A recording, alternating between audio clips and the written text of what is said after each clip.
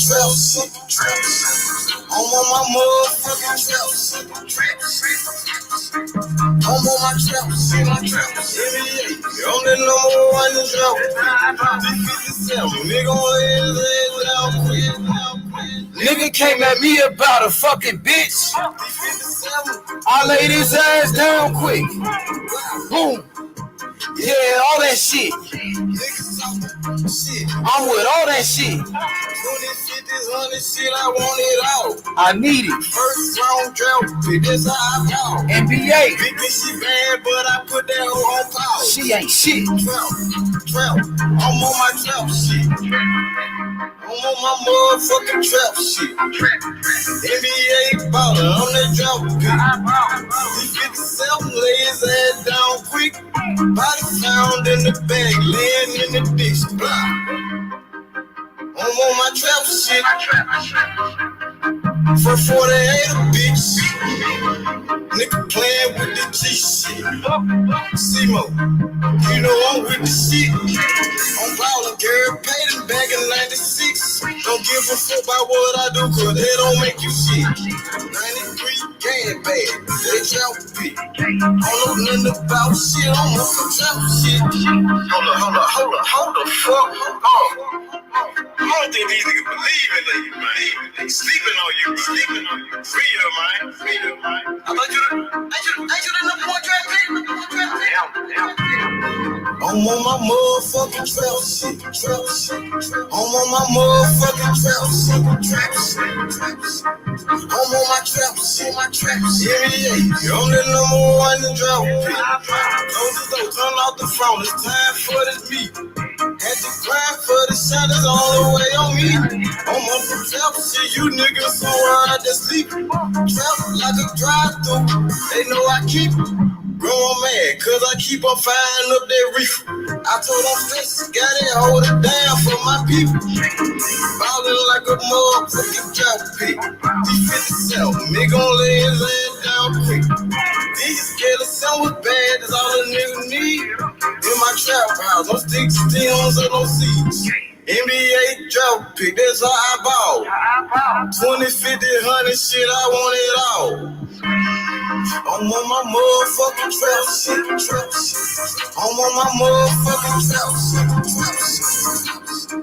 I'm on my trap shit. Yeah. I'm the number one in drop pick.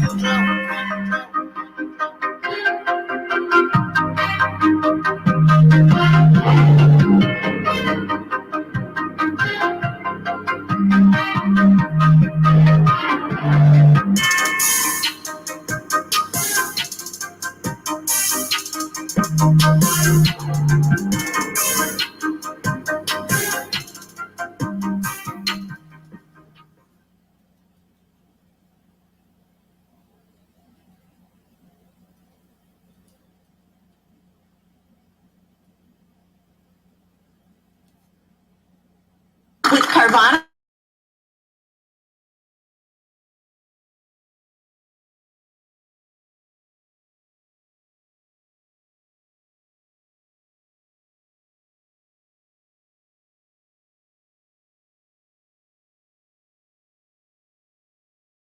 You don't wait no time with it. Yo, let's go. Man, this shit so gangsta. I ain't even gonna lie to you. Yo, what I say? To the kid again, man. Yo. I'm in the battle when I'm out the pills. He talking too much, put the Dre to a grill. Slide through the A trying to kill me a kill. Post on the 9 trying to kill me a hat. Feeling like Warner, let's speak on the fat. Smoking out to the face out the pack. Eat me for baby, they know on me. They know how to be. Yo, lick on the water, nigga know to be ready. Ain't in the slam, and he telling no telling. He coming home slamming shit like he million. Got on my ass, I got tired of disgrace. My big got the body, she came with a billion. Bows in the attic, I'm feeling like Billy. Bows in the attic, I'm feeling like Billy. Yo, boy, this and this and then. If I hop out that car, boy, you know we gon' spin again. I'ma call him my evil twin. He's a Q37, you know we gon' swear the fin. And ain't no not to fuck with me. Doing so out of town, ain't no nigga touching me. And ain't no nigga bucking me. I ain't squashing no B nigga, no to be stupid. Yeah. Drive out, gang red light, no tag. Jimmy that gun on like pro man. Dr. Miami, I'm dropping the bag. Leo shit running, we snatching the jag. Leo shit running, we taking the car. Get on my body when I pop a bar. Smoking no gas, this shit come from rock. Heard like money on my head, so I'm sliding through the city with a bad little bit from the distance. You cannot hop in that college, you got you a gun. You know we like gets out of switches. I catch an A-gang niggas who's 5.56, and I bet I put one in these 50. 392 when I slide through the city. Face I got it, can't go like Ricky. Yo, keeping on wet, she ain't did shit gangster. We're around town, you got both of your bangle. Bump down game, boy, the shit can get dangerous. Spot 13, so you wanna be famous. Freestyle shit, they gon' put me on famous. Spot 13, so you wanna be famous. Freestyle shit, so you gonna be famous. You know you a bitch and you know you a hoe, boy, you better stop popping them pills. I drop a bag on your head, you know I get that. You know you got 3 days to live. These niggas say they got bodies, they ain't got no body. These niggas not stepping for real. Put down the Glock and one hop in the spill. Don't know when traffic, I catch on the steel. These niggas say they got bodies, they don't got no body. Little niggas, they stop out the camping. We might just slide on your block and shoot shit out the Drake since before niggas say you won't stand it. We send the shots out the car when we don't do no arc, we flip it just like a mattress. Then you got both for your 50, I dump the whole 50, then disagree just like a magic. I disappear on your block like I'm Casper. Go take the new year and hear about the last one. Let the boy leak and he didn't have a blood. I get off a perk and I aim a little better. They fight like the devil. I don't do the cup while you trying to settle. Bro got a Glock, but I caught the Beretta. I caught it, don't kill the next step. I whatever. Yo, Hottest shit in the streets. Let me keep going. I keep going. I keep going. Let me go back in. Yo. Boy, this kill shit. When I slide through the AO, gon' knock the boy dread back. You should never said that. Got a bag on my head, nigga, why I ain't dead? And I was off, put his ass in the blender. Straight to a mouth, make a nigga surrender. Walk the boy down and we hang out the fender. Go out of town and we booking the runner. Go out of town and we spazzing the plug. You know we get after we slip through the sub. Missing my name, you gon' die for a bug. Freaky little bitch, she get wet like a tub. Freaky little bitch, know she come from the Dover. She get the drop, then you know that it's over. Pop out the glass, hit them up in the Rover. 392, how you hear it? The motor. Yo! What you talking about? Yo! That's that shit, that's that gangster shit. Hottest shit in the streets, The hottest shit in the streets, man. And yo, everybody hit that like button. Subscribe to the channel right now. It's your boy, H Money, Mr. DAZN. We in the building. Let's get it, man. Hey, man, shout outs to the entire MOB, man. The Masters of Boxing. We mobbing. You know what I'm saying? Hey, man, we got some good fights coming up this Saturday, man.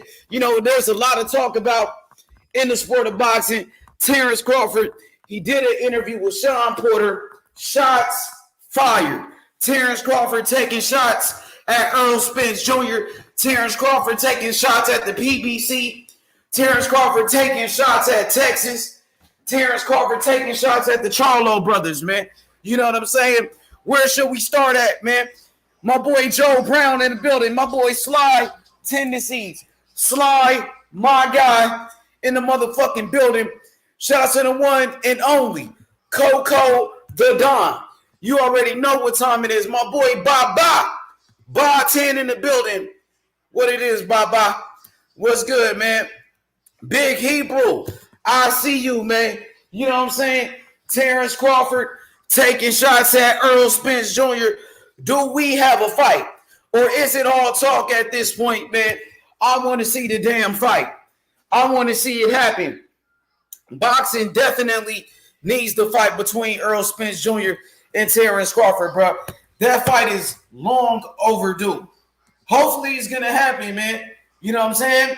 Shout out to the Don. Coco the Don in the building. Day one. You know what I'm saying? You already know free smoke, man. Yesterday, it was a lot of smoke on the panel. What's good, my boy Bob 10, Bob. He said, H Money, you cooked the motherfuckers yesterday. I saw that. Oh, yeah, man.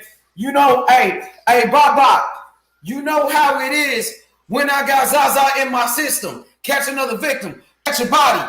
Bring a shotty to the party. You know what I'm saying?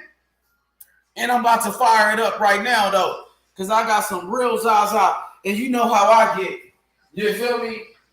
That way. Man, I'm ready to smoke, the fuck, nigga? God damn. Hell yeah. You already know the Don. Catch another body. Bring a shotty to the party. I do this shit all night. You know what I mean? Shout out to my boy Pounds in the building. What up, Pounds? What it is, Pounds? What's good? He said, I won't believe it till both fighters are at the press conference, man. That's how I feel, bro. Slide tendencies. Slide, my God. H Money barbecued the fuck out of these clowns. Oh, yeah, man, we cooking these guys, man. It's easy work around here. That's why I always drop the link. You know, H Money always been down for the free smoke since you met me. And that's in real life. You dig? Shout out to the Don, though, man. You know, yeah, man. Hey, it's a lot to talk about, bro. Like, I seen Rolly. You know, shout outs to Rolly. We got the big fight coming up with Tank Davis and Rolando Romero. Rolly had an open workout today, man. What y'all thought about Rolly? What Rolly looked like to y'all, man? Do you guys give Rolly a chance against Tank Davis? Does Rolly have a chance against Tank Davis? That boy Danny the Great. Danny in the building, hit the like button. King Rakesh in the building. What's up with it, man? The mob is here. We mobbing, man. We worldwide with this shit. I'm a worldwide mob figure. You know me. We worldwide with this shit. Mr. International. Oh, we got Big Hebrew, the OG in here. What up, Hebrew? What's up with it? How you feeling, big bro? OD in the building. What up, O? What's up with it, O? What's good? Hit the like button, y'all. And y'all can hear Hebrew? Can y'all hear my brother? What's up with it? Jimbo Slice. What up, Slice? What's good? He said, H, got that body bag. He said, and I got the shovel. Let's bury these haters. MOB, mob style. Y'all can see Hebrew on the screen? Y'all can hear Hebrew? Okay, his connection, he's not connected. No sound for Hebrew. He gonna be good. Come back in, Hebrew. You ain't connected. I see you trying to connect. I got you in, but it's loading up. What's up with it? Hey, look. Hey, what y'all think is next for Jermell Charlo? What's the next move for Jermell Charlo? And a lot of these fake-ass Canelo fans done turned on Canelo, by the way, too. Big Hebrew. Hey, can y'all hear me? Hell yeah, what's up with you? I hear what's you now. Up? What's up, man? You know I'm at the gig, man. What's up? What's going on, man? Man, same old shit, man. Just another day, brother. How you feeling? Hey, man, feeling good like a Hebrew should, man. What's going on, man? I'm overhearing you cook a motherfucker last night. I went to sleep, man. You know, hey, man, the same shit going on around here, man. This the jungle, man. We told them a long time ago, only the strong survive around this motherfucker. And I'm looking for food around this motherfucker, though. Hey, man, you know what it is, man. I'm on all the smoke, man. But motherfucker, man, you know how it is, man. You know how it is, man. I just want to see the lace up. Make it official. We've been waiting so long for this fight. Make it official, man. So we can get it in, man. We don't wait till these men 50 times doing no Mike Tyson, Roy Jones shit, man. We don't want that. We want to see these men fight so we can get so the show can go on, man. Straight up. You talking about this Errol Spence and Terence Crawford fight, huh? Yeah, yes, man. They gotta make that shit happen, Hebrew. Everybody man, for real, bro. See it, boxing need to fight, Hebrew. Let's make boxing great again. And That's the only right. way we can make boxing great again is if everybody fight each other. And we got to start off with Errol Spence and Terence Crawford. Them niggas got to fight. Hey, man, listen, man. If they don't fight this year, man, that's it for me, bro. They got to fight this year, bro. The one guy was talking about he got people that said what they said, man. But, you know, a pair of lips can say anything, man. Until they lace up, then it's official. What is we talking about? We know how the business go. We want to see these men put the gloves on, see them full hands being thrown at each other. That's it, bro. All the rest of that shit is cap, bro. All the rest of that shit is cap. All that other shit is just back and forth capping, bro. You right about that. I'm getting sick of all this motherfucking capping, bro. All the motherfuckers that cap got top lips, no bottom one, bro. The words just falling out their damn mouth, bro. They ain't trying to hear this shit, man. At all, bro. Straight up, They've man. been doing too much capping for too long. It's time to make the fucking fight happen. Terence Crawford and Errol Spence. Both of these fighters. I'm holding both of these guys accountable, bro. Man, listen, man. Like I said, in the game, everybody get it, including my fighter. Terence Crawford ass get it too, bro. And I ain't no motherfucking fanboy. Know that shit. His ass get it too, nigga. If you don't get this fight, nigga, you know the next thing smoking boost, nigga. Hey, Jimmy, I see you backstage, Jimmy. You got to connect your... Salute, Jimmy. Hey, Jimmy, connect your device. Connect your shit. I see you backstage, but you're not connected, Jimmy. Connect Yeah, it, man. I went through the same thing. I had to find a spot, man, where I can get on and shit. Yo, so for sure, man. How the family doing, by the way? How my brother Bo Dollar them? Hey, man, we all good, man. Everybody working. The old bird, she just retired, from the bus company. So yeah, man, it's all good. Hell yes. What you thought about Charlo becoming undisputed this past Saturday? Charlo did his thing, man. Hey, man, listen. Like I said, man, it was like I said, bro. That dude went in there, and we see who made the right adjustments. It was Charlo.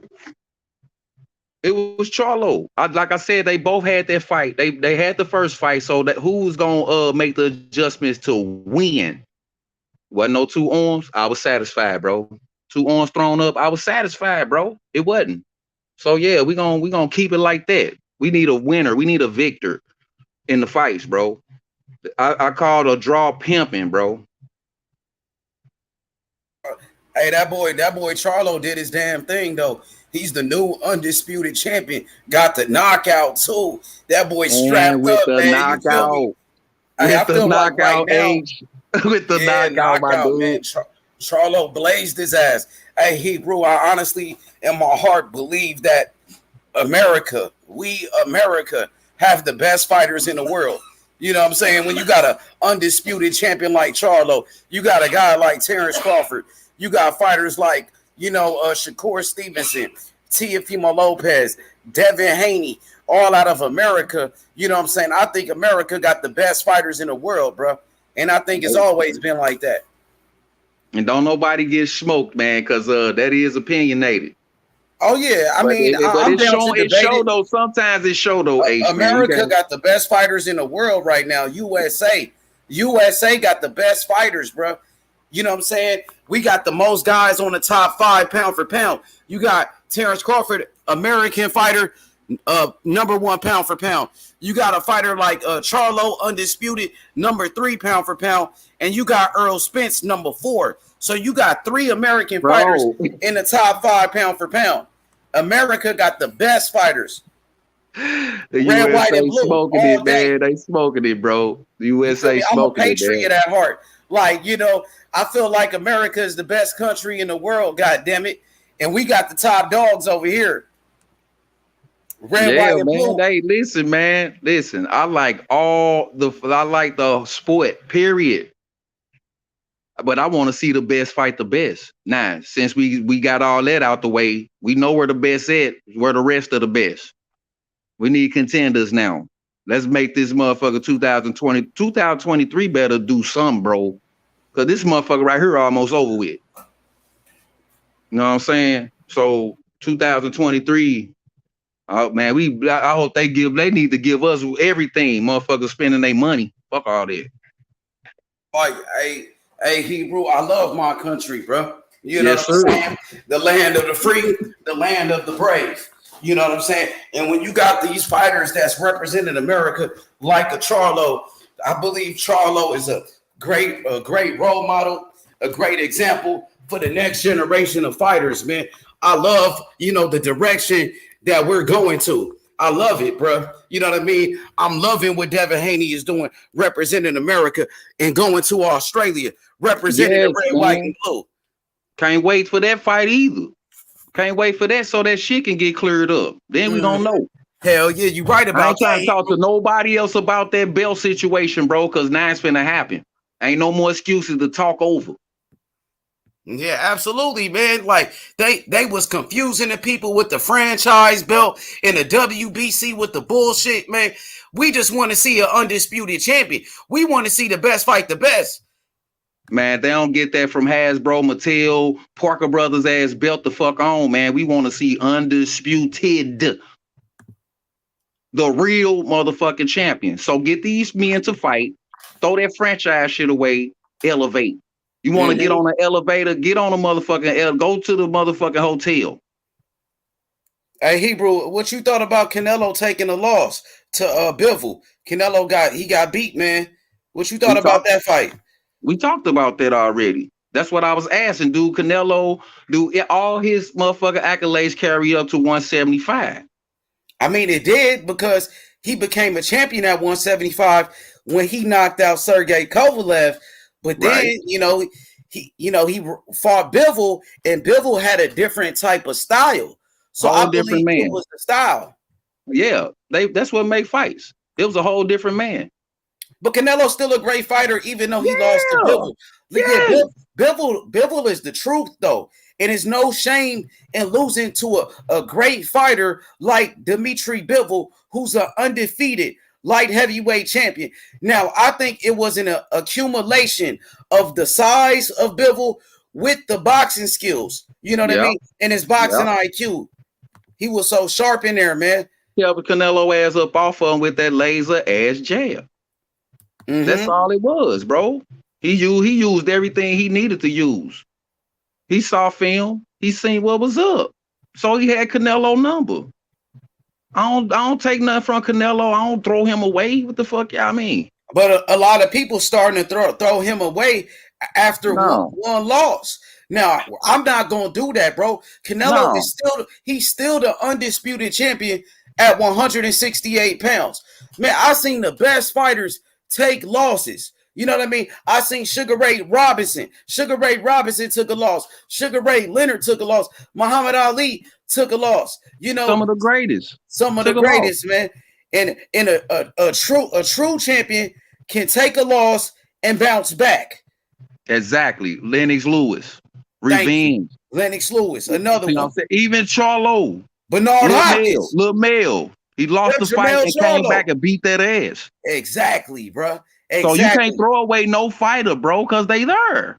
Exactly. I'm sick of these couch potatoes with all these motherfucking cap talking about what the fuck a fighter is doing and you ain't never had on no motherfucking gloves. Absolutely. Like Canelo got beat fair and square. He lost to the better man. I'm not going to make excuses. Ain't none. Ain't no column, bro. Win, lose, or draw, bro. Excuse column. I mean, y'all know where the fuck y'all can go with that bullshit. Exactly. Canelo, he's still one of my favorite fighters, bro. You know what I mean? It's okay. You know, he's going to come back and become even a better fighter, because we seen Canelo take a loss before to Floyd Mayweather, but he came back and became a better fighter, bro. Yeah, he ain't avenged that loss because motherfucker didn't want to. I believe Canelo knew how to beat Floyd after that fight. But Floyd's slick, man. I don't like talking about Floyd because he's too cold, man.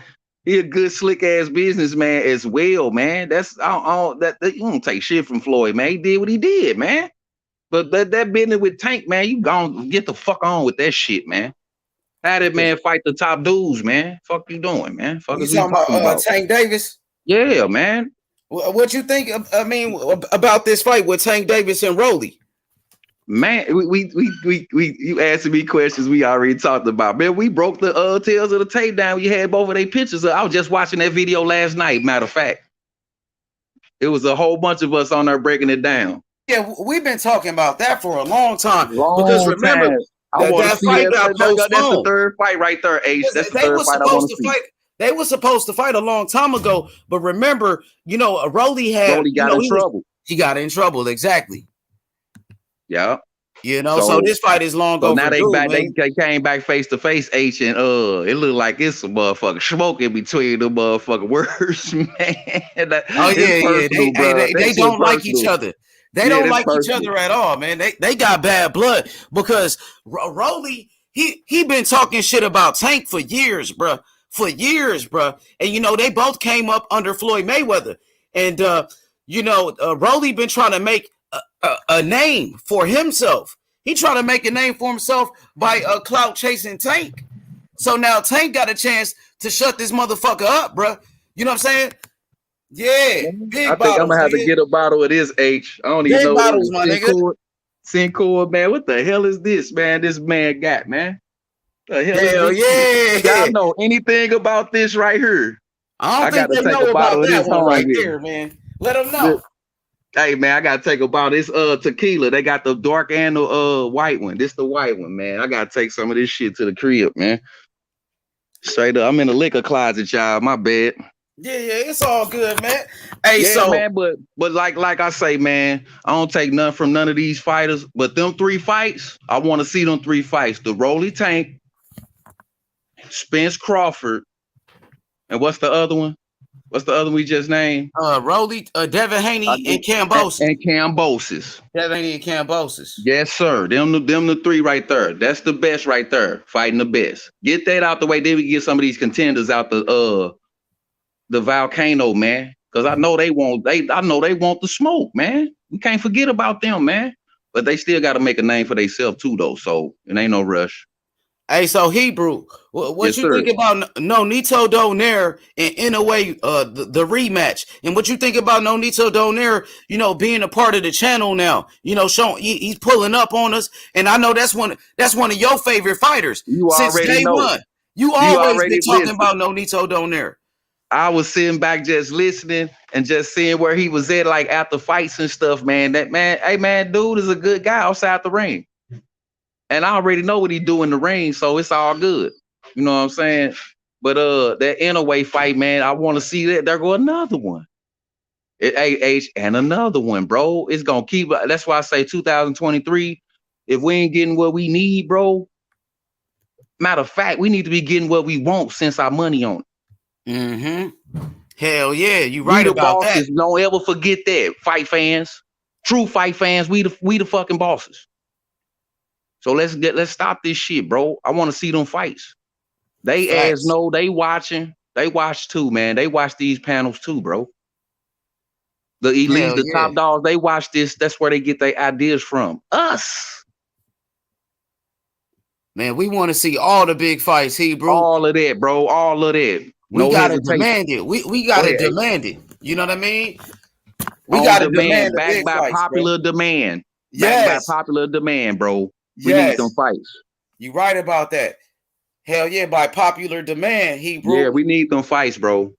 Hell yeah. So which fighter been impressing you lately? Which fighter you been watching that really been catching your eye? Is it Boots Ennis? Is it a fighter like Bivol? Is it Devin Haney? Who been Shakur Stevenson? Who you been liking? I've been looking at Steven Shakur. After that fight, man, hey man, and Charlo. I said I don't watch Charlo, but he put that work in this time, bro. Start watching most of these, a lot of these fighters more, bro. You know what I'm saying? Yeah. Charlo, he really made a name for himself in that Shakur fight. Mainly Shakur Stevens, yeah, right, Demetrius. Mainly Steven Shakur, man. He's the guy, man. That's the guy you like right now, Shakur Stevenson. Yeah, I like, because he went in and gave a forward fighter a boxing lesson. That's rare. Just to watch it, just like straight out watch it live while it's going down. It's rare, man. Hell yeah, he beat Oscar Valdez easy. Yeah. Man, I told Puro that. And then YB was like, "What you think about that, Puro?" He was like, "Yeah, man, but I was like, okay." Hey man, I be telling motherfuckers what's gonna happen before it happens. You know what that is? It's called a prophecy. Motherfucker get their ass whooped. But when we know what's going on, like the Fury Wilder shit, man, we can see that shit, man. We can see the shit, man. Come on, man. Unless you blind or you in denial. There's the either or. So which one is it?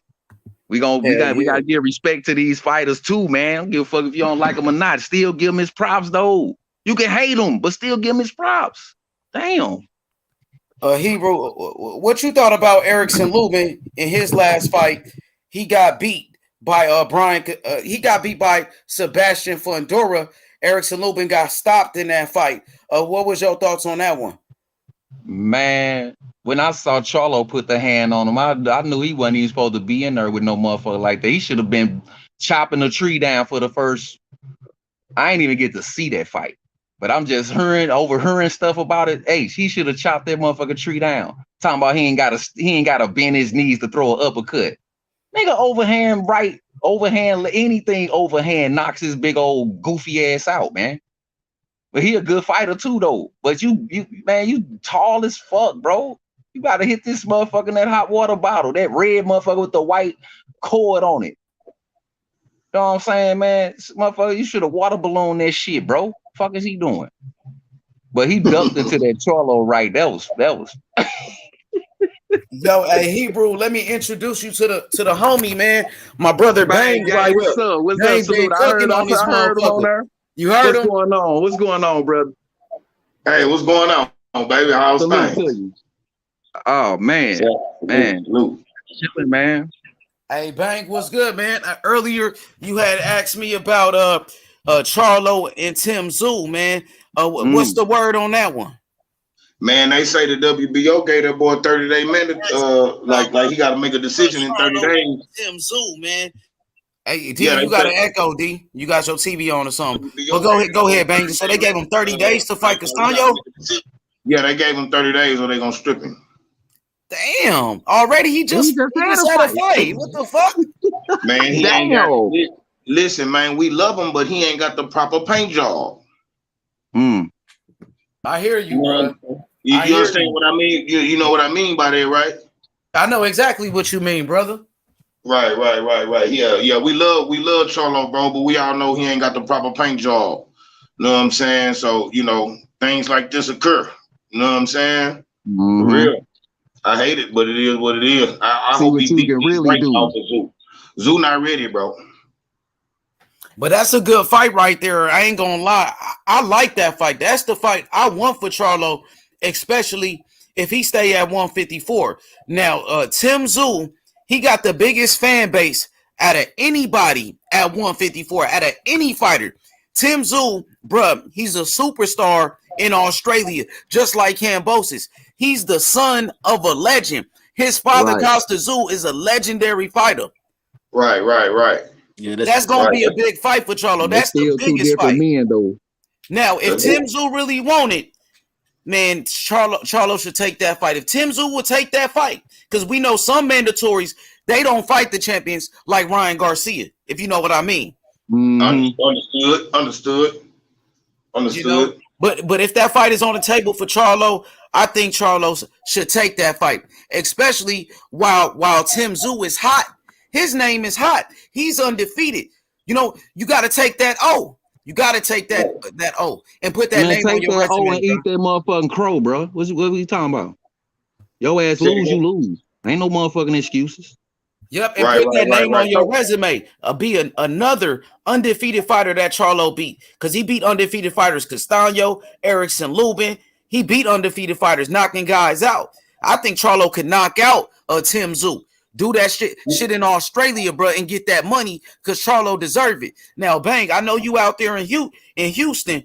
You make sure you let Charlo and his people know. Take that Tim Tszyu fight and knock that boy out for that big paycheck. Now get that shit over with, bro. Right. And keep your motherfucking head together too in the game. That's an emotional ass dude, man. That's an emotional ass dude. Keep your fucking head in the game, get the win, and come on back. What we talking about? Right. But you don't underestimate no Tim Tszyu though either. Now you can't underestimate him, but I don't really think he on his level, bro. That right hand. I think he's a good fighter though. No. To be honest with you, bro, do y'all think Tim Tszyu is a harder fight than Erislandy Lara for Charlo? Nah, that's pretty much like even, bro. Huh? I think that's pretty much like an even. Go ahead. My bad. I just say I think Erislandy might be a little bit more technical for Charlo. Plus they got history. Okay. Right. I know a couple of people who used to be in Savannah gym with them boys, man. They say Laura been schooling. Laura was schooling the whole gym. You know what I'm saying? When they was all fucking with Ronnie Shields in Savannah, they say Laura used to beat up on all of them boys, bro. Yeah, you know what I'm saying? But Laura's old now. He's older now, bro. Right. And he's fighting that 160. And not so mobile. You know what I'm saying? Laura older and not so mobile. So you're right about that too. You know what I'm saying? See, Tim Tszyu he got a good offense. Offensively, Tim Tszyu is a good fighter, but his defense is his problem. He don't move his head. He got dropped that in his same last Devin fight. Haney problem. He got that same Devin Haney problem. Throw I to the think Devin body and Haney's bring his sharper than head him, straight though, back. Hebrew. Devin Haney defense is sharper than Tim Tszyu. Like Tim Tszyu, like with his offense, he's a good fighter. But his defense, bro, is not good at all. He got dropped in his last fight by Terrell Goucher. I don't know if y'all seen that fight. Yeah, Right, I ain't see that fight. If But that's I'm saying, Charlo gonna stop him. Yeah. but what I'm saying with the fight that I did see, he got that Devin Haney syndrome where he throw to the body and pull his head straight back, bruh. Right. No, I think Haney's Devin sharper though. Hey, Yeah, Haney better than I'm him. starting to see Devin in his work. I'm starting to see him step out to the side though now. They be listening, Right, man. right. That's all he need to do, bro. Man, hey, that nigga Tim Tszyu Devin is a don't get hit if he motherfucking- step out to the side when he throw his body shots, bro. He don't get hit, bro.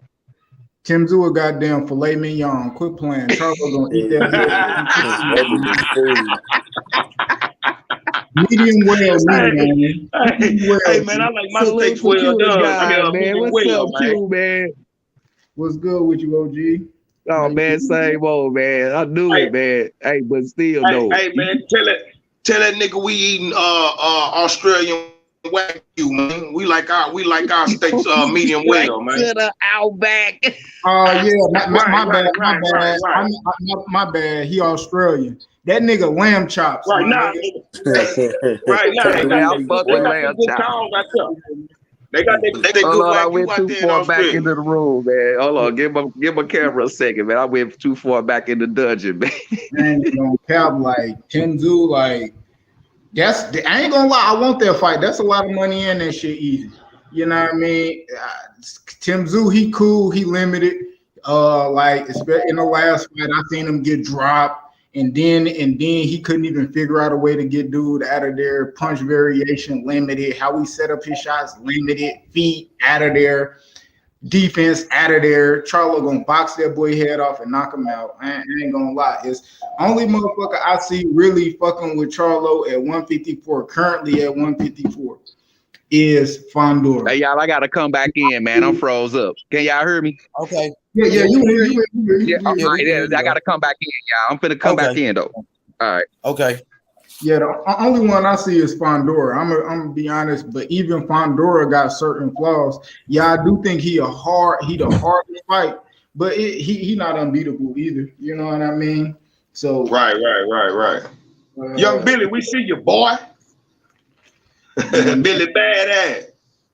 Yeah, now I ain't gonna lie. I like Fondora too, bro. He like, hey, look, do y'all think Fondora versus Lubin was more of an exciting fight than Charlo versus Castaño too? hell, I don't know. It's kind of equal, man. yes, Boy, yes. It's kind of equal, bro. I just hated how Lubin looked at it after the fight, but yeah, it's pretty equal though. Yeah, Right.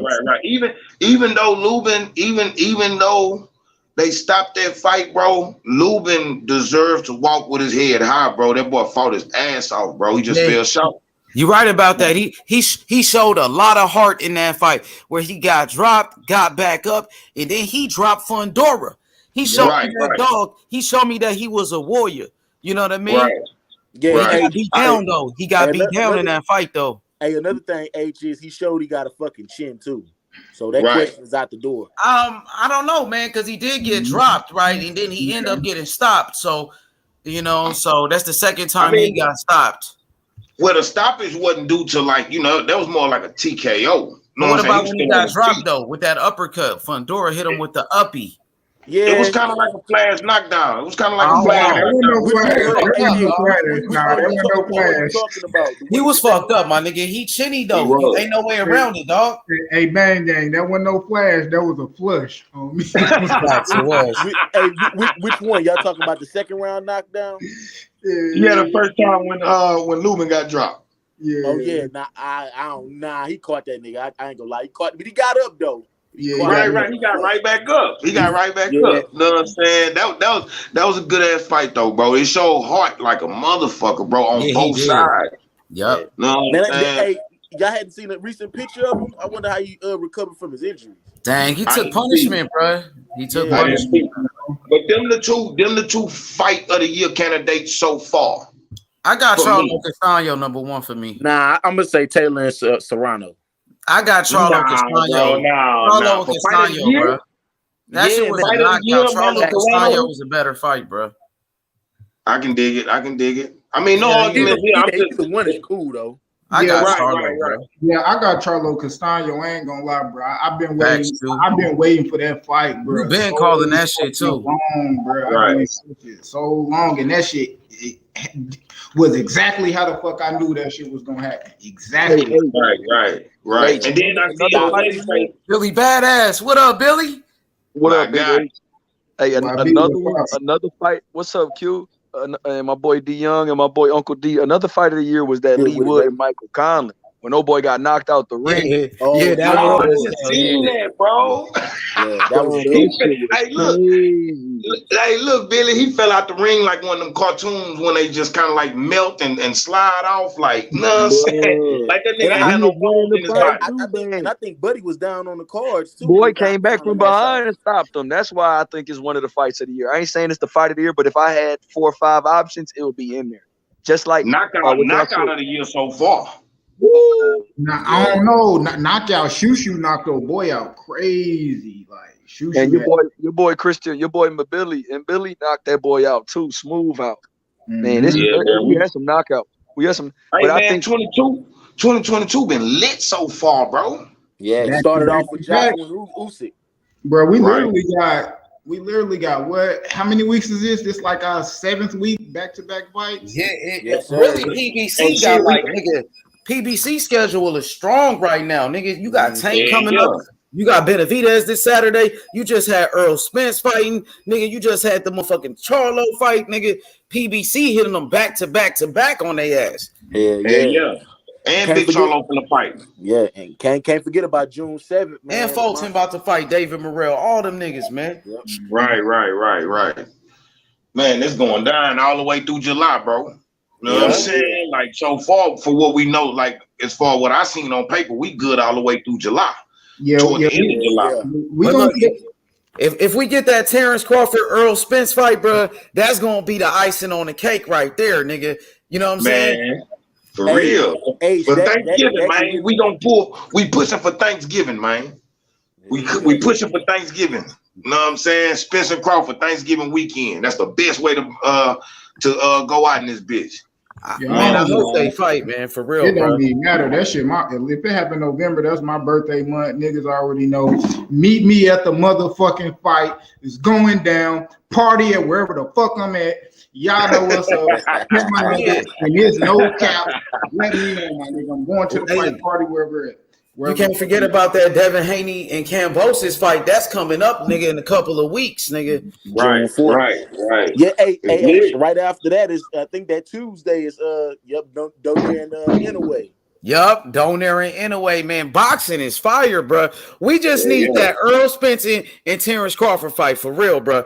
And look, y'all seen the interview, right, with Sean Porter. Do you think Terence Crawford and Errol that they gonna fight each other after watching this interview? Does it look like Terence Crawford gonna make it happen or what? I think so. Of course. That's why they speaking confidently. He's speaking confidently. He say when the contract is signed. So I mean, I feel like it's something going on, man. We should have something by the end of June. This shit should be made. Bro, we got more conversation from both fighters and Showtime about this fight now. Steven Espinosa ain't finna start talking about nothing that ain't finna happen. No, Crawford.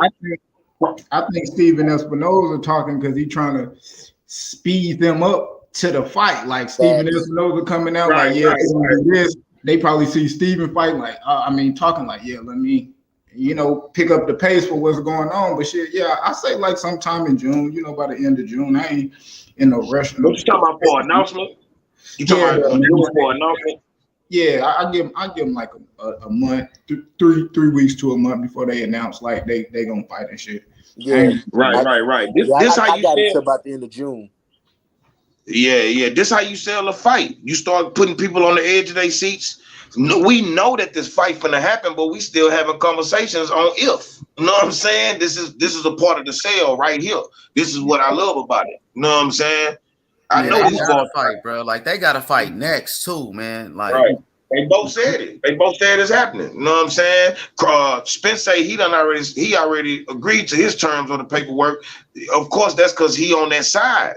You know what I'm saying? So once TC get all this paperwork and all that, bro, I'm telling you, bro, this fight probably already signed, bro. Now I keep saying this every day, bro. They probably already been signed for this fight, just like the Mayweather Pacquiao. That shit was signed before it was announced. You know what I'm saying? Nah, I think they need to sign the contracts live. Have a press conference need to be them two signing the contract and talking their shit. We need to see both of them. That's a good sale. That's a good sale. Fight, that shit gonna go crazy. That's a good sale. That's a good sale. If they sign it, because I remember when Floyd signed the Pacquiao fight with a gold pen. You know what I'm saying? So for this sale, like if they make a big deal out of the signing part about it, this gonna sell like stupid. You know what I'm saying? It's gonna be just what we was looking for. You know what I'm saying? I'm gonna be right back on these two panels, Billy and H. I'm gonna be on y'all panels. We gonna be screaming and hollering, man. We ready, man. We ready. Yeah, hey, that's what we want, man. That's how it was back in the day, man, when Sugar Ray Leonard was fighting Thomas Hearns. And I think this got the potential to be a great fight like that one, because that fight was for undisputed when they fought each other too. Right. Unification, I think. That was an undisputed fight right there. Thomas Hearns and Leonard. Yeah, that was for undisputed welterweight. Man, this shit dope, bro. This shit super dope, bro. I'm excited, bro. I ain't gonna lie. Man, I'm excited. I hope it happened though. You know what I'm saying? I ain't gonna lie, man, because you never know what can happen in boxing, man. You know what I'm saying? Like, I hope it does, bro. If it don't happen, I'm gonna be disappointed, bro. For real. Bro, if this shit don't happen, this shit don't happen, man. This shit set boxing back a long time, my nigga. This shit for the culture, bro. We need this shit. Only excuse is an injury, bro. Something that happened, like a bad injury. That's the only excuse, bro. And that way we still got hope, because it'll be just a postponement. You feel me? It'll just be postponed. We ain't got no excuses over here. We been saying what we about. Right. We about moving up, taking everybody built, and unifying every division that we go to. That's what we about. Right. But not welterweight yet, though. You haven't done welterweight yet. No, it ain't his fault. He ain't done welterweight. What he set out to do is what he tries to do as he moves along. God damn, that Castaño pack hitting. Hey, you pass that shit, nigga. That nigga, that's stupid. You already know. You already know how I roll. I bought a big bag. Nah, y'all niggas crazy. We're gonna have fun though. We're gonna have fun with it. Y'all know that. Y'all know we all gonna have fun with it. It don't matter at the end of the day, even though we might be mad or fight or loss, we all gonna be happy true down inside, because you know that whoever wins got a chance to unify 154 too. So that's what we want to see, greatness. We want to see greatness, man. That's what we in this for. Right. Hey, Prime, you better chill out. I still got a little bit of that Canelo pack in the back, my nigga. Hey, man, we all smoking that Canelo pack, that Red House says. You know what I'm saying? Yeah, we all smoking that Canelo pack. Hey, it ain't that Canelo pack if it ain't got them red hairs in it. That's that right. With the frost on it. Hey, the Red House with the frost on it. Boy, for real, I ain't gonna just throw Canelo under the bus. I know he got smoked, you know what I mean? I know it, but I think Canelo can do better in a rematch, man. Honestly, bro, because in that first fight, he looked like shit though, and I think it can only get better for Canelo, bro. That's what I think. Okay, so you think he looks better and wins, or he looks better and the fight is closer? He looks better in his wins. I think. He looks better in his wins, of course. No. I'm saying, like, do you think in the rematch with Bivol that Canelo looks better and wins? I don't know if he wins. I don't know if he wins, but I know he's gonna do better. because the first fight that was Canelo, I think, at his worst. At his worst, bro. The only thing that didn't happen is he didn't get stopped. Besides that, he damn near lost every round. You know what I mean? So I think Canelo gonna be more prepared in this fight, and I think you're gonna see a better version of Canelo. He gonna throw more punches. Like what Canelo? what can Canelo do? What you see? Canelo get in better shape. Get in better shape. He was tired, bro. Yeah, that's the first thing. That's the first thing. Be in better shape. That's always been Canelo Achilles heel. His but not like that. You never seen him that tired, bro. Yeah, also money. He could throw his jab too. He didn't use his jab at all. See, exactly why I think the best thing for Canelo is to counter Bivol jab. When Bivol throw his jab, he come over top of it. Boom, boom. Set it, the kind of, but I really don't know what the fuck Canelo can do. I'm gonna be honest, as far as like his ability, what I seen him do and what I think he could, I just don't know. I don't know. I mean, he could throw more punches. He could throw more punches. He could throw the jab. You know what I'm saying? And obviously get in better shape. Hey, that leave him open to get knocked out though when he. But Bivol ain't got the power to knock him out, bro. Bivol hit Canelo with his best shots in the first fight. He couldn't knock him out, bro. Canelo got a chin, bro, and he got a good defense, bro. He ain't gonna knock him out, bro. If he would have knocked him out, he would have knocked him out in the first fight, bro. No, I love you, H. Okay, tell me. I love H, but I swear, if Bivol would have smashed that gas, Canelo would have at least got dropped. Yeah, but he got the pop though. He ain't a big puncher like that. I know, but he got knockouts in his division though. Know what I'm saying? So I mean, we don't know. Okay, so look with his best shots in that first fight. He hit him with everything in the first fight. He couldn't drop him. But a flurry of them probably could have been different. Like when he could have bounced on. I know he did a couple times, but it was a lot of times where Canelo was really kind of beat up and he was leaning on the ropes and Bivol just stood back. He could have did something smart like jab to the body and work his way in because Canelo just going to do some head movement. He not going to get in no exchange. He going to let Bivol get off. He going to let Bivol. Canelo going to counter you on the ropes. That's why he wanted them. That's why he going to let you get off though. That's why Canelo wanted them to come to the ropes because Canelo would counter you off the ropes, but Bivol figured out that he just threw all them shots and Canelo ain't have shit. But I ain't gonna lie, that's like Canelo bread and butter. If he put himself on the ropes, he looking to counter you. He just gonna bounce himself off them bitches and send something at you. Right. But to me, in that fight, it looked more of like him resting and trying to figure something out. That's just my honest opinion in this fight. He did Bang. He did that same thing to Caleb Plant. He did that same thing to Caleb Plant like a round before he knocked him out. Yeah, but he was never hurt. Huh? Hey, I just want to ask my boy YB something real quick. You know what I'm saying? What's up? You know what I'm saying? My boy Bud. You know what I'm saying? He come out and getting on EJ shit. Talking about that nigga ain't from Texas, nigga. Oh, man. Hey, Taco. Nigga, you ain't. I took that one personal, Taco. I took it personal. Charlo, you ain't from Texas, nigga. Hey, look, I got a question. So if Canelo want to activate his rematch, if he loses to Bivol, does he go back to 68 and get stripped? Like, does he get stripped at 68? Because Charlo, the WBO said Charlo got 30 days to sign the fight Tim Tszyu, or he gonna get stripped. So y'all think? No, that's not. I don't think that's true. I don't think. You don't think what's true? About the thing about Charlo?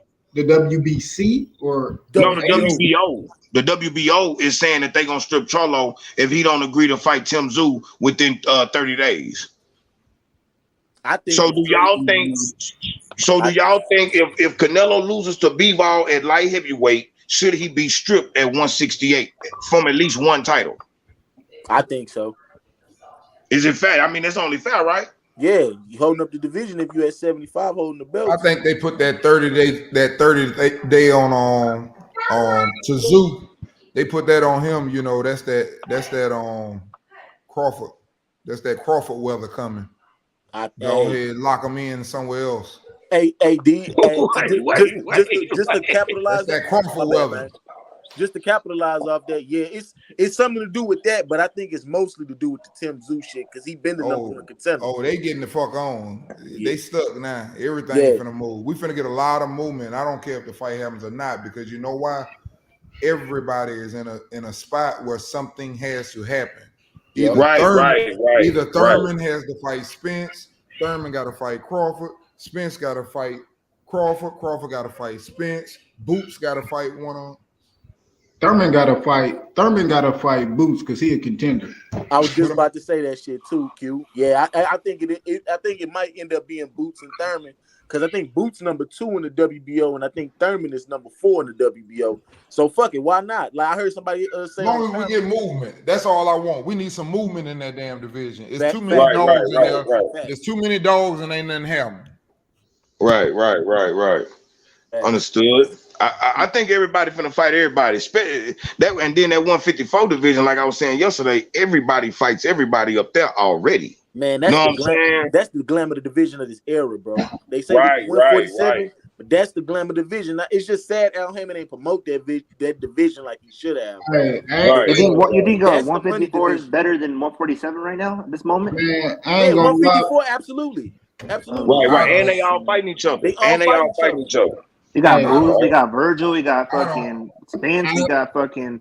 They not fighting Terence each other. I know, but I mean, shit. Hey, Showtime disrespected my boy Charlo, man. They released them little viewership, man. My man ain't even touch 1 million on regular TV. Man, we knew that. 800, 600, 800,000 and shit. Like peak on my man. That's crazy. Yeah. It was crazy. That's crazy, man. Hope that fight well, man. Right. I mean, no matter how you promote it, though. I mean, Charlo, it's just facts, bro. You don't have. I mean, he has a base, but you don't have like people with countries behind them have that big push, bro. Yeah, and they don't have either. Charlo, a knockout artist, put the commercial up, show him knocking out all of these motherfuckers, show him holding all the belts, show the opponent. Quit playing, man. That shit ain't that hard. Push it. You know what I'm saying? Push it. Not everybody want to see a knockout, and that's all Charlo do is knock motherfuckers out. So that's the easiest shit to sell as a fucking knockout artist in boxing, bro. Right. And they decorated. They decorated like a motherfucker. Yeah, man, I agree. I totally agree on that one. You know what I'm saying? But it's fights like this for Charlo that opens up those doors. You know what I'm saying? On down the line. So they've been grinding and getting hated on and putting in work for a long time, bro. So, you know, they finally, you know what I'm saying? As long as Jamal take care of his business with doing what he's supposed to be doing, they're gonna be all right, man. As far as viewership, you know what I'm saying? And all this shit. You know what I'm saying? They keep making the type of noise they're making, they're gonna be all right. Hey, what's up? Salute, fam. Well, what's this I'm hearing? Charlo's moving to 160. Nah, it's true. He can't do that. One more fight, he gone. Yeah. So he's avoiding Bud then. Ooh. No. Nah, I can't say that, man. He went undisputed. You know, I can't say you're good. I mean, it's a fight we want, but that nigga just weighed in at 152. I ain't gonna lie, unless a Triple G or some fight happen, male biggest fight is goddamn Bud. Win or lose. I ain't gonna lie, win or lose to Spence. That'd be the most money he'd ever make. True.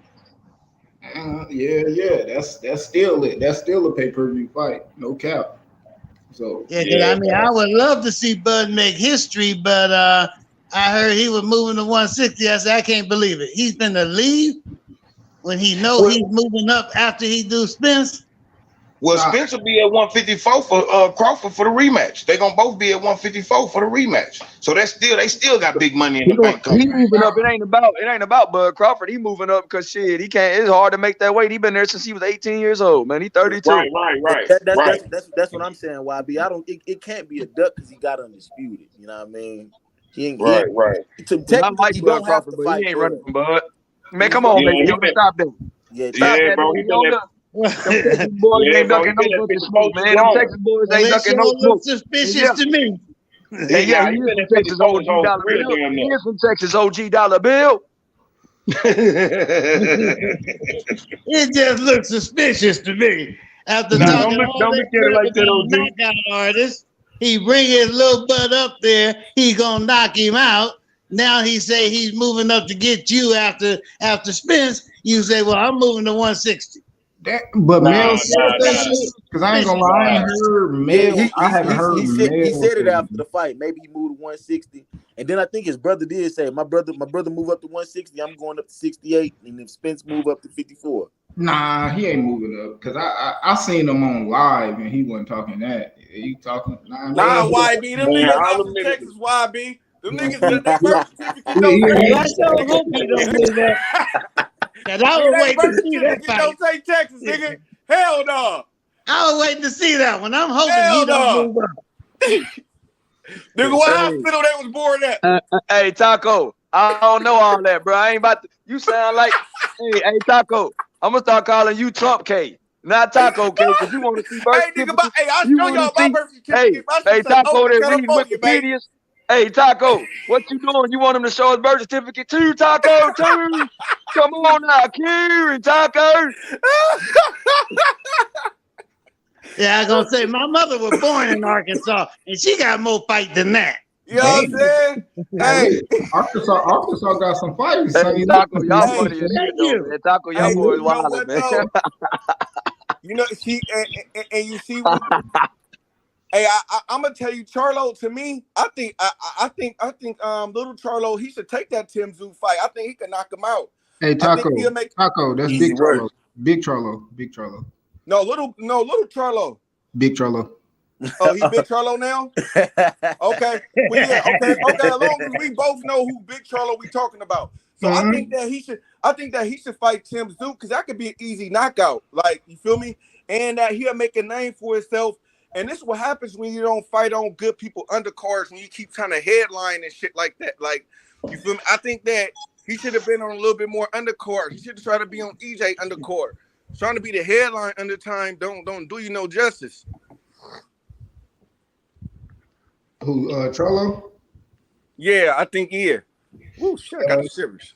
Yeah, I don't know. Shit, I don't know about. I just think it could have been a little bit better. You know, he could be promoted better, especially all that shit he be talking. But at the same time, man, it still don't take away from what he did. Whether he promoted heavy or he not, he still accomplished what what motherfuckers want to do. And at the end of the day, that's the highest form of what you can do in boxing is undisputed in your weight division. So, no doubt. So So in the sport of boxing, I don't give a fuck how big somebody see him or none of that shit. Like, bro, he up there. He there. Right. And ain't nobody fucking with him. Same way can't nobody take it from him neither. Same way I feel about Usyk. Like the top three motherfuckers on my pound for pound, bro, ain't popular at all. Ain't none of that shit. But they'll beat your ass. So I don't, shit. It need a popular motherfucker need to fight them if they want some money. If they want to be in there with a live body. Hey, is everybody talking? Is everybody talking at the same time? Nah, it's just me talking. What you hear, echo? That was mine. My bad. I got you. Oh shit, Uncle D, Ohio runs boxing. Q to God, my boy D Young. We outnumbered, bro. We on Texas Island, bang. What we finna do out here? We on Galveston Island, bang. We like Jack Johnson, bro. We got to fight for our honor, Big Bang. What's up with it, bro? Right. Hey, And a bunch of people Sharks, at the bro. same time. Hey, the Southwest Shark. We ain't ducking and dodging nothing. You hear me? Hey, bang. I ain't about to let these boys surround me, bang. We about to go back to back, Paul. And swing I'm in here with you, man. like Bruce Lee. I mean, like Jackie Chan and Chris Tucker. Carter. Why you ain't tell me he rolls like this? Hey, that's why I said smooth. You know that, right, YB? I ain't know he rolled like this. Hey, YB, you know that's why he got his wrench, right? That's why he went and got his wrench. That's why he went and got his wrench, YB. You know that, right? Why he got his wrench? Because Bud finna set the Texas economy back. So you need your own fucking meat, your own animals. When he get rid of both of them Texas boys, it ain't gonna be shit to talk about. Oh The my economy God! shut Hey down. man, hey man, D man, hey man, you know I'm riding with Spence, and I got all the respect in the world for Crawford because I'm pretty neutral on the outcome on this fight. But I'm just finna start riding on Crawford, man. Y'all niggas be bagging niggas down in the corners, man. You know what I'm saying? Hey, my man, look, hey, I don't even take it personal. Let me say this, XYB. Hey, I'm all fun and jokes when I'm doing that. Now, them niggas will come on here and get mad on YB channel.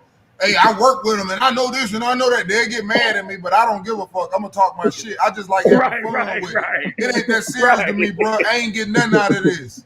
Right. He said R.I.P. Texas, bro. They got R.I.P. Texas in the chat. I'm about to change my profile pic, man. These motherfuckers got me messed up. Hey, There's too YB, much body out here, man. put that pic I sent you earlier with the 3 kings right there. I changed my video to that. Appreciate you, Prime. I put the 3-headed monster on. I put the what they call themselves, the Bash Brothers, because they beating everybody up in Texas. That was hard. Yeah. I put them 3 Texas boys in the front. Hey My man, boy JD says Earl isn't even from Texas. I don't know who Earl is, but Earl Campbell is from Texas, boy. Get yourself right. Nah, for real. Crawford over there jam. Hey, Crawford over there jamming that Kendrick Lamar. He say my aunt is my uncle. Guys, let me say something real quick. Go ahead. We hear you, baby. We hear you, big dog. And Ohio don't run boxing. Texas run boxing, Ohio, but I'm going to let you ride. Texas running boxing right now. Texas running boxing right now. Killer we got an undisputed champ. And by the end of the year, we about to have another undisputed champ. And then Bam about to knock out Rungvisai. You know what I'm saying? But I ain't going to speak on it. I don't want to talk too much. Hell yeah. Y'all know I'm the creator of hold on. Yeah. I got you. Hey, listen. Shout out to Texas, man. Listen, I created Ohio Run Boxing. I created Ohio Run Boxing, right? So I already know how to cover my tracks, right? Right? Yeah. Al Heyman is from Cleveland, Ohio. Jermell Charlo is his first undisputed champion in PBC. That's his brand. Those are his fighters. Ohio runs boxing. Don King, when he came in the game, he ran boxing. It ain't just the fighters. It's our promoters. It's our YouTubers. Jake Paul, down, Ohio. Get on them, Ohio. Come on, baby. Like, come on. I love Texas, baby. Hey, that's a good angle, though, Ohio. You got me there, bro. Shout out to Don King. Shout out to H Money. Shout out to everybody that's promoting boxing, man. Shout out and Al Heyman. Don't leave Al Heyman out. He just schooled you. Yeah, no, Al Heyman is from Cleveland. Yeah, shout out to Al Heyman. For sure, so he just schooled us on that. Yeah, I know. For real. His brother fought back in the day. Al Heyman's brother fought back in the day. Yeah, his brother fought Sugar Ray Leonard. Yeah, y'all gotta do y'all homework. I think his brother's name is Bobby Heyman or something like that. Right. He sound like he's smart. Hey, he sound like he's smart. He probably got Crawford too. Ohio runs boxing. That's why I said we was on Texas Island out here. We was on Galveston Island with that dirty ass water, but we defending it though. Right. We ain't, hey, Uncle D, we ain't got the Florida Keys. We ain't got no clear water, Uncle D. But we defending all that ugly ass water. We standing on it though, Uncle D.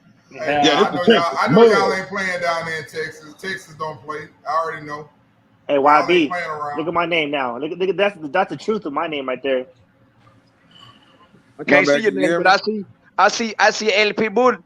Con Spain. Errol Spence. Con Spain. El Pitbull. Cali runs boxing. How many champions Cali got?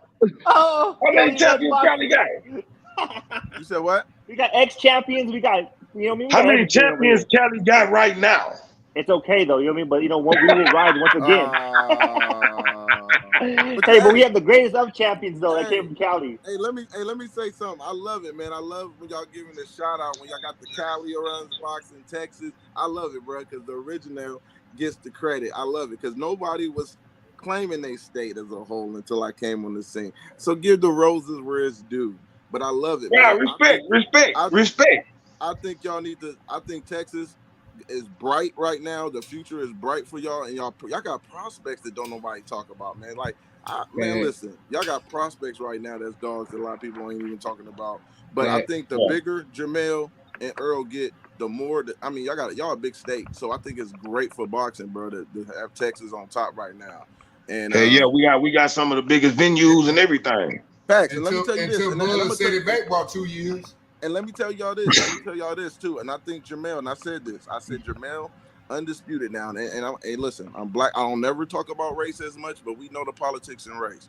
When we as black fighters, when the black fighters don't be on top, we always gotta earn it. They always, like I was telling y'all what the Demetrius, they gotta earn it to fight Canelo. Right. Canelo got the duck Charlo.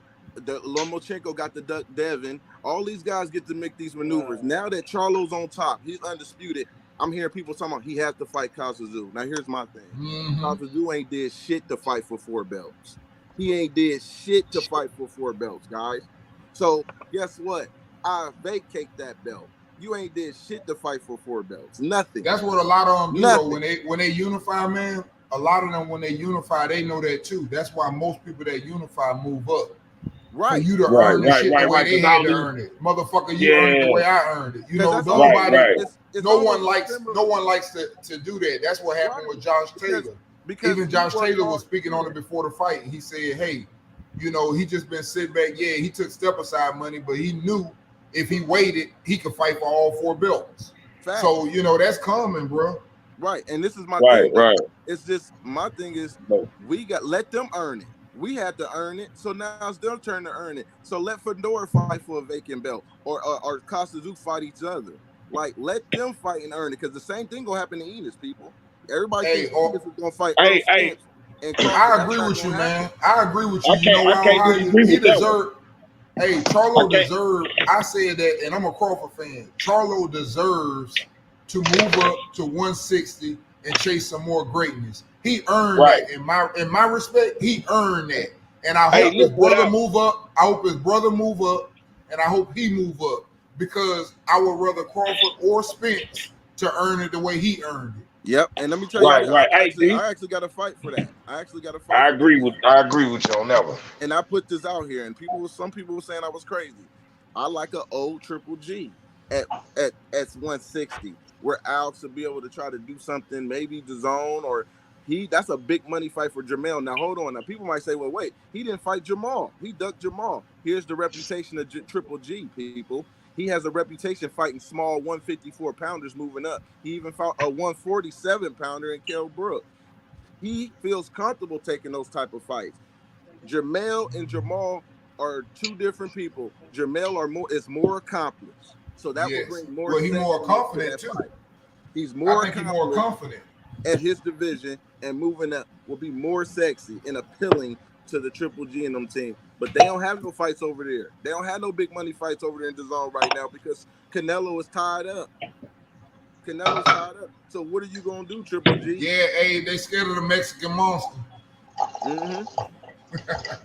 So yeah, so that's my thing. Is like, I don't want. He don't have to stay at 154 and defend undisputed. I think it's dumb. I think it's stupid, because they ain't doing that for us. They dropping those belts.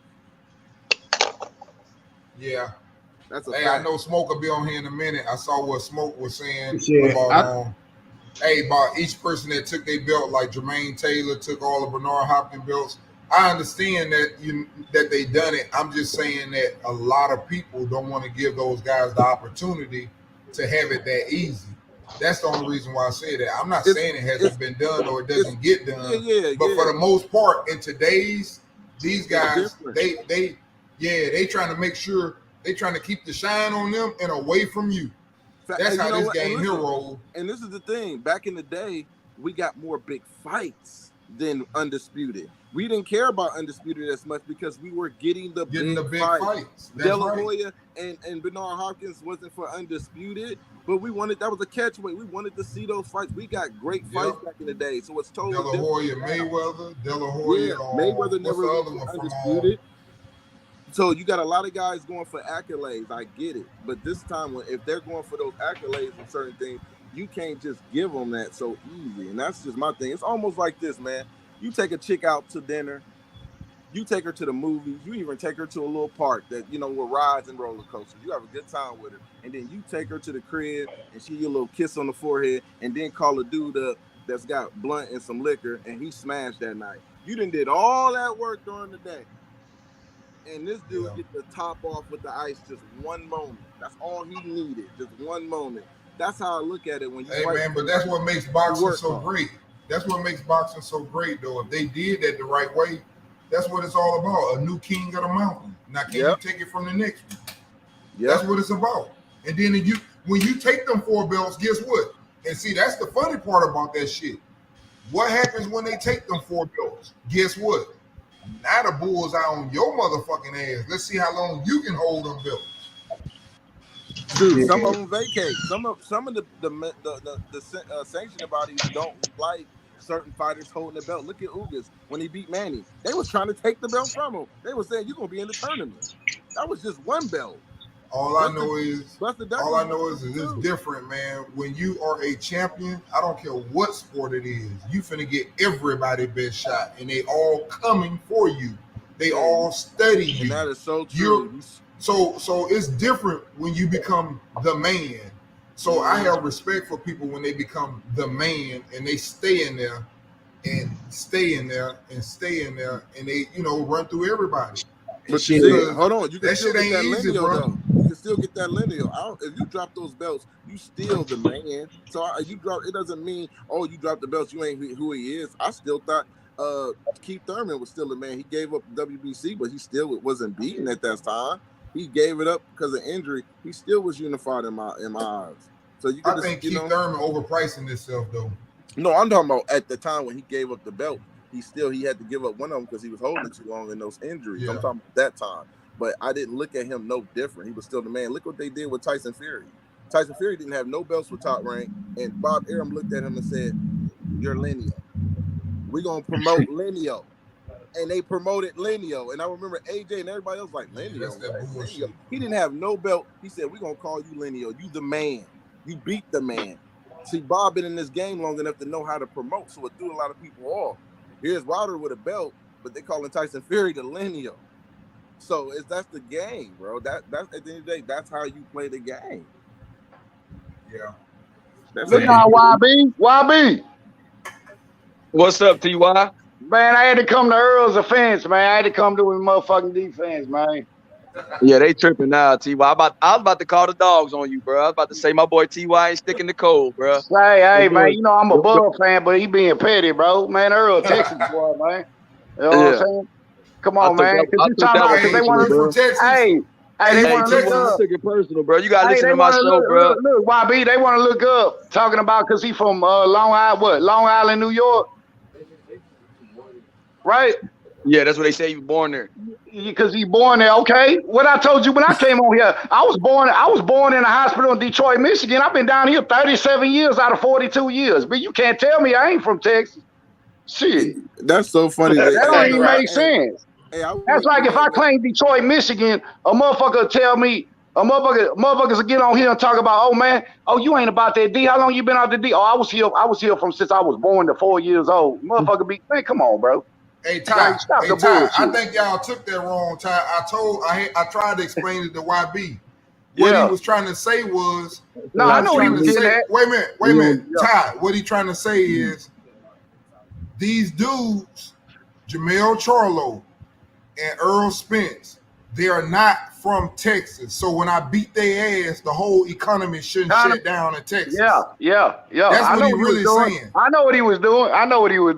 He don't want the whole Texas economy to shut down. Yeah, man. They ain't even from Texas, and y'all shouldn't suffer for that.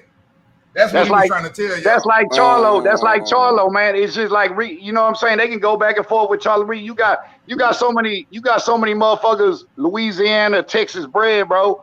You know what I'm saying? A motherfucker tell you he was born in Louisiana, he gonna tell you he from Texas, bro. He depend on how long he been down here. If I've been in one place 3-4 years and I've been in another place 37 years, where the fuck am I? Come on, man, stop you know what I'm saying? Like, now I don't know when Earl came down here, but I'm thinking about 10, 11 or something. But come on, bro. Earl came down here at 3 years old, TY. 3 years old. Come on, bro. Come on. I had one. Young Billy, I love how y'all changed the needle though. Listen, I love how y'all I'm with TY. I'm with you 100% because I've been saying this. When I brought up Ernie Shavers, Oh yeah. I did tell him Ernie Schaefer was born in the South. Him being from Alabama, and I said that boy was left when he was 4 years old and raised in Ohio. He's an Ohioan, bro. He's Ohio. He's Ohio. Yeah, exactly. That's all he know. Now the needle is changing. When we see, I say this. I ain't changing no needle. I don't know about none of that. I ain't. Nah, exactly. He talking to me. He talking to me. I was Texas, bro. That's all he know. Look, I can give y'all more. Steph Curry, born in Akron, Ohio. I got a statistic talking about Steph Curry, Akron, Ohio. You know what fan he is? He likes the Panthers because he was raised in North Carolina. Yeah. You see him with Panther jerseys on. YB, how long you been? YB, how long you was in Philly, bro? Never wasn't. Look, I only lived there. I lived there when I was 20, bro. My family from there, but I didn't know. I thought you was in. Look, I'm gonna give you an example. My sister was born in Philadelphia, but she moved down here when she was 2 years old. Yeah. So she doesn't claim Philly, even though she's from Philly. You get what I'm saying? So I understand what Ohio's saying. My sister know more about Texas than she knows Philadelphia. So most people would know she's from Philadelphia because she don't talk like she's from up there or nothing because she wasn't able to form her accent. She didn't. Her formative years, everything that she knows is from Texas. Yeah, so, yeah. You can be a couple years old, but people tell you a kid can't even remember half the motherfucking shit. Like it's just crazy the way people be trying to interpret shit. Like we what I'm saying? We go through that with Sean Porter. Sean Porter's the only fighter in Ohio who I had a difficult time saying where he was from.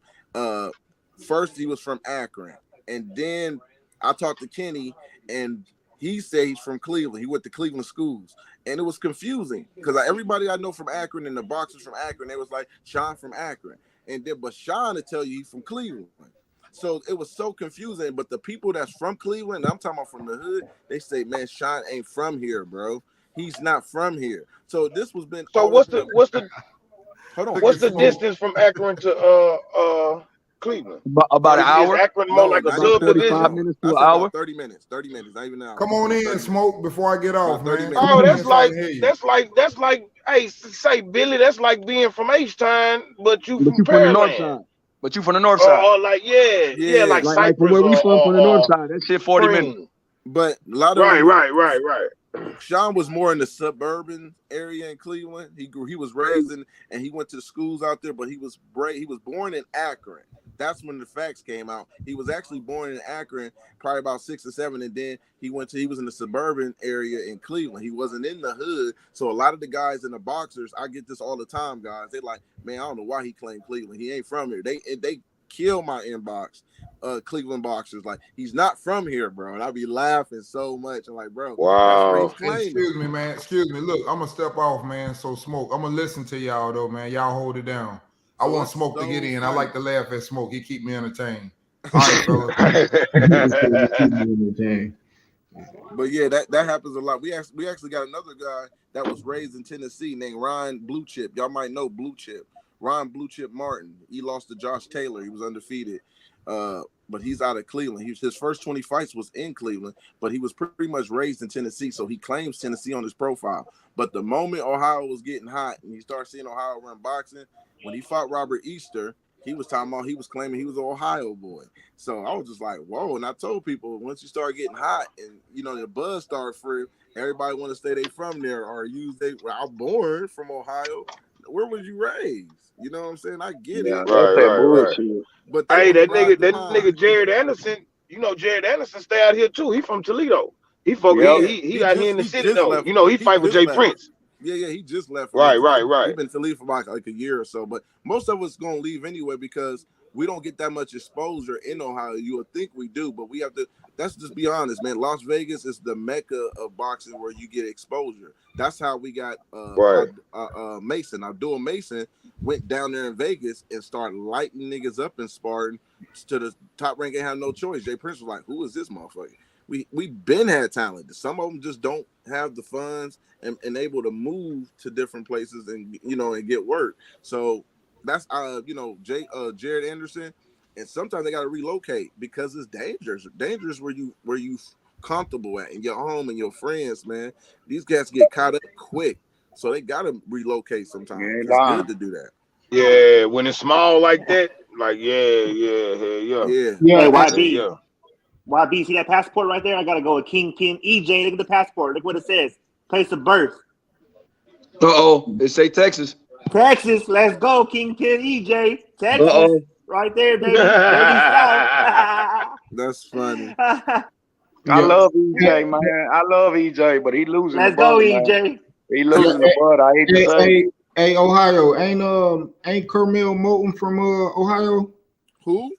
Carmel Moulton. He the little young amateur. He boxed out of Las Vegas, but he like I don't even know he's with Floyd Mayweather, man. He looked just like Tank Davis. They said that's gonna be Floyd next superstar boxer. I know no, he's not. I think he's from Baltimore. I seen Floyd posted him on his IG before. That was dope because he don't normally do that. And I think I know exactly who you're talking about. Yeah, but I don't think he's from Ohio. I think he's from Maryland. Which was, I respect Floyd for doing that because he got a big platform on his IG. He need to do that with more fighters, man. He really do. Yeah, Floyd said, you know what, Tank? I'll make another Tank. Watch this shit. Nah, he still fuck with Tank though. You know what I mean? They was asking Leonard Ellerby about Tank Davis today. They said, "Will this be Tank Davis' last fight with Mayweather Promotions?" And Leonard Ellerby was going off. He was going off on people, bro. Hell yeah! You got to watch the interviews. He was roasting motherfuckers. He was cussing people out and shit. Damn. Yeah. So man, I can't wait for Tank Davis fight, bro. Tank Davis and Rolly. I think it's gonna be fireworks, bro. And Rolly got power, bro. You can't count him out, bro. He got a puncher's chance. He got a puncher's chance, bro. You right, and I think he's awkward too. He's not gonna be something that's just gonna be easy to hit, just because he's so freaking awkward, man. So, and this has been a year of just upsets too, man, where you just think it's gonna happen, it's gonna be easy work, and it just don't happen like that. So that's why this fight is really interesting and starting to get more interesting. Because I'm gonna put a little 100 on Rolly on the betting lines though. Cause you hit match. Hey, that's what Alabi was talking about when he was talking about the interview he just did when he was talking about Canelo and Beaver. When he was talking about his Canelo style, bro. When they was asking, can Canelo win another fight against Beaver? He's like, fuck no, man. He got his style, bro. He's too big. He's not gonna beat this. Did you see that interview he made today? When he was talking about Canelo? When he's talking about Canelo and Bivol, because they were really talking about the Terence Crawford and Errol Spence about why the fight won't get made, and they was talking about Floyd Mayweather when he was with Terence Crawford, and Ellaby was saying Floyd's the one that can get that done. You know what I'm saying? Because Floyd's the biggest, you know what I'm saying, going on and on. You know how Ellaby is. Yeah. But did y'all catch that interview? I'm done with this. No, I gotta watch that. I think that's what H is talking about right now. I'm gonna check that shit out tonight. Oh, I got time. Nah, Ace is talking about a different one I probably ain't seen, but he came out with another one you need to check when he was talking about Bivol and Canelo when he, you know what I'm saying? Catch that one. Yeah. Man, somebody need to beat fucking LOB's ass. That's what Eddie Hearn. That's funny. I just hope he don't get the lights be too bright for Rolly and he don't really he gets shell shocked and motherfucker just don't he frees up, man. I don't that can actually definitely happen.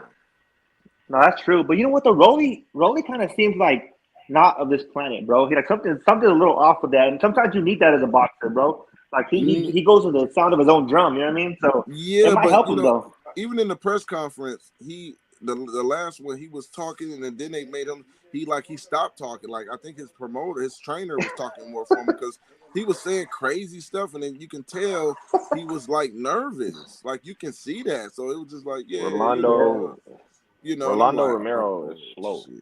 That nigga slow. You can tell. I mean, for lack of a better word, I don't want to be discriminatory, but I got you. Something's going on. Yeah, something's going on. So you pretty much say he can probably be the first special ed champion. Is that what you're saying? Honest to God, yeah.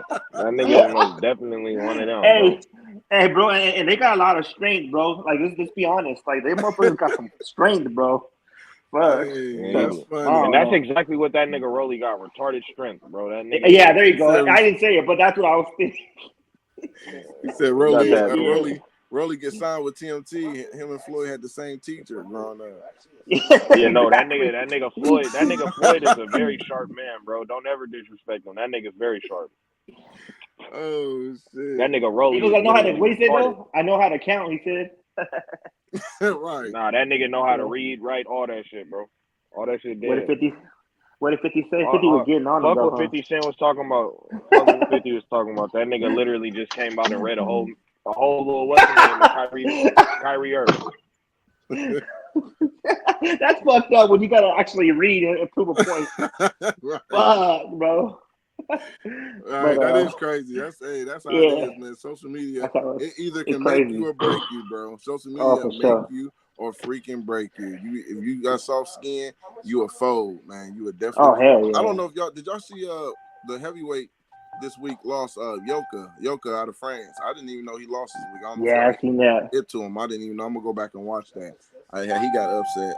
I heard he got. The betting lines on that one was good too. Like if I would have bet on Yoka, you would have got some money on that motherfucker too. Dang. Man, there were a couple upsets this weekend. The Bivol Canelo was a big one though. If somebody would have bet on Bivol, like even 100, you would have came up. Dang. Yeah, that definitely was. I should have bet it. I was like, man, I had Bivol winning. I had Bivol winning, but not getting a decision. That was my prediction. I see that shit too online. I'm thinking like in my heart, I'm thinking like, just bet the shit, just bet it. I'm like, nah, fuck it, I'm not gonna do that, right? And then you see the outcome, you're like, son of a bitch. Dang. Yeah, buddy. Yeah, buddy. Even on Evander Holyfield, his son, the odds were like, I want to say like 1,000 or 1,500 minus. So if you would have bet on him getting slept, bro, you would have had like 6,000-7,000, some shit like that. Really? Yeah, because that was the one. That was and I heard he got the dude was an electrician, and you know what I'm saying? Electrician? Yeah, he electrician. He put his lights out, so that was that. That's why I respect these cats. I'll be telling guys all the time, man. I respect these guys when they go out there and get wins against guys they supposed to, because it doesn't always happen. Especially if you watch their fights coming up on the smaller cards, they have some tough fights that they actually go through that other people from the outside just don't see. So they think they haven't been tested because you ain't seen them on HBO or Showtime. But these cats get tested with some of these journeymen or these fighters from Mexico. Look at Lolo, Chris Harris out of Cali. I believe he's from Cali. He got dropped. He lost his first fight in Mexico. He was going over there. I mean, that stuff, it happens, bro. One of Broner prospects got dropped twice. He got dropped twice, and I don't think. I mean, Lolo, he won his first fight. Lolo lost his. I think that was his sixth fight. That was his sixth fight that he lost. It was like his fourth fight or something like that. Yeah. When you building them, you put them in a position where they're supposed to win, but it's not always going to be like that because boxing has evolved. Social media, these guys got footage. They know how to look at you. They know how to. They're looking at all this information, so it's changed. So when everybody be like, "Oh, he's 12-0, he ain't fought nobody," I'm like, if you ain't followed his career, bro, you don't know if he ain't have tough fights or not that get him where he need to be. Right. So I never look down on that because I know what it's like watching guys fight like Darnell Boone's on their resume and be like, whoa, that was a tough ass fight. And then when they get on TV for the first time, cats look at him and be like, he ain't fought nobody. I'm like, all right. You guys know, like that's how you guys know Michael Dallas. He's remained from Bakersfield. Yep. Yeah, man. I always want because that's why because I have two. I live in Laguna and Old Hills, and then I live here in Bakersfield, about 2 houses. So I come back and forth. But Michael Dallas, man, I always being a youngster, I remember him, and that was like our guy. You know what I mean? He never, he was good. He was, he did his thing. You know what I mean? Yeah, Mike got. I think what was it? Mike was coming. He was an upcoming prospect, and then what was one of the first losses? I think Lucas Matisse he bodied him that, and it became a highlight reel. And I think that boosted Lucas Matisse because he knocked out Lamont Peterson after that, and then it was just like because he got. And then Michael Dallas started kind of, he kind of started going downhill after that. Yeah, nah, he was folded, man. Hey, Lucas Matisse used to throw that thunder, man. Yeah. Matisse from Argentina. Yeah, he was a puncher from Argentina. I remember he knocked out Lamont Peterson, man. Come on, man. Hey, bro, you know what? That's kind of common with them Argentinians, bro. They all got power, most of them. All of them got crack. Them Argentinian fighters, they a lot of them people got like for the most part, they got crack. The track record shows. I mean they some good, very good athletes coming from Argentina, like they from soccer. Nigga, basketball, you got Manu right? Ginobili. Them Argentina niggas been hooping and shit. You know what I'm saying? Hey, ain't he from Argentina? Marcos Madonna? Yeah, Madonna, Sergio Martinez, fucking what? Who the fuck we was talking about? Castano. No, I'm saying they say the only curse that Argentinians have is that they don't. Right, Monzon, you right. Yeah. But they say the only curse that their country got is that they can't hold on to their belts. Cause they want to be in the fire, man. Them boys like fighting. Lucas, they in the pocket. They ain't Right. dancing. I respect Castano, man. Right. People, he just don't have the chin to fight the defense to fight the way he fights. He loves to be in the kitchen and exchanging, but you gotta have a better defense. And you know what I'm saying, slip some of them shots because you getting hit, you're gonna get folded by everybody now. I think he's still a good fighter, but it's gonna wear and tear him just because of the way he fight, bro. It's like you ain't gonna be that Mexican style. Charles, I tell him Charles gonna eat him for lunch. I think Fedora and him will be a great fight, but Fedora will finish him. He won't be able to hurt Fedora. Fedora will be able to hurt him, and that's the problem. Hey, you guys think? Who you talking about, Castano? You know. Yeah, I'm talking Castano. Mm-hmm. But with Charlo's last fight against Castano, you know, he won, you know, in a nice fashion. But how he was fighting that night, I think that would be great for Canelo, bro. I think Canelo will stop Charlo, bro. Huh? I think Canelo would stop Charlo with how he fought against Castano. You know what I mean? Like because he kind of got in there and banged a little bit. You know what I mean? Yeah, I think styles make fights though. It's kind of. And I think Canelo will be great for Charlo banging. Yeah, but Charlo, I gotta give him mad credit. He's staying. But Jermell Charlo fight at 154 pounds. Canelo just fought at light heavyweight, so they're not gonna even fight each other. Yeah. Like Canelo was just saying how he wasn't trying to fight niggas at 64, so why would we even be talking about that nigga fighting Lil Charlo? Yeah, right. I would like to see both Charlos. That's true though, but I can see them going up though. I mean, what are they gonna do? I wouldn't fight Canelo though right now. I mean, he wouldn't turn it down with 164. Yeah, came down, but I wouldn't take that fight right now. I don't think I would take that fight right now. Let him get adjusted to the weight, man. A couple fights. And we wanted Canelo to fight Charlo, bro, but he wanted to go fight Bivol to fight that. You know, people wasn't calling for that fight. Nobody was for Charlo. I was announcing that shit. I over there looked like a fucking dummy because I kept saying that shit 90% done. That shit, bro. Yeah, I was like, that shit 90% done. I was talking all that shit. He was supposed to fight Charlo. He changed his mind. Yeah, I remember you guys. I remember everybody saying that for sure. Yeah, about Charlo. I think Jamal need to go up to 168. His little brother come up to 160, and it's a lot of fights at 168. David Morrell. I mean, you got David Benavidez. You got Caleb Plant. I mean, it's a lot of fights at 168, bro. It's some sexy fights, and you still got with Triple G. Who y'all think should be next for Caleb Plant? You said what?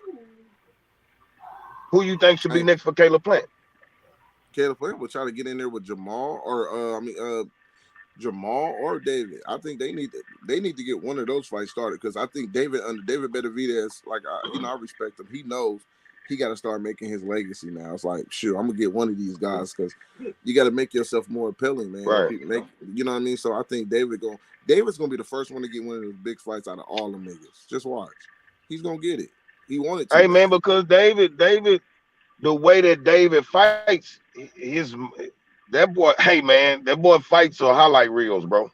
He's an easy sell, and he speaks the language. So he's an easy sell, bro. You know what I'm saying? And then if he get the Ecuadorian crowd behind him, because you know he half Mexican, half Ecuadorian, and he bring all that shit together with the American crowd, that boy, yeah, he could be a star, bro. Yep. I think it's gonna be 168, and then David is gonna be able to get an opportunity because I want to see David Morrell fight too, man. He's definitely a solid. He definitely deserves it, man. Okay, so who you see? Like I was telling them on another day, I was like, bro, I think David Morrell versus David Benavidez could be the fight. As long as David Morrell build his name up, that's the fight at 168, bro. I don't know what I'm saying? I don't know if he will fight David though, fight Morrell. So at that one, I think he'll go more at Caleb Plant because he's more proven. I think David Benavidez want to fight more proven. Well, no, not now. Not now. Okay. Not now. That fight, yeah. No. Not now. But eventually, that's beauty. Eventually, that's beauty right there. That's beauty in the making, man. You know what I'm saying? I believe so. You know what I'm saying? Bro, I like got a that serious fight. question. What's that? How many amateur fights does Morrell have, bro? Like, what goes into him being WBA regular champ? He has over 185, and he was 185 and 2 in his amateur career. God damn. And people thought those 2 losses were controversial. And they were in Cuba to the Olympic guy. Okay, so my question would be like, what goes into him getting like the title shot super early? Is it the fact that the promotion believed in him and thought it was okay move in order to fast track him or something, or is it like is that what it is? Yeah, they probably fast track him. Yeah, it's like they do that, and because of his amateur pedigree too, they are comfortable moving you a little bit faster. That's all it comes down. Because once you get a type of belt, they knew what it was. You know what I mean? It's like once we get you and you fight for a belt, you know what I mean? They definitely trying to fast track you, man. You know, just like the Lomachenko, you're gonna start seeing those when guys who's in the amateur background so long. A lot of these guys win 3 to 4 gold medals, bro, in different countries. They fight 12 years in the Olympics, man. They be in there. So some of these guys, and not all of them, but some of these guys come out, they real decorated, and they get to move a little faster than certain people. Exactly, like a guy like MJ, Murajan Akhmadaliev. MJ, he's a unified champion. He only had 8 fights. Yep. 8 fights. He was unified champion. Mm-hmm. And right. So that's my thing. I think they're gonna. I think the next fighter to get fast tracked is gonna be Keyshawn. Keyshawn Davis. I think he's gonna get a title shot within the next. What? Yeah, Keyshawn Davis, the truth. They about to move. Keyshawn said he doesn't want to get fast tracked too much. He said he don't mind Top Rank moving him slower because he wants all the fans to be able to see him when he's at the top, and he wants to build his fan base little by little. So he said he don't mind taking it a little bit slower. Yeah, that's with that being said, though, he's 5 fights in, and he already fighting 8 rounders and shit, and right, and he knocking niggas out, triple left hooks and shit like that. Like I don't know, bro. Bob was talking about. He brought his name up when the whole Devin and Kambosos shit. He said he was gonna be out there scouting and shit like that. And he's 130. He's ready to be fast tracked for sure. He's a silver medalist. I'm just saying he said he gonna let Top Rank do what they do. He said he's not like begging for a title shot within the next year. He's not putting the time on it. Okay.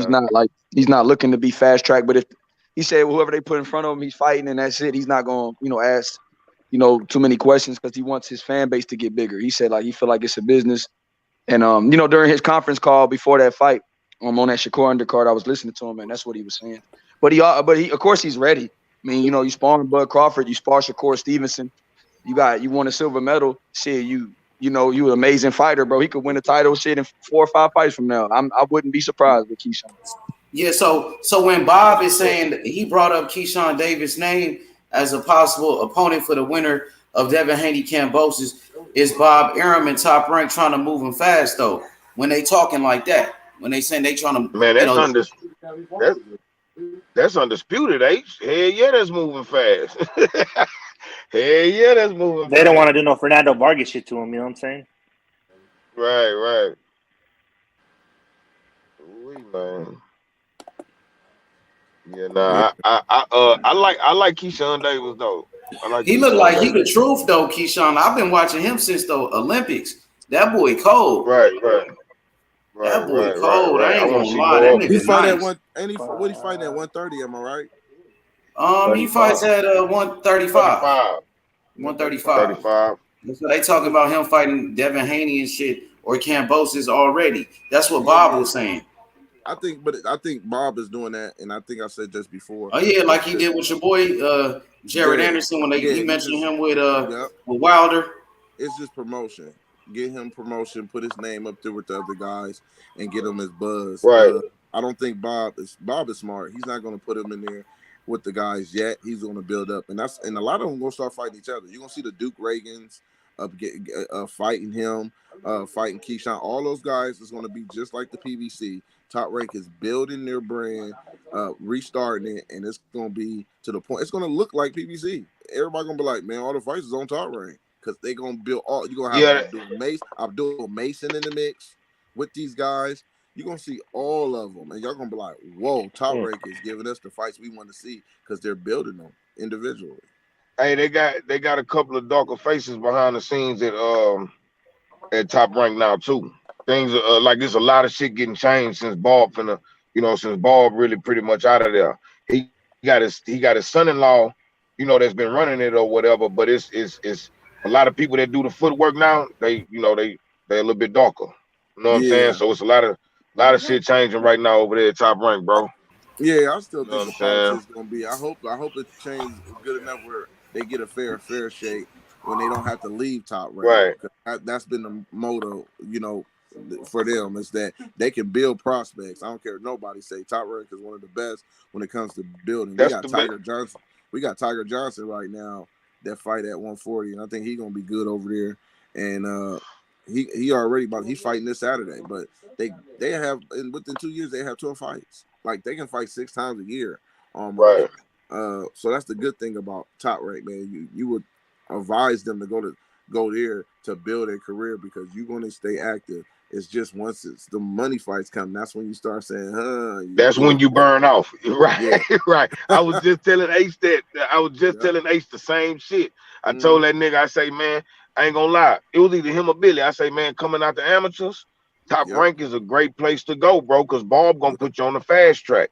But soon as you raise your worth, now we got to start talking about, relocating. You know what I'm saying? I mean, but they got the network. See, they got ESPN with them. So you want to be seen by the world, and ESPN, we know they the worldwide leader in sports right there. You ain't lying. That's the biggest network for you. Right. Even before Bob started fucking with ESPN when he was still on HBO, it was still a place to be, bro. I ain't gonna lie, bro. Like as far as coming out the amateurs. You know what I'm saying? As far as coming out the amateurs, hell yeah. Bob been that nigga to be with. That's the one thing, these fighters, they love activity, bro. They love being active. It's a lot of these guys that tell you right now, it's nothing worse than being undefeated 8-0 and you ain't fought in a year and a half or 2 years. Yep. Nothing worse than that. Right. Yep, because if you active, it's easier to move you up the ranks. Yep. Right.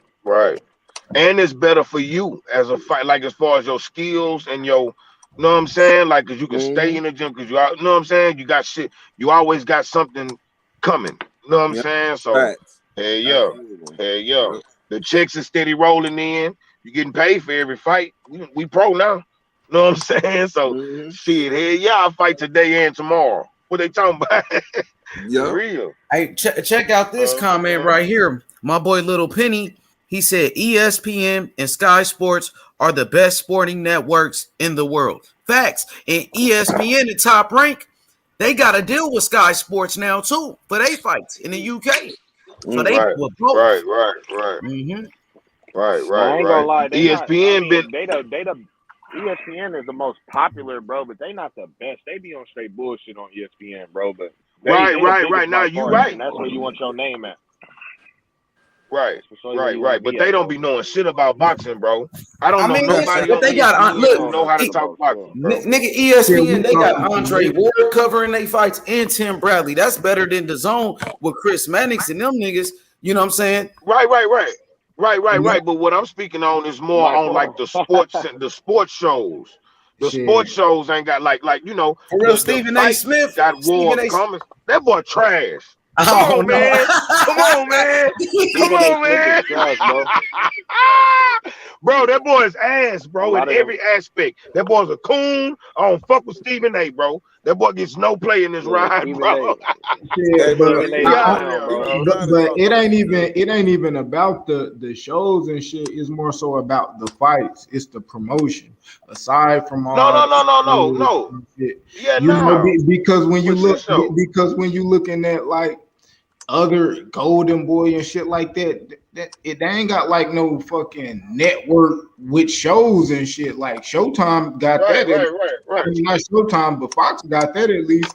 But it ain't about that. It's really so about the fights that we gonna get, the undercards, the fighters that y'all putting in front of our faces. More so of the shows we can do bullshit ass commentary on. You know Let what I me mean? tell you one thing. Let me tell you one thing that they're missing, and they need to bring that back. And I think this was a key in promotion when it came Showtime and HBO when HBO was doing it. And you know this is true. The what is it? The boxing highlights, the greatest hits. They need to bring the greatest hits back. Oh Where yeah. we didn't even know who certain fighters was, and we would get to see their greatest hits. And after you get to see their greatest hits, you excited to see these guys fight. You would see their greatest hits. Yeah. You know, that was dope. What they do now, what Showtime do is they'll show a nigga fight. Like they'll show a fight. Like, you know what I'm saying? Like, I know what you talking about though. Like, yeah. I And love going as back far and as watching that shit, like how they used to have them, how they used to have them fights, and it was a good way to find out about fighters and shit like Donald Curry and fighters like that. They really, you know what I mean? That kind of be forgotten about, and when you see that, we didn't have social media. Damn. Social media wasn't that strong at that time, so it was good that they give us those greatest hits because we would get to see these fighters and be like, oh snap, man, he looked like he the truth. So it was a great promotional tool. Bro, when HBO stopped fucking with boxing, that's when that shit. Like I recently watched the HBO card, like the whole card on YouTube, bro. That shit, like, it was nostalgic, bro. That shit was some of the best production of a fight night was when HBO was putting that shit on, bro. I remember that shit as a kid, bro.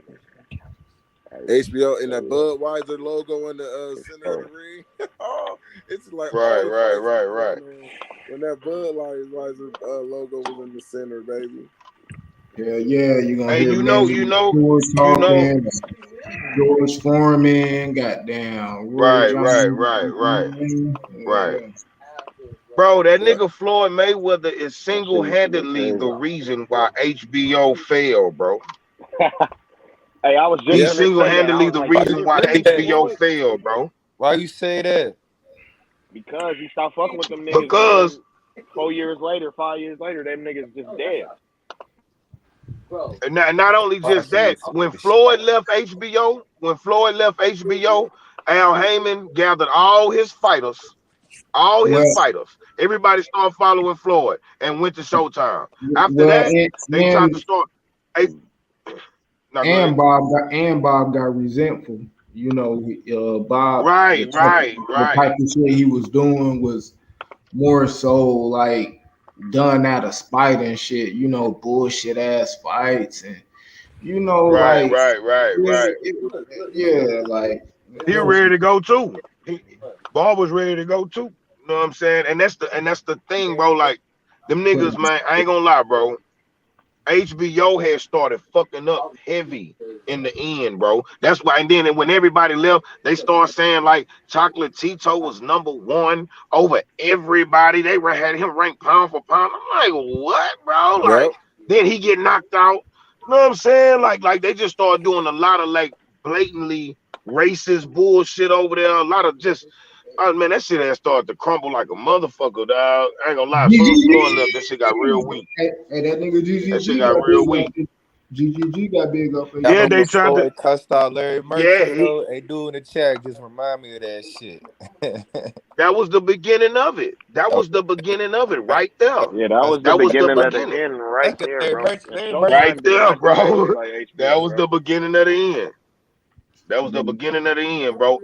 And then the fight before that, the fight before that, no. I think after the Shane Mosley fight. What was Floyd last fight on HBO? Huh? Cotto. You said what? I think it was Cotto. Yeah, he was still on HBO. Yeah, I think it was Cotto. Cause look, I think it was Cotto, and then he left. He left and did Robert Guerrero was his first fight for Showtime. First fight on Showtime. It was Robert Guerrero. Was his first fight on Ortiz. Showtime.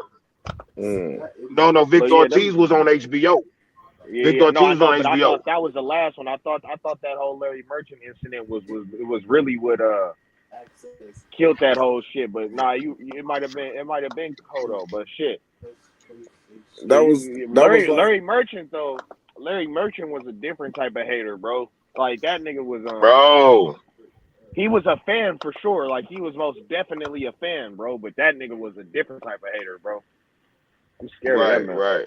I used to watch old Mike Tyson fights. I watched old fights, bro. He was shitting on Mike. He was shitting on Roy Jones. That boy shitted on him. He didn't give a fuck, bro. That boy shitted on him. He let it be known, bro. You ain't shit. Yeah, nah. Larry Merchant was not shit, bro. And he was He was that job, nigga told Floyd, man, if I was 30 years younger, I'd see you. I'm like, what? You 30 years younger? If I was 50 years younger. He said if I was 50 years younger, I'd kick your ass. He really mean that too, because he probably thought about that. Larry Merchant a fucking cracker, man. Yeah, Larry Merchant. Bro, that nigga been Bro, he been the worst type of person, bro. In the third round when you were getting pulverized, shut your bitch ass up. When last time you got punched? When last time you got punched in the face, bitch ass nigga? Hey, that's so true. You know what I'm saying? That nigga, bro. Floyd was WWE. That was WWE. He left and went to WCW on their ass. Right. You know what I'm saying? That nigga Bernard Hopkins say. That nigga Bernard Hopkins told him, "Come on, Larry, don't be ignorant." Bro, Larry was ignorant, bro. Yeah, Larry was ignorant, bro. Larry Merchant was just a racist, bro. It's just that whenever that nigga was talking about niggas, bro, that nigga was just on some straight bitch shit, bro. Like you see to the point where he watching this nigga get his ass beat and he fighting every way he can to discredit the nigga, trying to coach the other niggas. Like, nigga, you supposed to be calling the fight. You telling the nigga what he should be doing and like, fuck up, bro. Hey, he did that with Bernard Hopkins. Trash, he did that with Bernard Hopkins too. Told him like, you shouldn't be getting paid for this fight. I remember that one, the interview he did with Bernard Hopkins, telling him, right. Man, real niggas, man. That's how I like it, man. I used to hate that nigga voice, bro. What's it called it too? The one that was right up under Larry. I mean, not Larry Merchant. Jim Lampley. He wasn't shit either. He wasn't shit either. Who was y'all? He wasn't shit either, bro. The niggas who remind me of them niggas the most now is Chris Mannix and Sergio Moore. Them niggas remind me hella much of them niggas. Man, boy. Oh my God, bro. What is y'all favorite? What is y'all favorite HBO fight to watch or remember watching? Bro, that's decades, bro. That's decades, bro. Well, give me like an underrated fight that people might not like just talk about like that. They can go into or some shit. God damn, an HBO fight. God damn, man, damn, bro. I'm gonna say Winky Whitey, Jermaine Taylor. I'm gonna say Winky Whitey, Jermaine. Winky, that dude, man. Come on, Winky beat Shane Mosley. But that's not slept on, though. Like Winky the GOAT. Yeah, that's a slept on fight. I think Winky the GOAT, my nigga. Winky, I got one. You know Winky got the best defense ever. His high guard peekaboo defense, cause nobody fuck with Winky, right? Not even Shane Mosley. Right. And he beat Big Trinidad. He beat Tito. Right. They say that nigga Winky had been beating up on Shane since they were small. You know what I'm saying? That's why he wanted to fight that nigga. You know what I'm saying? No. That wasn't Winky and Shane. That was Winky. De La Hoya ducked Winky. I got a fight. That wasn't Shane. That was fight on HBO. That was Shane. Joshua Cloudy versus Miguel Cotto. That was a good one. Joshua Cloudy. Oh yeah, that was a good fight. That was a good fight. Yep, that was a good fight. Cloudy Vernon Forrest is who I was thinking about. Yeah, Vernon Forrest is who Shane Mosley first. Vernon Forrest brought Al Heyman into boxing, bro. People don't even know this. I heard the story. Sam Watson say, Vernon Forrest ran up on him and said, "Hey man, I can beat Shane Mosley. You should throw this fight." Al looked at Sam. They looked at each other. They say, "Man, I don't really want to fuck with that boxing shit, man. I don't know." He said, "Man, I guarantee you I can beat Shane Mosley." And that was the first fight they put their money behind. And Vernon Forrest went out there and beat him up just like he was doing when they was younger. He knew he had his number. Know what I'm saying? And then Andre Berto was the first person that Al Haymon signed. Know what I'm saying? So that's some little double history right there, man. You know what I'm saying? The first fight that Al Haymon sponsored was Vernon Forrest versus Shane Mosley. Hey, speaking of Berto, I want to know why Floyd fought him in his last really official boxing match, man. Y'all feel like that was some personal shit? Yeah. Nope. I'll tell you exactly. I don't think it was personal. Shit, let me hear. I know exactly what it was. It wasn't personal. He was just fulfilling his contract, just like Michael Jackson did with Sony. When you throw all his songs together, he didn't even put his heart and soul. He just fulfilled his contract. That's what the Berto fight was. Right. It wasn't nothing really serious. It was just But why? But out of all the niggas, why Berto though? Hold on.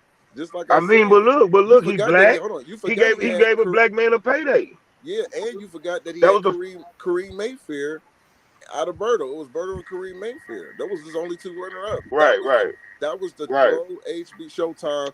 That last fight, get the fuck out of my face, bro. That's all that was.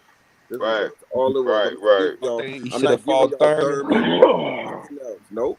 He didn't. No, we ain't finna work for this. We ain't finna work for this. I'm through.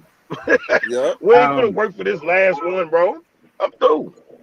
We ain't finna work for this last one, bro. Hey, I always compare that with Michael Jackson when he did to Sony, and Sony didn't like it. That's why Michael ended up disappearing, getting killed because the way he did, and he had the rights to all those other artists. Let me say this real quick. Hey, Debo, man, fuck Keith Thurman, man. Keith Thurman ain't shit. It's the same nigga that ducked Errol Spence. You know what I'm saying? He ducking Boots Ennis right now. I got Boots Ennis knocking the fuck out of Keith Thurman, nigga. Talk your shit, that nigga said, fuck Keith Thurman, man. You guys, nah, you already know Floyd my favorite fight. I'm just trying to hear some other intellect, man. You know, some more boxing, man. You guys are talking about fights back in the day on HBO, so I figured I'd come up here. Bitch over here right now, some shit. Right. Chopping up on some boxing shit. Yeah, David Tua versus Michael Moore. That was a good HBO one. Antonio Tarver, Eric Harden rematch. That was a good one. Yeah. Evander Hasim Rahman. Yep. Let's see, Lennox and Hasim. I'm trying to think. If you ain't, that's what I'm saying, bro. And if you want to go see Al Haymon, go watch the Vernon Forrest versus Shane Mosley fight. He hugging the shit. Al Haymon hugging the shit out of Vernon after he beat that nigga. You know what I mean? You go see. He happy than a motherfucker. He was backstage. No, they was in the ring. No. I'm talking about like he was backstage in the locker room waiting on Floyd after Victor Ortiz too. Yeah. Hugging on Floyd. He hugged on all them niggas. Like, yeah, bitch, you just made me some bread. Everybody. Don't you used to start naming names, and it's like everybody was over it. Meldrick Taylor, that terrible Terry, bro. Yeah. That's and that's what I'm saying, bro. Like, fight I can't even watch no more. I don't even think I can watch Meldrick Taylor against Chavez. That's a fight I just can't watch. Some fights I just can't watch no more, man. It's like some personal to me, you know what I mean? And some of them that I was really connected to. I think Cotto against Margarita 2 was real personal to me because I was so happy when Cotto beat him and didn't shake his hand, didn't show him no love, bro. I felt that. Just stared at that boy. Yeah, I really felt that. Stared at that boy. You did him wrong in the first fight, bro. And I was so happy for Cotto. So you had those fights that you really do y'all have fights like that where y'all was really invested, really took it personal going into that fight? Like you really had your emotions invested in the fight. Hell yeah, that goddamn That first Wilder Fury. Well, not the first one, but the second one. All the Wilder Fury fights, bro. Roy Jones, Roy Jones versus Tarver, bro. I ain't gonna lie. Roy Jones versus Tarver. That nigga Wilder. Roy Jones versus Tarver. That shit, man. The Roy third Jones versus Tarver, bro. I cried about the outcome of one fight. Muhammad Ali versus I ain't Leon never Spinks. proud with none of these niggas. Yeah, I'm trying to tell you, man. I was like, that second first fight. Debo. I was 9 years old, bro.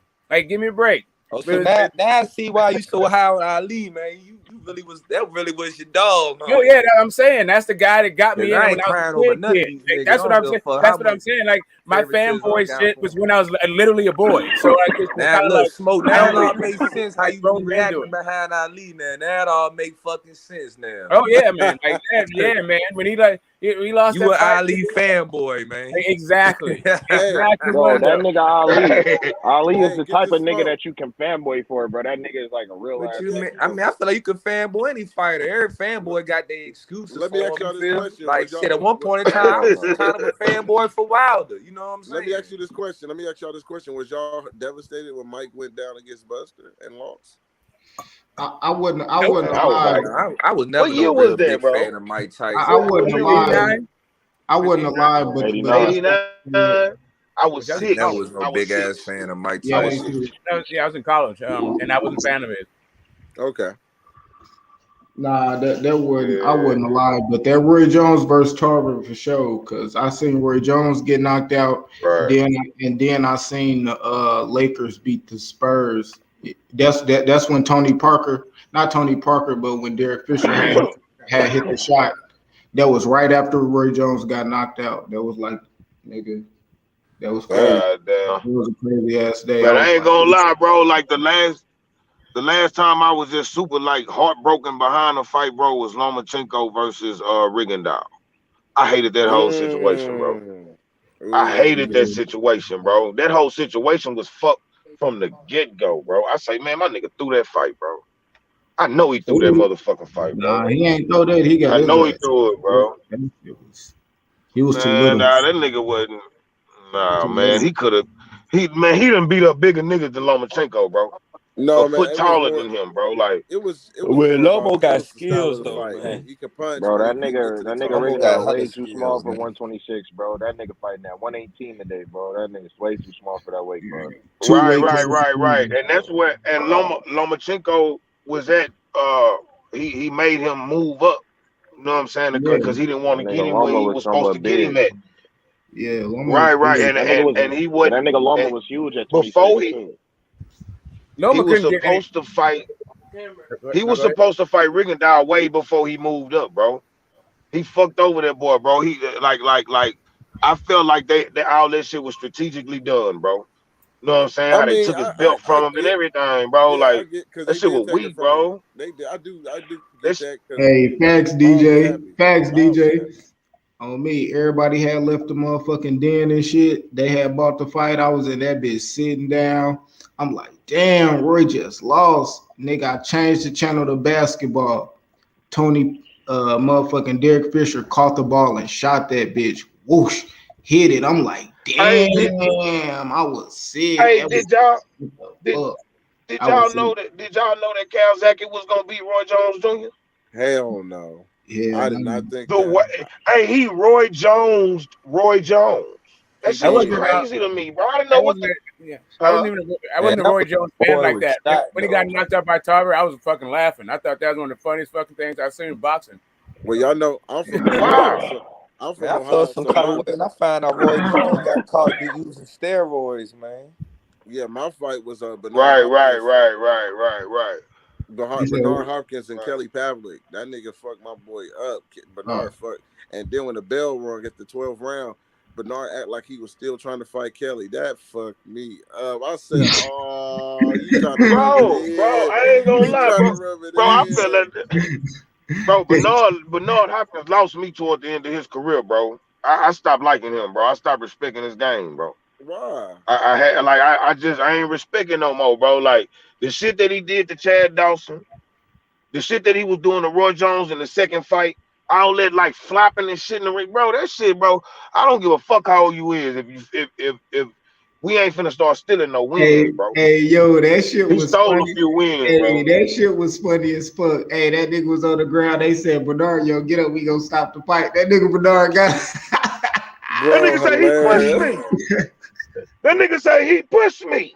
That nigga Hey, say, man, that's what so the funny, fuck, man. man? He was That trying nigga to say find Joe a Smith way. pushed him.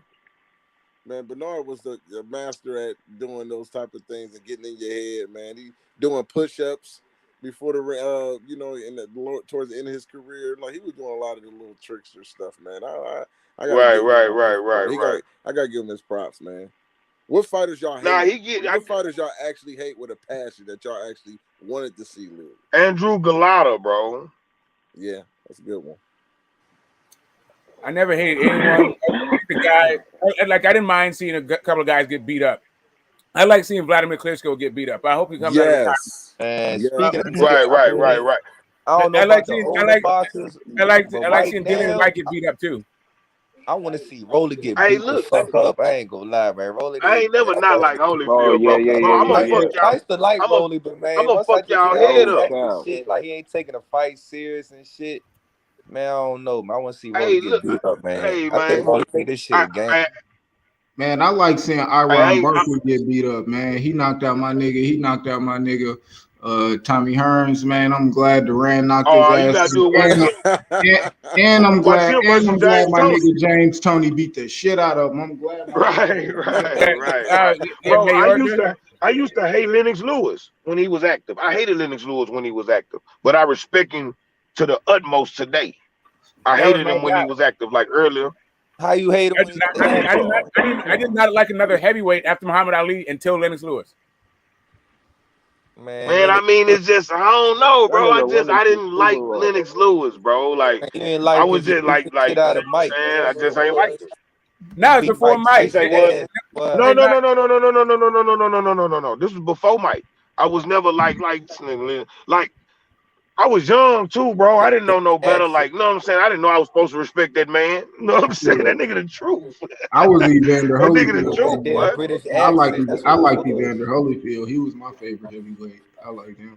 That's a good one. He said Oscar De La Hoya after the Chavez fight. Always wanted to see him. I did want to see Julio Cesar Chavez lose. That was a guy that got away with a couple fights, I think, and I wanted to see him lose. I definitely wanted to see Julio Cesar Chavez. Good fighter, but I definitely that's what I be wanting to see. Lose. I like seeing niggas who be getting robberies, who be getting gifted wins. Those are the niggas who I be wanting to see lose bad. You know, right. I actually like right. I like the Ricardo I want to see them niggas man. go He was out a little bold. sloppy, but I actually Now I want to see Shane Mosley beat the brakes off him. Who y'all want to see lose now the most? Jake Paul. That's what everybody want to see lose. No,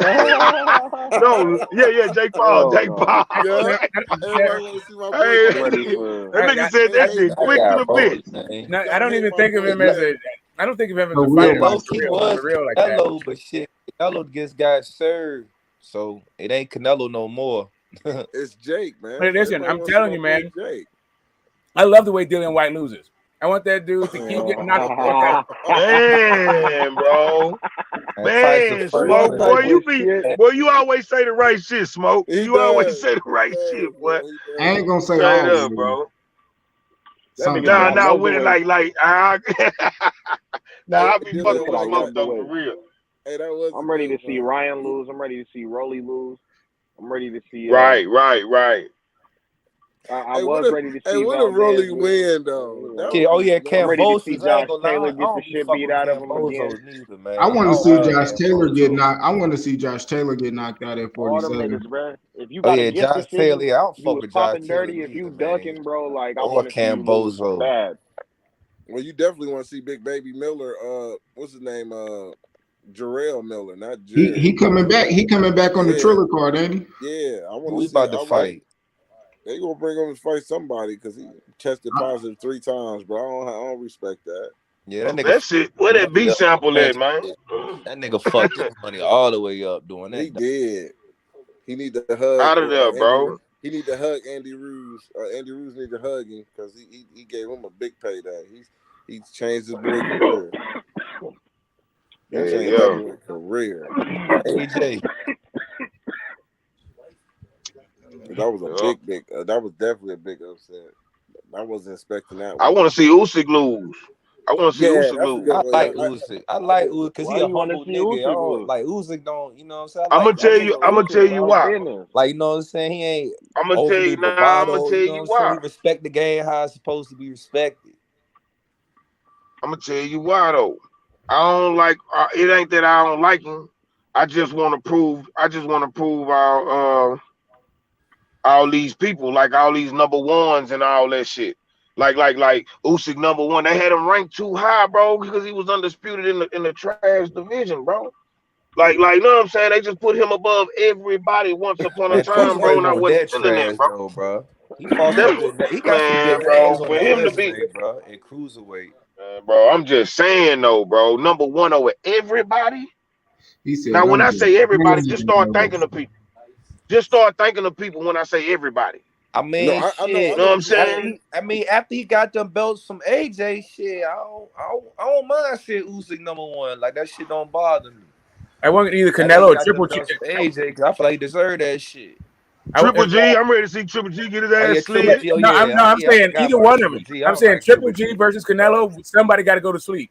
Yeah, and the only reason I don't like Triple G because he never gave Jamal or Boo Boo a fight, and he never moved out of 160, and he holding them belts hostage. That's why I don't fuck with Triple G. He could have been gave Maul or Boo Boo a fight. He been ducking them niggas forever. Yep. Oh yeah, and he fucking ducked Andre Ward too. You holding up divisions, bro. Right. That's why I don't respect niggas like that, bro. When them niggas be ducking and shit, bro, I can't wait for them to lose. Fact. You ready for Earl to lose? You ready for Earl to lose? Who Earl ducking? This nigga who Earl ducking? The unified champion. This nigga that fought everybody at 47, bro, except for Bud. What you talking about? We can't say Spence ducking. Like what are we talking about here? I just asked you is you ready to see. I just asked you is you ready to see Earl lose. I ain't throwing all that extra. Oh yeah. I got Bud though, for sure. I got Bud losing, dog. I got Bud losing, bro. I'm around. I got Crawford. I'm around with Spence, man. I got to ride with the highs, man. In a boxing clinic. You know what I'm saying? Yeah, I love this fight that's gonna happen, man. On me, I'm trying to see how good that Earl pack gonna be smoking on. Nah, I'm bullshit. Nah, I'm bullshit, man. But yeah, man, I ain't gonna lie, boy. It's gonna be a landslide. That shit gonna look crazy. For real. Yeah. You think there's gonna be an easy fight for any one of them niggas? Nah, I think it's gonna be competitive, but then I think Crawford gonna towards the middle of the round. Let's say about 6, 7. He gonna lock in, and it's gonna be a wrap, man. It's gonna be competitive till Bud start grabbing Earl and throwing his ass around. Like what the fuck? On me, that's not gonna happen, bro. He gonna be playing mind games with that nigga, just like how we did Sean Porter. When Sean Porter hit his ass clean, he started grabbing his ass and roughing him the fuck up. Like, boy, you ain't stronger than me. Just trying to prove, like, yeah, you hitting me, but I'm stronger than you. And look, and I feel like I'm glad you mentioned that because I feel like that shit could work in Bud's favor. Because a lot of niggas fail to realize Bud was an all-state wrestling champion. That nigga know how to wrestle. For real. Russell game on point, nigga. So if he get the grappling and shit, he gonna win them grapples. You know how to grapple and shit, man. He gonna throw him around the ring, put him where he want to put him. As soon as the ref separate him, he gonna grab him. That shit sounds extra silly, bro. Like that sounds so silly, bro. It sounds silly till we see that shit happen. Till you see that shit happen, you gonna be like, yeah, that shit sounds silly, all right. Till that shit start working to his favor.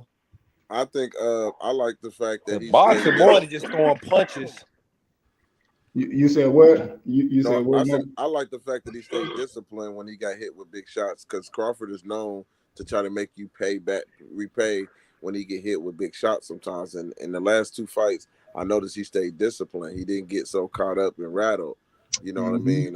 He had this moment where he, threw a little flurry with Sean, but for the most part, he stayed disciplined. He didn't get trapped into a brawl that would have probably favored Sean a little bit because he's rough tactics and shit like that.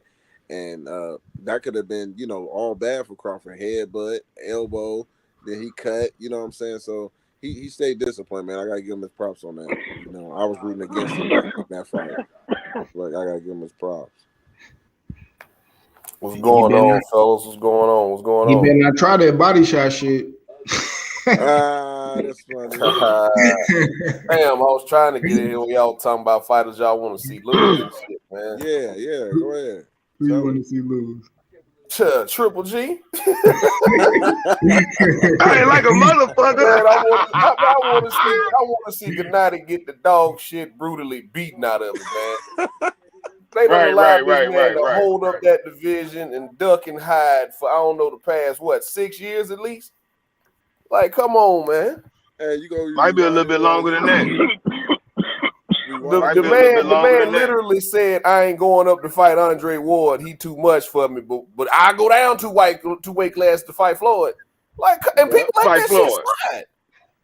Mm-hmm. Like, come on, dog. Hey, he fought Kell Brook at 147. Kell went up 2 weight. Come on, bro. Went up 2 weight classes to fight him. 2 weight classes to get his face broke. So he'll pick on dudes he thinks smaller than him. But that 168, oh no, long as Zordo and all them guys was up there, he wasn't fucking with 168. They said Kell Brook is the first. He gonna go up there and fight Canelo though. He don't want none of Benavidez and Charlo and Andre. He don't want none of that smoke. But he'll go up there and fight Canelo.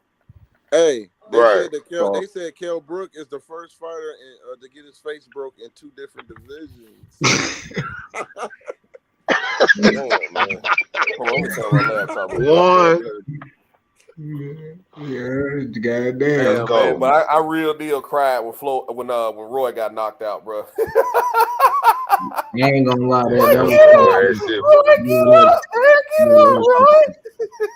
yeah, I was sick. I'm like, man. I was pissed off when they robbed Holyfield in that first fight against Lennox Lewis. I was hot. Nah, that shit. I cried when Riddick Bowe stopped him. I was probably like 5-6 years old. I cried when Riddick Bowe stopped him in that third fight. Oh dang, yeah, that was man. Because Holyfield was my guy.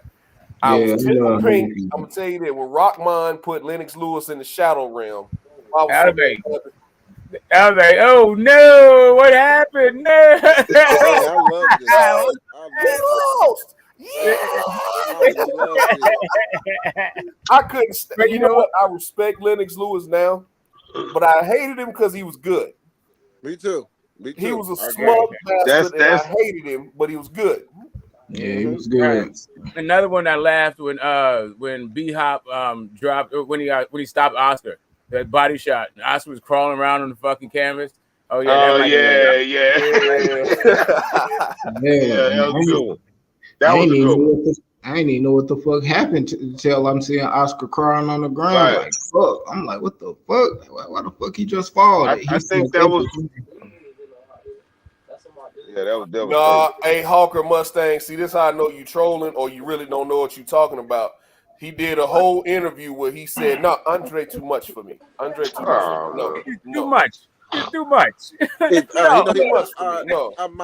This other guy, anybody smaller than him, it was big drama show. It was Mexican style, man. Fuck out of here. Drama show. That's why Triple G is a complete manifestation of HBO, bro. They created him. I'm telling you, bro. I hate Triple G, no, guys. And that's such a no, guys. Max. Hey, you know what? I don't know who said it, but like I'm the same way, bro. When Roy Jones started losing, bro, that was my favorite fighter, bro. I thought Roy Jones was untouchable, bro. The way he moved, the fucking rooster style he would do, the peekaboo, I thought he could not be beat. And then he started getting knocked out, bro. I wanted to cry, bro. Literally, I was like, right. He should have never came back down. By his own admission, he should have never came back down and fought Tarver, bro. He should have stayed at heavyweight. He wasn't fighting fucking Klitschko. Let's get that straight. I'd have fought mandatories. Hey, bro, but when he should have went back down. He should have. Nah, I don't think so. James Toney. I know James Toney would like Roy would have done. Oh, James Toney, yeah. Like you have to remember, the Klitschko's didn't used to have tanks. It took them a while before they got their stamina up. Like Roy, all he had to do was fucking run around, and James Toney would have whooped. But Roy started having that chin was gone, bro. That chin was obsolete. Once Roy's athleticism started to fade, that's when he started getting touched. Yeah, I was sad, man. I was upset, bro. Because when I seen him in his prime, ain't no way in his prime, Joe Calzaghe could touch. Now, when I seen him hit his own foot, touch his own foot, and then crack somebody, I was hooked. I was like, oh yeah, Roy Jones is the truth, man. And then, Roy Jones was a great fighter for sure, man. He was a phenomenal fighter, and that's how Boots reminds me of Roy Jones Jr. with his speed and his power and his boxing skills. Yeah, I think Roy Jones is a little bit more flashy though. Roy was a little bit like I like. But Boots is flashy too, though. Boots is flashy as fuck. Boots look like he gonna have he got. I can't say faster feet, but he do different shit with his feet than Roy did. That nigga nice. Them niggas, I do compare him to Roy. Yeah. Roy was special. He was the first of his kind, bro. Hell yeah. Roy was the first of his kind, bro. I can honestly say that, bro. I love when he would put his hands out like that and poke his chin out. That shit was but amazing, then later that shit started. He couldn't do that. He was getting knocked out when he started doing that shit.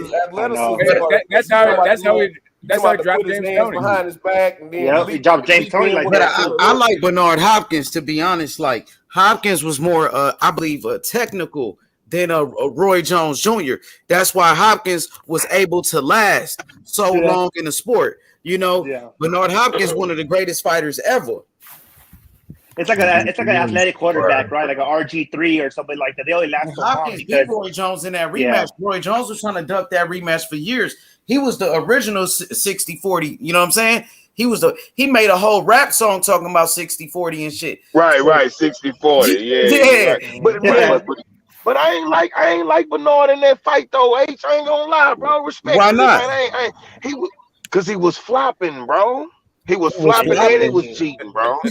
He was cheating, bro. It's a fight, nah. Like if he was on the back, hey, look, hey, look. Hey, if that nigga was, look, bro, if that nigga was playing basketball, bro, you would have called you, man. What is this? Like that nigga would have stayed at the line. If he was on the court, he would have stayed at the line, bro. That boy flopped a lot against Roy Jones, bro.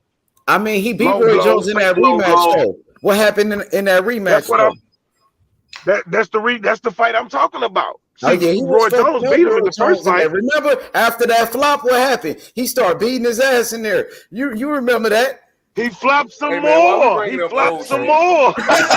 Hey, why we bringing up old flopped shit? some more, bro. Hey, you got to do to win a fight. That's why I fuck with him. Hey, but what did Roy Jones say, Cam? Let me see. What did Roy Jones say? A funny ass whooping. Yeah, what did Roy Jones say though? Can't be touched, can't be stopped. That was funny. See, Roy Jones started rapping and shit. Can't be touched, can't be stopped. Yeah. And then he made that song. He made that song, I Smoke and I Drink. And then I knew it was over when I knew he was smoking and drinking. Oh my God. He's I move with my hey man. Y'all gotta respect Roy Jones, man. No, I do like Roy Jones. I do. He good. He was a great fighter for sure. But I like Hopkins. I think Hopkins, he was to me, I mean, Roy Jones was more flashy. He had more speed and shit. But Hopkins, bro, he got a record nobody will ever break. He was a unified champion at 49 years old, bro. Hopkins, bro. Right. The Executioner. He knocked out what's the name? Felix Trinidad. He beat Oscar De La Hoya when Tito finally moved up to 160. Yep, and he beat Kelly Pavlik. And then Bernard Hopkins, he beat Antonio Tarver, the man that knocked out Roy Jones. And Bernard beat his ass too. I never liked Tarver. Winky Wright. Bernard Hopkins. I ain't never liked Tarver, especially after he knocked out Roy. I ain't never liked Tarver, bro. Me neither, bro. I didn't like how somebody else. I thought was kind of cool, but I wasn't sad when he finally got somebody phone ringing. Yeah, you know what? Speaking of like guys who like good, but you didn't really like their style, or they had big wins. Like Tarver, I really didn't like his style. I barely thought he could fight. It just seems like he had. Vernon Forrest is another dude. He's good, but I just didn't like his style. No, Vernon Forrest was good. He had some good wins in there. He got a good style. I know, but he couldn't his style. I'm just saying, he could not get out of the way of those wild ass Mayorga fucking swings. Yeah, he couldn't deal with those brawler type of fighters. Gave him problems. Yeah, that's weird. Yeah, because Mayorga, when he got in there with the boxer, he see what happened. He got his fucking head knocked off. Yeah, we saw him get his face boxed off several times. Somebody else who was like that, bro, and I thought he was kind of dope when I was younger, but I wasn't mad when he lost to the guy that he lost to. Prince Nassim. Oh yeah, I liked him a lot, bro. Yeah, he came in there trying to do all that flashy shit, and Barrera said, "No, let's not." You're on a different level now, buddy. Man, I wanted Floyd to catch that fade though. I wanted Floyd to go. Yeah, I think we all wanted Floyd to catch that fade, but he didn't want no part of Floyd, man. You guys can't say that fucking Prince though. He would put on a show, huh? He would come in with a fucking getting carried in the ring, doing flips. That shit was. I remember being a kid. I mean, you gotta remember, bro. This the early '90s. Like I'm in the Power Rangers and shit. So that shit was cool as fuck to me. You know what I mean? Too. Yo, he would box with hands all the way down, flip into the ring and shit. So yeah, I thought it was cool, man. Hey DJ, what you thought about Boots' performance on Saturday, man? I know Boots is one of your favorite fighters. What did he look like? Oh man, it looked like it's time for him to finally get one of these former champions or somebody else, man. Wait for the winner of Bud and Keith Thurman. Keith What about this man right here? Keith Thurman, right here. That man right there. Keith Thurman not gonna fight him, dog. Keith Thurman already tried to act like he didn't know who he was. Keith Thurman feels entitled. This is why I wanted to get in with Brotherhood last night when Brotherhood was talking all that Keith Thurman noise. I hear where you coming from. We shouldn't forget about Keith Thurman. Keith Thurman forgot about his damn self when he took that loss and laid on the sidelines for 3 years. You know what else is crazy? Errol Spence got thrown from a fucking car and had to have eye surgery. And he still fought more times than Keith Thurman in these past 3 years. So don't know if an injury take you 3 years to recover from, you probably should retire. You know what I mean? I think Keith Thurman was offered fights in these past couple years, and he turned them down. I think they offered him Boots. I think they offered him Virgil. I think they offered him, well, maybe not Virgil, but I think they offered him Boots. I think they offered him Crowley. I think they offered him Stanley Onis, Jamal James, all these guys, and Boot and Keith Thurman didn't take them. So that's why my only. So we should call him out if he's turning down these fights. If he's ducking, bro, we gotta call him out. In all honesty, that's been my only problem with Keith Thurman is his inactivity. It's like you don't get to come back and fight a 140 pounder and then say I want a champion after that. No, sir. There is a line. There's guys who've been putting it on the line, been building up their name without you for 3 years. If you really want to cut the line, fight the guy everybody says is next up, which is Boogeyman Boots. But you see, don't nobody really call out Boots, man. Hey, bro, you know what? You know what? Great. That was a great punch. It was reminiscent of when Costa Zoo caught Zab Judah. He didn't knock Zab Judah out. He didn't knock him out cold. But the way he hit him and the way he tried to stand up, his legs weren't there. You saw Custio Clayton's balance was fucked up because he caught him behind the ear. I hear people saying it was rabbit punches, but he caught him right behind the ear and his equilibrium was completely gone. Just like AJ Ruiz. I mean, yeah, AJ and Ruiz, his equilibrium was gone. Once your equilibrium gone and you have no legs, I mean, it feels like you're trying to walk on water in there, bro. Hell like, yeah. You know, I've had concussions in football, and once you try to stand up, man, it just feels like everything's spinning. It feels like you're trying to fucking skateboard. I'm telling you. Wow. This shit is crazy, man. And you know what it is with Thurman? He's trying to get himself in a position to get that. Oh, what happened? Hey, so what's the next fight for Boots? DJ? If it's not Keith Thurman, I think he'll end up fighting somebody like Crowley, maybe, or Stanionis. But you think he ready for that Stanionis? Man, Stanionis a good fighter. He just beat Butayev. He's the WBA world champion. That's a world title. Absolutely. I think he's ready. I think it's just a matter now of opportunity. Boots just needs an opportunity to prove he's as good as everybody like myself believes he is. I believe he's the goods. I believe he's the next champion.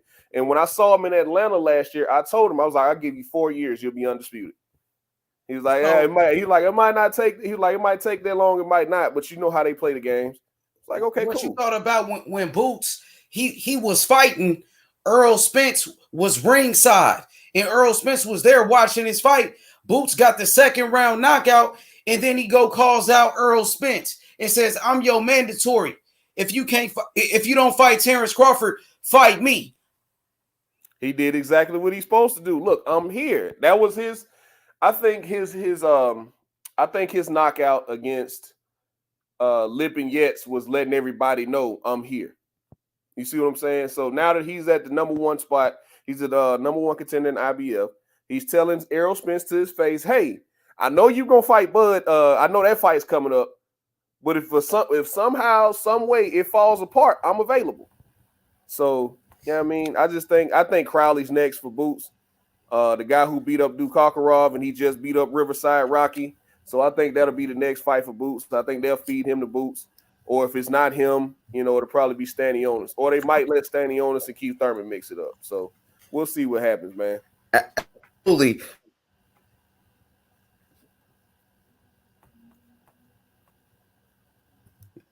Joseph, what's good, man? How you doing, brother? Hey, H-Money, how you doing, brother? I'm a little exhausted, man, from promoting this event here on May 28th in San Antonio. But it's going to be a good day, man. I'm going to be doing commentary on one card with Young Bill. And then we're going to be moving over as soon as we're finished with the broadcast on DirecTV. We're going to be moving over to the Hangar 9 for our card, Ferocious Promotions. And we're going to be sitting watching the fights with Marco Antonio Barrera. Wow, the legend. Treat, yeah. The babyface assassin. The babyface assassin. Yep. Yeah, one of my favorite fighters, man. And Joseph, we had a great week of boxing. Let's start right with the Charlo fight. Jermell Charlo makes history. The first four-belt undisputed champion in the history of the junior middleweight division. This guy is on my top 5 pound for pound. I got him number 3 right now. And I believe, the USA is back on top of the boxing world. When you got Terence Crawford, who's a former undisputed, the number 1 pound for pound, Errol Spence Jr. and Jermell Charlo, all in the top 5 from America. I believe we got the best fighters in the world. It's hard to disagree with you, brother, because Jermell Charlo put forth a career best effort against a very good, legitimate title holder. Now, in this era where they seemingly just give titles away, right? Or they will will elevate your current status and give you a world title. This guy, Brian Castano, beat the incumbent champion. And, boy, he gave Jermell Charlo everything he could handle in that first fight. And Jermell really studied tape along with Derek James. And credit to his entire team for putting together a perfect fight plan. In my opinion, Jermell Charlo fought a flawless fight and really stood up to the bully when he needed to. Used great lateral movement, used consistently shifting directions, forcing Brian Castano to reset. Just a perfect fight plan. And you know what? It's hard to argue with you. If you didn't realize that he's one of the top 10 best fighters in the world, well, he showed you. He showed you that he is this past Saturday night. Brilliant performance. And yeah, man, those 3 fighters, they're going to be a force. And it's impossible. I'll ask you this, H-Money. Let me ask you what you think, because we just spoke with Coach Ronnie today. And Coach Ronnie believes that Jermell Charlo at 154 pounds beats both Terence Crawford and Errol Spence Jr. in his natural weight division. What do you think about that? Man, those are going to be some very tough fights. First, Errol Spence Jr., I don't know if they will fight each other because they're like best friends. These guys are like brothers, so I don't think that fight will ever happen. But if it did happen, I think it'll be a very good fight. To be honest with you, I think those are 50-50 fights. I think Terence Crawford is a great fighter. We've seen Jermell Charlo been in some very close fights with Tony Harrison. But I thought, those were close fights. I thought Charlo actually won that fight with Tony Harrison, but he took a loss. So, a lot of people did. I can see Terence Crawford beating anybody. You know, Yeah, but right. I can see Charlo beating them. Maybe Charlo, got a chance to knock somebody out. He got that power. And when you look at Jermell Charlo in world title fights, he got a lot of knockouts. He knocked out Erickson Lubin. He knocked out Brian Castano. He knocked out a lot of guys. So Jermell Charlo is proven. He knocked out Jason Rosario, another champion. Jason Rosario. Yep. And so, and it's funny, according to Coach Ronnie, though, he says, unfortunately, and there are so many great matchups I would love to see Jermell participate in next year or later this year or next year. All that smoke from 47's coming up. You've got a lot of talent existing in the 154-pound weight division that I'd love to see him in. Unfortunately, Coach Ronnie said that, he's going to be moving up to 160. He's going to be vacating every single one of his titles, creating opportunities for all of these hungry young lions and all the 47 smoke moving up. So this is a really exciting time for the 54-pound division. And, credit to Charlo for, I think, I would love to see him participate in these matchups, but credit to him for creating these opportunities for these young guns coming up, because you're absolutely right. He's got nothing left to prove at 54. So Joseph, what about a possible matchup with Tim Tszyu? Now, Tim Tszyu is the WBO mandatory.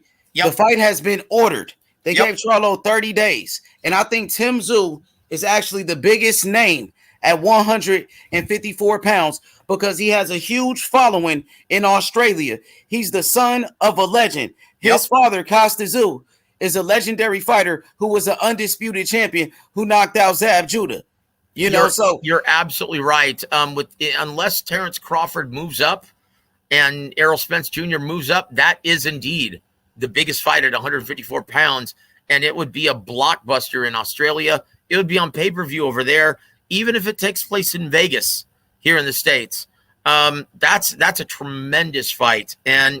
But like Brian Castano stated in the post-fight press conference, neither Seabass Fundora or Tim Tszyu is ready for Jermell Charlo. They need more seasoning.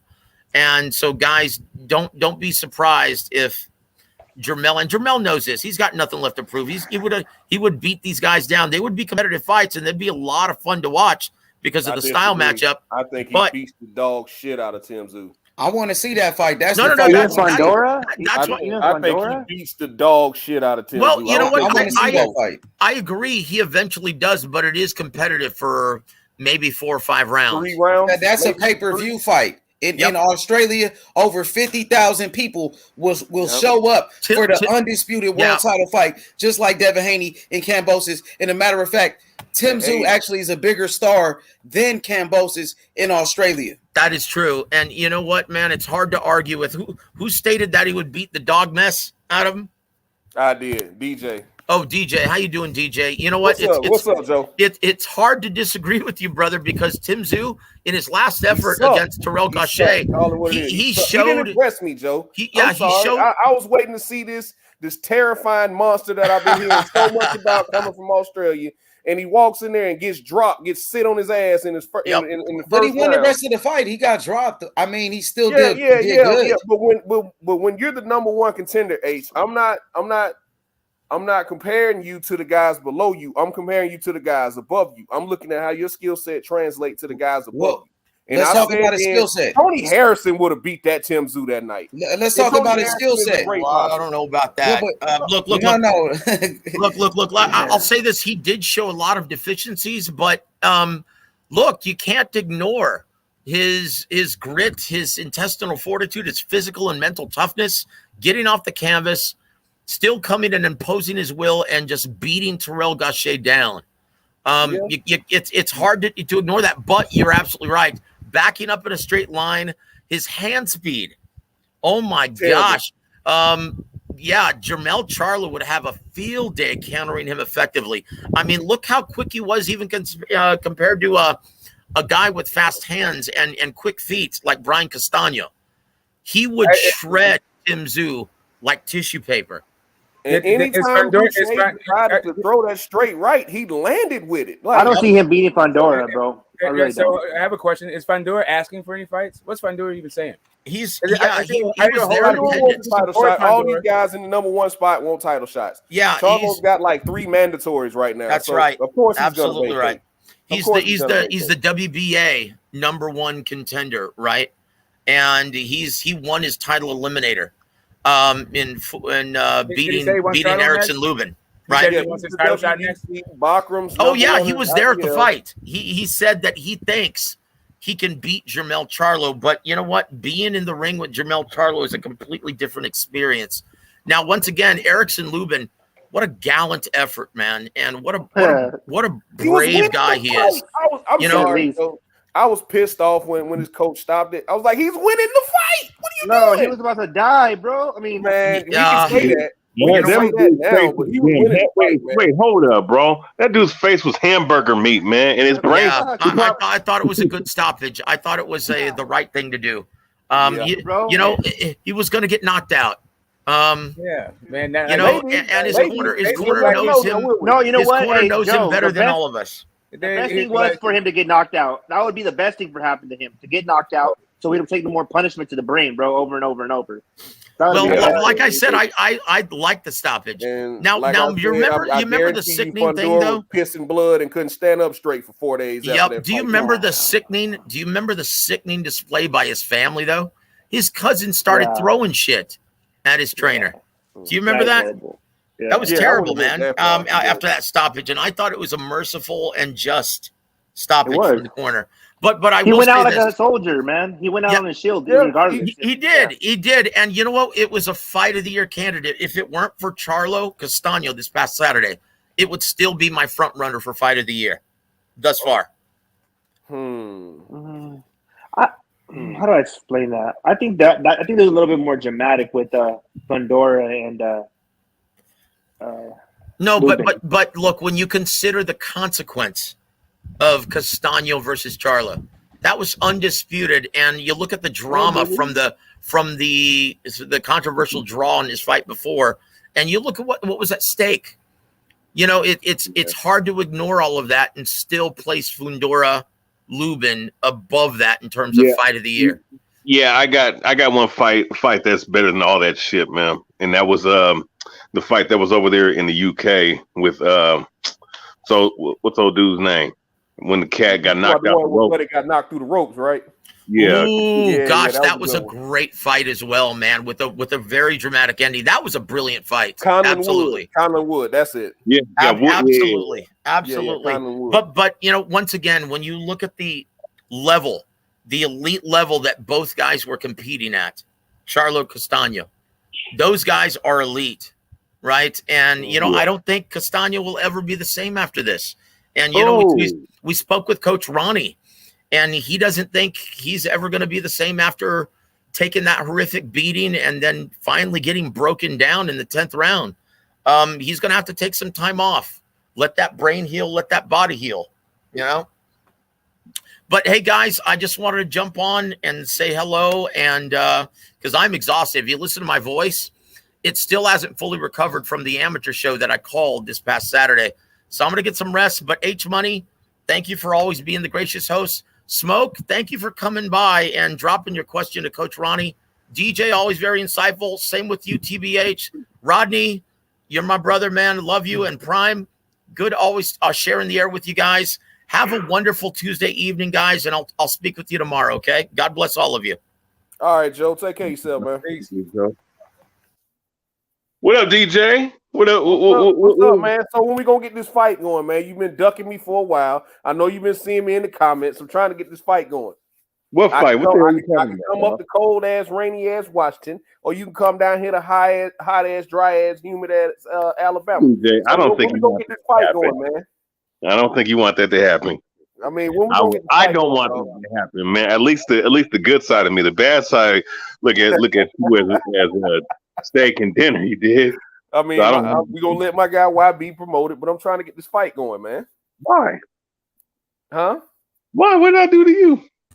Nah, man, fuck all of that, man. I'm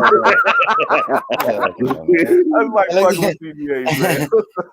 Hey, so what's up with Terence Crawford, man? He was talking a lot of shit about Errol Spence today. I thought it was funny as hell. I thought it was yesterday. When did yesterday?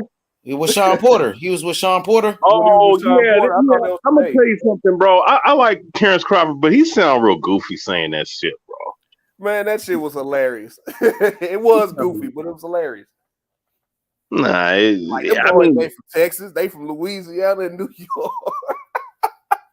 I mean, if they represent Texas, though, I guess he just was talking shit. So he just talking shit. But everybody knows the Charlos were born in Louisiana, and Errol moved to Dallas when he was like 3. So yeah, I mean, so he from Texas. They from there. Okay, represent Dallas. That's just like Young Dolph. Young Dolph was born in Chicago. He moved to Memphis. He was like 5 years old, but he was from Memphis, though. You know what I'm saying? That's just like the baby, the rapper, the baby. Ludacris moved to Atlanta when he was like 10. So yeah, the baby moved to Charlotte when he was like 6 years old. The baby, so they grew up over there. That's all they know. Yeah. That's why I said I thought it was hilarious. I thought it was funny as shit. But yeah, he was talking shit though. What you thought about Buzz trash talking? You thought it was good? He did a good job. All right, I give it a 4. Only a 4? What the fuck? I thought it was funny. It wasn't, it 4 wasn't out of what? Out of a 10? Out of a 10, you gave him a 4. I gave him a 4 because that's it's not good. Really, that's not good at all. It's not really his personality. H. That's not good. A 4, my nigga. What the fuck? Out of 10? That's not really. It's not really. That's low as fuck, nigga. That's low. That's what I'm saying. Oh, it was goofy as fuck, bro. Come on. Goofy, but it wasn't. You thought it was better? Witty about it. It wasn't nothing really witty about it. He was just pointing out the obvious. I know. No, that's what I'm saying, bro. Like, come on, everything I love, man. Terence Crawford need to look. He need to stick to being what he is, man. A killer. All right, a devastator. You dig what I'm saying? Don't I mean that shit talking. I mean, Errol Spence can't talk shit all that well. Errol Spence been talking shit about him though. No. I mean, but they not really shit talkers. H. That's not really their personality. I mean, they do Corey talk Stevenson is a shit talker. Rolando Romero is a shit talker, right? Errol Spence talk shit too, though.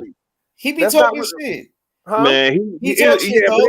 Bro, it's real. It's real. Like he did with Kell Brook. He was roasting Kell Brook, though. When they're provoked, they'll respond, but they not really shit talkers. Errol is getting better at it. Looking at some of the shit he say on Twitter, when that little interaction him and Bud had back and forth. Yeah, that's what I'm saying. You know what I'm saying? They have a little give and take with each other, but they're not really good shit talkers. So that's not really their personality. Like Demetrius Andrade, he's not a good shit talker. The Charlos can talk shit. Shakur Stevenson can talk shit. Cool Boy Steph can talk shit if he want to. You know what I'm saying? Devin Haney don't know how to talk shit yet. Nah, he be talking this shit. Devin Haney be roasting these motherfuckers. He talks shit. Devin Haney, Devin Haney be roasting these motherfuckers. He roasted Lomachenko. He called him a Lomachenko. Come on, man. And then Teofimo Lopez with the franchise belt called it the French fries belt. You know what I'm saying? With Bill Haney, come on, my nigga. They be roasting the fuck out of him. And then Devin Haney, he told Kambosos, I took this fight because I know I'm better than you. He said, I know I'm better than you, dog. I know I'm gonna beat you. You know what I'm saying? Mm-hmm. So Kambosos got real shaky. So you know what I'm saying? Devin Haney gonna fuck up Kambosos. I know that. Devin Haney gonna be undisputed. Absolutely. You don't know that. Absolutely. You were saying Kambosos was gonna knock out Devin Haney, man. You tripping? No, I did not. I said that. You did say that. You did say that. So you changed your mind. That's cool. No, I've been. You changed your mind, my nigga. Nah. I was doing that to troll y'all. I'm thinking that he gonna outbox him, but who you got in that fight? Who you got? I mean, it's a close ass fight, man. I mean, I got close. It's easy work. Yeah, okay. Hey, Teofimo thought it was easy work. Teofimo Lopez, come on, bro. Everybody know Teo wasn't the same in that fight. Everybody know that, bro. Well, you know what? You know what? That's on him. Well, yeah. So that's not on Devin Haney. Devin Haney gonna come in 100% in that fight, and he gonna beat up Kambosos. We see the Kambosos went life and death with Lee Selby, dog. I know Kambosos. I've been watching him fight. You're only as good as your last fight, and his last fight was against Teofimo Lopez, who wasn't the same fighter. He wasn't 100%. Everybody know that. But H, I'm gonna say this though, right? I'm gonna say this. Was he already injured when because they say all fighters go into the ring or to the cage or something. You're right. So everybody go hurt, bro. Ain't nobody 100%. did he get those injuries going into? Did he have those injuries going into the fight, or did he? Yes, he did. During the T.O. fight? did. T.O. said he was injured. He said it before the fight. Okay, but I'm gonna say this, right? Once you make that walk, them excuses go out the window.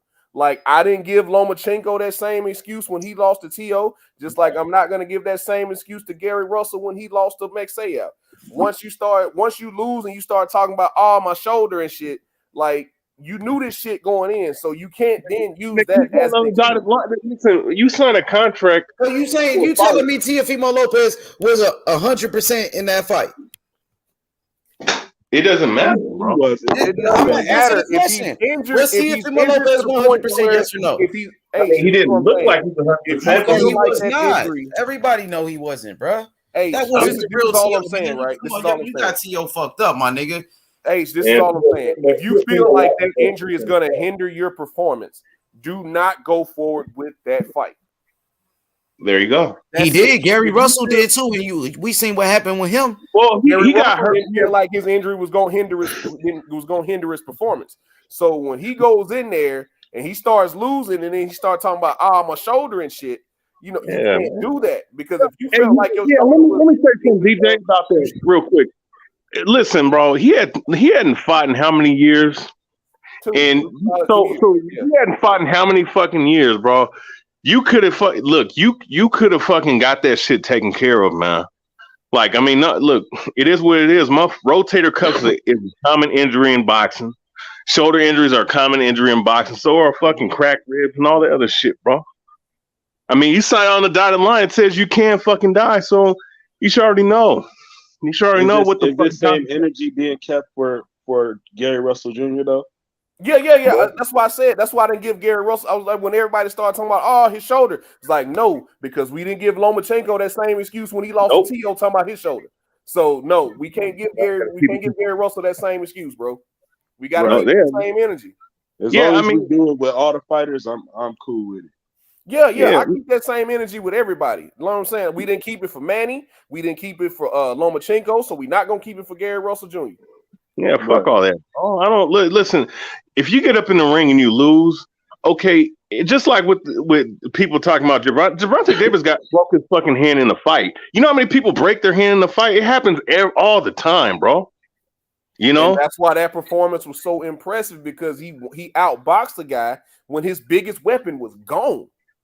Well, I thought it was standstill. I thought it was a draw personally, but you know, the thing is, if you break your hand, if you injure anything, I mean, look, did Bernard Hopkins make excuses when he fucking injured his shoulder against Antoine Eccles, hard hitting Antoine Eccles?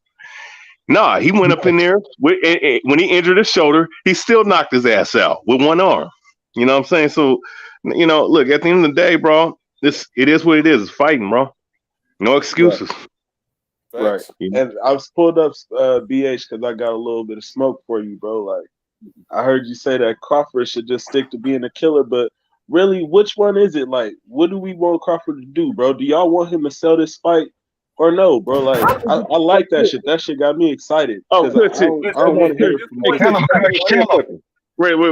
Chris. Let me go ahead, BH. I'm the last guy to ask that, because I don't give a fuck about.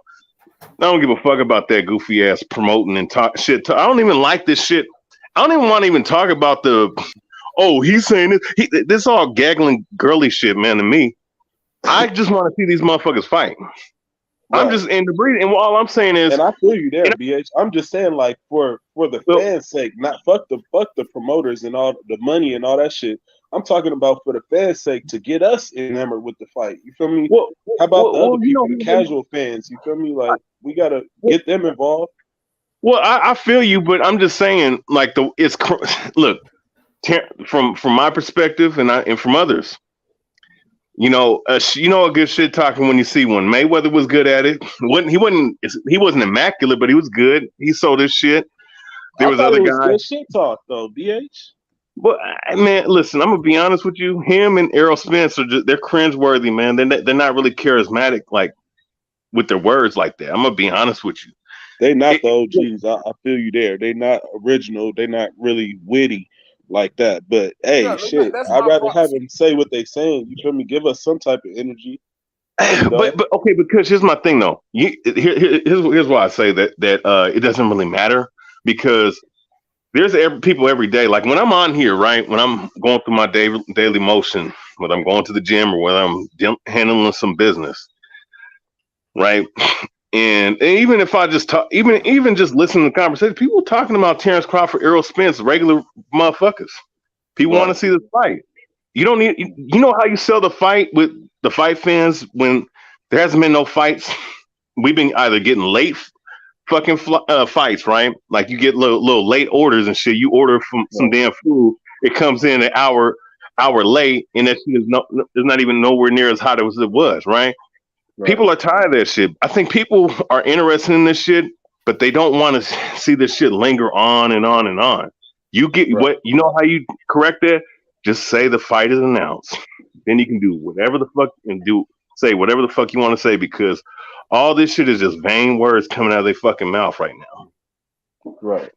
And I'm saying that not from my perspective, but that's from the casual's perspective, bro. Yeah, they do want to see the shit get made. I feel you. That's a good point. You feel me? Yeah, if I like the shit talk. You feel me? I want to see him talk shit. More. Go ahead, bro. Oh, my bad. I'm just saying, if I already want to see the fight, ain't no amount of shit talking gonna make me want to see it more. That's just the way I see it. Right. So good point. So it's just with me, those guys are just not natural shit talkers. You feel what I'm saying? They'll respond to what somebody says to them. Like anytime Errol talks shit, it's always in response to what somebody done said to him. Even Saturday, when the reporter asked him about when the reporter asked Jermell Charlo about Tim Tszyu, he was like, man, Tim Tszyu trash as shit. Yeah, that was real. funny. And then when he was going off about what's his name who just got beat, Blair the Flair. It was in response to some shit Blair the Flair said about him. So they're just not natural shit talkers, and that's cool if you're not a natural shit talker. Yeah. Yeah, Mike Tyson was not a natural shit talker. Look, he wasn't a natural shit talker. I mean, he talked a little shit, but he wasn't. You could tell he wasn't natural. But motherfucker, I just want to see that motherfucker was a natural shit talker. There you go. Bernard Hopkins, James Toney was a natural shit talker. Right. You know what I mean? Muhammad Ali, yeah. Muhammad Ali, shit. Conor McGregor was a shit talker. Oh man, what's her name? Amanda. My girl Amanda. What's her name? What's her name? Juliana. You know, she's a shit talker. You know, so the way I see it, if the ones getting in the ring, they can talk whatever they want. Well, that's the point. Get the fuck in the ring, sign the fucking contract, and announce the shit. And then whatever you want to do it. But I'm just at the point. I'm tired of this shit, bro.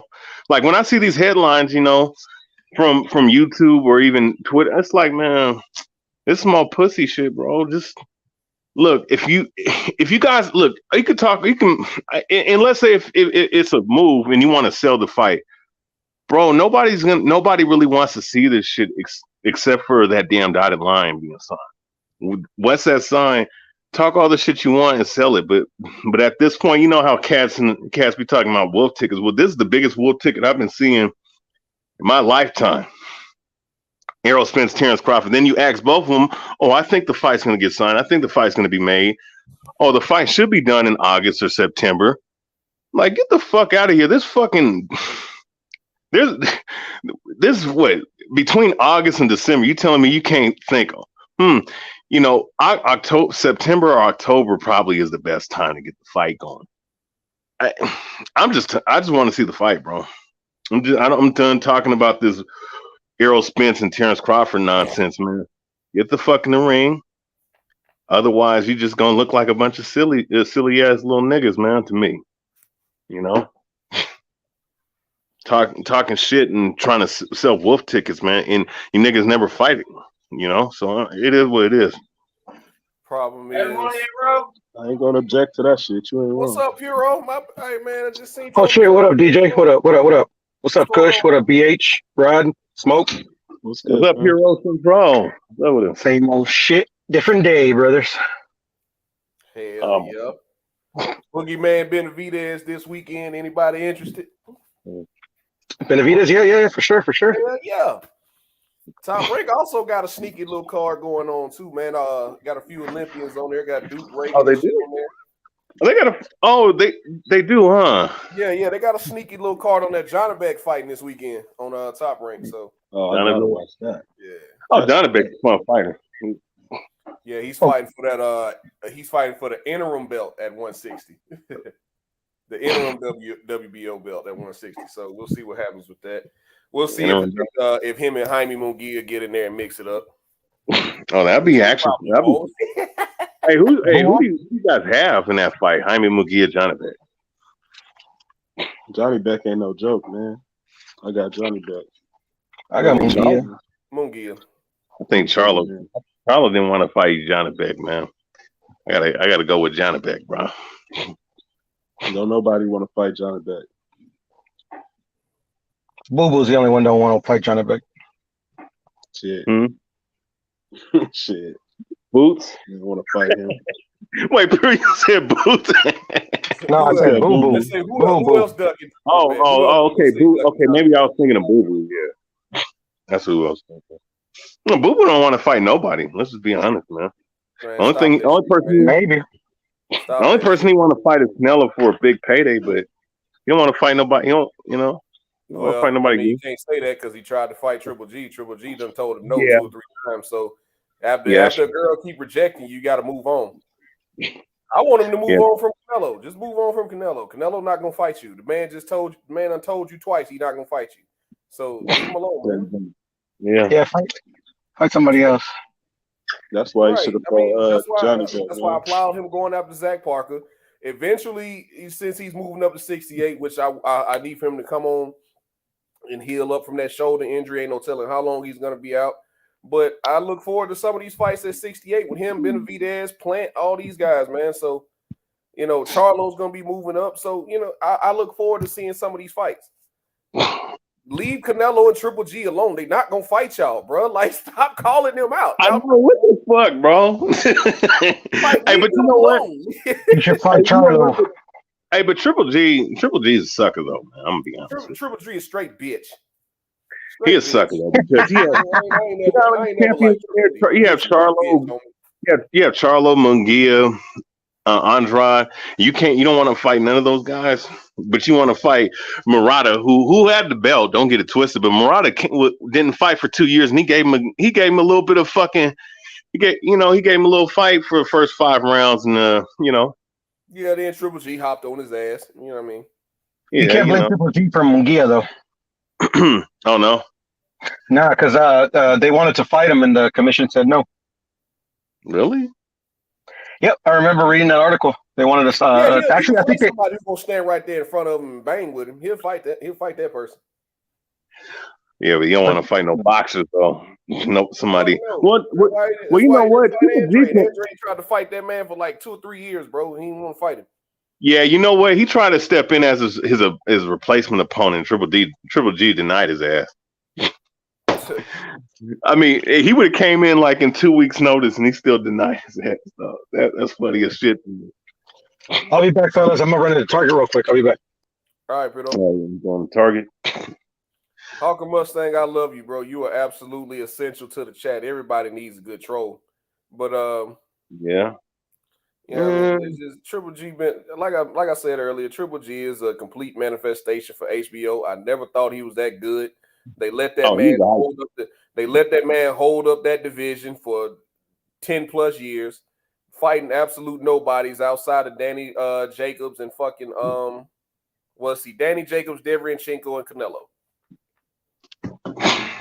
Only fights I really give him credit for. Yeah, Danny Jacobs beat him in that fight, but they still gave him the fight though. That's too bad because that means we still got to give him more credit than the other dudes. Well, you know what's so cool? I like Triple G. Y'all don't like Triple G. I like Triple G. No, I'm not giving you credit. I want to see Charlo fight Triple G, man. Triple G don't want to fight Charlo, man. Canelo lost, bro. Like Canelo about to rematch Bivol. What Triple G gonna do? He holding those belts, man. Fight Charlo, bro. Damn.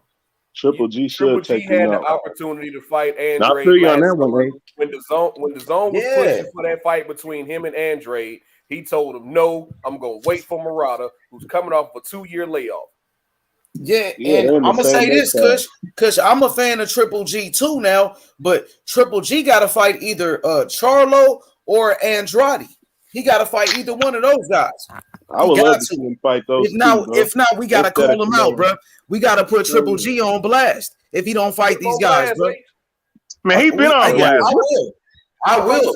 No, hey, he been on blast though for years. I got you, DJ. I got you for that, bro. He got to fight Charlo or he got to fight Demetrius Andrade, bro. If not, give up the belts and retire, bro. Get out of boxing. Right. That's what I want to see too. Fuck it, because I don't care to see him fight Canelo over them two. Hang it up. Because he's not going to fight them guys. He'll move up to 68 to fight Canelo. But the whole time, Zordo, Benavidez, Caleb Plant, all them guys was up there. He was not going to 68. Only reason he's going to 68 is because Canelo's not coming back down to 60.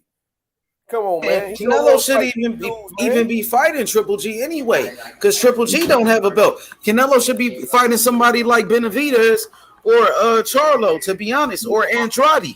You know what I'm saying? The crazy part, I think he should fight Benavidez. At the rankings today, right? And Benavidez is the #1 contender in the WBA and the WBC. And Avanesian, I think, is the not Avanesian. Goddamn, WBA, he ranked #1.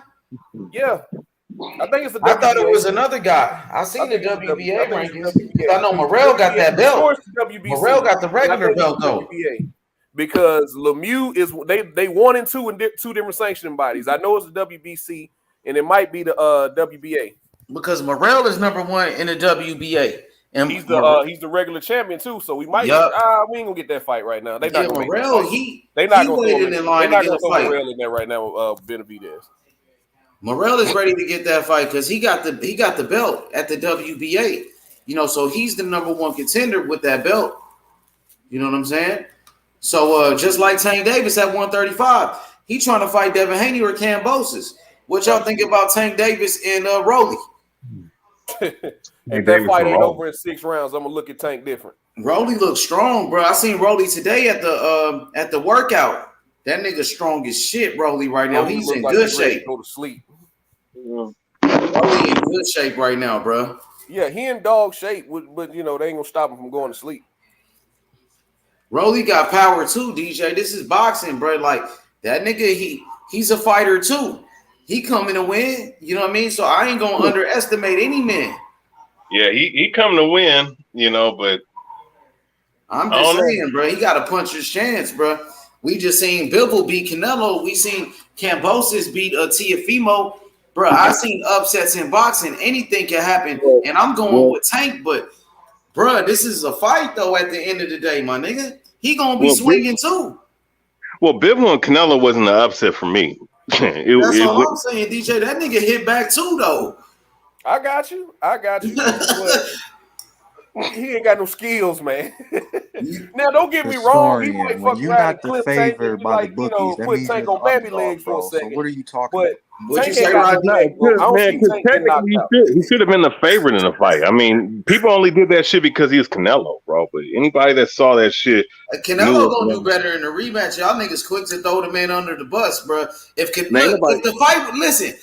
fight was already close and Canelo looked like shit, imagine if he come back better. That fight was not remotely close. Do better, he might win the fucking fight. That fight was not close, man. So why was it close like that? Because that's how the judges scored it. We all saw what the hell I'm happened. asking you, listen to me. If Canelo does better in a rematch, if the fight, according to the judges, was a close fight, if Canelo does better in a rematch, could he possibly win the fight? First and foremost, fuck the judges. I mean, we've seen a whole bunch of fucked up scoring cards this year. But I mean, if he does better, he does better. But I'm just saying, I told he can win the fight. I told you WBO. Do you think he can win the fight then if he does better? Because you know why? Because listen to me. If the fight was already close and he looked like shit, according to the judges, if he come back, throw some more punches, he come back, he got more energy. Is it a chance Canelo can win the rematch? Man, Canelo getting beat. Look, I told you guys before. I'm gonna say it again. That Bivol is a horrible matchup for fucking Canelo Alvarez. That's why I was saying that. That's my point. Was that matchup that cats talk about, the boxer style, motherfucker, that's the best. That's one of the best boxers. And I said this a month or two ago. He's one of the best boxers in boxing. You know, as far as skill wise. And so I'm asking you, is it a chance that Canelo can win? Because if he does better, the judges might give him the decision. Is that a chance? Yeah, it's a 20% chance, like it was in the last fight, bro. I mean, everybody has a It's chance. not gonna be like the last fight. He's doing better this time. Everybody bleeds, but you know, everybody bleeds, so he has a chance. But you know, Canelo's a great fighter. No. Look, Canelo's a great fighter. He's just not. He wasn't ready for Bivol. I told you guys that. Okay, he's gonna be ready in the rematch. That's what I'm telling you. He was ready this time, bro. Man, wait. So you wasn't ready for first fight? He gonna do better this time in the rematch. No, I'm telling you, Canelo's gonna come in. He's gonna be in better shape. He's gonna have more energy in the rematch. You counting the guy out? I'm not counting nothing now. It's a bad match. I'm not gonna count him out. It's not about counting him out, H. We just seen this man get his ass whooped. Okay. So it's hard to say. That's in that fight. That's the first fight. That's over. That was a clean ass whooping. It was a clean ass whooping. But that's the first fight. We talking about a whole different fight. Ass whooping, H. So it's hard. I'm sorry. It's hard for me. I'm not gonna speak for TBA. Okay, DJ. This a whole different fight. It's a whole nother fight, though. And according to the judges. I got what you're saying, but it's hard for me to say this man is gonna win the fight when I just seen him thoroughly get his ass whooped. He might get stopped in that second fight. You never know. He ain't gonna get stopped. Bivol don't hit hard enough to stop like him. Smoke. I listened to y'all for probably about Bivol 4 already hours. hit Canelo with his best punches. He couldn't knock him out. Hey man, Canelo got a chin, bro. He got a good defense too, bro. He can take a punch, bro. He ain't gonna knock him out. Bivol don't have the power to knock him out. Sucking win in the 4th round like he was in this fight might be a good. So why Bivol ain't stop him then if it was that bad? I don't know. Why Bivol didn't stop him? In the first fight. That's a good question. The next time he might step on the gas and knock him out. I don't know. Why he didn't I don't want to see that fight. He could have got Canelo right there. Canelo was gassed. He was on the ropes. Why he didn't put his foot on the gas and get him out of there? Bro, because he was playing keep away, just like that first fight with Charlo Castaño. Charlo could have knocked Castaño out in that 10th round in the first fight. He ain't step on the gas and do it. This fight, he did. I mean, but it's like this though. If you know that you're blowing him away, and listen, and Castaño ain't Canelo either. He ain't got the defense like a Canelo, bro. Yeah, Canelo got really good head movement. The problem is though, a great jab beats great head movement any day of the week, bro. Look, Puro a great jab beats a great head movement any day of the week. Look at this comment by Puro. He said Bivol not good enough to knock out Canelo. Facts, Pete. Bivol's good, but he's not that good. He ain't that damn good. But there's more. It's not about being good. There's more variables of stopping somebody than just having power accumulation. Because obviously those punches affected Canelo to the point where he had to back up a little bit. It's not always about fucking stopping somebody with one shot. Accumulation, especially accurate punching that lands, that takes its toll on guys, man. I mean, Ward shouldn't have. If that's the case, Ward shouldn't have stopped fucking Kovalev then. Nah, this is a completely different fight, and Canelo ain't Kovalev, bro. He ain't Kovalev. You talking about a whole different monster, bro? No, I'm using an example that look, man. No, Ward is not a power puncher, but Ward stopped him. How did he stop him? Because he beat. But he ain't Ward. He definitely ain't Andre Ward either. Yeah, he's a good fighter, but he's not Andre Ward. But you know what? Ward Canelo ain't a Kovalev who gonna come in there and fucking run out of gas and shit. Yeah, but you know what, Ward? Ward rematch, he ain't gonna run out of gas in his rematch. You trying to compare Canelo to Kovalev? Are you serious? Andre Ward left 175 when Canelo got defense, bro. Why Bivol couldn't stop him in the first fight? Canelo was out of gas. He was tired thin. He was right there to be stopped. Why he couldn't do it? I see what you're trying to do. You got Canelo fucked up, bro. I got you. Canelo ain't no bitch.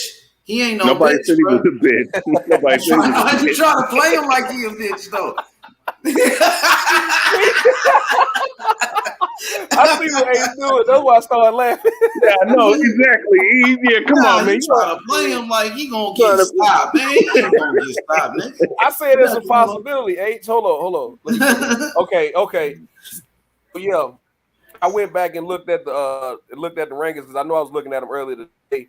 Benavidez is number 1, and Lemieux is number 2 in the WBC. And Benavidez is number 2, and Lemieux is number 3 in the WBO. So either way it go, you know.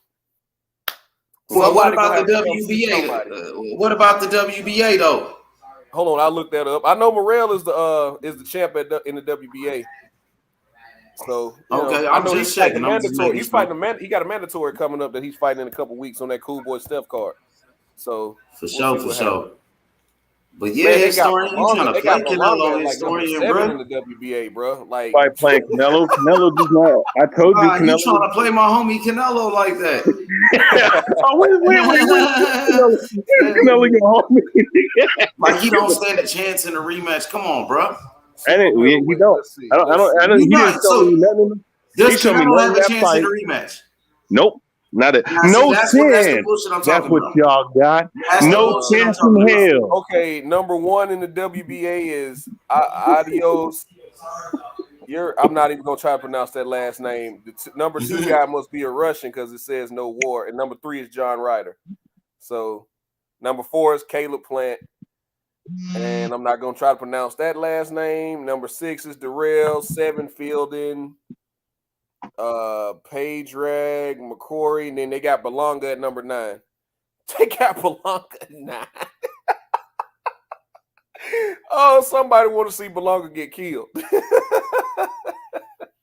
Never know. He might beat some of these guys in the top 10, man. You never know, but we'll see what happens.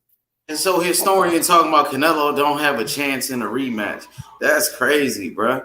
Oh, chance. Rodney, you hear this shit, Rodney?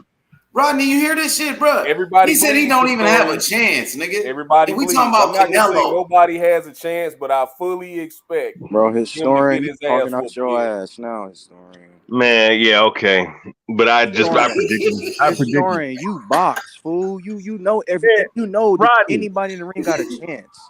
No. He has a chance. It's just a very minute chance, like 15%. I got you. You know, 15%, 20%. I mean, 30% maybe. Bro, we talking about pound for pound, one of the best fighters in the world, bro.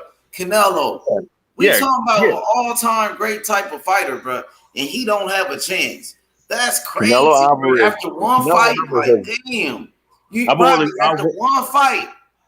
Okay, man. Listen, Canelo Alvarez has the best resume of any current boxer boxing today. I've always said that. Yeah, and I know. But here's the thing.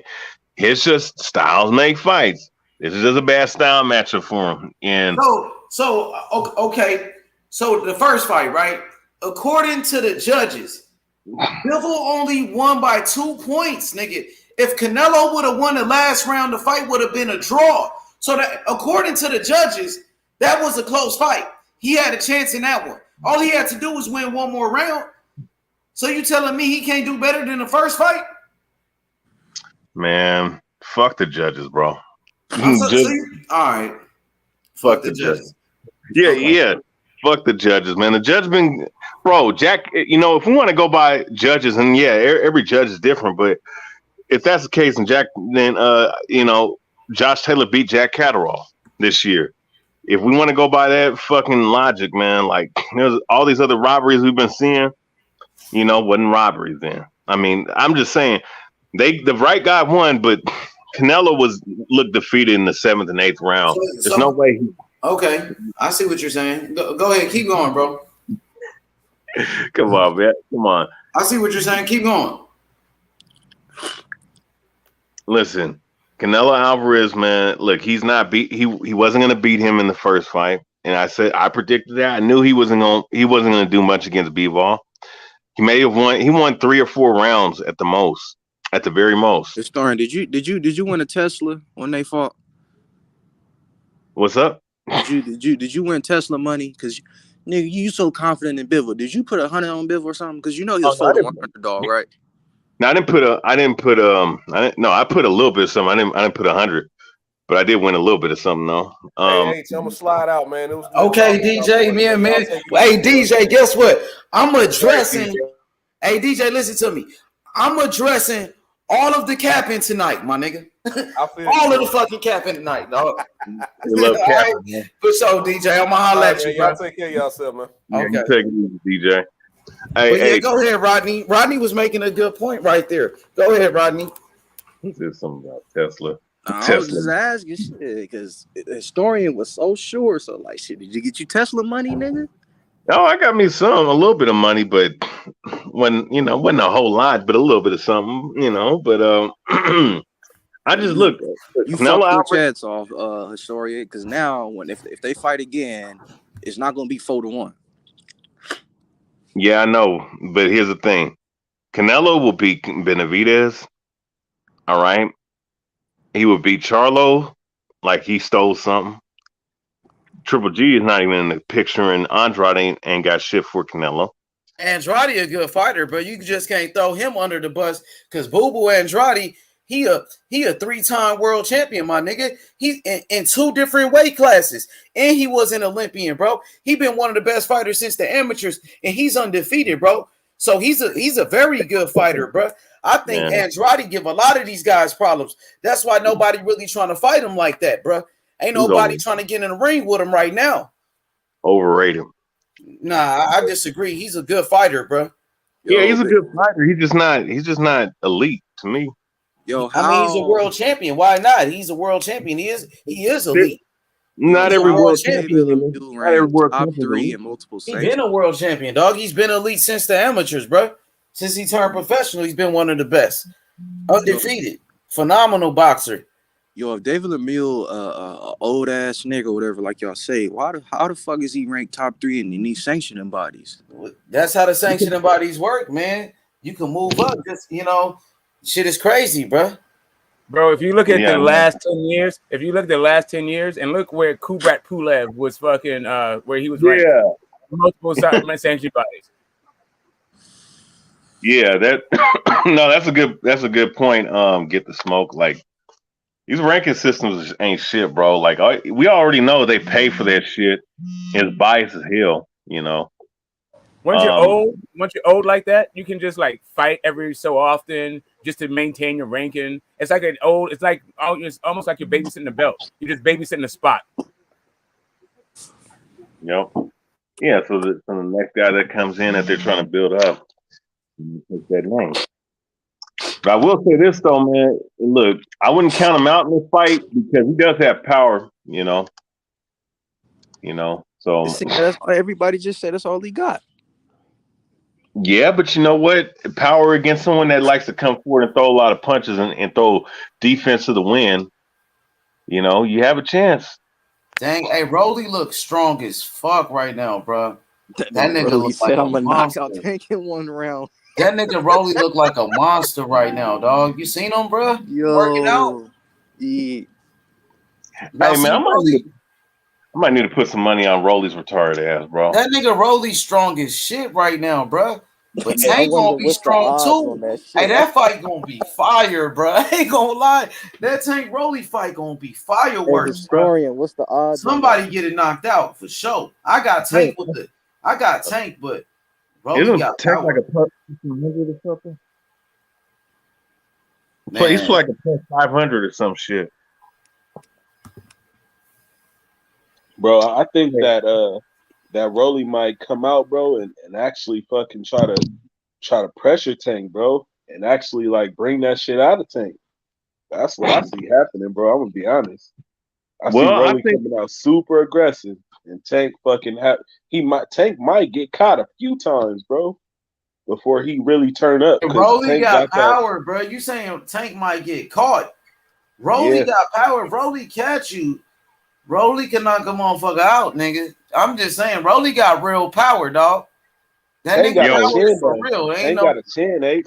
That's the thing. Tank got a chin too, but Rolly got power like that nigga. He cracking with his punches now. So Tank can't go out there and be reckless and get hit with no crazy shit because Rolly do got power. I'm telling you. Yeah. So Tank got to use his skills and take his time and break this nigga down. You know what I'm saying? You can't go up in there and get all wild. Then you can get hit with some crazy shit.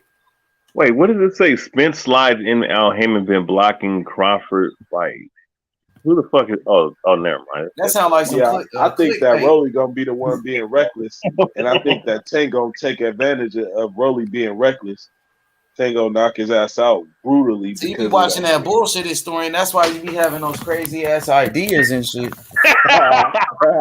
Bro, you be watching that type of shit. I don't watch Fred. I don't watch Fred, man. Fred's an idiot. Fred.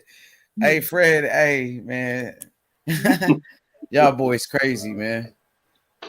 I should go up on. I should call on the show again and troll his ass again, bro. Nah, hell no, man. Don't bring that over here, bro. Nah, leave that nigga alone, man. Leave that man alone. Unless you gonna pull up, just pull up on him. Go to a show then. Why you don't go? Why you don't go and call him out? I call his ass out, man. I have fun doing that shit. I just. When you gonna do it? I'll do. Hey, man, I'm gonna do it when he leaves. He on right now. You should do it right now. Hell no, fuck that. You know what? Nah, fuck that, man. Nah, we right. We good, bro. We good, man. Nah, fuck that. Hey, but hell yeah. Hey, so my boy, I want to talk to my boy Rodney, man. Rodney, what you think about boxing historians saying Canelo don't have a chance? Canelo don't have a chance in a rematch. You're counting him out. Canelo is one of the best fighters in the world, bro.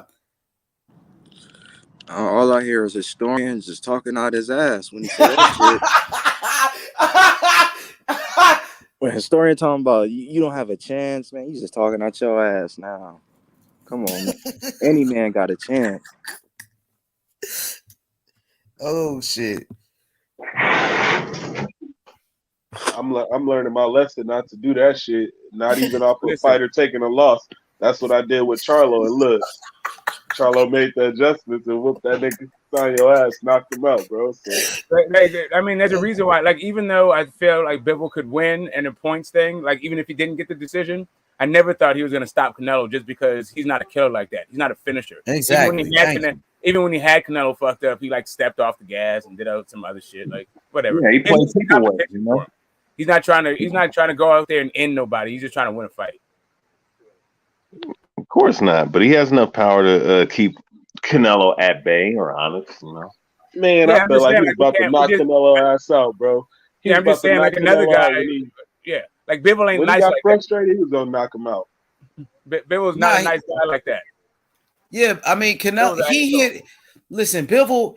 He hit Canelo with his best punch, with his best shots, and Canelo took it. And Canelo said, "Come on, Canelo got a lot of heart." I said Bivol, but I meant Better B. Better B was not a nice guy like Bivol. Oh yeah. Better B was gonna go in there and try to kill someone. That's some different shit. He gonna like get we should Canelo start out of there. being all enamored with Canelo's chin because I think it is a great chin. Don't get me wrong, but I saw him getting fucked up in that fight. And if Bivol had a different temperament, we might have seen we might have seen a different outcome. Oh yeah. No, I agree with that assessment because Canelo's body language when he got tagged up a couple things, when he got tagged up a couple rounds, I should say, he backed up, man. Like he didn't like that shit, bro. Right. You know, and normally he doesn't do that. He usually comes forward, bro. So I'm looking, and I'm gonna say this too, man. I mean, you keep talking about Canelo like that, the Don gonna pull up on you, Coco the Don. Yeah, I don't give a shit. No, he team Canelo for real all day, man. You know how they ride with Canelo, bro. They don't play that stuff. You know what? Look. Salute to the real Canelo fans, but you know what? He's a real Canelo fan. Canelo Alvarez is not invincible, bro. The Dom, all right. He's not invincible. Bro, we know he's not Canelo invincible. Nobody said he was invincible. That's how people were acting before the fight with Bivol, you know. I know one thing: Canelo wasn't going to allow himself to get knocked out that night. He wasn't playing, bro. He fucking knew how to get in there and close the distance so Bivol couldn't finish his ass, bro. That's what looked like frustration to people. He got a chin, bro, and he got a lot of heart. So I don't know what there is to be ashamed of about Canelo.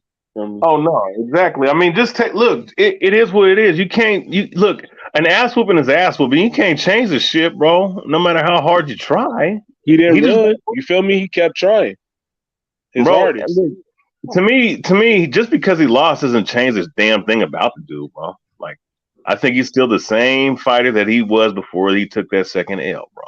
You know what I'm saying? Everybody can lose. The thing is, at least he put his L to the test, unlike some of these undefeated fighters that we like to say is great and shit. You know, And that's that's why I said. Hey, boxing historian, the Don, he said don't count Canelo out. Don historian, he said don't count him out. That's all I'm saying. The Don, just don't count him out, bro. You can't underestimate the heart of a champion, bro. Yeah, you picked him to win, BH. What happens now? What happened now? Well, now he has no chance to win. Oh, I picked who to win. Wait, who picked who to win? You picked Canelo to win. You ain't Shelton. Bro, you know damn well I told you guys Bivol was gonna beat the shit out of him, bro. Come on. I remember you picking Canelo, and then you changed your mind at the last minute. That's what I remember. Nope, never did. I said as soon as I saw him, so I was like, oh shit, Canelo trying to go for greatness because Canelo has no look. I said Canelo is gonna have a hard time beating him, and if Bivol's jab is there, it's almost gonna be it's almost gonna be an insurmountable fight for him to win. That's what I said, bro. I mean, but you never picked Bivol. I picked Bivol. I bet on Bivol, and I picked Bivol. I picked him on multiple. Cap. Please, I've been whether it be H Money's platform, whether it be the HCP platform, whether it be my platform, whether it be anyone else's platform, I've been saying that Bivol was gonna beat the shit out of Canelo, bro. Cap. I had the receipts. Benavidez said he sparred Bivol, and he said the body shots be open, and all he has a 1-2. I was like, oh, Canelo gonna knock him out. I ain't gonna lie. After Benavidez said that, I'm like, oh, Canelo gonna knock him out. But shit, I was wrong. Shit. Listen, bro. Listen, look, because I remember when he said that. Listen, sparring is much different than an actual fight because you're not. A lot of times when guys spar, they either work on shit or they don't show their best shit, bro. It is what it is, bro. When you get in there without the headgear with the 8 or 10 ounce gloves instead of the 16 ounce gloves, it's a whole different fucking ball game.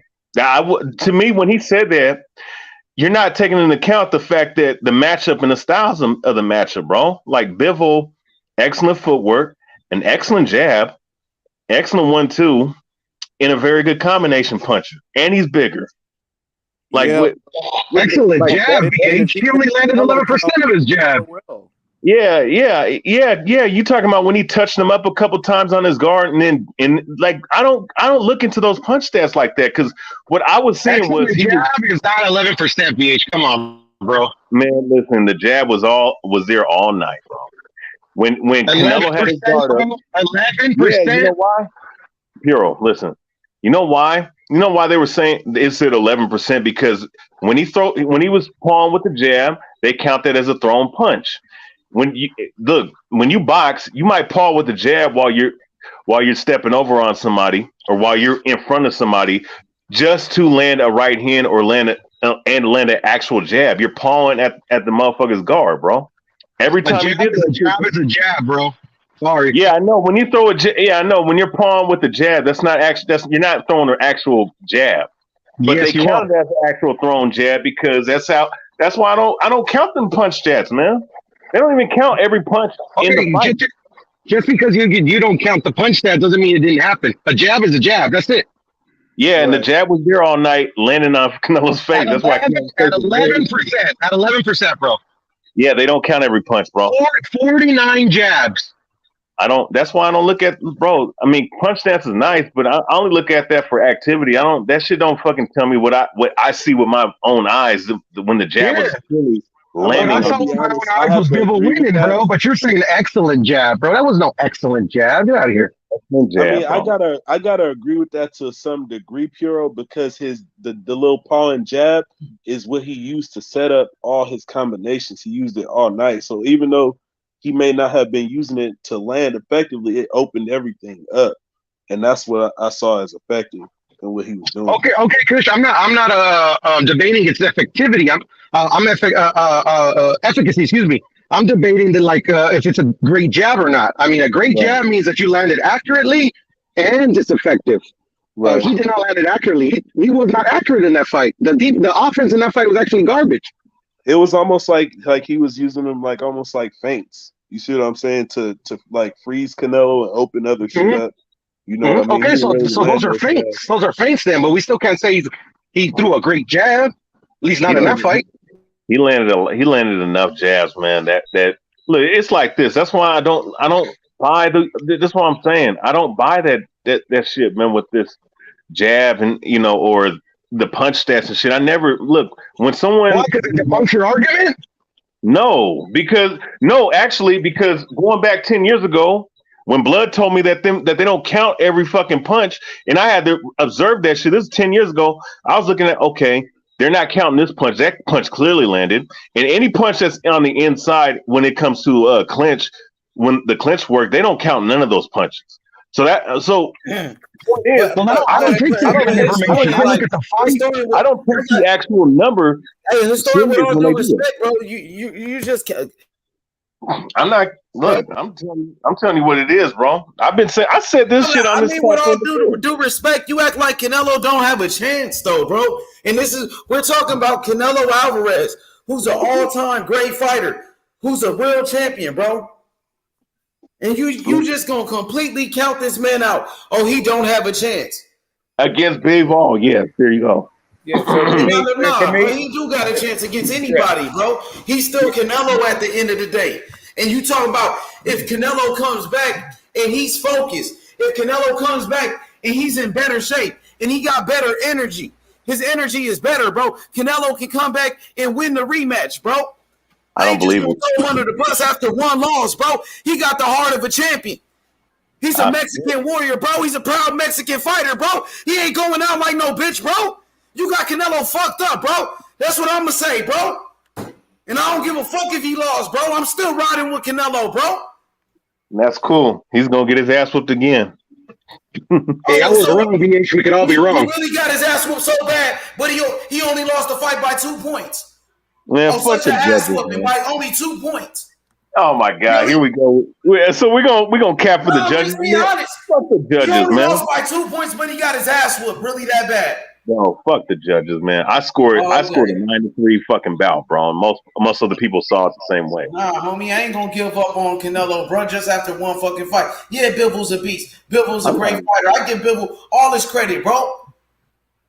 Listen, I'm not a hater. So here's the thing. I'm not a hater or a fan of Canelo. He just doesn't have a chance against Bivol. That's all. So for me, just real fast. I felt like I gave him Canelo 4 rounds, and I feel like he was gassed for more than 3 rounds. So it doesn't if he shores up some things, like I feel like he can do better, and then I'd like to see what happens because for me, I just saw how Bivol fights. That seemed like a pretty typical Bivol fucking fight to me. I don't know what. Yeah, historian, bro. I don't agree with that, bro. That's all good. Bro, you throwing Canelo under the bus right now, bro. How am I throwing him? I'm not a fan of him. I'm not throwing him. He don't have a chance. Well, H, you know what? You guys were scorning me when I told you that Bivol was gonna beat the shit out of him, and he did. Okay, you got it right. I ain't nobody arguing that. The only problem I got with you saying Canelo don't have a chance in winning a rematch. I mean, okay, I got you. He got a 15% chance of winning the set. It's more than 15%, way more, bro. Okay, 20%. Nah, that's some bullshit, bro. Can I ask you a question, BH? What's up? Okay, Canelo, I think that what kept him from being effective, like he usually is, was his inability to be able to break Bivol's guard. If he's able to break his guard, do you think he's capable of hurting Bivol? Man, if he's able to, but from what I see, he didn't land too much on redemption, revenge. You know what I'm saying? That's what's on Canelo's mind. The bro. reason I think he is, I think he's capable because of what I seen in that Callum Smith fight. I think he's capable of breaking that guard. Historian, you a guru? Yeah, that's Callum Smith. So historian, I know you're gonna go back and watch the fight many times. Are you gonna say Canelo made mistakes? Bro, you act like Canelo he beat himself, or did Bivol like he got embarrassed? What you gonna say? He got embarrassed. How many times you watched the fight already, historian? I watched it twice, and I had the same scorecard as I did in the first fight. First time I watched it, I just don't look, man. Canelo, great fighter, bro. This ain't no hate. This ain't hating, man. I'm not a fan, and I'm not a hater of Canelo. What you gonna say when Canelo come in better shape? What you gonna say when Canelo got more energy and throwing more punches and more aggressive? Yeah. Well, first and foremost, we gotta see it. Yeah, we will see it in the rematch, bro. Show me. We will see a better Canelo Alvarez. I guarantee you that, bro. Look, he got to show him. He didn't even knock out Canelo on his worst day. Man, yeah, it is not. You don't have to knock out somebody to win a fight, bro. And he did that. He couldn't even knock out Canelo on his worst day, but you think he gonna knock him out in a rematch? Come on, man. I didn't say he was gonna knock him out in the rematch. I said he was gonna beat the shit out of him in the rematch. Okay, I'm just checking. So no knockout. So you don't think he's gonna knock him out? I mean, Canelo has the best chin in boxing. It's gonna take a lot to knock him out. But the rematch ain't even gonna. I don't even know why we're talking about some fantasy fight that's never gonna happen. It is gonna happen. He got a rematch clause, bro. He got to see Canelo in the rematch. Fuck that, bro. What you trying to say? You said it. All right. So you don't think Canelo gonna take the rematch? You think Canelo you saying Canelo gonna duck the rematch? Man, Canelo ain't gonna take the rematch. So what you trying to say? He ain't that. So basically, you're saying he's going to duck the rematch. When you say he's not gonna take the rematch, you saying he gonna duck. Man, Canelo's energy after the fight. That's what you're saying. Tells me that he don't want the fight, bro. That's some bullshit, bro. Nah, fuck that. He said it after the fight. He want the rematch, bro. Yeah, well, he said people say a lot of things, bro. Nah, we gonna run that shit back, bro. Yeah, I got you. Yeah, he said he want the rematch, bro. You got Canelo fucked up. Like I said, he ain't gonna take the rematch. He got a rematch clause just in case if he lose. He want the rematch, bro. Listen, Canelo ain't beating no B-ball. Man, you just lying on the man's name. Now he ain't gonna take the rematch. Damn, bro. That's crazy. Has it been announced? So how you gonna say he not gonna take it though? Listen, Canelo Alvarez ain't fighting B-ball. If he does, he's gonna get his ass. He ain't never rejected the rematch. Now you trying to accuse Canelo of ducking the rematch? Canelo ain't never ducked no smoke. Yeah, nah, he ain't ducking the dime. Don't get these Canelo Alvarez fans mad, bro. Don't get these Canelo Alvarez fans mad because I ain't got all day. I ain't got all night, man. Come on, bro. Don't lie on him, man. That's all I'm asking. Don't call him no duck now. He ain't turned nothing down. He ain't never turned nothing down. Quack, quack. I just made Bailey get her belt back. Nah, bro, that's bullshit. And Canelo gonna come back better in a rematch. He gonna do better in a rematch. Remember that, boxing historian. Don't count the man out. You know what I'm saying? He got the heart of a champion. He got the heart of a champion, historian. He couldn't even knock out Canelo on his worst day. On his worst day.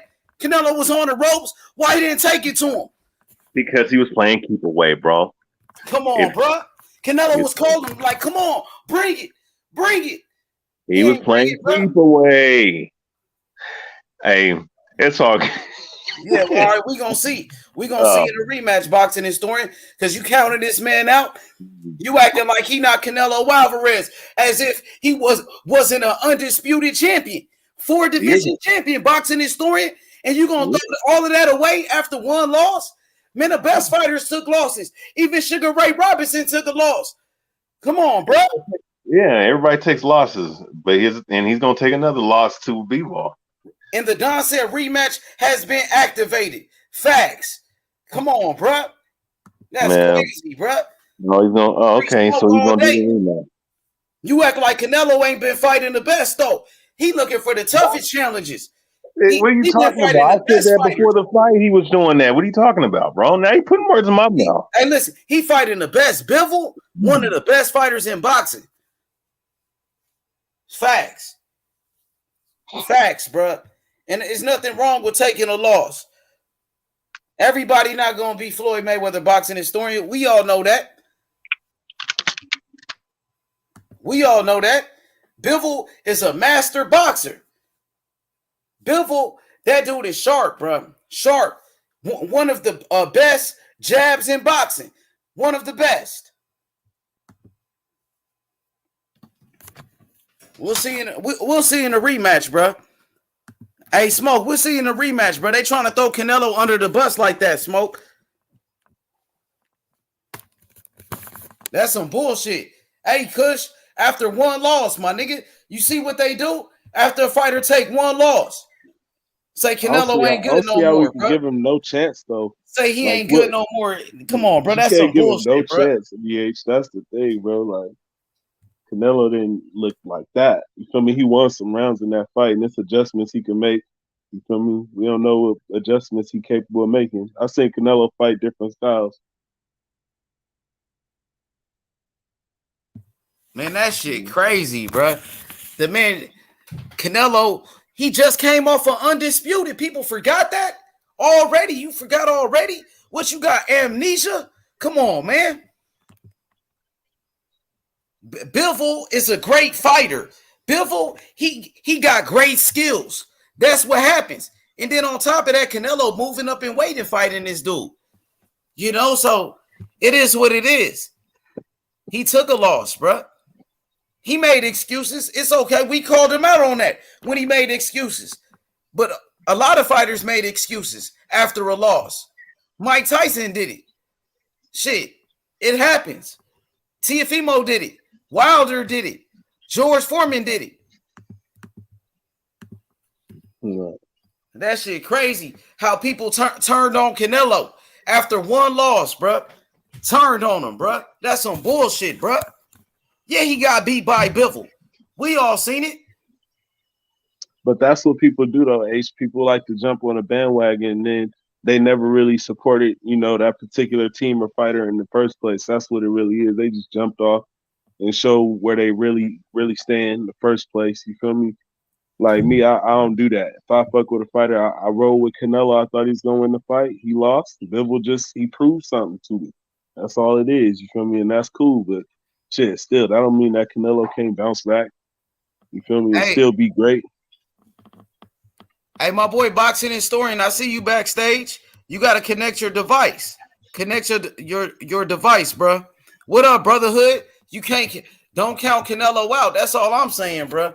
Canelo's still a beast, even after a loss, bro. You know what I'm saying? You hear me, brotherhood? I'm glad they turned on Canelo. Y'all did right, fans. Turn on that clown. Nah, he ain't no clown, bro. Canelo a monster, bro. Boxing is in a better place, bro.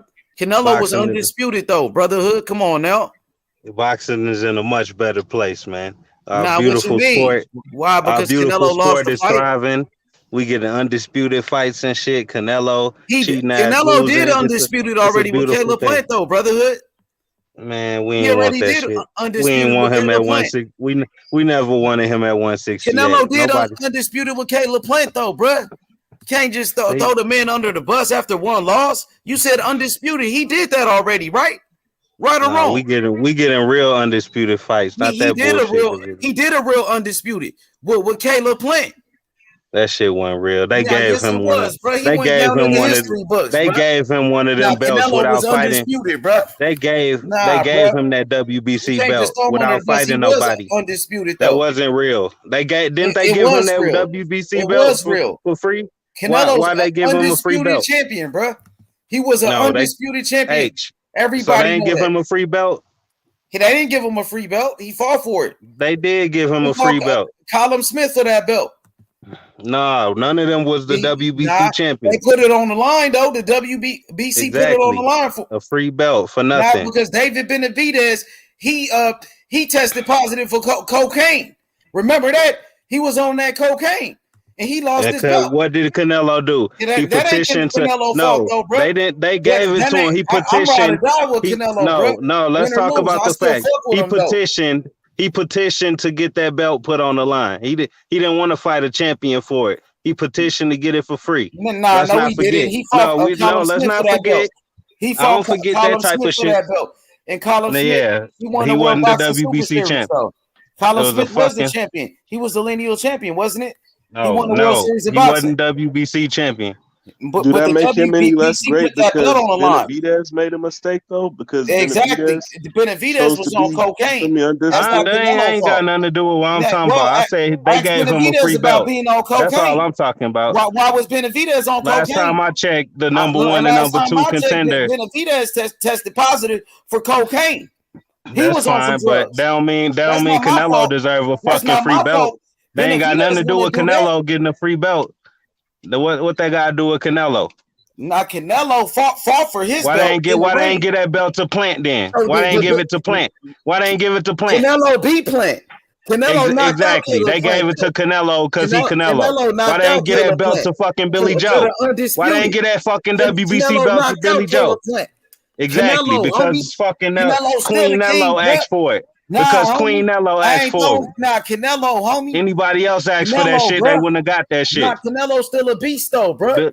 Billy Joe didn't get that bitch for free. I'm pretty sure he wanted an extra belt. Canelo's still a beast though. Everybody know that though, bro. We can't deny Canelo it. washed. He washed. No, he not. Why? Because he lost to Bivol? Tell me why. Let me ask you. He looked like he washed because he looked like a shell of himself. When Keith Thurman looking like shit, y'all say he washed. Canelo looked like a shell of himself, just like Thurman, right? 2 points. Bivol, he only won by 2 points though, brotherhood.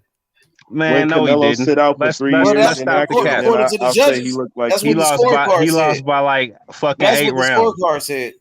I don't care what the score. That's the point. That's the point. That's why we want him out of the sport, because his scorecards is fucking shit. His scorecards are always bullshit. That's why niggas turn on him. That's why niggas turn on him. The scorecard. If Canelo does better in a rematch, what happens? Does Canelo win the fight? Who cares? Because we know it's gonna be scorecard. The whole world cares. That's what I'm saying. He can win 3 rounds and still win the fight. That's why. Just be ready for the rematch. Compare Canelo, bro. After another fucking shit scorecard, I'm not looking forward to any of this. I got my sources. I know Canelo coming back better in a rematch. Why would you be happy? You happy to see another shit scorecard, bro? That's what you happy to see? Because that's all we ever get with Canelo. It's bullshit scorecard.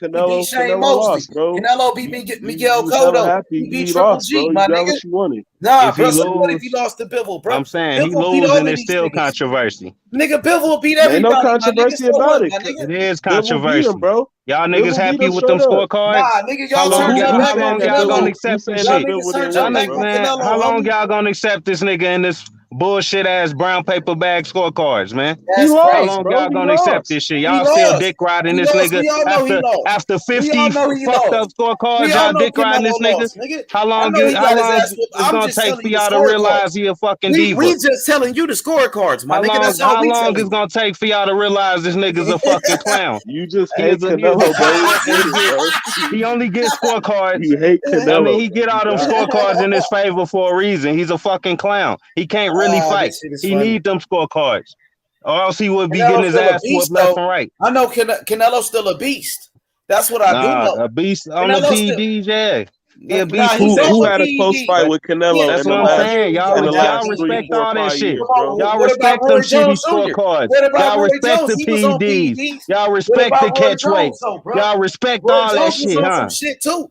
That's some bullshit, bro. Y'all niggas crazy. Dick riding this nigga with all this controversy. Niggas dick riding him, and y'all know his career is a fucking farce. Stop it, man. Nah, we ain't gonna say all of that. I disagree with that. That nigga's a farce. I disagree. A farce, damn. You going too far, my nigga. Man, he is. How many fucking scorecards we got to talk about? Like, how many times has this been? Let's count. Let's add it up. The Floyd Mayweather scorecards, the Laura scorecards, the fucking Bivol scorecards. What else we got, bro? I'm pretty sure it's the Triple G scorecard. The Triple G scorecard.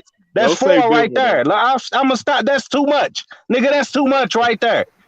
That's enough. And y'all shouldn't be dick riding this nigga after all that shit. All right, bro, you got I don't do no dick riding, nigga. Nigga ain't do no dick riding. Get him the fuck out of here.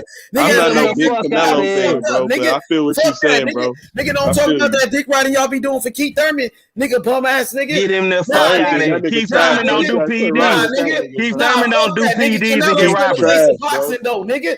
Nah, Canelo still was undisputed, nigga. You still talk about Keith Thurman, bum ass, capping for him. Yeah, he don't do PDs. Canelo was undisputed, my nigga. Thurman don't do PDs. He should have fans. What you mean? Canelo fight more than one time a year. I don't see Thurman Canelo fight more than one time a year. He doing better than your favorite fighter, Keith Thurman, bum ass nigga. My favorite fighter. What Thurman got to do with Canelo anyway? Still a beast, my nigga. But let's go.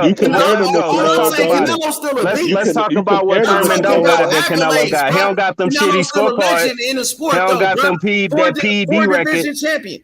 How many robberies Thurman won? Nah. How many robberies Thurman got compared to Canelo? Come on, Thurman got his ass whooped by fucking Manny Pacquiao, 40 years old. He let a 40-year-old Pacquiao whoop his ass, bro. Canelo fighting the best, nigga. They could have easily robbed Pacquiao. One of the best boxers in the world, nigga. Bivol, one of the best fighters in the world, bro. All right, go ahead and respect that cheating ass nigga. I ain't gonna stop you. I ain't gonna stop y'all. Go ahead and respect his bum ass. Canelo lost to the best boxers like Floyd Mayweather and Bivol. Canelo fought the best, my dude. Man, he fighting the best, nigga. Eddie Pednoso, all them niggas, man. Fuck them niggas. Bivol will beat all of those guys, nigga. Bivol will beat all of those guys you talking about, dog. Bivol barely beat Craig Richards, man. Come on, bro. Canelo's a fucking bum. He let nigga watch. Bivol beat barely. He struggled with a fucking British fighter, man. That means Canelo watch. Bivol beat Joe Smith Jr. He beat Joe Smith Jr. You know that's gonna beat John Pascal. He beat John Pascal and he beat Joe Smith Jr. Bivol. Gave him a boxing lesson. Beterbiev will knock Bivol the fuck out, man. The best. Who else is gonna beat Bivol? When you fight the best, bro. When you fight the best, you gonna take losses, bro. You ain't gonna name nobody else. Gonna clean them niggas' clocks, man. You ain't gonna name nobody else besides Beterbiev. Let's see. Anthony Yard to fuck that nigga up, man. Fuck no. He won't make it 6 rounds with Anthony Yard, bro. No, he's not. Bivol won't make it 6 rounds with Anthony Yard. You capping out, bro. You know he ain't beat Bivol, bro. Come on, Canelo would knock out Anthony Yard, bro. Anthony Yard would knock that nigga the fuck out, just like he did. Just like he did, old boy. Floyd Mayweather and Bivol, bro. Canelo fighting the best fighters like Lara and Triple G, bro. Who else fighting the top guys like Canelo only did it for the money. He did it for the payday. Canelo only fight them niggas for the payday, man. Just because he lost to Bivol, bro. That's crazy. Bivol is a great boxer. Bivol is a great boxer. Bivol's one of the best boxers in the world, bro. He's one of the best, my nigga. Canelo petitioned to fight Yildirim and shit, bro. Y'all respect it. Y'all love that shit, man. This nigga fought Kine. He fought Kine at 160. That's not my business. That's not my business. He fought Kine at 160. That's not my business right there, bro. That shit ain't got nothing to do with me, my nigga. Man, look at his track record is terrible. That's what I'm trying to tell y'all, man. Fuck that nigga. Get him out the sport, man. His track record of 4-division champion, though. Nah, his track record is paper champ type shit, man. Yeah, undisputed champion, bro. Looks good on paper, but in real life, it looked like he getting his ass whooped half of the time. That's the problem. Oh, go ahead, bro. Go ahead. That's the problem. It looked good on paper, but how many losses the nigga really got? Nigga look like he getting his ass whooped half the time to me. But it looked good on paper. I give him that. It looked real good on paper. Lost to Lara. Lara, okay, that's a great fighter. So what if he lost to Lara? It don't matter. Lara a great fighter. Niggas shit on Lara nowadays. Nobody respect Lara. So you didn't say that when Lara got robbed against fucking. Why ain't nobody asking for Charlo versus Lara? Lara got robbed against Paul Williams though. How many people asking for Charlo versus Lara? Got robbed against Jared Hurd when he got robbed against Jared Hurd, nigga. What about that? Let's see Charlo versus Lara then. But what about that robbery with Jared Hurd, nigga? When Lara got robbed against Paul Williams, nigga, you let that shit slide, yeah, nigga. That's the biggest robbery ever. What you mean? I'm with Lara. I'm the nigga on Lara's side. I'm talking about Canelo bitch ass robbing him too. So I'm with him. All right. I'm with him. I'm with that shit, bro. Now you calling him a bitch, okay? Yeah, you ruin my sport. You definitely a bitch. Get that nigga the fuck out of here. What y'all think about that? Let me ask the panel. What y'all think about Brotherhood calling Canelo a bitch? And let me ask the panel. Because I just beat Canelo motherfucking ass. Come to Colorado, nigga. Yeah, what y'all think about that? Canelo ain't no bitch, bro. I beat his redhead ass. Canelo ain't no bitch though, bro. He send me that. He send me a contract, Canelo. You like to fight bums. You like to fight bums. I'm a bum. I'm a bum. He fought Mayweather, bro. He ain't no bitch. You fought Yildirim. You might as well fight me. I go 3 rounds at least. What about when he fought Mayweather, bro? And he fought Bivol. And he fought Triple G. What about that? And he fought Lara. He got. That's what I'm saying. Robberies and shit scorecard. Every fight you just named had a shit scorecard on it. Not to fight Lowry, and he still fought him. That's my only problem. That's free smoke, nigga. Free smoke, nigga. They said he was gonna lose to Billy Joe too. Exactly. I'm saying, man, Brotherhood out here getting his Charlie Z on. He's trying to come up. He's like, I'm trying to get some of them Canelo paydays. He wants his name in the sweepstakes. Fuck it. Give me that one Canelo that Laura knocked out. The one Alvarez Laura knocked out on the undercard or something. I knock his brother out. Cause it's like 8 fucking Alvarez's, huh? I can run through all them niggas, man. What's up? Yeah, Laura did do him dirty. Laura fucked that boy up, man. He's like, all right, y'all ain't gonna give me the fucking decision versus Alvarez, so I'm gonna knock these niggas out from now on. That's what Laura said. Canelo don't want that rematch from the jump. That's these fighters' problem. They don't be fucking realizing that until they take a loss. The fuck? That's what it been. What? Don't leave it up to the judges. They don't put their foot on the gas. Yeah. Facts, good. Yeah, like Bivol did. Bivol let Canelo live. He one of them niggas too. Nah, that's Canelo. He's showing you the fucking defense in the heart, nigga. In the motherfucking Canelo chin, was weaving some of in the that motherfucking chin. That's what Canelo showing, my nigga. He went out there. He fought the best, bro. He fighting the top guys, man. I respect Canelo, bro. Canelo's like a throwback type of fighter, bro. You know what I mean? And of course, Canelo make mistakes. I know he make mistakes. He was drinking and shit. He was partying and shit. I disagree with it. I called him out for it, but he's still Canelo, my nigga. When Spence was drinking, they call him an alcoholic. Why ain't nobody calling Canelo alcoholic like Spence? Okay, they call Spence an alcoholic. I'm just saying, niggas went overboard. Niggas be going overboard when there's somebody else, bro. Hey man, you got the freedom to do whatever you want to do. Nigga drinking one beer and he alcoholic, bro. You got the freedom to do whatever you want to do. Honestly, bro, you hate no Canelo. Oh, now niggas say whatever you want to say. 15 times, bro. Hey, listen, bro. Drunk like that. They say you're not disciplined when it's another fighter, though. When it's Canelo, oh, he just having fun, you know. Okay, so he just lost, bro. You can say whatever you want to say on here, Brotherhood. Go ahead, bro. He got beat. That nigga got beat into alcoholism, bro. What the fuck? So now you're an alcoholic, bro, because he lost a fight and celebrated. He gonna have to go. He gonna have to go to rehab or some shit, man. Canelo fucked up. Y'all do Canelo dirty, bro. Because he turned up after a loss, cheer himself up, bro. I don't think he cheered himself up though. He said his heart is heavy and all that shit. I think he was trying to drown his sorrows. Yeah, drinking is like the antidepressant, bro. All the great fighters is drunks and fucking cokeheads and all that shit. So y'all shit on Canelo now? Nah. What you mean? Ain't no every fighter cokehead. Y'all need to a lot stop. of the great fighters, bro, is drunks and the only cokehead in boxing, bro. And y'all about to sit up it's like two cokeheads in boxing. Benavidez and Fury. Don't nobody else do that shit, man. I said the greats. The greats did coke. Shit on Canelo. So all the greats did coke. I mean, no, I didn't say all of them. I said a lot of them. Did though. Camacho, Chavez, Tyson. I don't remember Floyd getting no white dust on his nose. Floyd is an anomaly, bro. You bring up Floyd, and that's like a glaring, perfect example of a person who didn't do that. Ali, you telling me Ali did dust? Sweet Pea. That's another person who I don't know what the fuck Ali did, but that's another person who was like an example of. You feel me? But Sweet Pea did four of the all-time greats. Don't just put it on every boxer. I said a lot of great boxers. You feel me? So don't shit on Canelo about that shit. Sugar Ray Leonard was man. Y'all niggas giving Canelo too many passes. Nah, bro. You don't say that shit about Sweet Pea and all them, bro. Don't do that to Canelo, bro. Come on. Who you talking about Canelo? If we was talking about Sweet Pea, maybe I would. I ain't gonna shit on Sweet Pea like that, bro. Them niggas, that nigga's dead, man. Like what the fuck? Why would I talk about a dead man? If he was alive, bro, I wouldn't do that shit. Try not to shit on the fighters, let's not get off track. I like the fucking deflect. Do you want me? Niggas say one thing about Spence Drake. Probably y'all got a problem with it, bro. What you think about this comment though, Brotherhood? The Don said Ali did diuretics. Nobody's perfect. Yeah, but diuretics. That was just to take shits. He wasn't have to make weight. He was a heavyweight. Like that don't even mean anything. Right. Like what did he need to make? Sounds like an excuse, Smoke. No, that doesn't make any difference. Like taking diuretics is not. It wasn't illegal. It wasn't banned. It's not even a performance enhancer. Like that's shit to cut weight. Diuretics have always been banned. What are you talking about? Diuretics have. What the hell? What are you saying right now? Anything used to cut weight. You know? That's still not Muhammad Ali doing drugs. I don't know nothing about that, bro.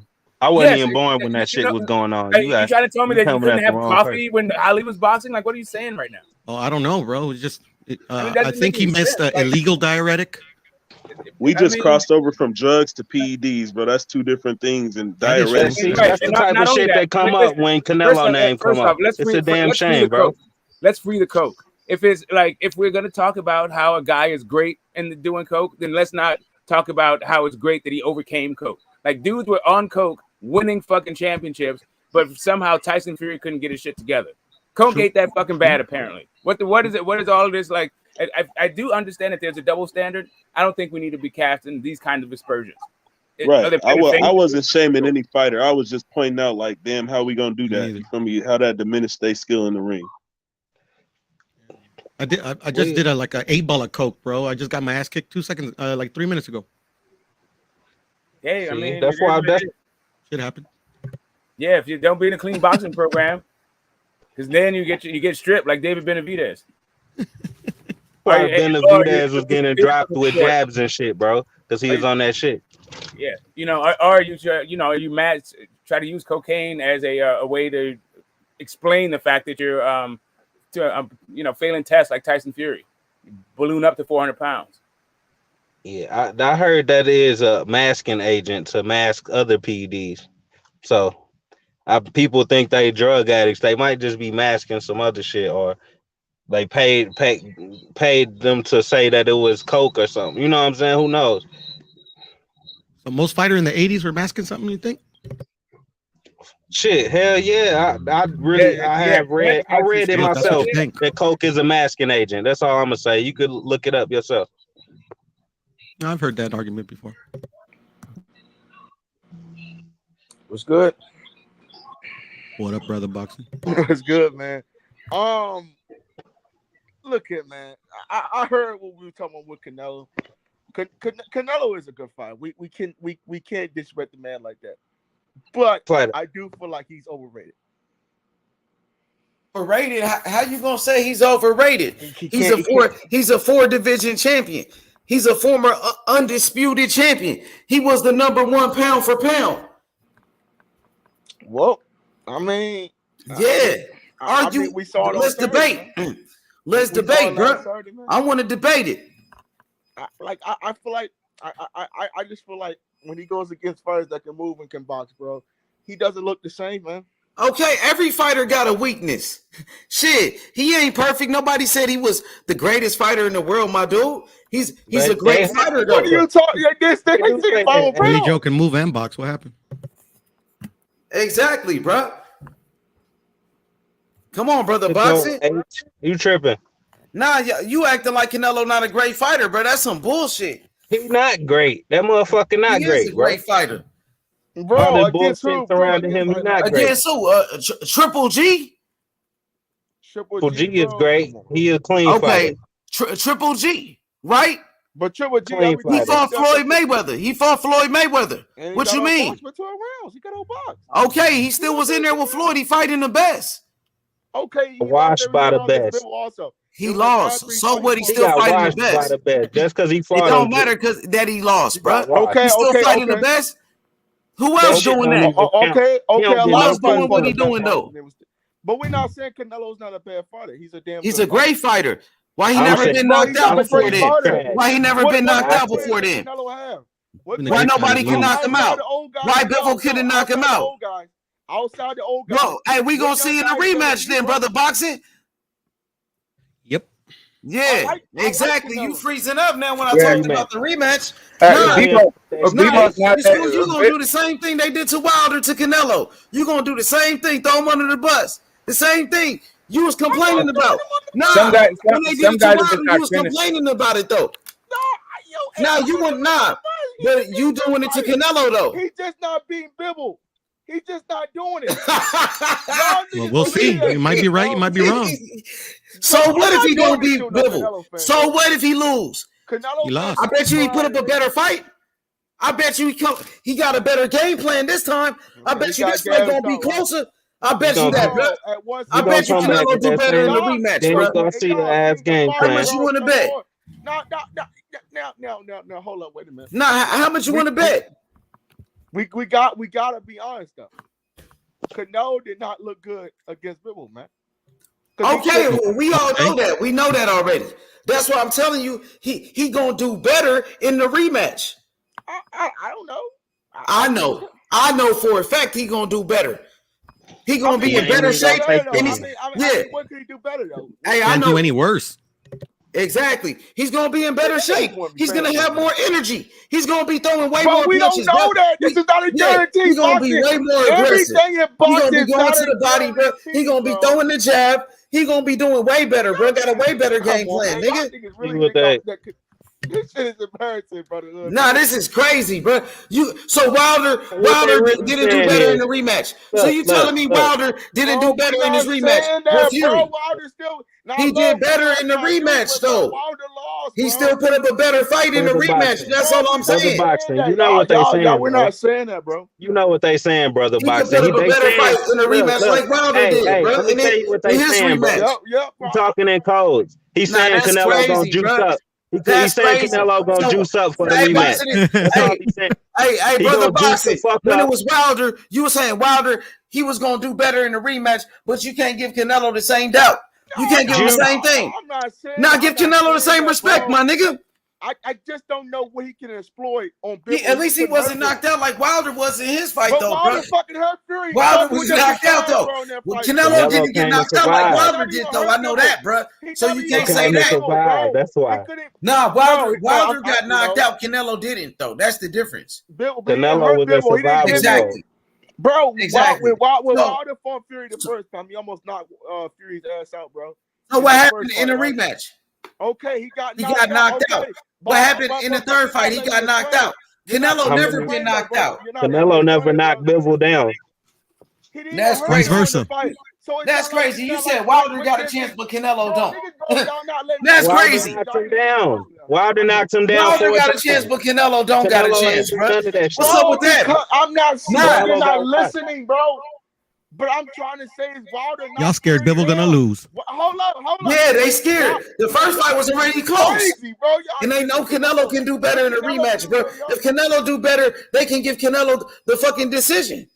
They almost gave him the first fight. They almost gave Canelo the first fight. So if he could do better in a rematch, he could win it, bro. That's all I'm telling you. Bro, I get what you're saying, but I'm saying that I don't understand how he could win. He never hurt Bivol. At least Don't be scared for Bivol. If he beat him easily, he could beat him easily again. Oh my fucking God, bro. Y'all niggas is just trolling now. Nah, ain't nobody trolling. I ain't trolling. You counted Canelo out after one loss, but when he was fighting Caleb Plant, Canelo's in Dolce. Canelo's in Dolce. Now you don't give a fuck about Canelo now, bro. That's fucked up. Nah, you don't care about it. Right when he was fighting Caleb Plant, that's what you were saying. Bro, I like Canelo, man. All right, but when Canelo beat Caleb Plant, everybody was cheering for Canelo. Now you just tearing him down, bro. Now you can't wait to tear him down, bro. It's limits, man. It's limits. I said he got beat, bro. No, I get what you're saying though, bro. I do feel like he can make some adjustments, but I just don't. Exactly. That's all I'm talking about. That's all I'm talking about. Making adjustments, being in better shape, having better cardio, having better stamina. He's gonna have better stamina, bro. This is boxing. This is boxing. He's gonna have better stamina this time, bro. We don't know this shit. Yes, I do know that, bro. This motherfucking ass whoop. That's what's gonna happen.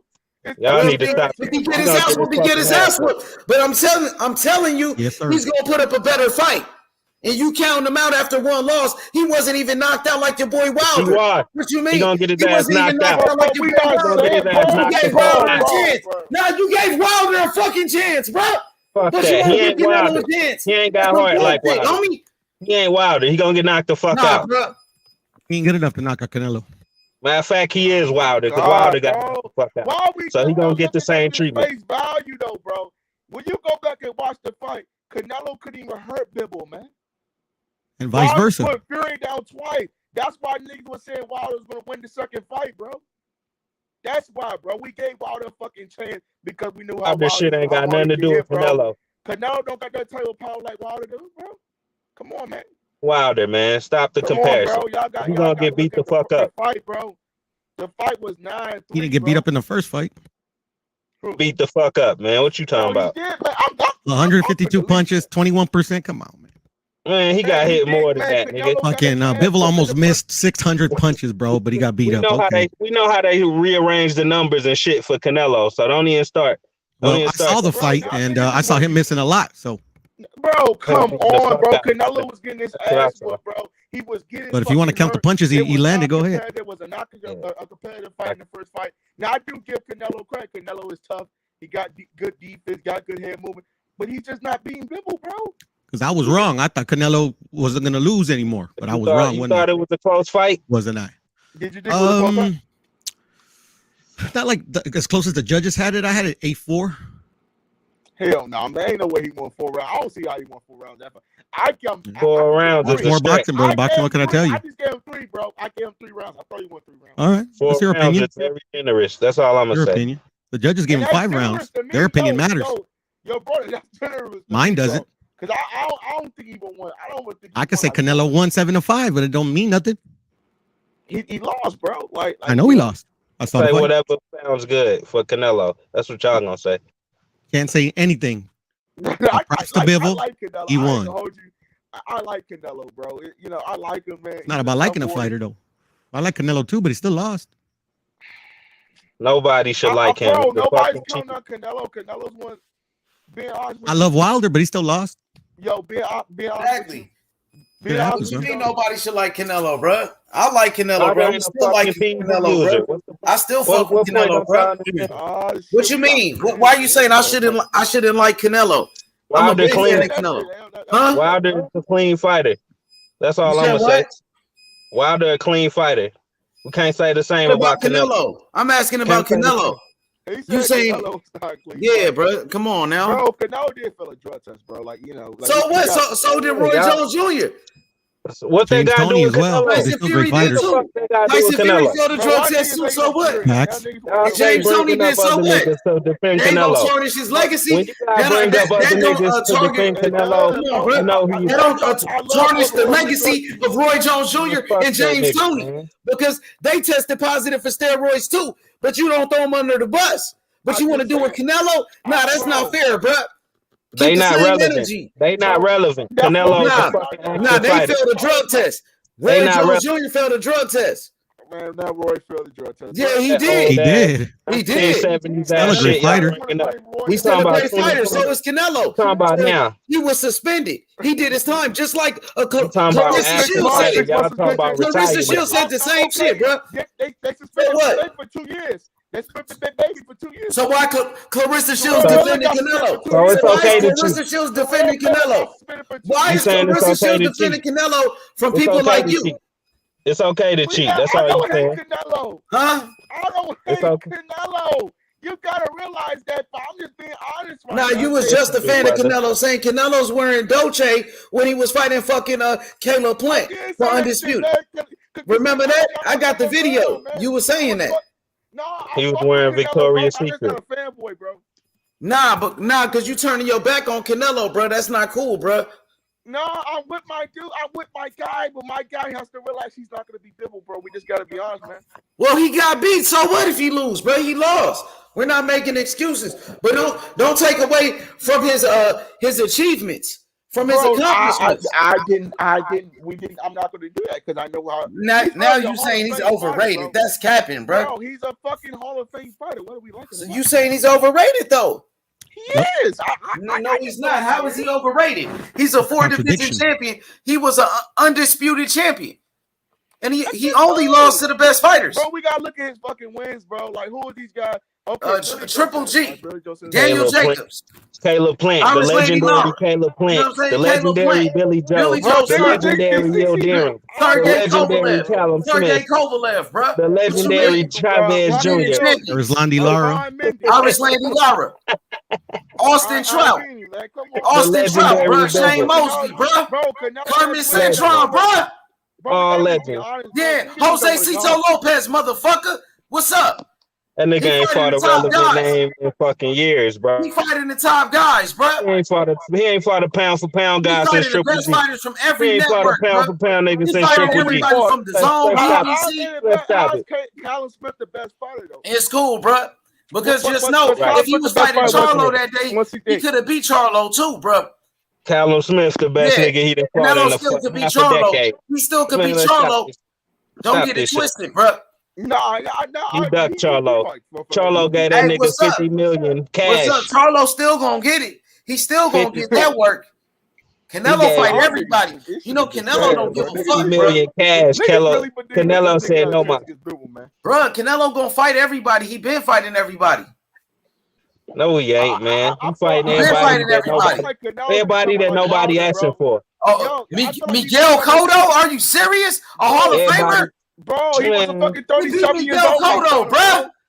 All them niggas over 35. Cotto was a champion. Cotto was a fucking champion. 35 years old. What the fuck? He beat Sergio Martinez. Cotto for that belt, bro. He didn't want him to fight. He beat Cotto for a belt, and then he beat Triple G. Triple G was the boogeyman. And then he beat the boogeyman Triple G. And then he just fought another boogeyman in fucking Bivol. So he fighting boogeyman after boogeyman. Nobody ever said a Bill was the boogeyman. Yeah, niggas been ducking Bivol, bro. Who? What the fuck? Bivol, one of the slickest fighters in boxing. Man, yes, he is. Boogeyman Bivol. Canelo moved up and fought the top guys, bro. Y'all niggas can't put What you Boogeyman mean? Bivol. Bivol got some of the best skills in boxing, bro. Y'all can't put names out there, bro. Bivol got some of the best skills. He's up there with Tyson Fury and Usyk. Bivol up there with Shakur Stevenson and Devin Haney with boxing skills, bro. Man, no the fuck Yes, he is up there with Devin Haney and Shakur Stevenson, bro. Bivol is ranked higher than all of them on pound for pound. Bivol is a top 5 fighter, bro. Where was he ranked before Canelo fought? He outboxed Joe Smith Jr. easy. What the fuck? Who the fuck Joe Smith Jr. ever beat, bro? Hey, Bivol, he's one of the most slickest fighters in boxing, bro. He got the best jab in boxing. He got the best jab right now. Fuck nah, he don't. Yes, he do, bro. Bivol got some of the best footwork. I think he got the best jab in boxing. He's up there right there with them. Why is Bivol ranked higher than Shakur on pound for pound right now? Because that's the fucking rankings. I don't care about those. Because he beat Canelo, motherfucker. He beat the best. Yeah, he beat the best, bro. Yeah, that's the point. Where was he ranked before? Where was he ranked before the Canelo fight? Where was that nigga ranked? Some people had him in the top 10. I know some people had him in the top 10. Some people said he was the best light heavyweight already. Some people I thought y'all said better being all of them. I thought Viterbia was Bivol is a great fighter, bro. Viterbia is the best, bro. Viterbia got the best. Bivol is one of my favorite fighters in boxing. He beat Glasgow. He's one of the best. He beat Marcus fucking Brown. He got the best wins, man. Joe Smith beat those guys too, though. And yeah, but he got Bivol beat him. Bro, before fucking Bivol. So Bivol's a good player. Zerto beat him too. No, now you just want to argue, bro. Like, who was Nah, well, I'm just talking resumes. I'm talking about resumes. Before Bivol beat Canelo, bro, who was the number one guy? It's part of Viterbia, right? Everyone had Viterbia than one guy, right? Hey, but Bivol is the second best though. So Bivol is younger than him, bro. He's younger. He's quicker. He's slicker. Bro. Bivol is a dancer, bro. He boxed like Sugar Ray Robinson and Ali and them. Bivol boxed like Ali and them, bro. Nah, nigga. Bivol is a dancer, bro. Yeah, he is, bro. He's a slick boxer. Yeah, it don't matter about color, bro. He's a slick boxer, bro. Just like motherfucking Andrade. He's a slick boxer, just like Tyson Fury and motherfucking Usyk, nigga. You just disrespected Ali like that? Nah, he's fucking one of the best boxers in the world, bro. He's a slick boxer. Bivol is a boxer. He's a boxer like Morrell. Bivol is a boxer like Morrell. Bivol is a master boxer, nigga. Master, he was one of the best. He's a slick boxer. He got the best jab in boxing. He got some of the best footwork. He's up there with Usyk. Like, it don't matter about skin color because he's a slick fighter. He's a slick fighter. He's a very slick fighter, bro. Even though he's white, he's a slick fighter, bro. He's Russian, bro. He's a slick fighter. No matter what he is, he's a slick fighter. That's all I'm saying. He's not. He got the skills to pay the bills. He got the skills to pay the bills. Bivol got the best footwork in boxing, bro. He got the best footwork in the heavyweight, light heavyweight division. Bivol, he's a top 5. He's top 5 pound for pound right now, bro. Nigga, top 5. He's top 5, yeah. Okay. He's in the top 5 for sure. Nah, let me tell you. Number 1, let me tell you. I got you. Number 1 is Terence Crawford, yo boy right there. Terence Crawford. Listen. Number 2 is Usyk. Number 3, Jermell Charlo. Number 4, Errol Spence. Number 5, Bivol. Bivol is number 5. He's not even the best. Yeah, he's over Inoue. Who did Inoue? He beat Nonito Donaire. He only beat Nonito Donaire.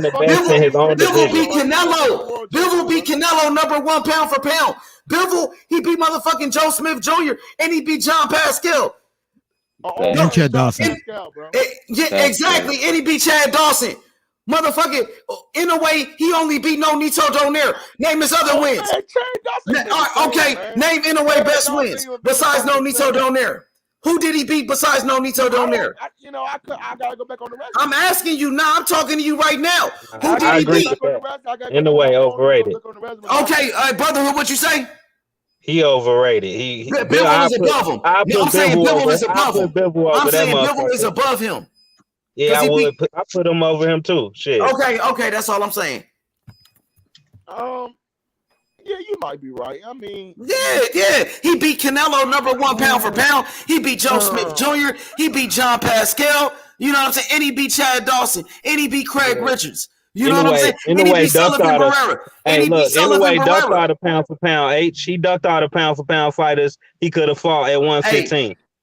Yeah, so in a way, he only beat Nonito Donaire. That's it. Who else he beat? Give me his other wins. Who else he beat? Let me know. Exactly. Nobody care about Rodriguez and shit. Rodriguez, come on, I'm talking about former champions. But in a way, he's a 3-division champion. I give him that, but you got to give me names, a resume. So you beat Nonito. I mean, what's his name? What's still knocking niggas out though. He beat the Australian guy, yeah. Australia. Come on, Maloney. Come on, Jabroni. Jabroni. Y'all fucking Jabroni. Come on, bro. He beat Maloney. Well, who else he beat? I mean, he won 112. I'm talking about world champions. John Pascal was a world champion. Joe Smith Jr. is a world champion right now. Joe Smith is a world champion right now. Well, Kambosos. Nah, bro, Kambosos. He never. Kambosos beat T.O. He beat Lee Selby, and he beat Mickey Bay. Come on. Those are former champions. He beat Canelo. He beat the best in the world. Canelo was the best fighter in the world to y'all? Yeah, he was. He was number one. He's number 1 pound for pound. I'm saying Bivol beat him. You think it was better Kambosos only beat bro, was he better than Crawford, bro? You know I had Crawford number 1, but yeah, he was better than Crawford. Crawford don't really got a resume like that to me. I still got Canelo number 1, to be honest. Because Canelo for old guys at the in their prime. Shane Mosley, man. All right, let me ask you a question. Let me ask you a question. Man. Shane Mosley, and I love Canelo, bro. But Hold Canelo, on, yo. we know Listen. Canelo fights old guys, bro. Canelo, I mean, he fought. Bro, who's undisputed? Who's undisputed is better? That nigga fought Chavez Jr., bro. Y'all niggas kissing. Who's undisputed was better, Canelo or Crawford? Crawford, bro. I mean, Crawford beat Thomas Delorme. Crawford. Victor Postal. Crawford's was trash. I thought you couldn't do no worse than Crawford undisputed. Billy Joe. Billy Joe's a good ass fighter, bro. Billy Joe, he struggled. He was a good ass fighter, Billy Joe, dog. At 168, no. He was a slick boxer. Not at 168. My opinion, undisputed is undisputed, man. That's kind of silly to have the argument which one's better. Niggas really want to argue about Canelo. He had Crawford over Canelo. We know Crawford do way more things. It's pound for pound. I mean, which one of them niggas at 168 was pound for pound? That's what I want to know. Callum Smith. Fuck no. Yeah, Callum Smith pound for pound. Callum Smith beat George Rhodes. You gotta realize George. He did beat George Rhodes. No, none of them. That wasn't my question though. Bro, the guy won the Super 6 tournament. You guys think that wasn't my fucking question. Y'all niggas just keep coming up.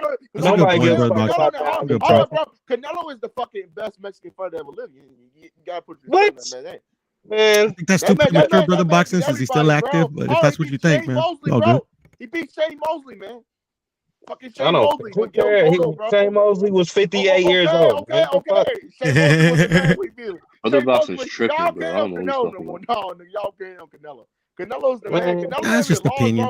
All the legends that Canelo beat was fucking 35 and older. That was a highway robbery, man.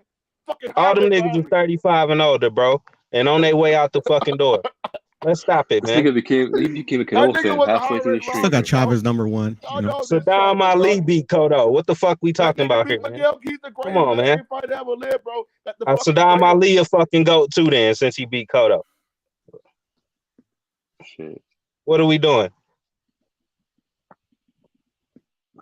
See, Yeah, Shane Mosley got beat by David Avenesian. He a legend too, I guess. See what I'm saying? No, Shane Mosley's a legend. Shane Mosley. I'm just saying, bro. It's other niggas that beat them niggas too, but nobody fucking keep talking about that shit for 10 years later. But Greatest Canelo lose all the time, bro. Act like them was great wins for Canelo. Stop it, man. David Avenesian gets no love for that fucking Shane Mosley win, bro. None. Why I'm gonna give it to Canelo? You don't have to. Hey. Hate all you want. It's all good. Hey, Piro, what's good, man? Piro, you said you still got Canelo number one right now, bro? Yes, sir. In pound for pound list? Yes, sir. But I still got a Bud 1B or 1A, 1B. Doesn't matter. For me, Bud and Canelo are the top of the top. Okay. Hey, man, I'm just asking. I just want to make sure I heard you right. I feel you. So where is in the way on your pound for pound list? Number 8. And also, where is Bivol on the pound for pound list? Number 6. I was talking to you, right side. Say it again. My fault. I was talking. Well, whoever want to answer, fuck it. What was the question? What was the question? Where in the way at on your list? Shit, 9, 10, maybe. I'm not that high on Inouye. I know a lot of people like him. I think he's a good fighter. You know what I'm saying? It's just I don't know. I ain't seen. But wrong side, you had Devin Haney number one in your pound for pound list, so your credibility is kind of not there. Anybody who heard me say that, no, I was just bullshitting, bro. They know I ain't Devin Haney. I don't even have him in the top 10 right now. Now, if he beat Kambosos, I'm gonna put him in the top 10. But I don't even have Devin Haney in the top 10 right now. Come on, Ozzy. Don't do that. Your top 3 is Haney. He said that. That's not me. I didn't force you to say that shit. This motherfucker was saying Haney's number one. Oh, man, come on, man. Y'all know I rock with Dev, bro. I rock with who I rock with. At the end of the day, it's his list, so you know. But all I'm saying is being realistic about it, man. I'm bullshitting about Haney being number one, bro. If it's me, you know what I'm saying? I got it. My top 5 pound for pound right now after Canelo fight is and after Charlo fight include. I only had Charlo in my top 5 right now, to be honest with you. I got number 1. No, I got it, Bud. I got it, Spence. I got Canelo. You know what I'm saying? I got Shakur. Damn. You gotta put Jermel in there, man. I don't even know who. Charlo. Oh yeah. Jermel, bro. I move Mel up. I move him up to 5. I had him 6. It was somebody else. Hold on, man. I was looking at this shit earlier today, and I was putting that shit together. But at the end of the day, man, until all this shit play out, you know what I'm saying? Yeah, definitely, man. I just don't understand, man. Oh no, that's what it was. I got Bivol up there in the top 5 right now as far as pound for pound because he beat the number 1 pound for pound. And so you said Bud, Spence, who else? Bivol. Bud, Spence, Bivol, Canelo, and Charlo. That's gonna be my top 5 right now. Right back. I'm about to throw my fucking TV since you didn't name Usyk. I'll be back. I hope. No, hold on.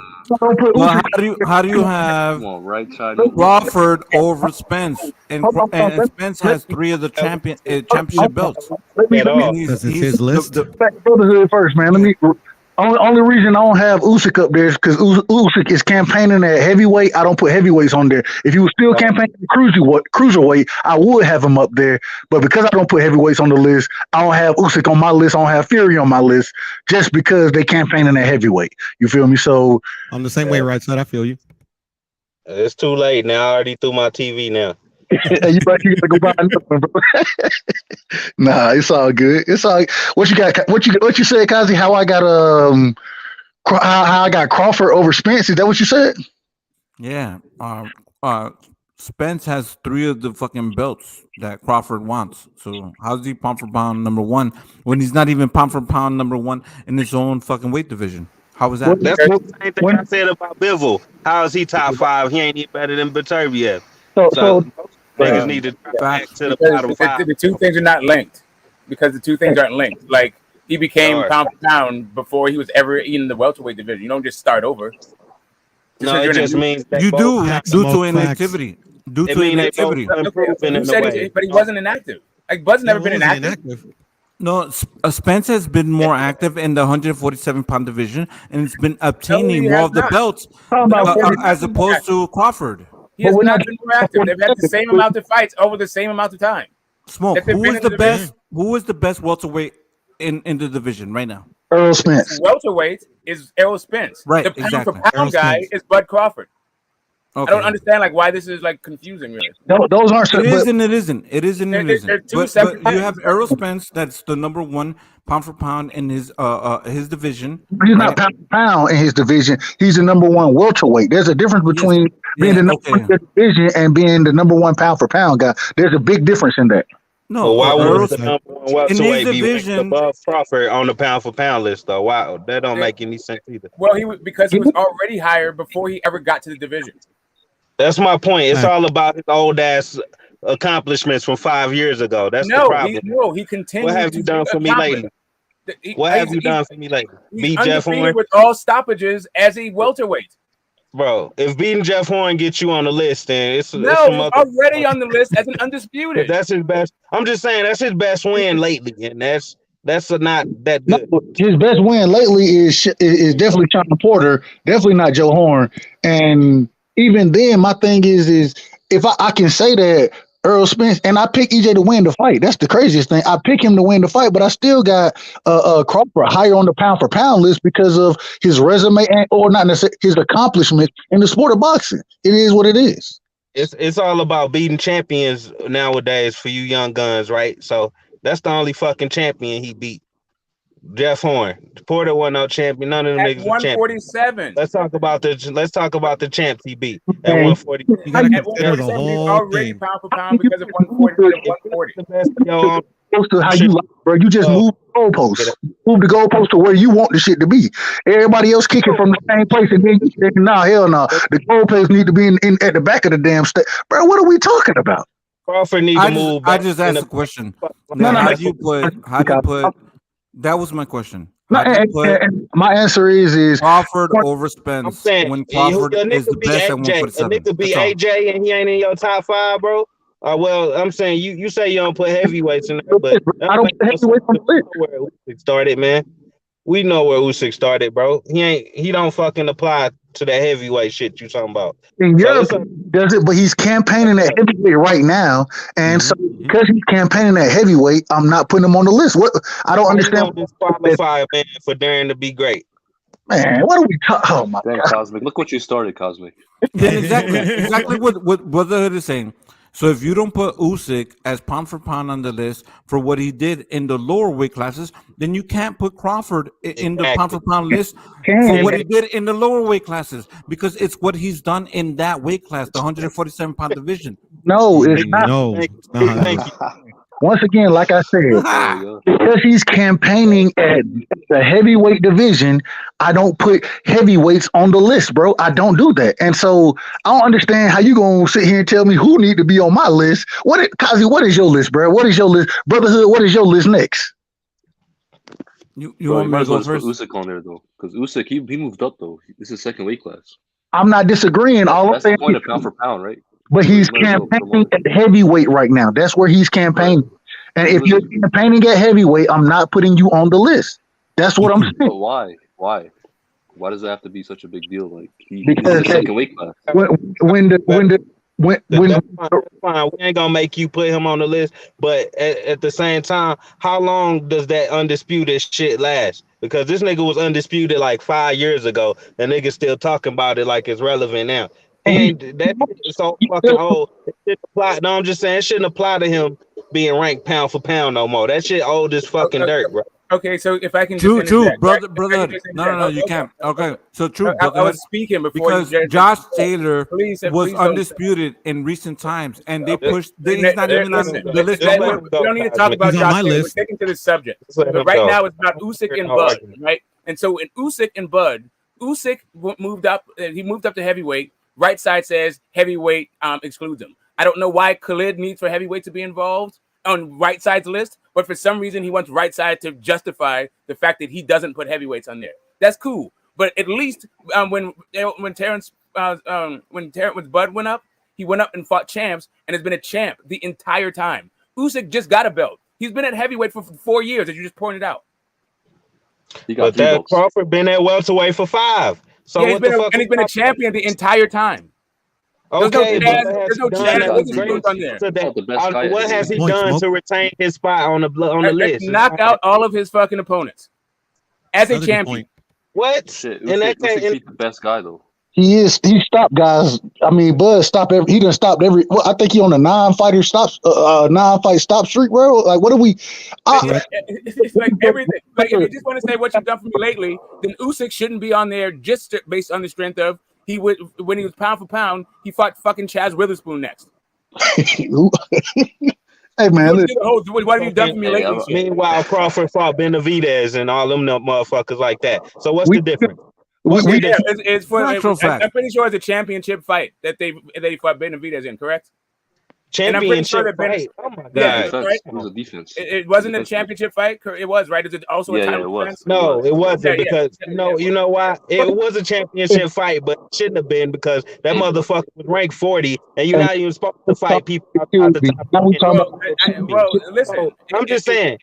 That fight shouldn't even been fucking sanctioned. It was that bad. Okay, cool. I mean, Chaz Witherspoon shouldn't have been sanctioned either. Was that bad? But whatever. It was a step up fight. No, I feel like whatever you can say about Usyk wasn't a champion, so he can fight whoever he wants. I'm telling you, like I saw how impaired Jose Benavidez was, but it was a pretty fucking good fight.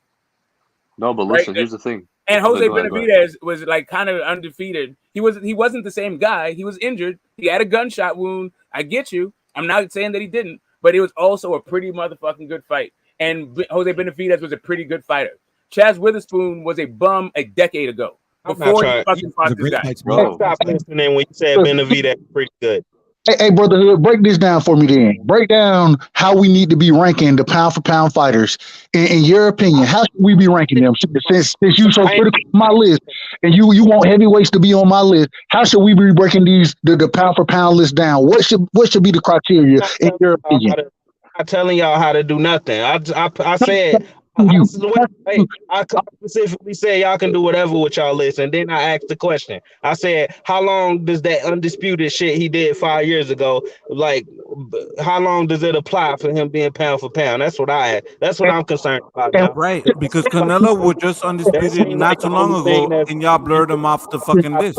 I did it by saying that Bud he been knocking motherfuckers out, bro. That's what we answered that question. What are we talking about, bro? Like, I don't understand it. We answering your question, and then when we give you the answer because you don't like the answer, I ain't know the answer. All right. Yo, okay, but here's the thing, right? I should not be talking about your pound for pound list. You guys are right about that, but saying Bud's run at welterweight is better than Usyk's run at heavyweight, I disagree with that.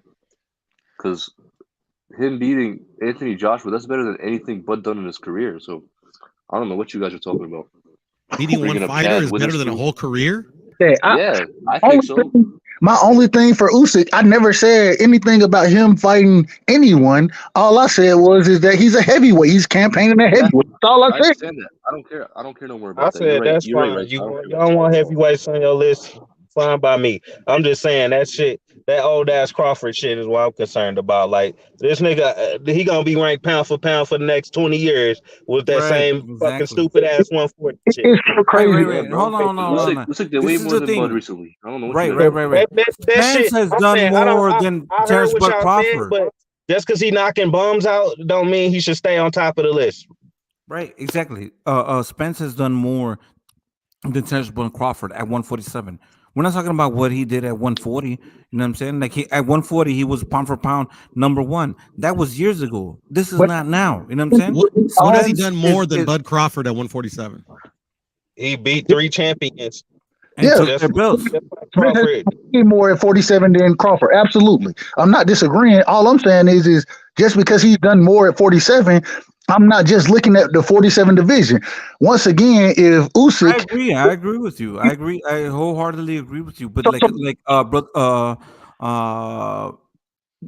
what he was saying is that we're still going to account for that what happened years ago. You know what I'm saying, for being undisputed. I do. I do. That's why I'm asking. But how long? How long? Yeah. What's the limit? What's the statute of limitations? You guys want to know how long though? It's when he retires. When he loses or retires. That's how it's gonna be. And y'all are gonna say, well, the past shouldn't matter. Then how the hell? Why would Canelo be on there? Why? It's guys who. Why even have a pound for pound list if it's not gonna matter? Say it again. I'm just saying if their body of work is not gonna matter, why even rank pound for pound? That's all I'm saying, man. All I'm saying is it's the case you could get knocked out 10 times in a row and then talk about how you was undisputed 10 fights ago. That's gonna knock you down if you get knocked down 10 times. Niggas be making up the wildest scenario. Canelo on the list and he got his ass put. Canelo can get 3 more times, niggas still gonna have him top 10. That's what I'm talking about. Yeah, if he lose again, he's obviously not. It's just I just think that he won't be number 1 on my list. It's achievements and achievements and what you've been doing so far. You know what I'm saying? Like so far, you've been accomplishing certain things. So far includes the past. That's all I'm saying. It does and it doesn't because, bro, there's so many people that are moving up. So Jermell Charlo hasn't done enough. You know what I'm saying? If that's the case. Well, he been on the streak. Been on a streak though, and he not. What did he beat? 2 champions in a row. Yeah, he beat them all. I'm saying that's the same reason y'all was everybody ranking Canelo for beating back-to-back champions, right? So I don't understand. Like, is there different criteria for Charlo? It's not the only reason for me. What else is it then? That I have Jermell. Body of work. Yeah, Jermell Charlo is that what it is? Everything, body of work. Well, no, he's undisputed, so he does belong in the pound for pound list. But at the end of the day, it's a mythical list. So, literally, if Right Side really believed Devin Haney's number 1, I'm not going to argue with him. And I don't even believe that. That's the crazy. I know you don't. I'm just making a point. All I'm saying is at the end of the day, man, when we're looking, the criteria for pound for each individual is so different. It's hard to really compare pound for pound lists. Even when we do it. The reason I like to hear is to see where my shit matches up with how y'all are looking at the sport. You know what I'm saying? Just to kind of get a good comparison, bro. That's all I look for. I can't knock nobody list. You know what I mean? And so when Pirro said he got Canelo, what I said, okay, I just wanted to make sure I heard right. I ain't knocking this list, bro. I ain't knocking nobody's shit. It's just, bro, when I ask these questions, bro, I'm trying to compare my shit and the way I'm looking at the sport compared to great boxing fans like y'all are, bro. Everybody who on the panel love the sport. So I love. And let me say something. I think that certain fighters are proving themselves a little bit more frequently, right? And the way that the pound for pound list fluctuates, you know what I'm saying? And on any given day, you know what I'm saying? Like Jermell Charlo has just cracked the fucking top 10 pound for pound list. You know what I'm saying? Like he's been on the pound for pound list, but he's now I would say top 5, you know what I'm saying, pound for pound on my list. You know what I'm saying? So it's what you do and how active you are in the competition that you face. And you know what I'm saying? Like what you accomplish. So when you're gaining belts and you're beating, wiping out a division and becoming undisputed, that's how you prove that you are able to do the skills that people believe that you're capable of doing against top opposition. You know what I'm saying? Hypothetically, this guy is pound for pound because he has the goods. He shows that he can fucking jab, he can fucking hit, go to the body, knock a bum out. But he's not doing it against high level competition. I think it's the accolades and the achievements that you do that proves that you're pound for pound, in my opinion. You know what I'm saying? Yeah, but he got it's skewed with him because he got accolades from fighting C-level fighters that just happen to be champions. See, so it's kind of skewed. Straight on paper, nobody really cares about the guys he beat at the same time. So it's twisted. What is your list? What is your list? Like I asked before, what is your list, bro? What's your top 5? My list fucked up. What is it? Usyk times 5. Yeah. Everybody else irrelevant, bro. The rest of them niggas got too much controversy and weird shit going on. It's not clear. It's not clear enough for me. Usyk the only guy doing shit right in the sport, as far as I know. Like the rest of these guys gotta do a lot more. Yeah, I would agree with the Usyk saying that he is like Olympic amateur. You know what I'm saying? He was in the what's called it, the World Series of Boxing. Hold on, You know what I'm so saying? Undisputed, ground and then becomes unified heavyweight champion. So but yeah. there's an Olympic background plays into it. But when a dude been knocking dudes out, and mind you, when Usyk was an Olympian, this shit was what 7 years ago, damn near. So I mean, I don't understand. You can use his Olympic background and his past, but then when it comes to Bud, y'all be like, oh nah, you can't use his past. How does No, that but make? don't include his Olympic attributes were global. You know what I'm saying? Bud was he in the Olympics? Right side? He was in the Olympics. Yeah, he was. He was. I believe he was an alternate, but he was. Okay, as an alternate. He did compete. Man, I think you guys are tripping on Bud a little bit, to be honest. Oh, what's No, that? I love Bud. Khaled. I'm not tripping on Bud. I'm not trying to trip on him, man. I Oh. love Bud. TBC all the Yeah, time. I mean, Bud, he fought the best that he could, though. I mean, besides 147, I mean, I do put some blame on him at 147, but yeah, no, but at 140, he fought the best he could. Right. He cleaned it big now that Hold 40. on. But what's Yeah. going on now? What's going on now? Like we don't Bro, have a you clear about- cut understanding of what's going on now. You know what I'm saying? Like, How you gonna talk about Yeah, now? I understand about now. About I understand. Usyk's Olympic background, bro. That don't add up. You can't. no, we're talking about Bud Crawford now getting this Spence fight. Like, what is he doing? Like, is he really trying to get this fight done? There's so many mixed stories. Like, we don't even know. I can't tell you what's really going on. Even I'm hearing it's been pretty silent behind the scenes. But all I'm saying is ain't no way we can't take Bud background into consideration if we're gonna sit here and talk about Usyk being an Olympian. That don't even make sense. He is. He said that shit, bro. Yo, I got a question though. So, if Bud beats Spence, right, this year or next year or whatever, would he be number one for you guys or no? He number Yeah, one. of course. He's yeah. What It would about be you, number brother? one. Would You he be said number if one? Crawford beat Spence? Yeah.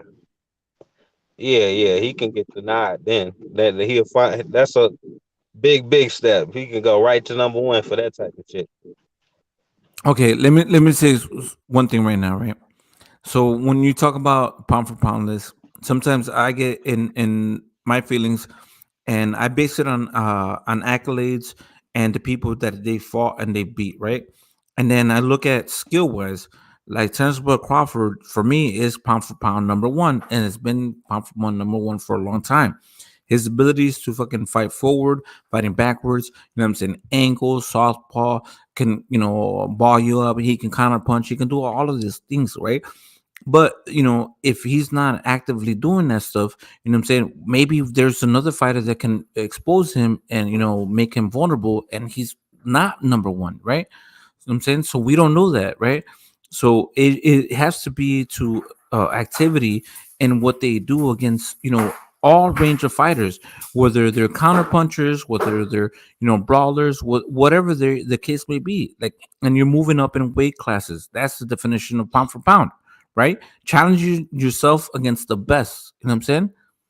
And until you prove that, you can't call yourself pound for pound. Okay, so nobody calls themselves pound for pound. Like, all of this shit is some cap. No. The fighters don't call themselves pound for pound. We make the list for them, right? No, but it's not we that make the list. Like, really, they don't even give a shit about what we are saying. The only thing that even there's some credit to are some media outlets, and the biggest ones are like ESPN and Ring Magazine, right? Like, those are the ones that like the pound for pound list. Everyone like loses their shit over. But but just a minute. I mean, people like kind of laugh at BoxRec rankings, but whatever. I mean, BoxRec to me is an excellent source for, like, for fighter database. You can know like when a fighter fought and the cards and all that shit. But if you're trying to get a ranking system based on their shit, there's like They do it like you do it, like activity. Just because you're active doesn't mean you're fucking. If you can be more active than Bud Crawford, that doesn't make you a better fighter than Bud Crawford. But anyway, that's a different subject for another day. What I was going to say. But why wouldn't you? Because you're testing your skills all the time. I just want to get through I want to get through my point, and you keep interrupting me to make your points, and then I have to respond to your point. I only responded one time. Stop being emotional. Emotional about emotional, bro. I gotta go. I'm about to leave, and I just want to get through my point. All right. Good night. Thank you, man. Thank you. So, like I was saying, with the pound for pound list, when I was first, when we were first coming up, a bunch of people still watch, right? It was based on it was the example of Sugar Ray Robinson, and it was to give exposure to the lower weight classes because the heavyweight division got all of the shine. Nobody gave a fuck what was going on in any division outside of the heavyweight division. So they came up with these lists so you can showcase these fighters for people who weren't watching the fights like that. But it has turned into a little bit of what you're talking about in the modern day, where it's about this whole thing about, it's not really so much about skills, but it's like this comparison of resumes. And people do it all the time. I'm just saying, like, there's kind of an evolution to it. But I think the reason why people don't necessarily put heavyweights in there is because it's supposed to be about the lower weight classes. Thanks, that's fair enough, Smoke. But can you put a cruiserweight on there that moved up to heavyweight, like Usyk? Because he wasn't a natural heavyweight, but he's testing his skills in a higher weight, proving his greatness. No, you can't. You can't because it's the rule apparently. What did you say, Jimbo? No, I was saying, like, Usyk isn't a natural heavyweight. He's moving up from cruiserweight and testing his skills against guys who are potentially 50 pounds bigger than him. So could he be a pound for pound level fighter? Because he's proven his greatness in the higher weights. Well, first off, he wouldn't be the first guy to do it. And then as soon as those guys move up, they get all the shine. Like, Usyk he's getting barely any shine in fucking cruiserweight. And now he's getting all the accolades in the motherfucking world. I mean, sure, there's a war going on. And maybe, like, you know. But I'm just saying heavyweights have their own shine. And the pound for pound list are supposed to be about, like, hyping up other fighters who don't get the shine. Okay. No, that's fair enough. Yeah, that makes sense. I'm out part 2. Later, guys. Yep. Jimbo, what's going on, man? Hey, Jimmy, what you got on the pound for pound, bro? What yours look like? I don't really have a top 10. I kind of have like a top 5. The top 10 is really difficult. It is. My top 5 would be, of course, Bud Crawford, Alexander Usyk. I still got Canelo quite high. 4 and 5 becomes tough. Nui, and then number 5. I would say 4 would be Charlo. So Spence don't make your top 5, Jimmy? Spence don't make your top 5? No, I don't, because all the guys that I mentioned have accomplished so much more than Spence. Okay. Like guys like Bud Crawford, Charlo, Nui, Canelo, and Usyk. Yeah, those guys have just accomplished so much more as far as world titles, resumes, and done it in different weight classes. Apart from Charlo, who's undisputed, right? But I feel like that accomplishment is something special because, I mean, the guy literally wiped out an entire division. Right. With Errol Spence, even though he might be more talented than Jamal Charlo, which, I mean, is up for debate because he looked tremendous in the last fight, right? You know what? He still hasn't taken out the number 1 welterweight or his number 1 rival in Bud Crawford, right? So he hasn't cleaned out the weight. Yeah. No, I don't think in a way accomplishments a little overrated, bro. Like you move up 3 fucking pounds and you get an accolade for being a multi-division champion. Like if Spence could move up 3 fucking pounds right now, I'm sure he'd be a multi-division champion too. Yeah, but he hasn't done it though. But it ain't the same, nigga. You can't move up 3 pounds from 147. That's what I'm saying. His body mass index, right? So 3 pounds in flyweight, bantamweight is maybe the equivalent of 7 or 8 pounds. To 115 and shit. Like, come on, bro. Like, if you could do that shit all the way up to 154, Spence would be a fucking 3 division champion too. I'm pretty sure about that. The problem, even captain me. The problem is 3 pounds at flyweight. 3 pounds at flyweight percentage will be the same as jump from welter to super welter, right? Man, Those hell guys, no. No, that's them true. 3 pounds That's true. Cause is man, body mass stop, man. percentage, bro. I'm telling you, I'm being honest, bro. Is scientifically, I'm speaking science. Is body mass percentage, right? So for a flyweight or a bantamweight, 3 pounds is probably the equivalent of someone moving from welter to super welter or middle to super middle, right? For somebody at 115 moving to 118 is like somebody moving from 135 to 140. Now I think that it's moving only from 5, a few pounds difference. but I think that moving from 40 to 47, in my opinion, I think that's one of the hardest jumps in the sport of boxing. You know what I'm saying? But at the end of the day, those lighter weight classes, because they weigh so little, you feel me? Even if they weigh in 115, 112, 118, whatever they're weighing down there, the percentage as far as pounds go moving up, it kind of equals out because yeah, even though you're weighing outside of moving from 40 to 47, outside of that, you know what I'm saying? It's also the level of competition. You know what I'm saying? So from 115 to 118, you know what I'm saying? Like, bro, the level of competition there is crazy. You know what I'm saying? No, it's a huge drop off at 118. That's what I'm saying. That's why that shit don't matter to me. Because you move up 3 pounds to fight worse guys. You got fucking legends and shit at 115. But y'all want, you know what I'm saying? Like Chocolatito, Estrada, all these fucking champions, Quadras, Rung Vasai, you got all these killers. But you telling me a 3 pound weight difference is worth skipping over those fucking good ass fights he skipped? Like hell no, you're not selling that to me. You selling me bullshit. He was actually in negotiations to fight Roman Gonzalez, but Roman Gonzalez had a mandatory in Rungvisai and we saw what happened there, right? They got, and this is what Gonzalez had to get past his mandatory, right, in Rungvisai. Once he lost the Rungvisai, I guess I knew he didn't want to wait around for the rematch or the rubber match, or that's why he moved Man, up. And plenty of people to fight at that weight, man. Stop it. Plenty of people. But if we using that logic, the problem is we look at somebody like Bam Rodriguez. The man moved up 2 weight classes. You feel me? And won a championship, moving up 2 weight classes. So I mean, if that's what we're going by, then we're gonna have to end up putting Bam on in the top 10 right now. And I like Bam. I think.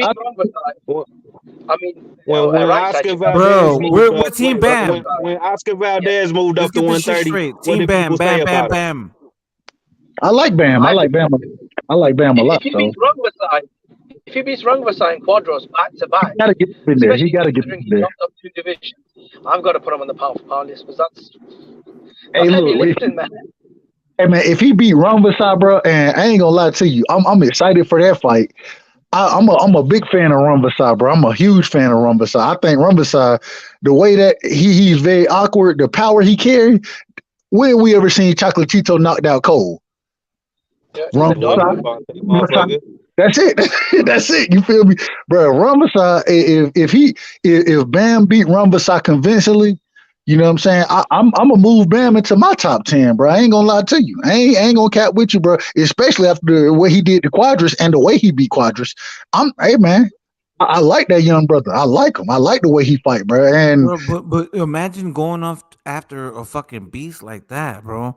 After being it, like what the fuck? Dude, that's a risky fight right there. That's a fight, bro. Like I ain't even gonna lie. When I first heard the fight was announced, I was like, man, I don't like that fight for Bam just because I don't know if he need to be fighting Rungvisai right now. But since the fight is made, I'm excited to see it. And if Bam come out on top, bro, I'm gonna give him all his props, bro. He definitely gonna move up into my pound for pound, in my opinion. That's just my opinion. I'm not gonna put him in top 10 pound for pound yet, but I would say out of the young guys, he's definitely showing how it's done, how to, you know what I'm saying, like really go for it, man. Like he has no breaks.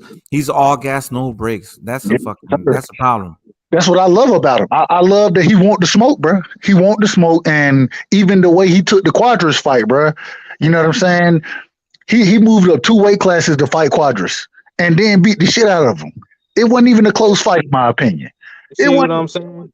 That's what I'm saying, bro. The weight difference don't really matter down there. You can move up 2 divisions and whoop somebody ass. Like that. Ask Pacquiao.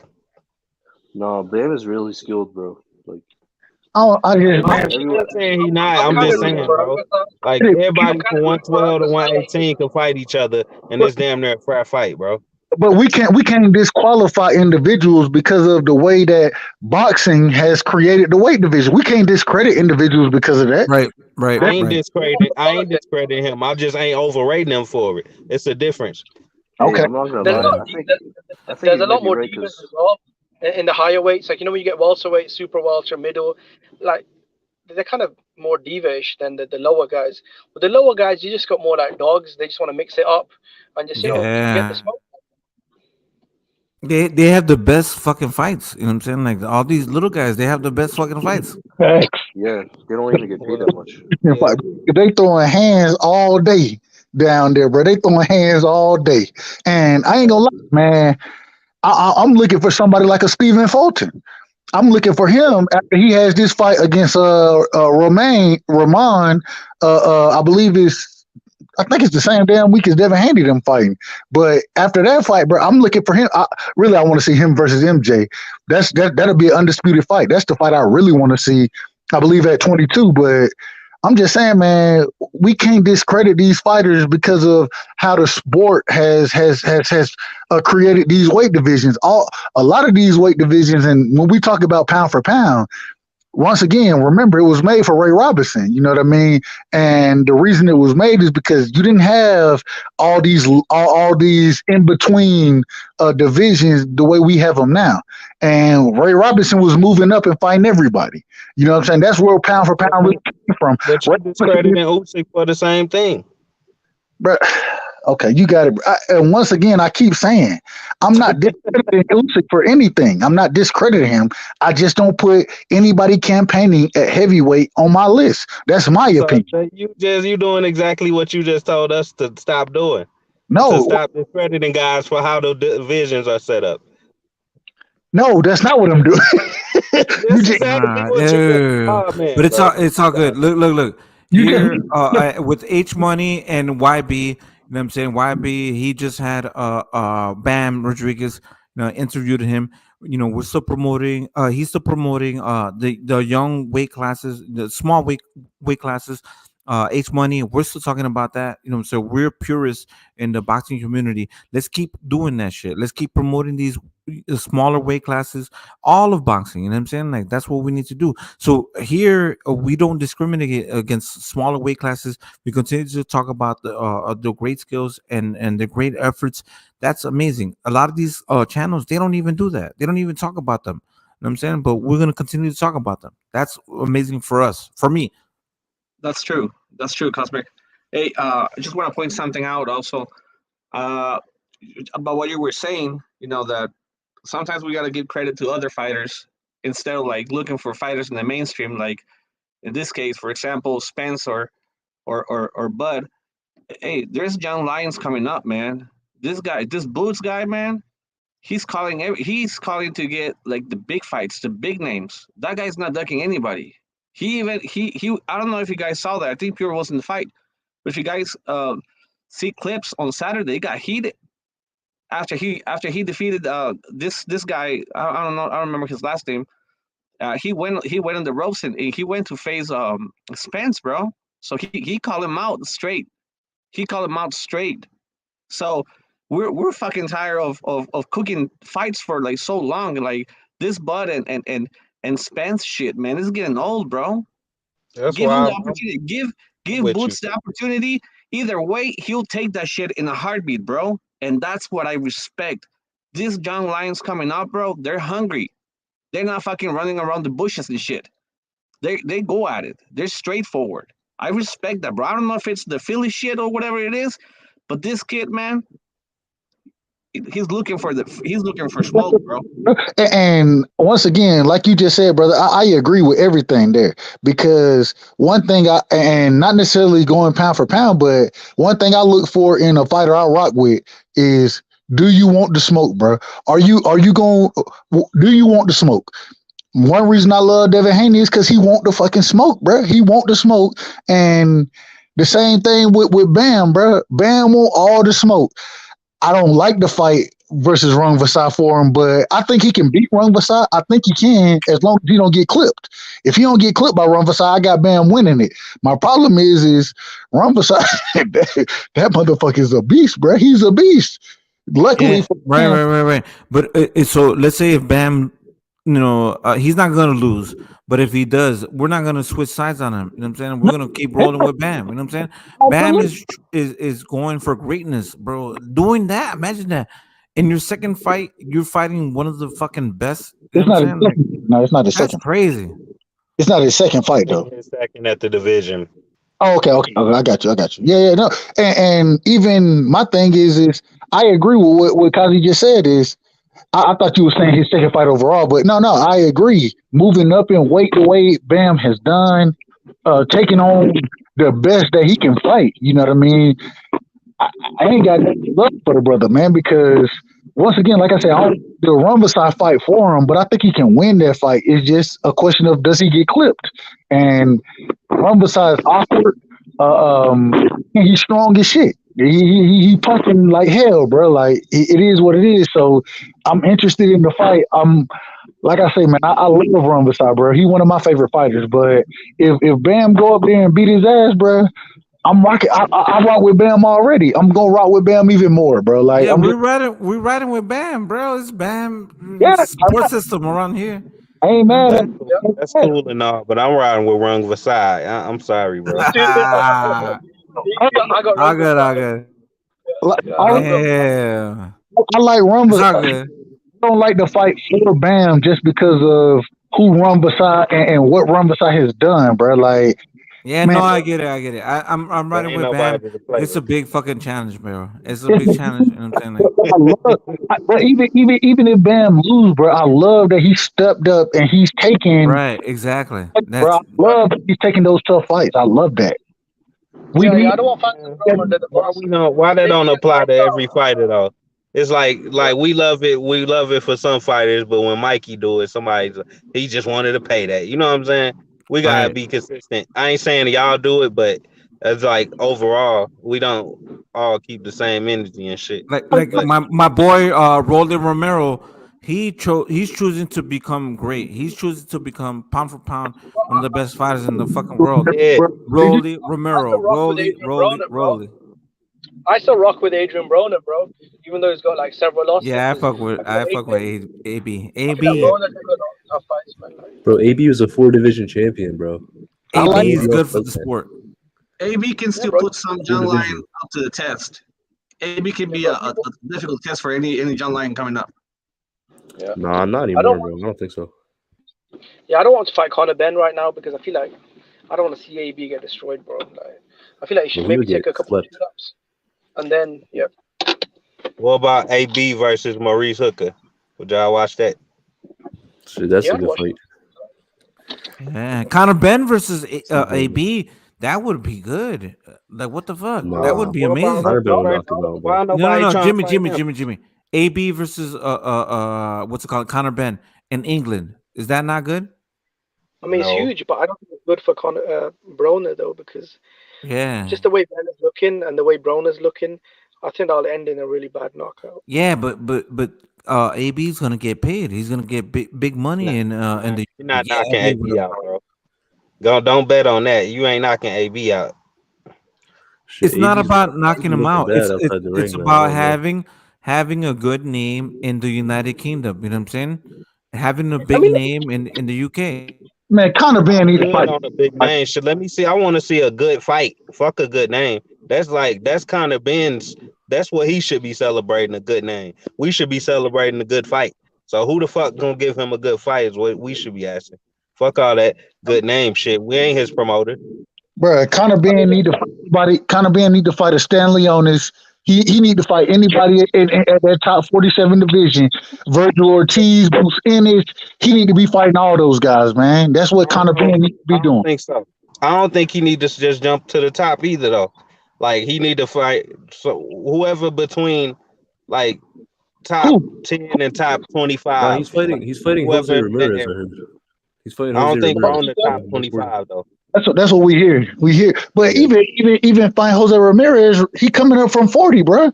You fight. I It's think just, Jose Ramirez, bro. I think What he's better about than Ben versus Barrios? Yeah. Ramirez because Ben's a small welterweight and Jose Ramirez is a big. I don't know who'd win that, to be honest. Because man. Ramirez has got a lot. I give him credit for that. It's not like Jose Ramirez is trash. He's pretty good. No, he ain't trash. He ain't trash at all. Jose Ramirez can fight, but the problem is I don't think. I mean, his powers. I think his power will carry. The problem is, I think Conor Ben already has the power at 47, and I think he's gonna have the better boxing abilities at 47 over. And the problem is we ain't really got a chance to see it like that. We need Conor Ben to be tested, bro. We need to see what he really. Hold on. You saying Jose Ramirez versus Conor Ben? I have Jose Ramirez all day. Yeah, me too, bro. Jose Ramirez is better than Conor Ben. Yeah. Conor Ben, he's still developing. There's a reason why he's in all these like. He's fighting old fighters, bro. He's still developing because early in his career, he did not look good at all, bro. Ben's still a prospect for real. He ain't no contender. I hope they make that fight. I hope they make that fight. Look at how much adversity Jose Ramirez has gone through. He's never bent, folded. He's been knocked down. He's always gotten up, and he's always fought back. You know what I'm saying? There's nobody like I don't think that Conor Ben has gone through that adversity. You know what I'm saying? So that's a game changer. You know what I mean? Would y'all watch Ben versus Lipinets? Nah, bro. I mean, that's like the perfect level for him, like, especially like a common opponent with boots, just like he did with that other guy, what's Van Heerden or whatever his name is. So I mean, I think that's the level he should be aiming for, like Lipinets, Jamal James, like what he might as well sign the fucking PBC or something.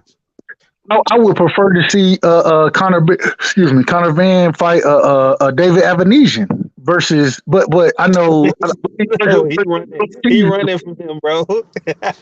he been running from that nigga for like 2 years now. I'm just telling you what I see. I'm just saying what I want to see. I know. I'm just saying, like, shit. I wouldn't even be asking for that shit at this point because that nigga, he seemed like he ducking. Do you think he's ready for Keith Thurman? Fuck no. Is Conor Ben ready for Keith Thurman? Yeah, I don't think so, man. I think. Well, brotherhood, we know you the head of the Keith Thurman bandwagon. So, hey, I ain't mad at it. Oh, that's just common sense. Damn, Keith Thurman fans are still alive? Oh shit. Bro, I'm a Keith Thurman fan. Bro, I was a massive Keith Thurman fan back in the days, man. Bro, I thought Keith Thurman was gonna be that dude at 47. He was that guy until he had a phantom car accident. Anyways, never mind. I ain't gonna get into that. Don't even turn this into a Thurman hate fest. Don't do it. Bro, I'll be honest. I think Crawford versus Thurman is a good fight. Like, I'd watch that. Like, I agree with you, Jimmy. If it would have happened before, like, let's say, like years ago. No. Like, let's say if they could have planned it for like June of this year, and then in September they would have had the Spence versus Crawford fight. You know what I'm saying? Like I would agree with that Thurman fight because Crawford versus Thurman, get that out of the way. You know what I'm saying, and then go for the big fight, right? Yeah, because how we know they ain't gonna have a mandatory pop up or something anyway. But it's not gonna be Thurman. It's not gonna be Thurman. It would be like a rematch. Well, I ain't saying that. I'm just saying, like, let's say Spence have a mandatory pop up because he got 3 belts. Yeah. All right. Thurman Crawford is a perfect fight.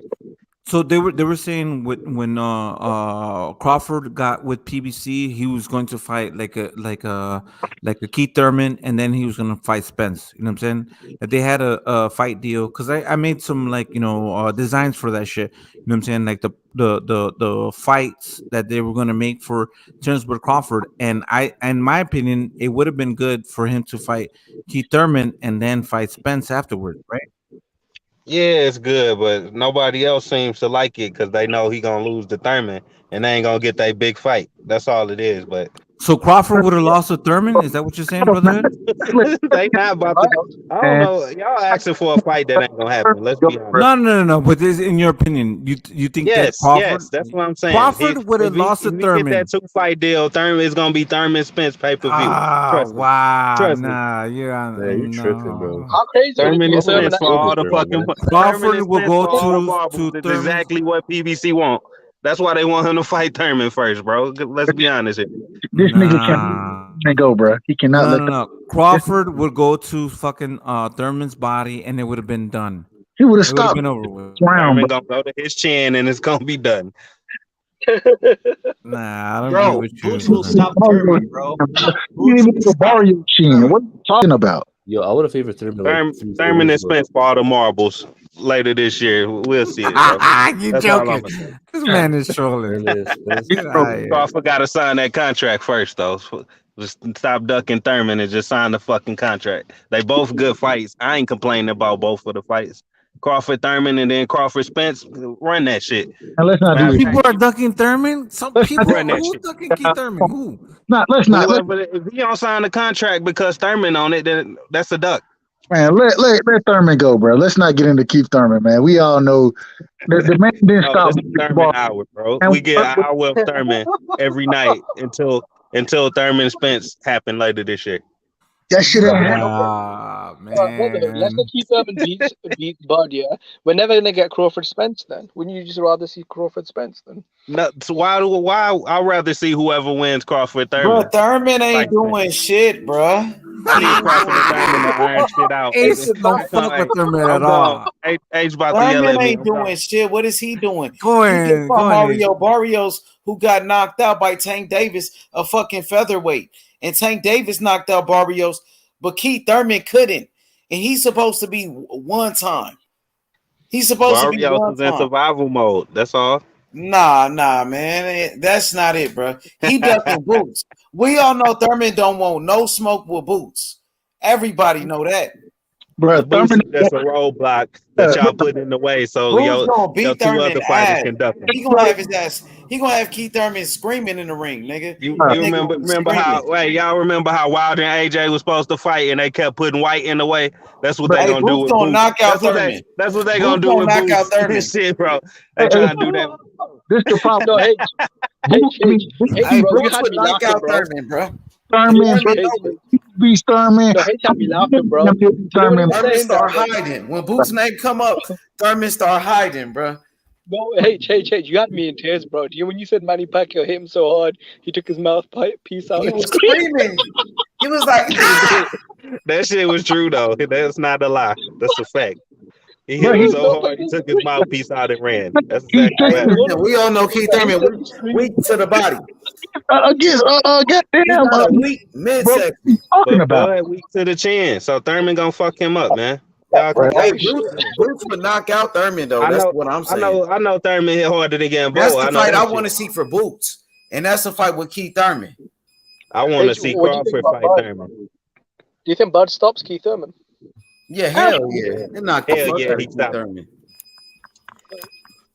Thurman stops Crawford. I never thought like really highly of Keith Thurman. Like he had some good wins, but his best win was Danny Garcia, who came up for 140, and we know Danny Garcia at 147. He won a vacant belt. You know what I mean? He beat Robert Guerrero for that belt. You know what I'm saying? So Keith Thurman, he beat Sean Porter, but Sean Porter got beat by Kell Brooks. So like to me, Keith Thurman was a good fighter, but he never was like an all-time great type of fighter, like how Brotherhood try to make it seem and shit.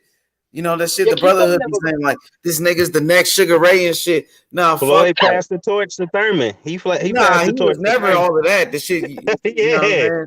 Who Hell no. had the, Even before the injury. Keith Thurman Before literally the injury, created Thurman PBC. was okay, but he never was all of that though. I'm just Keith saying. Thurman is PBC. He the one launched PBC. Nah, hell nah. That was Mayweather. PBC would be irrelevant Mayweather if it made wasn't that for shit. Thurman.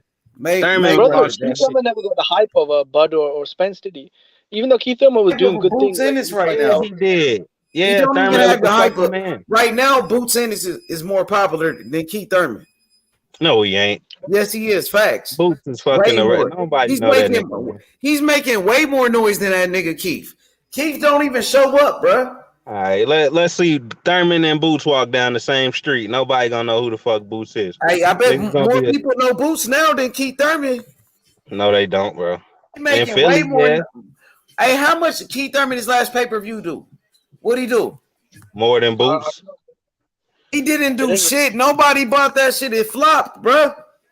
It sold out. Yeah, nah, hell no. That shit was whack, bro. Nobody bought that pay-per-view. That shit was trash, bro. Barrios ain't gonna sell no pay-per-view like that. Nah, Thurman ain't gonna sell shit, bro. Put Thurman in there. Put Thurman in there with Crawford. You keep bringing this nigga up. I didn't even bring him up this time.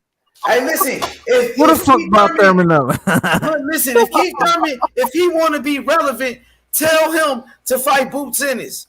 But you don't want that because you know Boots Ennis gonna knock his ass out. Because he irrelevant. Just like when Charlo knocked out Lubin. Like when Charlo knocked out Lubin. Nobody give him credit for that shit because he was just a prospect that was unproven. You don't get credit for knocking out them niggas, man. You did say Keith Thurman versus Spence. You did say that. You kept on saying that. Exactly. Shit. You did keep on saying that. What are you talking about? You said that. You said that if what's it called?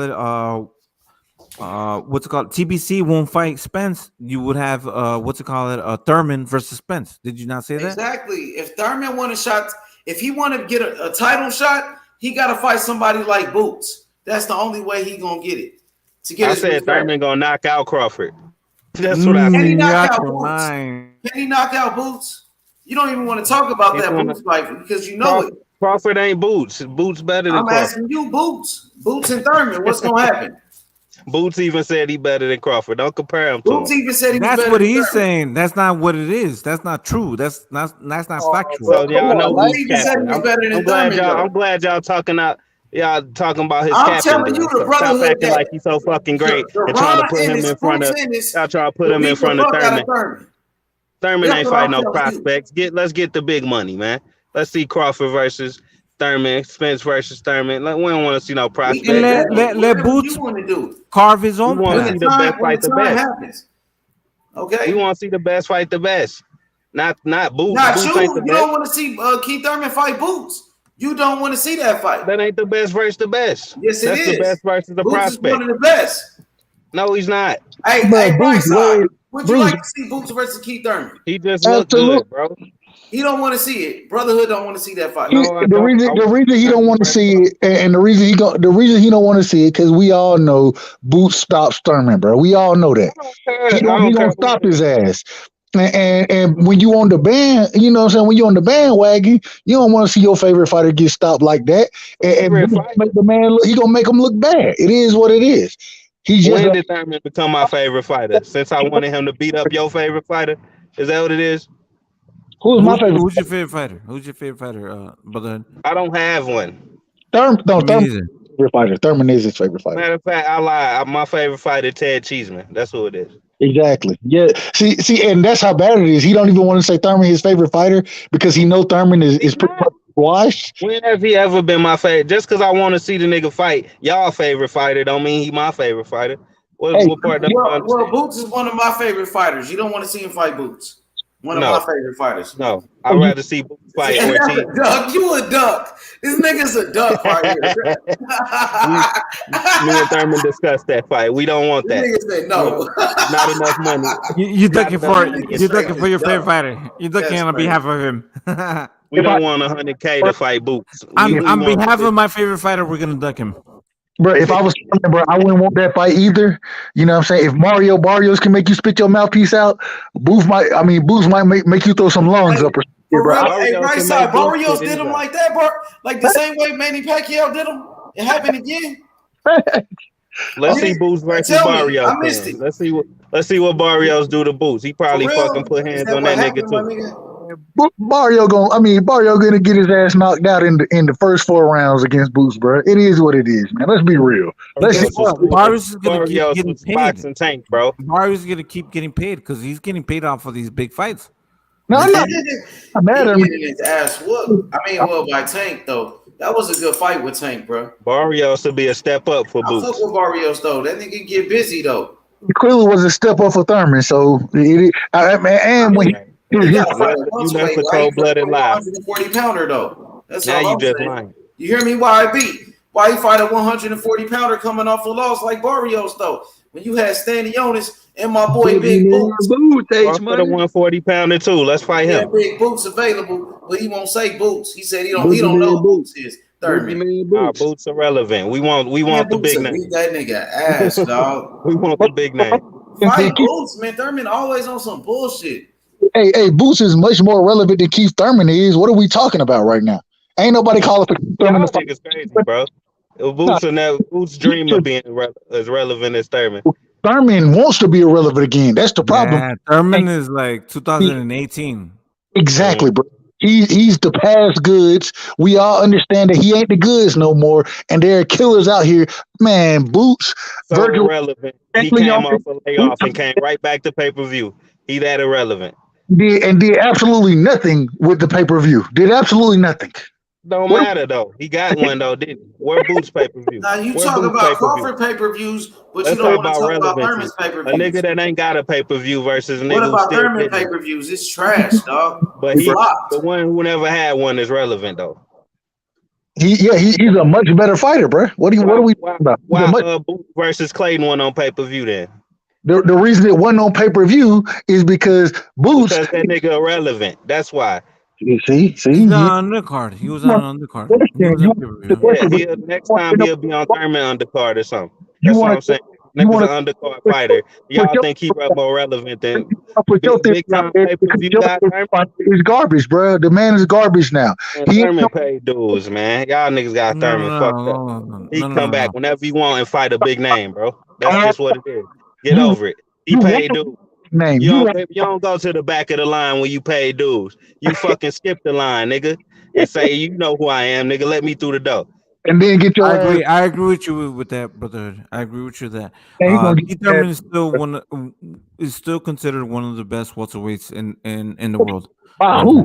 By who? Anybody who watched by pretty much everybody. With sense, that's logical. Man, that's crazy as shit, bro. That's crazy as shit. We all know Boots is a way better fighter than Keith Thurman is. It is what it is, bro. I don't know shit until that nigga fight who Thurman fought. I don't know shit. Exactly. Clearly, he's got good wins. He's got good wins right there. Shit, bro. At least you admit it. You don't know shit. I don't disagree. I don't know what you talking about, nigga. That's what I'm saying. You just gonna put him above Thurman for beating Clayton? Get the fuck out of here, man. You niggas crazy. But you whining about a Barrios fight, but Clayton put you at the top of the division, but Barrios, so no, it's a terrible fight. Barrios came off of a knockout. Big fucking difference. Barrios got knocked out clean by somebody fight that campaigns at 35. I know Barrios more than I know Clayton. If we talking about niggas being on or not. Oh, that's so, bro. You funny as hell. You funny as hell, bro. Hey, I ain't. We talking about niggas being irrelevant. I know Barrios more relevant. And what will Boots do to Barrios? Boots would knock out Barrios. I don't know what he'll do. And on top of that, the Castillo Clayton fight was a title eliminator. Now he's the mandatory. So he's doing all the right things to fight the big names. You know what I mean? That's what he's doing. If he mandatory, why y'all want to see? Why y'all want to see? If he mandatory, why y'all want to see him fight Thurman? He hasn't been fighting, bro. If he mandatory, why y'all asking for Thurman instead of Spence? Got knocked out by Tank. Answer my question, though. Answer my question. He's supposed to be doing more than Boots. Answer my question, though. He's supposed to be doing more than Boots. Boots is fighting more often. He's more active. Let me know when you're done, though. More people talking about Boots.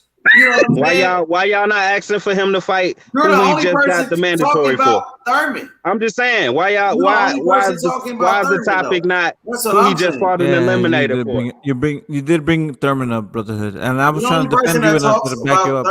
No, I'm asking if he just became mandatory. Why are we talking about Thurman? Boots, man. I'm saying, why are we talking about Thurman if he just became mandatory? Answer my question. Let me answer this question. So, brotherhood, who would you want? Keith Thurman to fight? You answer my question with a question, bro. Kind of, sort of, yeah. But who would you want Thurman? Who would you want Thurman to fight against? You know what I'm saying? Like, I want him to fight Crawford. Because he think he's a top 3 welterweight, which he's not. That's the problem. Look, no, he's right. No, he's not. He said he ain't gonna fight Thurman, so I ain't gonna ask for that. Listen. Thurman versus Crawford if it would have happened, like let's say if it would have happened in June or July, right? And then Spence versus Crawford in September, that would have been amazing. You know, because Crawford like that man. Man, this nigga don't want to see the undisputed. Why nobody This asking nigga for don't Spence want to see versus the Boots? undisputed fight. What the fuck? Y'all don't want to see Spence versus Boots, huh? He just earned his spot, and y'all saying I he can't should lie fight to you. Thurman instead. I can't lie He to just you. earned Keith his spot, Thurman and y'all want fucked him it to up. fight Thurman. He That's fucked crazy. himself. Keith Thurman fucked himself up, fam. He fucked himself up. That's all man can say. He didn't. No No, one no, else's no. fault except for All I'm himself. saying, He if fucked that would have himself. happened, brotherhood boxing, if that would have happened, if Crawford versus Thurman before the Spence versus Thurman fight, that would have been amazing for Crawford, in my opinion. He would have beat the shit out of But fucking Thurman. But you this the is only person hold on. that's saying that though, Cosmic. Everybody else say if it happened Wait, before wait, that fight, they but gonna cry. They gonna cry if it happened. Brother, this is the Yeah. problem. When Thurman announced he was coming back, Crawford said, "I want that fight," and Thurman said, "No, I need touch first. I need to fight before I It's fight." crazy. You don't want to see Terence Crawford He versus say, Spence. she say, he You would say, rather she see say. Keith Fight the Thurman get a man. fight. Come on, bro. That's crazy. You can't be fanboying for Thurman like that, bro. No, That shit ain't good for you. I want to see the biggest Spence Thurman versus fanboy I've seen, bro. The biggest Terence Crawford fight. But I Let think Cosmic, a logical boxing fan, talk. Go ahead, Captain. what I'm saying is like for Terence Crawford to going to BBC, and if you'd have fought Keith Thurman, you know what I'm saying, and like in June or July, and some of this time where they were negotiating, and we've been anticipating that Crawford was going to go and join PBC. We've been anticipating that he was going to fight somebody like a Keith Thurman. They wanted that fight for him, though. Right. It didn't happen. We don't know. We don't know the situation. So I do agree. Hold on, right there. I do agree that would have been a good fight, and TBC would have beat him, and then this fight with Errol Spence would be like done. You know what I'm saying? Like not too long ago, Keith Thurman was one of the best 147 pounders in the world. You know what I'm saying? Manny Pacquiao took effect on him. And that was the thing. Was years ago, Cosme. That's Yeah, I like know, 4 but years it's ago. but still, you still had Spence and Crawford still going after fucking I Manny know, Pacquiao. but the fight to make this the Terence Crawford and Spence Jr. We've been waiting for this fight for too long. Nobody want to see no other fight, bro. But this is the problem. Y'all was excited to see Spence versus Pacquiao. Stop Exactly. capping. Y'all was Thurman had a excited chance for to all fight these other Spence fights. years ago, But but he nigga ducked out that mentioned fight. Thurman, y'all Thurman could have just fought Spence years ago, but he ducked out that fight when he had the wasn't belts. everybody excited for Crawford versus Porter too? Exactly, man. Yeah, So was now y'all. Thurman want a chance. Thurman is not No, fucking no. relevant. Okay, so okay, you want okay. us to wait on an You see how they undisputed gonna fight? act like they ain't You excited want, about you any want us to fight wait on an except Spence undisputed versus fight Crawford? so Thurman can get a see? fucking chance. No. It ain't about Thurman. It's y'all niggas acting like ain't no other fight can happen except Spence and Nah, I Crawford. want to see That ain't Spence the and only good Crawford. fight. That's I want not to the see only good Spence and fight. That's the Crawford. bigger picture here. That's I the want to bigger see picture. Stop acting undisputed. like that's the I want only to see the fucking fight that's undisputed good. fight, bro. I want to see the Okay. undisputed fight. H. I Real just quick, want to see That's the fine. We undisputed get fight, it. bro. We all want to see it. I want to see But Spence and it's other Crawford. fights We're too. bringing all these fucking I do. roadblocks and shit. So yeah, we can bring up other boxing. God We don't damn, gotta bro. always talk about them dusty Fuck ass Keith niggas. Thurman, bro. Yeah, we can talk about other niggas. Fuck them niggas. Fuck Hold Crawford and I Spence want all to the see the time. undisputed fight. H. Hold on. But how long has it been since Terence Bud Crawford has fought? Waiting for that fight for 5 years. Fuck that fight. How long has it been has Terence Bud Crawford has fought? Hold on. It's been a long time. It's been a long time. Fought EJ, he It ducked. could have been a stay busy fight with fucking Keith Thurman.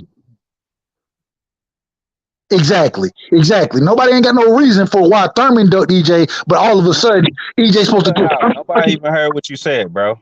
Get the fuck out of here, man. Y'all. Nobody heard what you said. You cut out. I'm serious. You cut out. Well, like I said, when Thurman was a champion, he was supposed to fight EJ, and he said he wasn't fighting EJ. Floyd threw it out there, and we talked about this already, bro. We talked about this. You said you ain't had no clue about it. You gonna go look it up? Did you go look it up? Of course you did. Of course you did. Multiple excuses to not fight the man. Like, keep them coming, man. What are you Yeah, talking Keith about? Thurman made excuses Multiple not to fight excuses. Spence years ago. ultimate duck, bro. Thurman is the ultimate duck. Spence gonna turn into Thurman. Now That's you what talking about Keith Thurman, we bro. celebrate. Keith Thurman got boot tennis problems. Let's say Keith that's Thurman true. got boot So tennis we gonna problems, man. celebrate the fact that Spence Boot did tennis turn around holding and him did the down. same thing. Boot We tennis gonna looking for celebrate. Keith Thurman, Go bro. ahead, bro. Tell me, have you seen Keith can I tell Thurman, you bro? something? Keith Can I tell Thurman you ducking something? boot tennis, bro. Right now, bro, in real life, Nobody bro. ducking that nigga. He He ducking irrelevant. this man, bro. Look. I'm gonna tell y'all this. Honestly, I think that Terence Crawford, and I love TBC. Y'all know I be spamming TBC all the fucking time. I got TBC all fucking day. Do you But still love him, TBC, though? yeah, but hold on. TBC has fucking PBC problems. He doesn't want to negotiate with them. He wants to leverage with them. Do we like he could have done that, negotiated with that fight with Keith Thurman? You know what I'm saying? Keith Thurman didn't want the smoke. He said $10 million. He just knocked out a PBC guy, Sean Porter. Every excuse, bro. He just knocked out a PBC guy and Sean Porter. It's all good. Old He just shit knocked too out a from PBC years ago. guy and Sean Niggas talking Porter, about bro. old shit. We talking about right now. They talking Sean about Porter, old PBC, shit, bro. right? Old shit. So what's holding up this fight with Spence is gonna happen next, bro. That's what I'm telling you, bro. It is, but you know what I'm saying? Keith Thurman, what the fuck? Shit. That shit ain't happening. We want to see next, the undisputed. Keith Thurman don't But have a fucking look. Hold on. But H money. This is the thing, right? If you're negotiating with me and you say like, yo, fight Keith Thurman, you know what I'm saying? We're gonna throw you a bag, you know what I'm saying? You're gonna fight Keith Thurman. Nobody gives a fuck about Thurman. That's what I'm telling you. Okay. But this is what PBC's approach, though. The PBC is telling you like, fight Keith Thurman, get a bag with him. You know who you want to fight? He said he want to fight Spence and he want to fight Charlo from the PBC. That's all. And then he wants it. And then he wants it in Nebraska. Said he want to fight Thurman. He put that he on wants his Charlo and 5 he wants welterweights Spence. I That's want what to he fight said. list. Thurman made the list. He So said, I'm stop. coming for Spence and I'm Crawford coming for Charlo. Crawford He said, I'm himself coming said after he you want to and your fight Thurman. cheerleader. But he wants it his don't want him to way. fight somebody that he want to fight. Right? That's Keith crazy. Thurman is not on the fucking agenda. He's That's on the going backwards. No, but Keith Thurman listen. is hustling going Stop backwards. capping. Let's We going let's after pull that shit up undisputed then. Cosmic in 3 different weight classes. I get it. Terence I know. Crawford, the number 1 pound for pound. Yeah, but Terence he's Crawford, negotiating. the best fighter in the fucking world. I agree with you. But he's negotiating against people that are not going to be doing business with him like that. They're just like, I don't give a fuck what you want. It's money. Is acting like he's empowered to say whatever the fuck he wants. He's not in the negotiating table. He doesn't have a promoter. You know what I'm saying? Like he's not with fucking PBC. So how is he going to tell people when he wants to fight him, who he wants to fight? You know what I'm saying? Where he wants, you know what I'm saying? Like he can't do that. Terence Crawford, can he do that at PBC?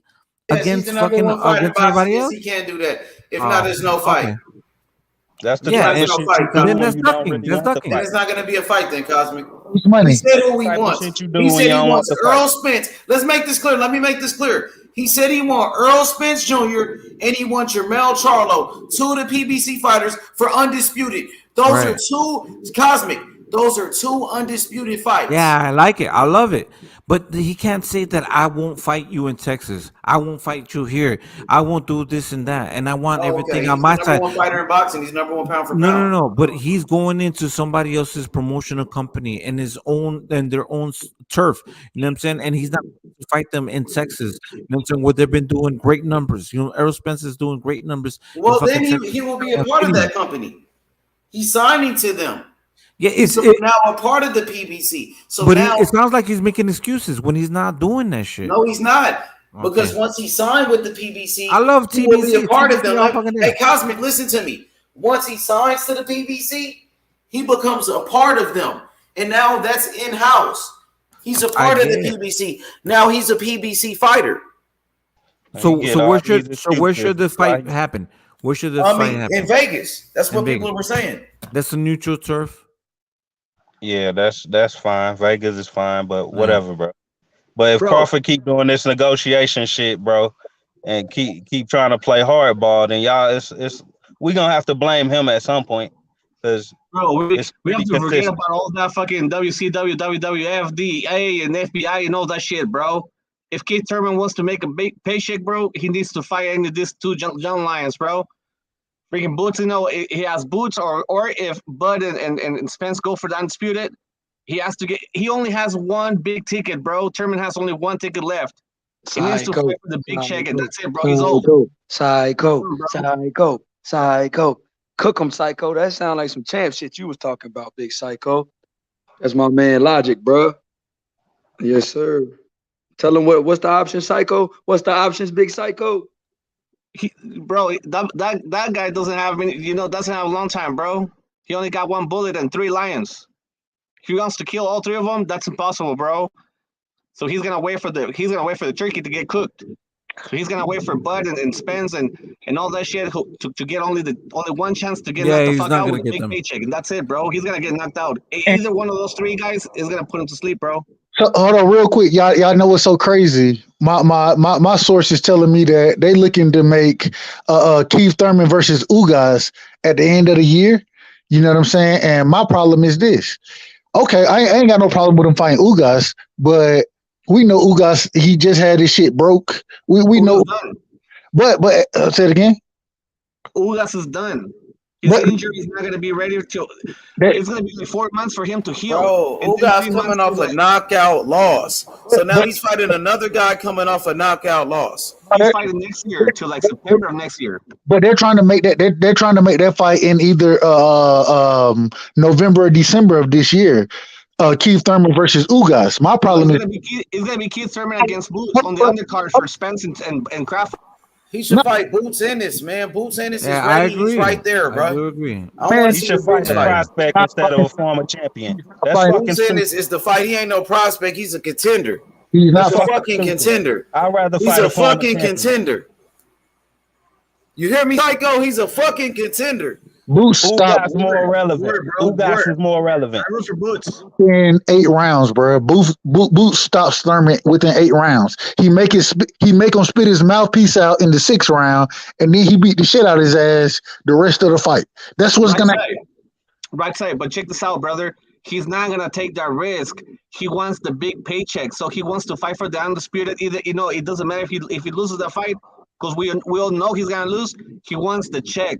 He wants the big check, and he knows if he goes against Boots, he's not gonna get paid well, and he's gonna get knocked the fuck out. I'm not disagreeing. I'm not just fighting for that little ass check, man. Thurman worth way more than that. Man, stop the cap, man. Thurman ain't worth shit right now. That's a fact, bro. The nigga came from making millions. Why the fuck would he fight Boots?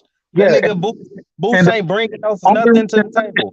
Not no money, not no nothing. Thurman would make no sense for Thurman to fight him, bro. Let's be honest. Would I watch the fight as a boxing fan? Yes. Would Thurman take the fight? No. We all know that. That don't even make sense. The nigga is not a contender no more. Thurman is the fuck is you talking about? Yeah, you niggas talking crazy. That nigga washed up, bro. Thurman not a contender, man. Stop it with that fucking delusional shit, man. Y'all niggas acting like this nigga just a run-of-the-mill fighter, bro. Stop. No, just stop, bro. Stop. Y'all gotta stop, bro. Fighters better than him. It's not making sense no more. Keith Thurman is not fucking Jesse Vargas. Like, get the fuck out of here, man. 6 fighters better than that nigga right now, bro. What are you talking about? I can name 6 fighters better than that nigga. What are you talking about? He wasn't even a contender. He's not. Keith Thurman still has one of the best records at 147. Yeah, he has. Logical to him, bro. Don't talk. It's not even gonna work. Hey, right side. He not a regular fighter, bro. Come on now, dog. Stop it. It's dead, man. It's dead. I'm done after he said it. And look, I'm not even pushing for Keith. But look, let me ask why, bro. Let's get out of there with that. This man got 1 loss to Manny Pacquiao, bro. He ain't exactly. Bro. Damn. Come on, that's one of the best wins, bro. Stop the delusional shit, man. He'll be the best win on Errol Spence and Bud Crawford resume right now. That's a fact. That's a fucking fact. Are there not 6 better fighters at 46? Didn't he beat what's his name? No, there's not 6. Who's the 6 best? Hold on. Name the 6 fighters. Hold on, Kazi. Name the 6 fighters, bro. You ready for it? Here we go. Yeah. We got, and we already know the top 2, so I ain't even gonna name the top 2. You got Virgil, you got Boots, you know what I'm saying? You got Stanley on this, and I got Butayev over Thurman, bro. What are we talking about?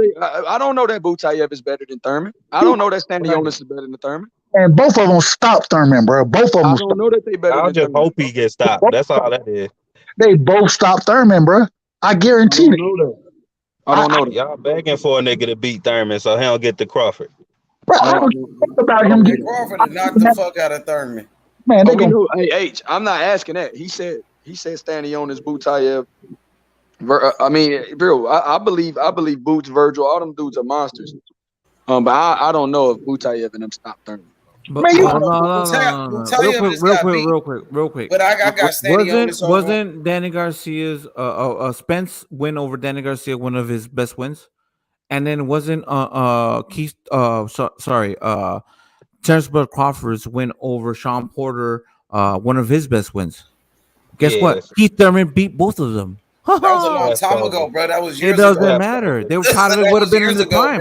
They probably would have been in the prime. We don't know. What have you done for me lately? Hold on, Cosby. This is the problem, though. Cosby, this is the problem. We all watched the sport, and we saw what Thurman did against Barrios. Barrios hurt his ass. Hey, Cosmic. Kell Brook beat Sean Porter too. What we gonna say, Kell Brook as well? What we gonna say about Kell Brook? Brook one of Spence's best wins too, and both of their best wins. Kell Brook beat Porter already, bro.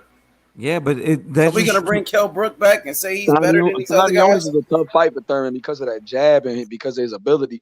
I don't know if he stops him though. That's tough, man. That's damn. Brook way more finished than Thurman is. Y'all gotta stop. Man, so hold on, wait a minute. So this is what we're saying now. When Mario Barrios with him moving up in weight and making Keith Thurman spit his fucking mouthpiece out, you telling me these guys that been campaigning there, these heavy hitters, because we look at the Stanley owners, we look at a Butayev, you know what I'm saying? They gonna go to the body crazy. They go to the body anyways. And they gonna hurt. Butayev didn't even stop. Hold on, bro. Let's get out. Hold on. Let's just call it how it is, bro. Keith Thurman is better than fucking Jamal James. Bro, he's not Jamal James. I don't give a fuck. And hold on. And Stanionis didn't stop Delorme, bro. That shit went decision. Delorme is not as good of a fighter as Keith Thurman. So I think Keith Thurman can make it to the fucking final bell against Stanionis right side. I disagree. You talking to absolute. So you think Delorme is a better fighter than Keith Thurman, bro? Stop the cat. No, I don't think he's a better fighter. What I think is that he has, or that the body work that you put in against Delorme doesn't hurt him the way it's gonna hurt Thurman. That's all I'm saying. Thurman said it himself. The man came out after the last fight and said, "I'm soft to the body." He said that. I didn't say that. He said it.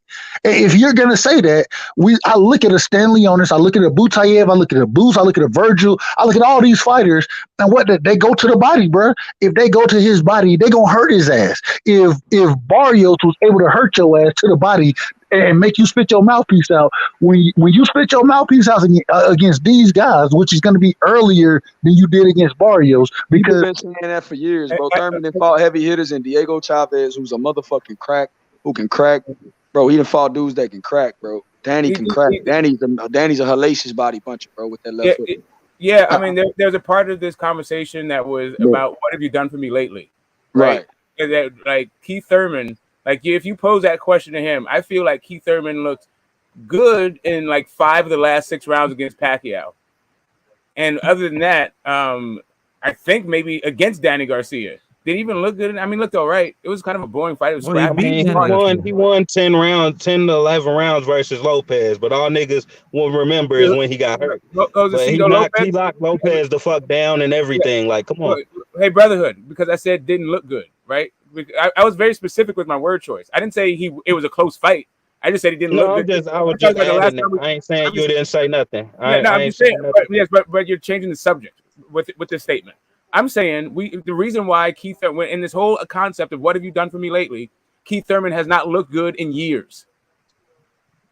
Look, he haven't fought in years except one time. So how can you look good? Right, exactly. He hasn't done shit for himself. So why would we be talking about him as a relevant guy? Like, he is relevant. Hasn't been fucking active like that either. That's what I'm saying. He's relevant in some circumstances, right? But he's not relevant when it comes to Errol Spence and Bud. He's totally irrelevant to these two guys. They don't need Keith Thurman. Yeah, that's crazy, bro. I'm never gonna act like that. And people act like Pacquiao ain't a hellacious. These niggas gotta fight him to get rid of him. Pacquiao ain't got knockout power, bro. Of course. I mean, this the thing though. Nobody capping for Thurman. Like, I'm not even a Thurman fan, but I understand, bro. I just say the definitive 6-7 guys better than Thurman at welterweight, bro. I can't say that. I don't fucking know that.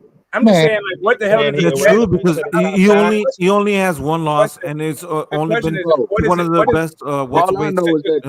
That's not the issue, though. That's not the issue. The issue is, what does the top 6 or 7 best heavyweights have to do with Bud and fucking Errol? They were on their last couple of fights at this fucking weight class. Maybe just one. What the fuck are you talking about? Not heavyweights.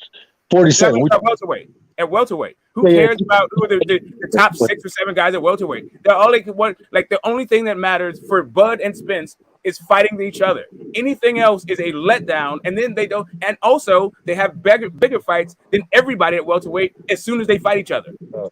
So everything in the past 4 years has been a letdown. Well, that's what we gonna act like. Well, I'm sorry. Gonna act like. Okay, like you just said, the dude only fought one time during this time frame. Yes, I'm just saying. Everything he's done in the last 4 years we had that wasn't Crawford versus Spence the past 4 years. Welterweight was a letdown. Is that what we're saying?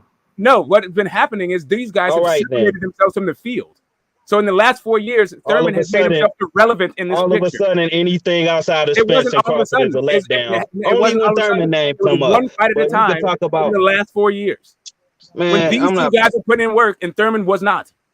Y'all heard this. We're not allowed to talk about any other fight at 147. No, it's just at a certain point. Y'all heard it here first. We're not allowed. We're gonna get put on punishment. You can't allow. Okay, no, there's no consequence to this other than just explaining to you over and over again. And I think you understand because even by your own standards, I don't understand. Man, a lot of people don't understand why Thurman being called irrelevant. Because nobody should understand why Thurman being called irrelevant. Hold on a second, because you said, "What have you done for me lately?" That was your standard. So, if using your standard of what have you done for me lately, the last 4 years have been a complete fucking letdown and completely undermined your argument by your standards. What are you talking about? What have you done for me? Yes, what has Keith Thurman done for us lately?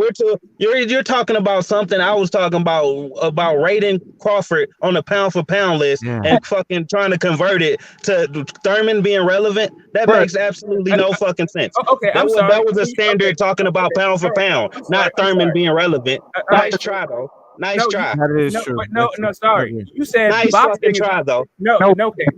So here it is. You said boxing is about what have you done for me lately. No, I didn't. Nice fucking try, Smoke. Nice try, Smoke. You didn't say the pound for pound list was what you done. Nice try. Boxing nice try. I just told you what I said, and y'all know that's what the fuck I was talking about at the time. I was talking about the pound for pound list, not no fucking Thurman being relevant. So stop trying to mix the two up. They ain't no standard that I just put all throughout boxing. We were specifically talking about the list. Now we talk about Thurman being relevant. Who played, man? Who played? So don't bring up that. What have you done? I don't care what he done lately. What he did is enough to jump right back in line. And fuck Keith Thurman, man. Let him go. Nobody ain't never see the car. The nigga did some shit and said he was hurt. Okay, whatever. Fuck Keith. Hold up, before we get too far, I want to stay on what we're talking about before we go somewhere else. Let him go. What you mean is this the pound for pound list, and you just only wanted to apply that to the pound for pound list? Cool, but that's not what you said. I find it awfully convenient that a minute ago you were just talking about boxing being all about what you've done for me lately, but you want to modify that statement for Keith Thurman, and it's only about pound for pound list, like all pound for pound list is what you've done for me lately, but not the relevancy of a fucking fighter.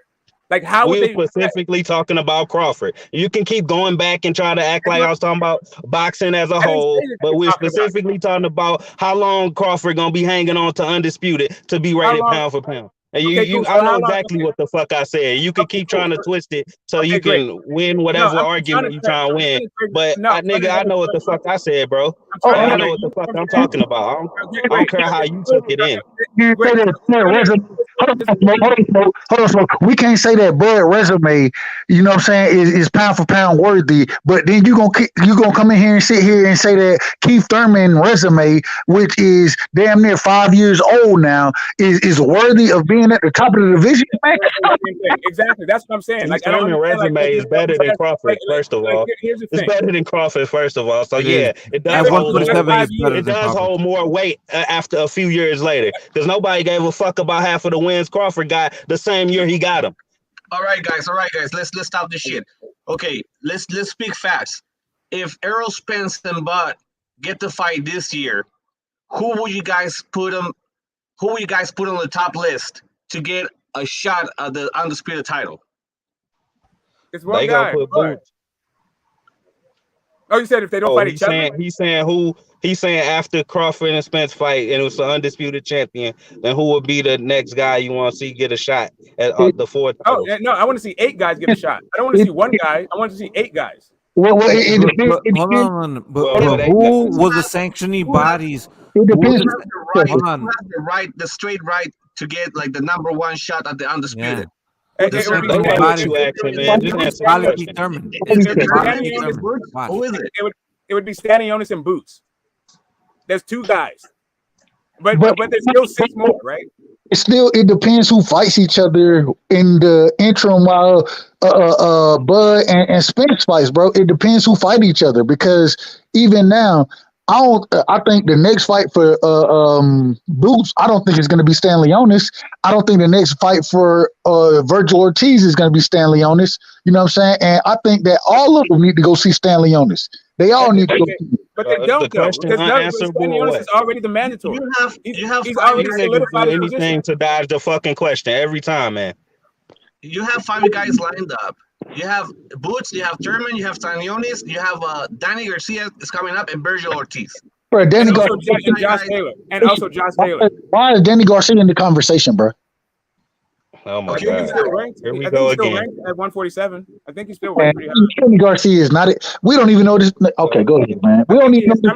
I'm not sure. Like I can look. You just don't like PBC fucking welterweights, do you? I'm just assuming that Danny's still ranked high, right? What are you talking about? It's like you act like Danny Garcia and Keith Thurman are like fucking Rod Salka and somebody other bum we don't fucking care about. Like, bro, you that far with the shit. You a little crazy with it.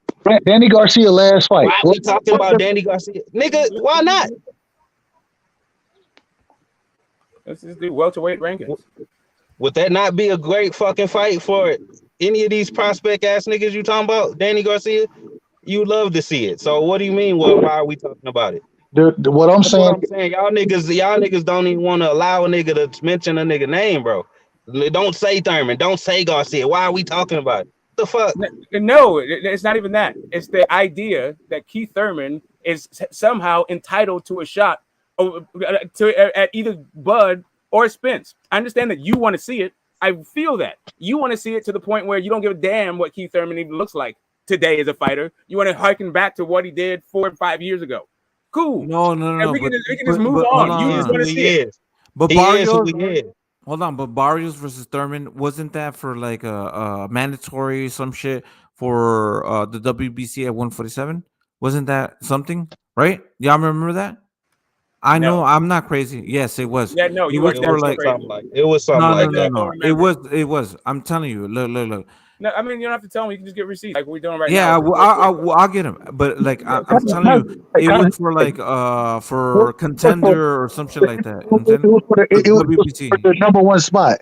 The Thurman Barrios fight was for the number.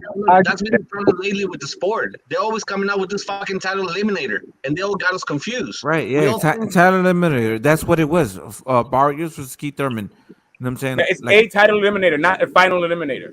The final eliminator, but it was for something. It was for something for the WBC. That one guy doesn't have all the belts. So whatever elimination happened in the past, that's gone. So whoever gets to win like the whole titles is gonna be entitled to, give it the opportunity to whoever he wants. Because there's gonna be no fucking title eliminator for the IBF or WBA or whatever shit it is. No, but it was for the WBC. They were already talking about Spence versus Keith Thurman. You know what I'm saying, for the WBC title. You know what I'm saying, because Thurman beat fucking Mario Barrios. Y'all don't remember all this fucking shit? It happened like fucking few months ago. Ain't Thurman the champion at recess anyway? Yes, no, it doesn't matter. Like these eliminator fights, nobody cares about this shit. You need to. It's not for mandatory. Hold on, Smoke. Hey, now, what did Boots fight for this last weekend? Boots, what he was fighting for? Mandatory for IBF. IBF mandatory. So who has the right now to earn a shot for the title? Is it going to be Thurman against Spence and then Crawford against Boots? Yeah, the two mandatories are Stanionis and Boots. Right. Stanionis for the WBA, Boots for the IBF. There's another one, a situation with Josh Taylor for the WBO. But Josh Taylor is he's staying at 40. He said he's staying at 40, so I don't think that's gonna materialize. Yeah, but he's not making fights at 40, and he's getting stripped. But like he's right now about to get stripped of the WBC. Well, they say he's supposed to fight Zepeda next, so I don't want to see that. I understand what they say is gonna. No, I'm just saying that the deadlines for these negotiations will come and gone. Like he's already on the clock and already not responding. But maybe they'll find it could go to first bid and all this other stuff. I'm just saying there's a bunch of like confusion with that. I'm just saying like these seems to be the thing. The number one players for these positions, right? And the WBO outside of the Josh Taylor murky situation is also Virgil Ortiz. I think is a top guy over there at WBO. Absolutely. What about WBC? Who the top in WBC? Keith Thurman. No, all they had is the final eliminator. They just had an eliminator, but not a final eliminator. There's no like even the eliminator. Keith Thurman is he is at the top of the WBC. I'm just saying what it is. Like Keith Thurman is at the top of the WBC right now. Yeah, that was the thing with Mario Barrios. Everybody was pissed off. Like what the fuck? You know what I'm saying? Like they were anticipating, you know what I'm saying, like the winner of Barrios, I'm sorry, what's it called? Spence versus Ugas to get, Thurman. You know what I'm saying? Like that, Avanesian and Ortiz are ahead of Keith Thurman in the WBC. Okay. No, and they're about. I believe they're about to fight each other as well. So I'm not disagreeing with that. I'm not disagreeing with it. So, but then the winner would have to fight Thurman? Like 1, 2, 3. Yeah, I think it's Ortiz, Avanesian, and then Thurman. So the winner would have to fight Keith Thurman? Is that what you're saying? We got to see how it play out. You know how the sanctioning bodies go. We got to see how it play out. And then that would be a final eliminator. Like the winner of that fight would fight the Keith Thurman probably in like a final eliminator. But the problem is he looking to fight Ugas, you know what I'm saying, in November, December. That's what he looking to do. All I'm saying is that how does Keith Thurman get to jump all these other guys when the man ain't been active in 3 years, but like the man ain't been active in the sport, bro. Like I just don't understand how y'all just want to say, oh well, he beat Barrios, so now he's the number one contender. No, he's not. You know what I'd like to see? No, I'd like the to see sanctioning bodies don't push you back Ugas. too far. What'd you say, Cosmic? I was talking over you. Go ahead. The sanctioning bodies don't put you too far back. They don't like throw you all the way to the back of the fucking line. They know. Okay, well, cool. Then when we should be talking about Ugas then. Yeah. Ugas can get another shot soon. You know what I'm saying? Like Ugas is still a great 147 pounder. Ugas could still fight, Virgil Ortiz, Ennis, all of these guys. You know what I'm saying? Like, yeah, Ugas is in that line, of course. Yeah, he's not getting pushed all the way back. Fighters away, bro. Nigga said Ugas was done earlier in the podcast, bro. Like they saying Thurman done, everybody done. I guess Garcia done. These niggas ain't even over 34, bro. Like these dudes is still fairly young. The problem with Ugas is mostly a healing process, bro. A healing process. By the time Ugas gets ready to be in the ring again, the mix is gonna change. A lot of these fights are gonna change because they're gonna be made already. So the other part of sorry, go ahead, Psycho. No, we're looking at least for 6 months before Ugas steps in the ring again. And those 6 months, there's gonna be a lot of shit happening at welterweight.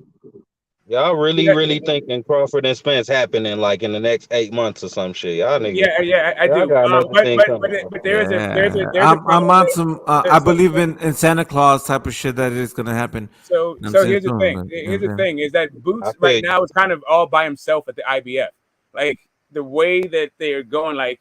He is already the mandatory, but like the guys underneath him are Virgil Ortiz, who could fight somebody else at WBO. There's Conor Benn, Custio Clayton, who just beat Avanesian, who's like a top guy somewhere else. I don't know who Boots is gonna fight for that vacant IBF.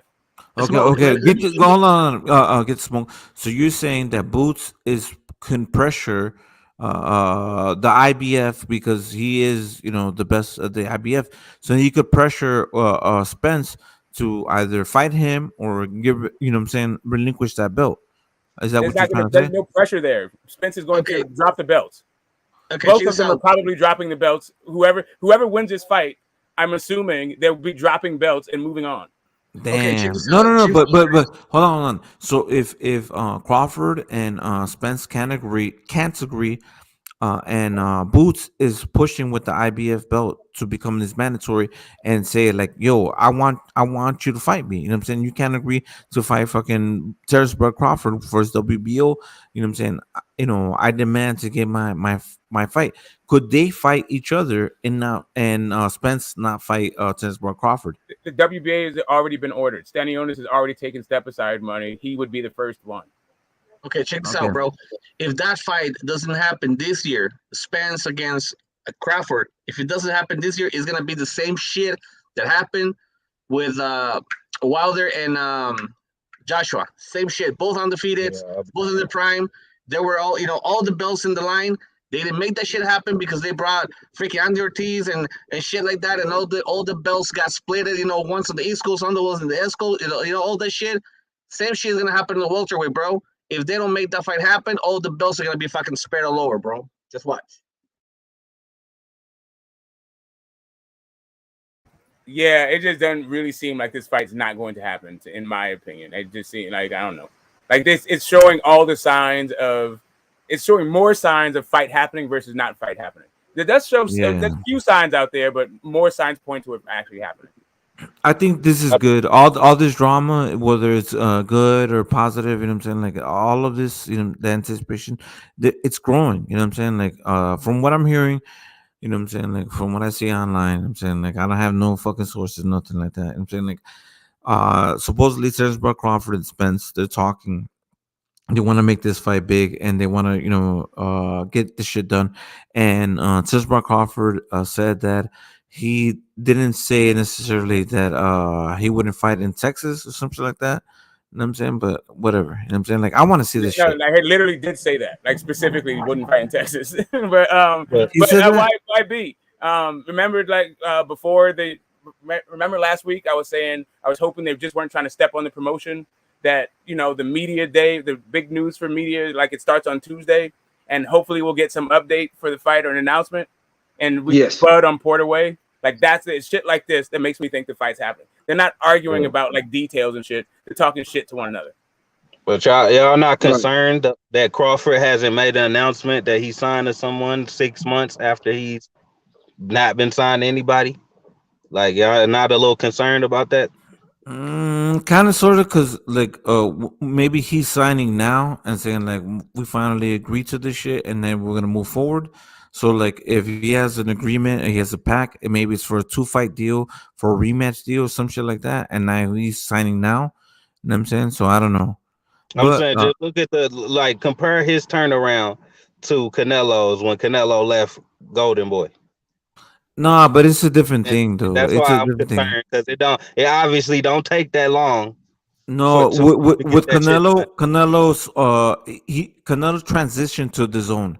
Golden Boy was already doing business with the No. zone. He transitioned to Matchrooms. Yeah, That's a little different. Matchroom or whatever. But they were already doing business with each other. They were already, buddy. You know what I'm saying? Like, it's a different thing from you going from Top Rank and then you going to, you know what I'm saying, Showtime and PBC. You know what I'm saying? Those are a whole different group of people. You know what I'm saying? Top Rank is a group of people, promoters. You know what I'm saying? And then you have PBC and everything else. When you had Golden Boy and The Zone, they were all working together in a sense. You know what I'm saying? They're already doing, so it was a transition. You know what I'm saying? This I was guess, a transplant. like I said, I guess, but however you want to spin it, like I think anybody should be wondering what the fucking holdup is. Well, okay. So Terence Crawford kind of saw the other side of the street, kind of like the enemies, and now you have to join them and do business with them. You know what I'm saying?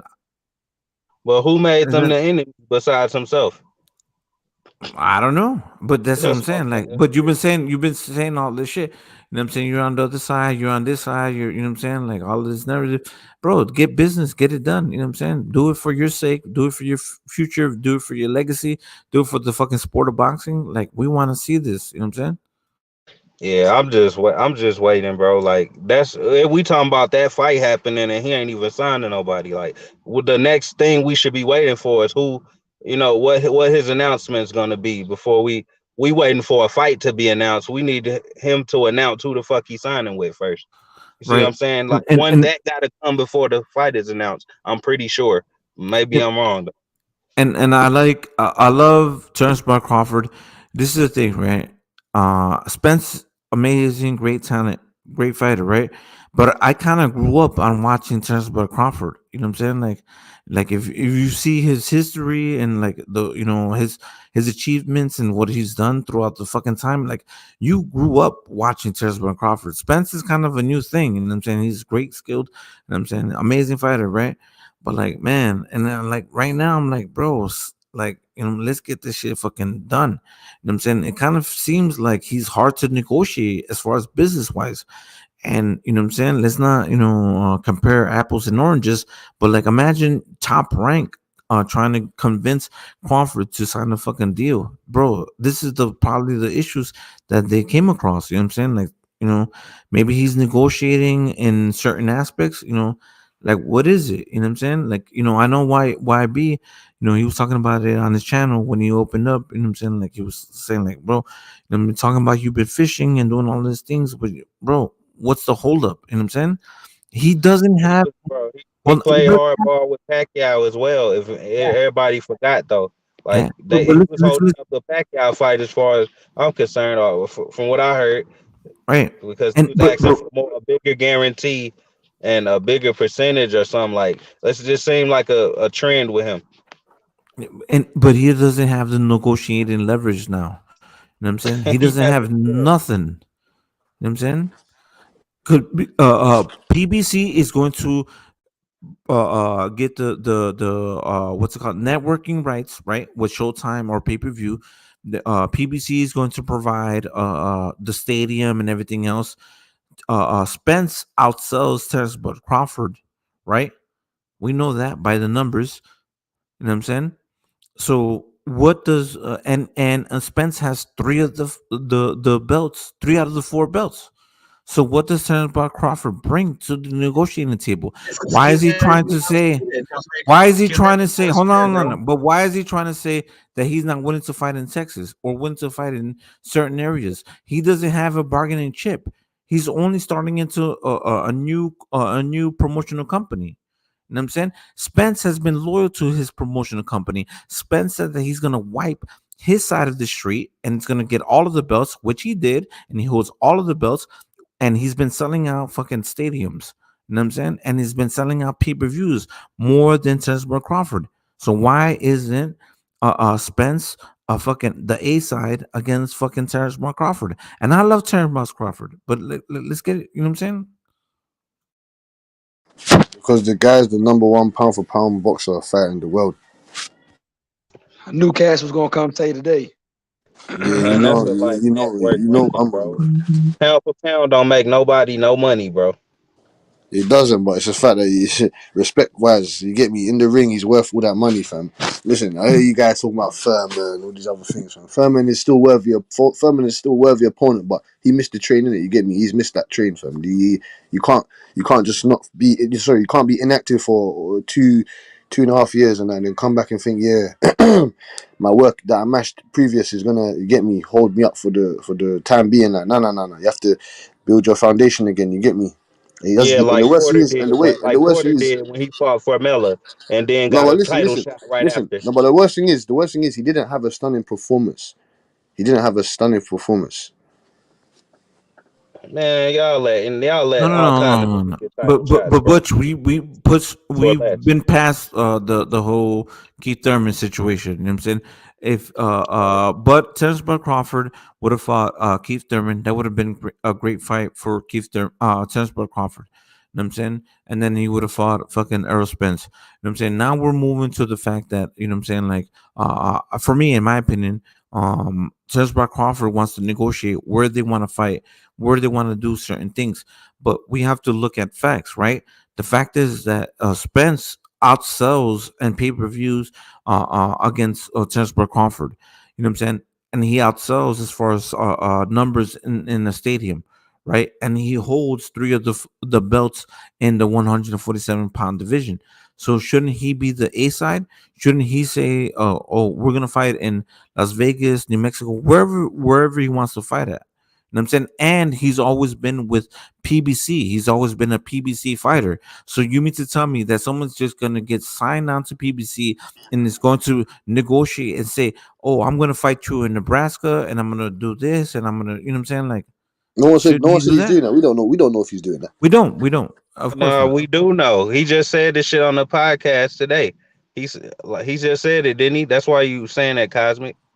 He said. The fight is not going to be in Dallas. It needs to be on neutral ground. So that's fair. Well, I Who the don't. fuck is What's he the to problem say with that? that? That's the point.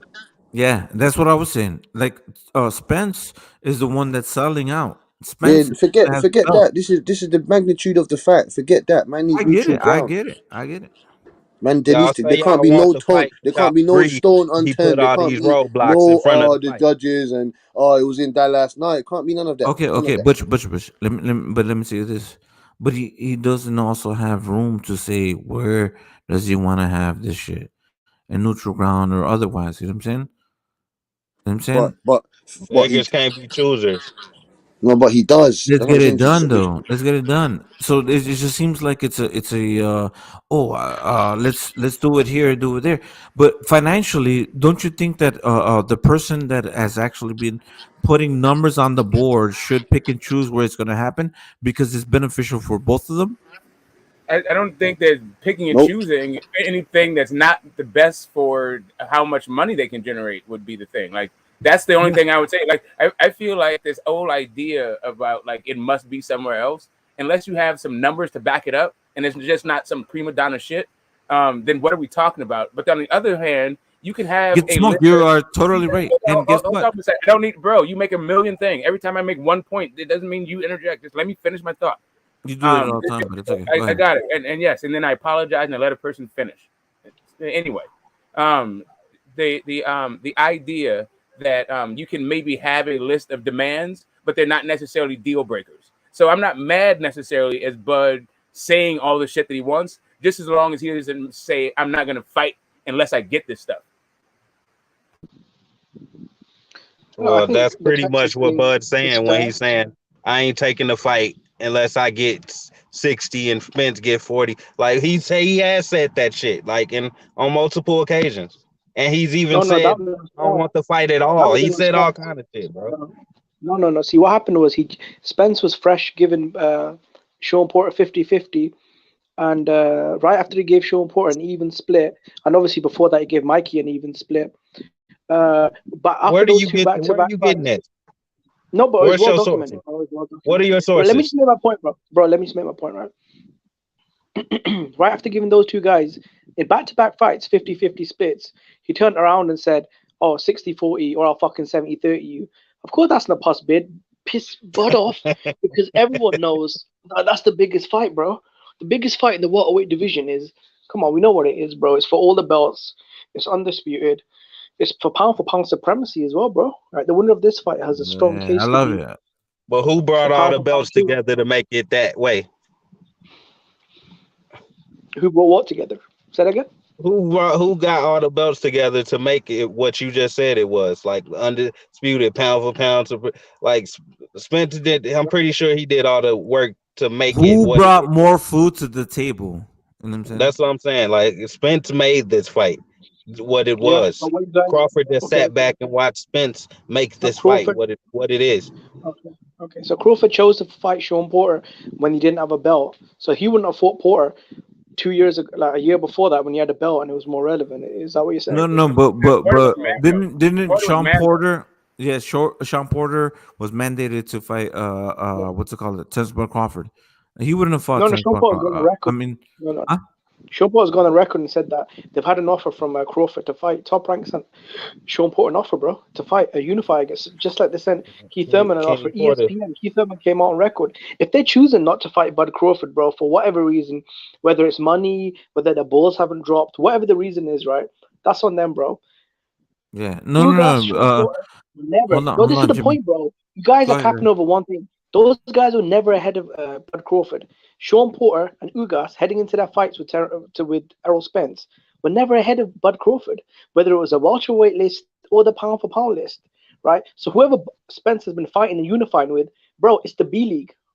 That's what we have to keep it honest about. That's the one thing no one ever keeps it a buck on. Ugas and Sean Porter were always ranked behind who? Bud Crawford.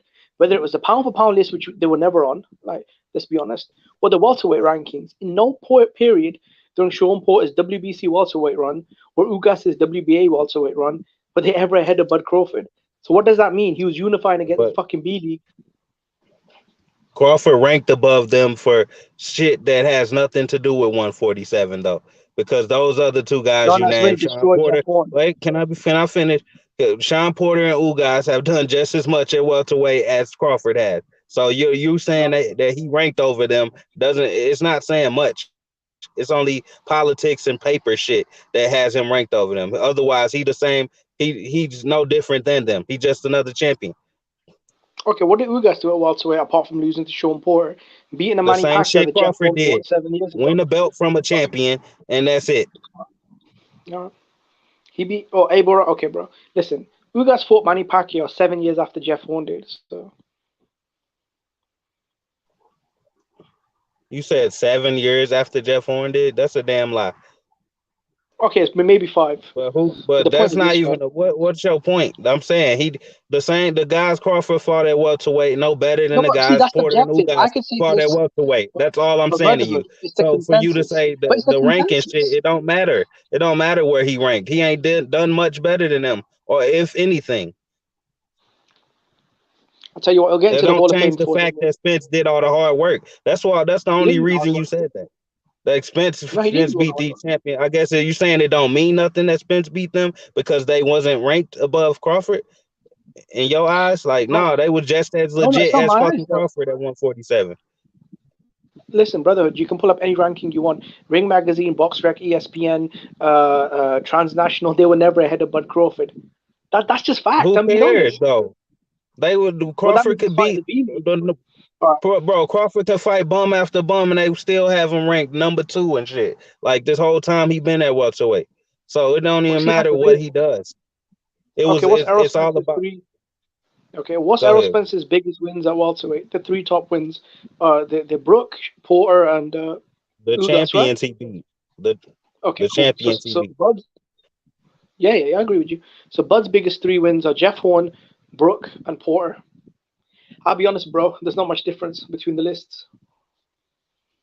Oh, it's not much difference. Hold on. Jeff Horn, y'all do this shit, man. Y'all got to break down when it happened, who they fought at what time. Yeah, when he fought, what years? How long?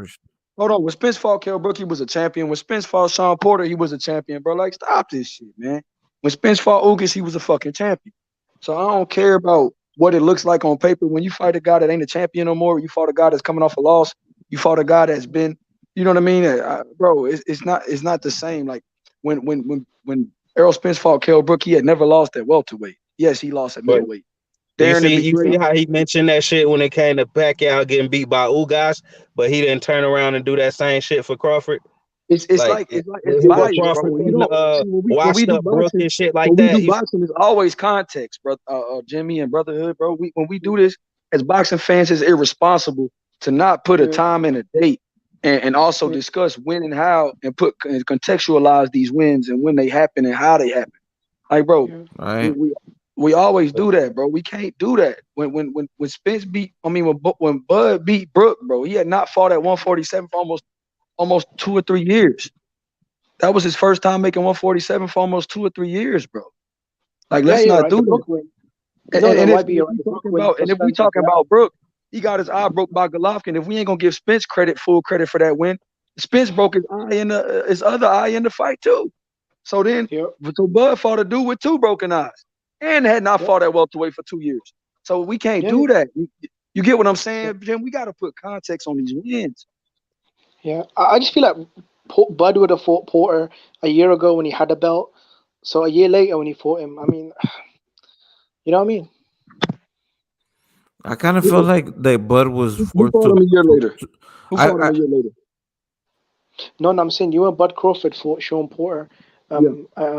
He He bought for 40 from a year after Spence, or a year and a half, or whatever it was. I feel Yeah. like Bud would have happily taken the Porter fight when Porter had a belt, because it Oh would yeah, have for meant a sure, for lot. sure. Yeah, It's not. No, no, no. That's what It's not. See, Jim, it's not dissing Bud. It's the thing. Like when you see, that's why I don't like doing the resume stuff so much, because when you do that, you're like, okay, let's look at the 3 best wins. People gonna say Mikey was not a welterweight, but he had never lost before when Spence beat him. It's hard. We always say, what undefeated fighters do these guys beat? Well, when Spence beat Bud, when Spence beat Kell Brook and Mikey, they had never lost. I mean, Kell Brook had never lost at welterweight. Mikey had never lost, period, and he was on the pound for pound list. And we give people credit like for going up and beating, for going up and challenging themselves to fight bigger guys. Like Canelo when he's fighting Bivol, or we see guys that move up multiple weight classes to fight bigger guys. It's like, but they had never lost. Just like Gamboa had never lost when he fought Bud, and that's one of Bud's best wins. But people don't realize when Bud beat Gamboa, he had not fought for over a year. And he was a smaller guy. And Mikey was coming off better wins than what Gamboa was when they fought. When Mikey fought Spence, he was coming off of beating Broner, motherfucking Robert Easter, and Lipinets. You know what I'm saying? He had 3 fights to acclimate himself after that layoff with Top Rank. But see, Gamboa was off the ring for 13 months when he fought Bud Crawford. You get what I'm saying? And that was still that's still one of Bud Crawford's biggest wins, but nobody criticizes that because Gamboa was still undefeated, Jimmy. But he was a 126 pounder. Just, you get what I'm saying? So we could always nitpick these wins. It's just like we can always do that. It's just like the Danny Garcia win. We can nitpick that. But also Spence was coming off a 15-month layoff. We don't put that into effect when we like, oh, he just beat Danny. No, he beat Danny coming off a 15-month layoff and a car accident and came in there and beat him like 10 rounds of 2, if we want to be fair.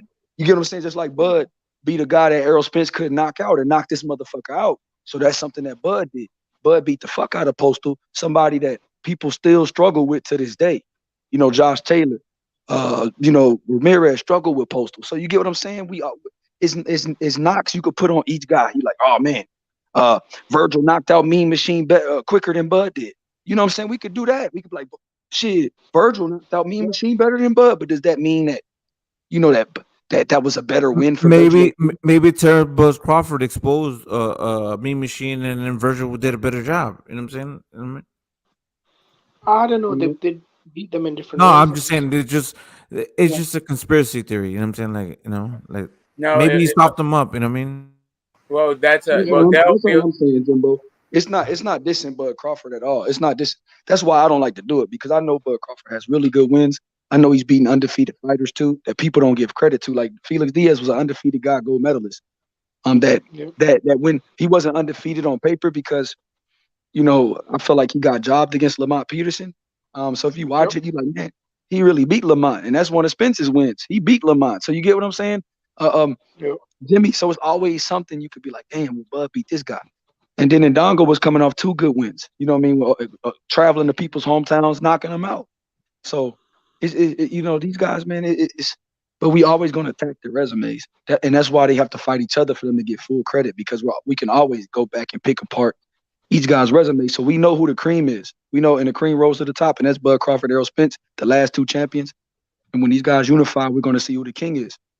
And that's why we want to see it. You know what I'm saying, Jimbo? But that's why I don't like attacking Bud's resume or Spence's, because I don't want to attack how good of a fighter they are. You know what I'm saying? They can't help who was put in front of them.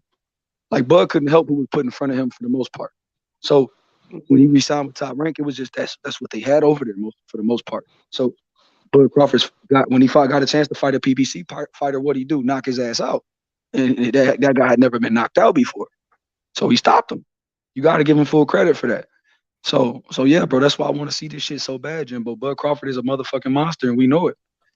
So YB, my bad. What do you think is holding this shit up? Like, in your honest opinion, you know what I'm saying? I'm not trying to argue none of this shit, but like, what do you think? Terence Crawford versus Errol Spence Jr. What's happening? And maybe you can't tell us from your inside point of view, but what's going on, man?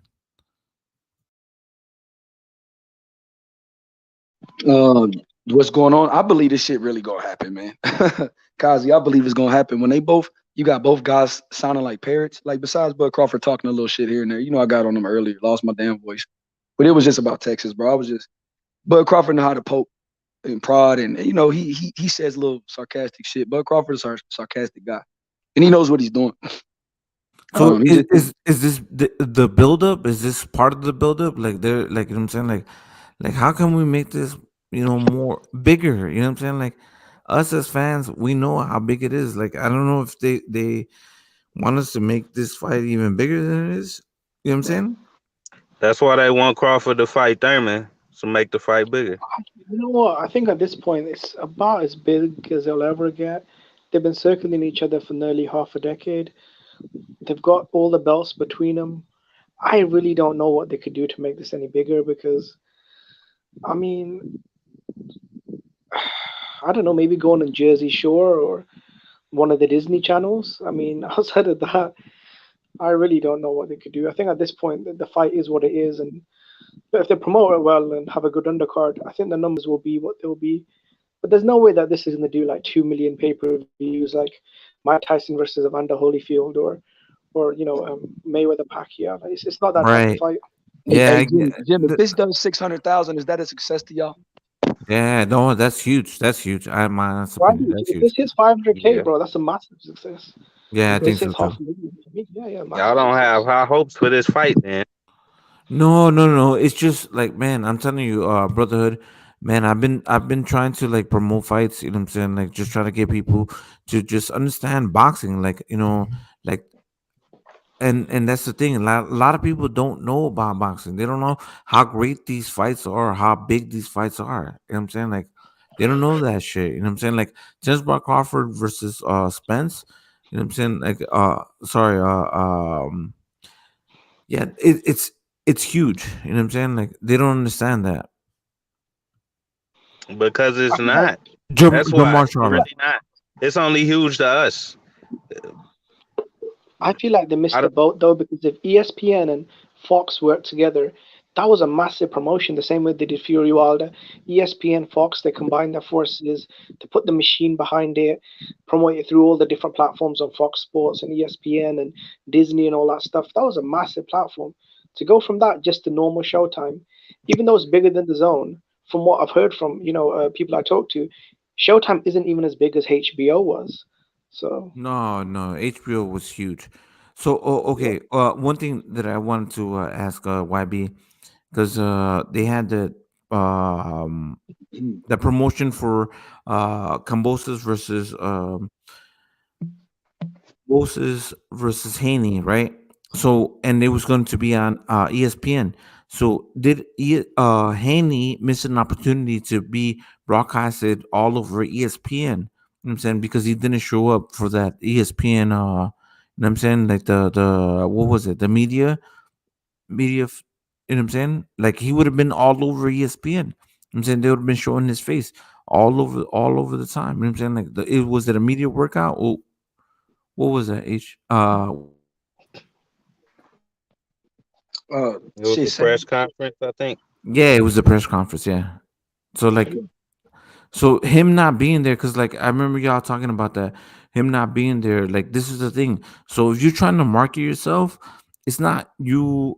You want to market yourself like, okay, ESPN's giving me a few minutes. You know what I'm saying? Like, I'm gonna express myself. I'm gonna talk. You know what I'm saying? Like, I'm gonna show myself out. You know what I'm saying? Like, with it's mitt work, whether it's showing, you know what I'm saying, my hands against a bag, whatever. I'm not speaking. I don't have to speak, but I'm just like getting my exposure out. That's what you have to do when you're a talent.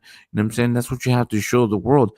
Yeah, you don't have to fucking talk. You don't have to fucking be live on the air, but like you do have to fucking perform. You know what I'm saying? Like, does that make sense? Yeah, and I'm glad. I'm glad Bud Crawford did this interview today. I mean, I'm glad the interview dropped, man. It added a lot of intrigue, and it just added a lot of shit to the fight, bro. See what Terence Crawford did was he knew people were going to be offended from Texas like myself, and he knew that people were going to be like, man, what the fuck is he talking about? But that also creates when people get animosity towards something, they want to buy it. You get what I'm saying? So for me, the Texas people that Bud Crawford and the people from Louisiana, even the people that got pissed off by that today, that usually sometimes if you love a fighter, you might not buy the fucking fight.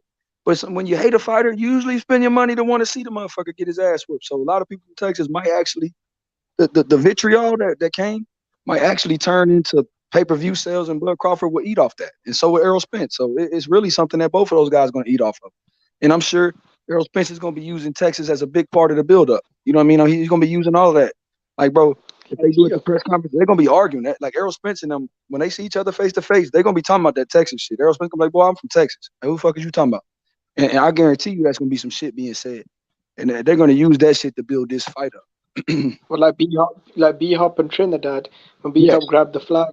The Puerto Rican player, I remember that shit. Yes, he did. Yeah, you know, Brown Hopkins actually says, looking back, he regrets that because he could have got killed. He was lucky to get out alive. He was just trying to grab some cheap heat, like, you know, WWE heels, like villains. He said he was just trying to get a bit of hype. Yeah. Yeah, so that's what I'm saying. Like, shout out to my boy Rashad. Yeah, like, see, Rashad is from Texas, man. My man's in the chat, and he, you could tell he fucks with Texas. He still said this, you know, Errol Spence don't turn down nothing Texas shit. You get what I'm saying? So you see how people getting behind that Texas shit. You get what I mean? Just being at Cowboy Stadium for that Ugas fight when Southside the Realest played. I mean, you talking about 40,000 people on their feet rapping every word. You get what I'm saying? So it's a lot of people invested in Spence winning this fight, and they took that people. A lot of people from Texas took that personal, that people saying he's not from Texas. And you know how I feel, young Billy. I love TBC, but like honestly, I think that Spence is the A side. You know what I'm saying? Like he has 3 of the belts.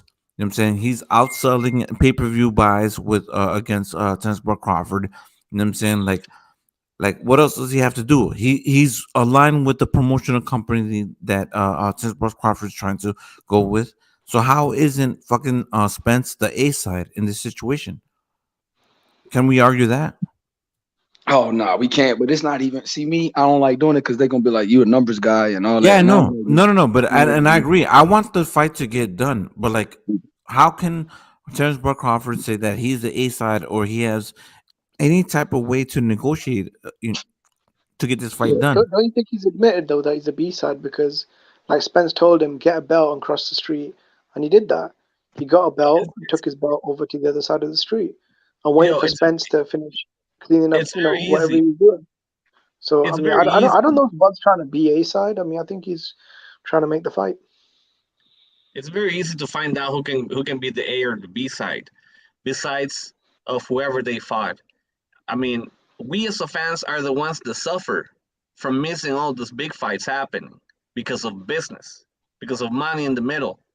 If they go back into the books, they're gonna see who sells more. So whoever sells more tickets and gets the most viewers has the right to be fucking A side. We as fans, we think the A side has to be the top dog, right? Because you earn your spot. That's what we think as fans. But whoever is A or B side, whoever is A or B side, how many times the B side fuck the shit out of the A side? We've seen many times.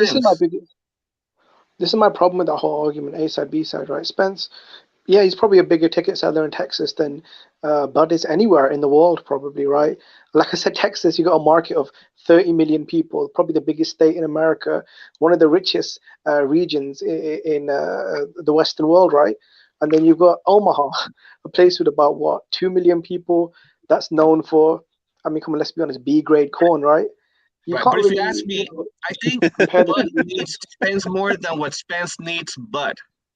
The disrespect. No, I'm just being honest, bro. I'm a Bud fan, bro. But you can't compare the Texas economy to the Nebraska economy. Like, you know what I mean? Yeah. Like me, I'm gonna be honest, and my boy Jerome Benjamin, man, he bet me, he hoping, hey, if y'all people in the chat be getting at my boy Brotherhood saying he don't want to see this fight. Well, look. Hey, Jimbo, because I ain't stuck on one fucking fight, bro. I want the fight, but I ain't stuck on that. Brotherhood, they like my boy Chris said. Brotherhood don't want to see Bud Crawford succeed. Well, I gotta think the nigga gonna win every fucking fight that exists. That's boy, y'all funny as shit. Well, boys be getting. That's how you know this fight big, because people like, man, fuck what Brotherhood talking about. He don't want to see Bud succeed. No. I fuck with Brotherhood. Brotherhood is like, you know what I'm saying? Like, we're antagonists. Like, we want to see the, you know what I'm saying, the opposite of this shit. Like, we want to poke your brains out. You know what I'm saying? Like, what the fuck you talking about? Bro, Brotherhood is the niggas backwards like me, man. That y'all motherfucker. all agree with everything, bro.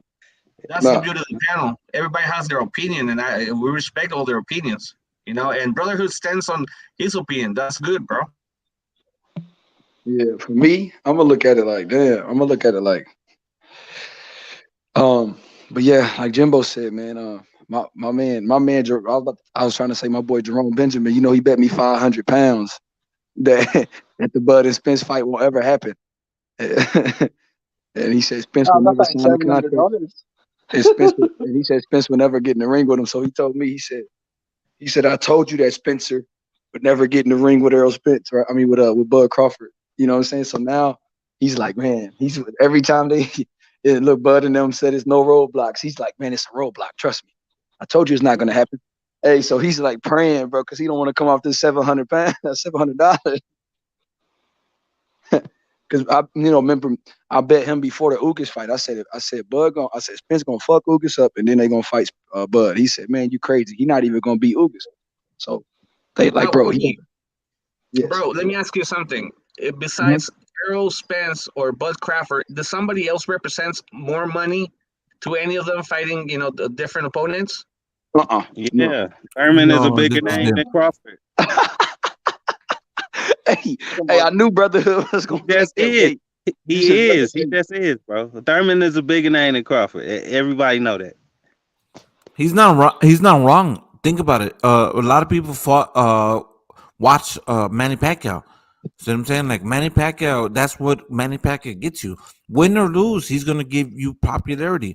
A lot of people watch Manny Pacquiao. A lot of people watch Floyd Mayweather Jr. when they fought Manny Pacquiao. Now they watch Manny Pacquiao. They watch Floyd Mayweather Jr. Bro.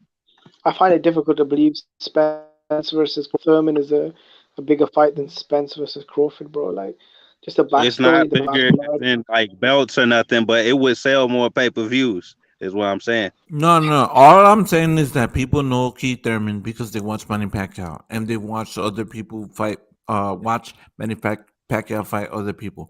So Keith Thurman is no. Thurman because Thurman sells himself. Thurman has been in the business for a while. Remember when he fought what's his name? Soto Caras.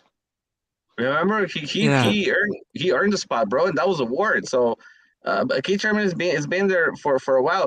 The only got a problem name. with Keith Thurman is it's when he retired for like a year or something after the Pacquiao fight. So that shit, I don't like him. That's like retiring shit. I want Thurman to do what he did in 2014 and 2015 all over again. That's fucking nuts. Look, out of everyone in this panel, myself and YB probably agree with Brotherhood the most. I think Keith Thurman, I don't think he's washed up. I think he's still one of the top guys, but bro, I just, after 5 years, I just kind of want this saga to end. Either fight this year or just move on forever. It's either now or never, because I really don't want to see it next year. I agree, Jimmy. This is the thing, right? So he needs to, like, if he was to fight a Boots Ennis, then Boots Ennis gets that name, that popularity. You know what I'm saying? Like, that's what I think we all want to see. Like, him challenging himself against, Boots Ennis. Virtual T is no longer in the picture. But like one of these young guys, and then if he beats them, he's back on top. If he doesn't, you know what I'm saying, these guys are back on top, right?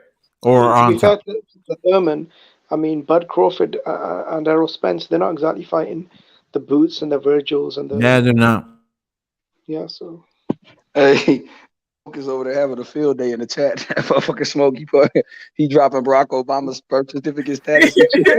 That's a Bud. Bud's like, where's the birth certificate? Look, bro, the thing is with Bud, I have to be honest. Like, I think YB knows what I'm talking about. There are a lot of fans that do troll him, and there's a certain video content creators that really go in hard about Texas and this. I don't think it was a shot at Texas, the state.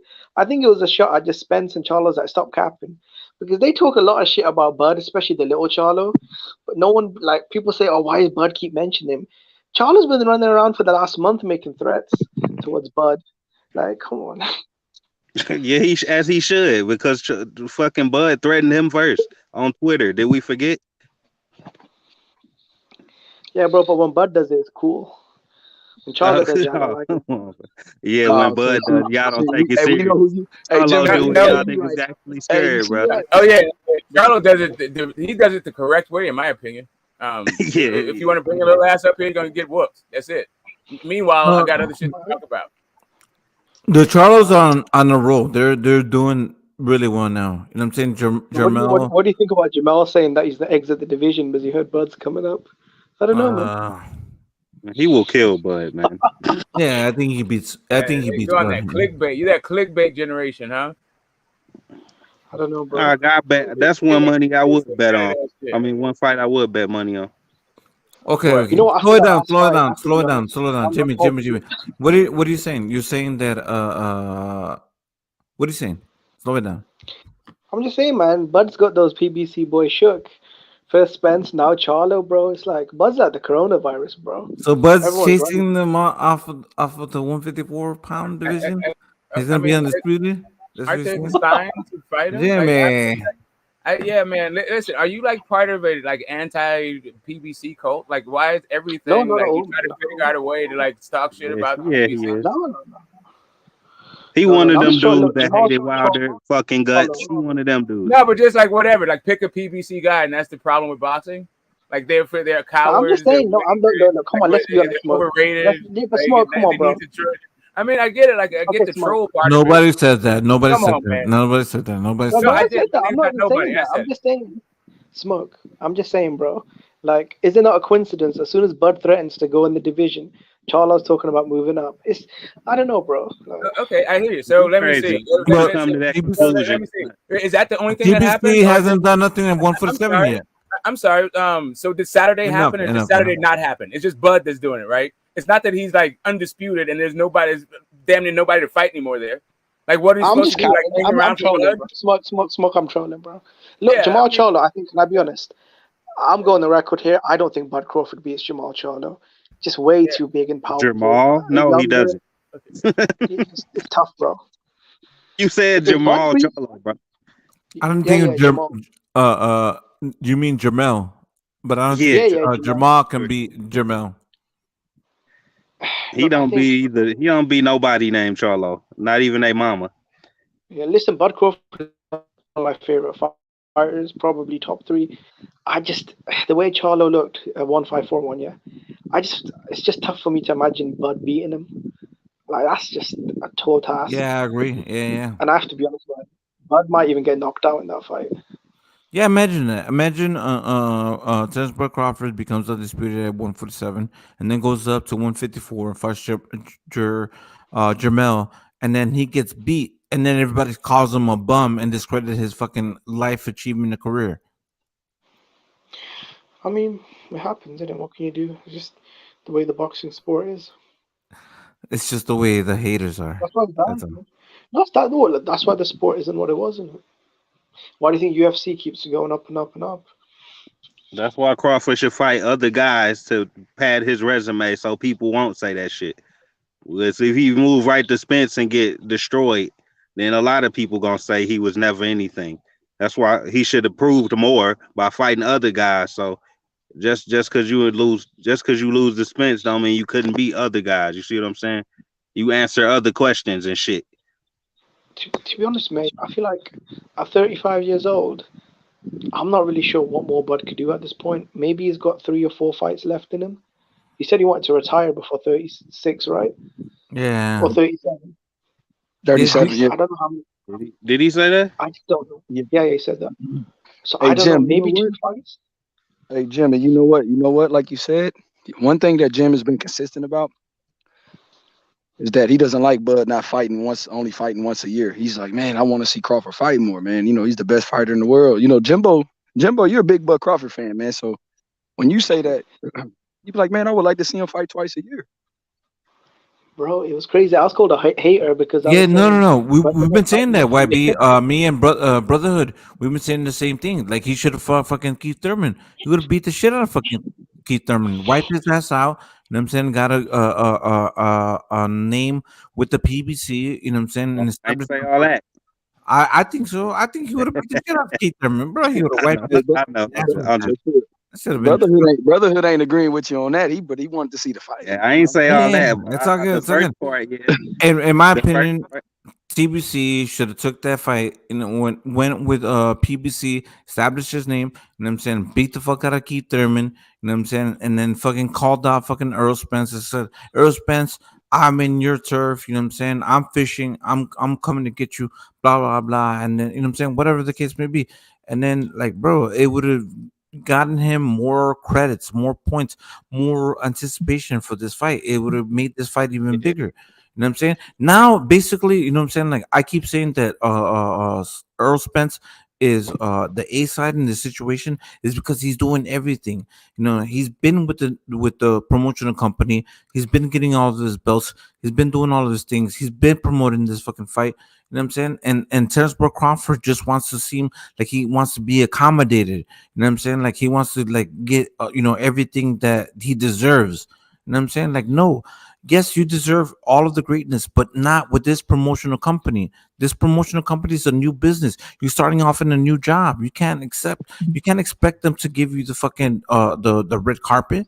They see you as a former enemy. You know what I'm saying? Coming over to PBC to do business with. And they looking at you as an overpaid fighter based on what your promoter said.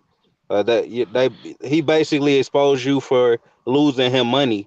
But you coming to the other side of the street asking for the same money you was getting over there. No, now they know you wasn't even worth what you was getting. So some got to change, homie. Exactly. So now you want now you don't want to fight in fucking Texas. Now you don't want to do this. When Canelo came over, they were ready to give him $100 million blank check. I think they would have given him more as well if he asked for it. Because come on, they're still capping and simping for Canelo, but you got Bud Crawford, a super a pound for pound fighter. Yeah, but this is a different thing, Jimmy. Right? So now we know Terence Crawford's resume, right? You know what I'm saying? Like according to Top Rank, he's not easy to do business with because he does whatever he wants to do, and maybe he doesn't accept the fights. Whatever. That's neither here nor there. And then hold on, and then you have Canelo Alvarez. That's kind of like saying like, okay, who do you want me to fight, and where do you want me to fight them? And I'll fight them wherever you want me to fight them. So it's based on your resume and you're poor. Yes, it is. It Bud is. Crawford is not a bigger diva than Canelo. Come on, man. I don't know. It seems like it is going on, Jimmy. I'm not trying to insult you. I'm just saying like. Didn't Canelo sue Golden Boy though? Right? He did, but that was a different thing. But that was to negotiate to closer to the zone instead of negotiating through Canelo, Golden Boy Promotions, and the zone. Now he deals with the zone directly. So now there's no like in between like miscommunication. It's just a straight they had to business. pay $50 million. Right? I don't think Bud's looking for $50 million, is he? No, exactly. But that's the thing. Like, I think that he's still trying to negotiate like he's the A side in this situation when he's not. Do you agree? Do you think that he's the A side in this situation, Jimmy? I think his actions prove he's not the A side, right? Because Errol Spence told him to get a belt and cross the street. He's done both. So I mean, does he have to wear a pink tutu now? And no, it's not that though. It's not that. But you also have to agree that for business purposes, this could be in Dallas, Texas, in the Dallas Stadium, and we can get you more money. You know what I'm saying? Like this. Let's not make this a factor. How about this, you know what I'm saying? How about this? It's either Terence Crawford, right, for $10 million, right, for Errol Spence, or it's Boots Ennis for $3 million, right, in a fight that's probably way more dangerous, right? So I feel like Bud does have some leverage. It's either legacy and more money, or Boots Ennis for $3 million in a fight where you might get knocked out. So yeah, but where is Bud going to go? Because Bud is no longer with Top Rank. So like, he's already told you that. He's gonna trigger. He's gonna trigger a super mandatory status. So he's gonna drop his W147 belt and trigger the mandatory. The mandatory, okay. Charlo's but then Errol Spence, all he has to do is just fight for the other belt and become undisputed. And then what Terence Crawford is at 147. Crawford's going to be fighting for Charlo's 154 undisputed, right? Yeah, exactly. So, no. So when they'll drop the belt, Virgil will be ordered to fight, I think maybe like a Thurman for the belt. Virgil will be at 154. I don't know who the top two are, but the WB no, it'd be Josh Taylor. I'm, Right? I'm Josh hearing, Taylor will be hey, all Kazi, I'm hearing Virgil fighting in August at 147, and it might be against David Avanesian. Wow, he's gonna come back. Is he gonna make weight?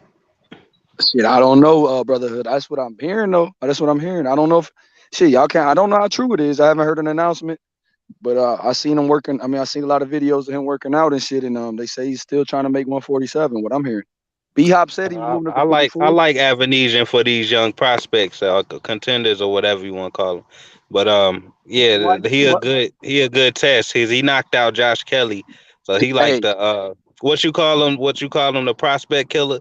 He like one of them guys.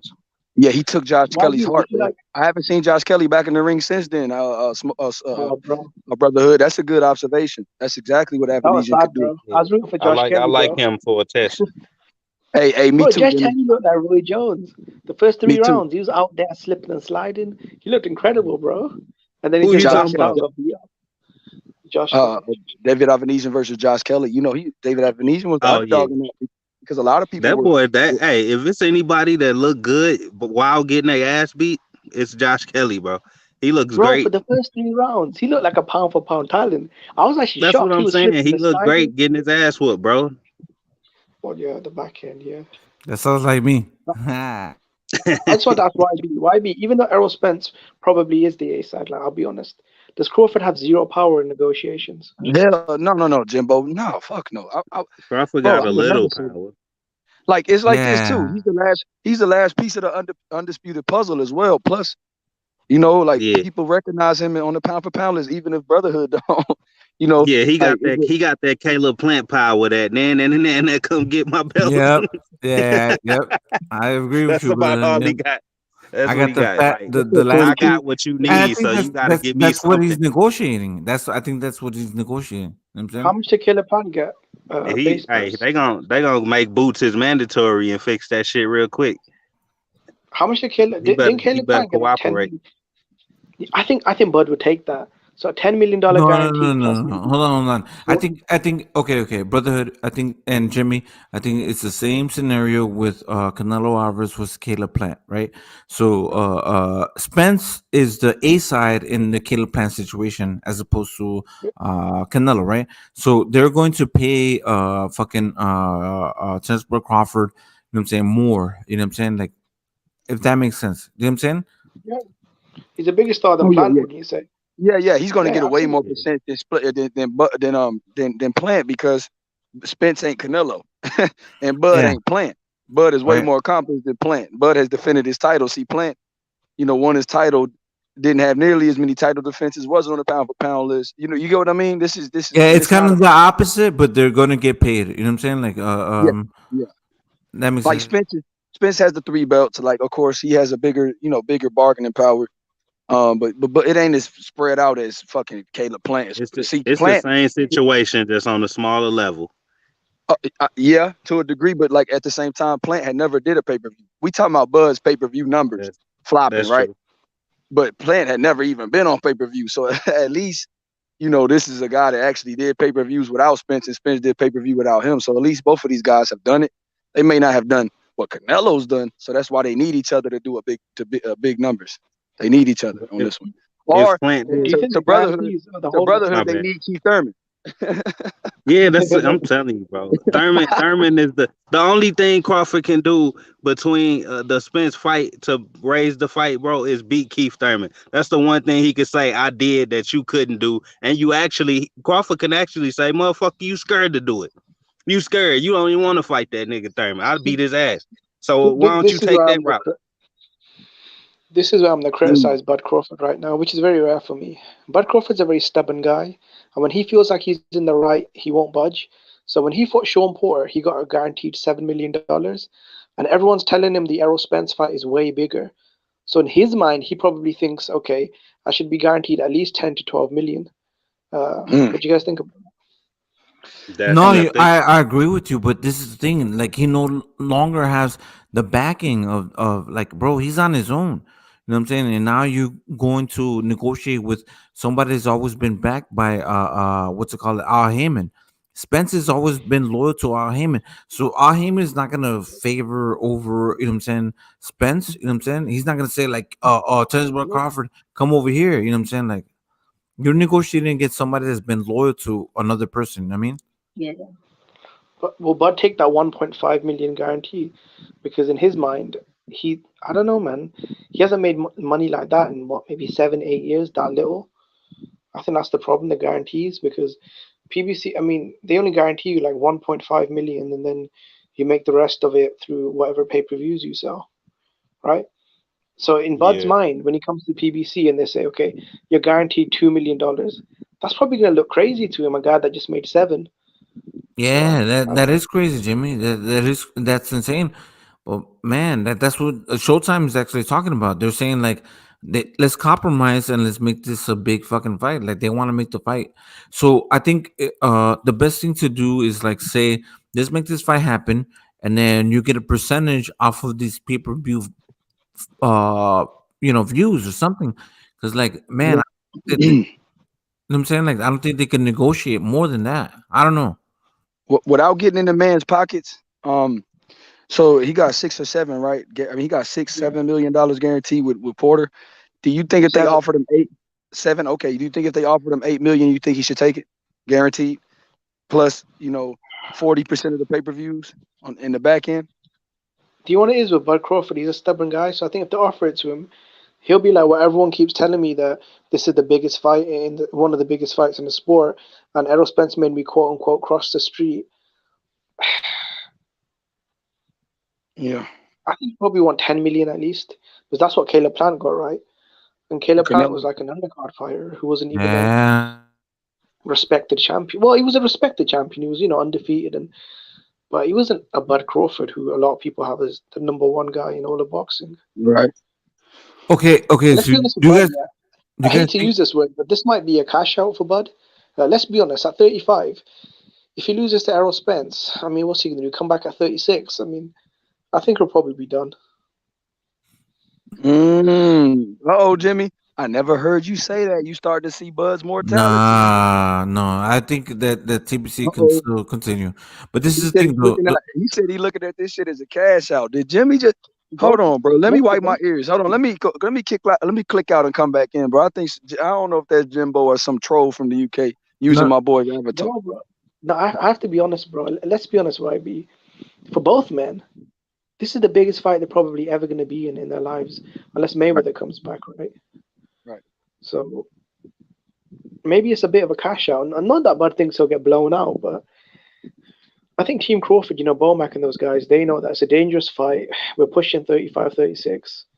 This might be the last big payday we get if we lose. Yep.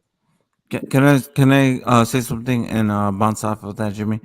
This is the thing, right? I think that Terence Crawford has accomplished so much that, like, him beating Spence would be the pinnacle, and he would retire, and he would be satisfied. You know what I'm saying? Like, I think he would be like, all right, I've done it. You know what I'm saying? I think that's what I think you're saying, that he's cashing out in that aspect. Like, win or lose, he's gonna be like, all right, I beat this guy, or I didn't beat this guy. You know what I'm saying? Because he's, you know what I'm saying? Like, he's considered one of the best pound for pound fighters still to this day. You know what I'm saying? And if he can beat this guy, he's a 2-time undisputed fucking champion. You know what I'm saying? And then he could like finish off and never fucking ever have to fight again. 2-time undisputed, 2 weight divisions. You know what I'm saying?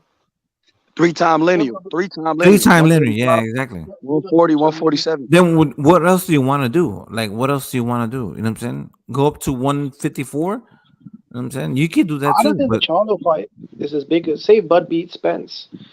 I don't think the Charlo fight will be bigger than the numbers that he'd make with Spence. No, it's not. It's not, because you got to remember, Charlo did one pay-per-view, and it was a group pay-per-view, and they did 70,000. You get what I'm saying? Him and his brother. And they haven't been back home. This cash out, right? Yeah, this will be Bud cash out. Realistically, and then Jimbo's another factor is we don't know how long Charlo's going to stay at 54. You get what I mean? So he's still considering moving up or defending his belts. Like, if Tim Tszyu throws a big bag, and they do it in Australia, I think Charlo would be willing to go if it's a big money fight. I think he would, because, like you said, Charlo's going to be 32 in a couple of days. Or if, and then you look at it, he hasn't had a big fight either. As far as monetarily, he hasn't got no $6 million guarantee before. You like Bud Crawford, or you know what I'm saying? And I'm not trying to count these, but like you said, Jimmy, you're making a big point about cash outs. Ending your career, and you start seeing getting the most dollars, getting the most bang for your buck. Bud Crawford is used to getting that high guarantee with Top Rank as well. So, like you said he's a stubborn guy. He says, "Why should I make less if I've been making?" And that's what I think. That's what not the hold up, but I think if there is a hold up, it will only be financial. Because, like you said, there's no promotional company in a way anymore. It's no other thing. Errol Spence has the last belt. So if there's any hold up, it's always going to be monetary reasons. I think what it will be is like, what else do I have to do? Like, it's done. It's over with. You know what I'm saying? He's already done everything. You know what I'm saying? 2-time fucking undisputed champion, 3 lineal time champion. You know what I'm saying? Retiring undisputed. You know what I'm saying? Like, some people want to do that. You know what I'm saying? And I think that's what Bud said. I want Spence and then Charlo. I think Bud's looking for an exit strategy. So he thinks, okay, if I beat Charlo and Spence back to back, I can retire as a 4-division, 3-time undisputed. Spence is 32, wise guy. My bad, Jimbo. Go ahead. My bad, Jimbo. Yeah. I think for Bud, as far as legacy and money, I think he thinks, okay, in 3 fights, if I beat Errol Spence and Charlo, I unify, all those belts, maybe have one last fight, and then I'm done. Because by that time, it'd be, 37? I think that'll be it for him. And if you think about it, Jimmy, if you fight once a year and the fight is after September, if the fight is in October, he'll be 35. And then if he fights once a year like he normally does, even if he beats Spence, the next time he's back in the ring will be 36 years old, like you said, Jimmy. Yeah, but what else does he have to do, YB? Well, he said he had a hit list. He said he wants Jamel Charlo, so that's his big. Oh shit! So after that's what he said today. He said I'm sticking by my words. After I get by Errol, I want Jamel. That's what he said, and that's why he mentioned the Texas shit. He said the Charlos ain't from Texas, Errol Spence ain't from Texas, and they still on my hit list. That's what he said today. See, that's YB. That's our source. No, YB, hit me up when you're saying this shit, cause like, bro, I gotta come back with some shit. Right there. Like, hit me up with, you know what I'm saying? Let me know what's going on. So I miss all of this shit. Boy. Fam, I've been listening to you, man. Chop it up still. Have you been making sense, Cat? Yeah, of course, man. Of course. Everything seems like a logical. Has it been fair and climax. unbiased? Because I'm not trying to be biased to it, but Yeah, fam. Yeah, I'm biased to the full, fam. No one's here man. fanboying or no one's here That's my fan boy. managing. I do got to go by the gym in Omaha though, bro, because I'm disappointed in the Texas comments, bro. As a friend, I'm like, bro. As a fan, I'm like, bro. That shit kind of. I might have to ask him off the record, bro. That shit kind of bothered me, fam. No, YB, that's why I didn't jump. YB, that's why I didn't jump on the panel. I was scared, bro, because you're angry at Bud, and you just see me as a Bud fan. No, that one stung YB, fam. It's still hurting. Yeah, I was nervous, bro. That's why I didn't jump on YB's panel straight away, because at that point YB was seeing red, and he wouldn't even see Jimmy. He'd just see another Bud fan. Nah. I don't never take it out on y'all, man. Fuck that shit, bro. I just couldn't believe Bud. So y'all didn't say that shit, man. It was Bud, so nah, fuck that. But even then, bro, you can't get to Bud, but you can get to his fans, though. Nah. I love y'all, man. Shit, that's what makes the look. But you know what? You know what's so good about this fight, bro? Is it's not okay? YouTube is not to the degree that as it probably was with Mayweather Pacquiao, or even Wilder Joshua and shit. But we're gonna see what channel is really loves boxing and what channel loves a fighter. Because whoever loses, so if Spence loses, we got a whole section of the YouTube community that's gonna be on that bitch making excuses or have to shut the fuck up and eat crow. Or if Bud loses, we're gonna see what certain channels that were like Errol Spence eating strawberries and Errol Spence doing this and the Yellow Beezy segment. They called this man gay. They called this man a bitch. They called this man a duck. So if Bud does lose to a duck and a bitch, right? What is that going to look like good for Bud? And so it's going to be a lot of people have to eat crow either way. Like some people said, Bud ain't beat nobody. So if Bud fucks around and beats Spence, then he beat the guy. So then everybody might have to be like, oh shit. And then you get what I'm saying? So whether whoever wins, somebody going to have to eat some fucking crow. Yeah. To be honest, if Bud gets destroyed, I don't know if I'd want to come on panel for a couple of days, bro, because I came back once Joshua got destroyed, then when Canelo got destroyed. I don't know if I've got the strength, bro, to come back if Bud gets smoked. I'll be honest, bro. You I feel have like I'm to, getting bro. Everybody in this panel get roasted, man, at one point. So you have to, Nah, bro. You bro. have to be back. No, I came back. You know, when Joshua got smoked, I came back. When Canelo got destroyed, I came back. If Bud gets destroyed, I don't know, bro, man. It's like at one point I feel like I'll get fucking PTSD, you know? Well, they ain't getting destroyed, man. It's too much of a real G, man. Told you this already, fam. I'm getting destroyed, man. Wrap this thing down for you if you want, fam. You ain't getting destroyed. You already said it. What you said yesterday on this thing, man. To promote the fight.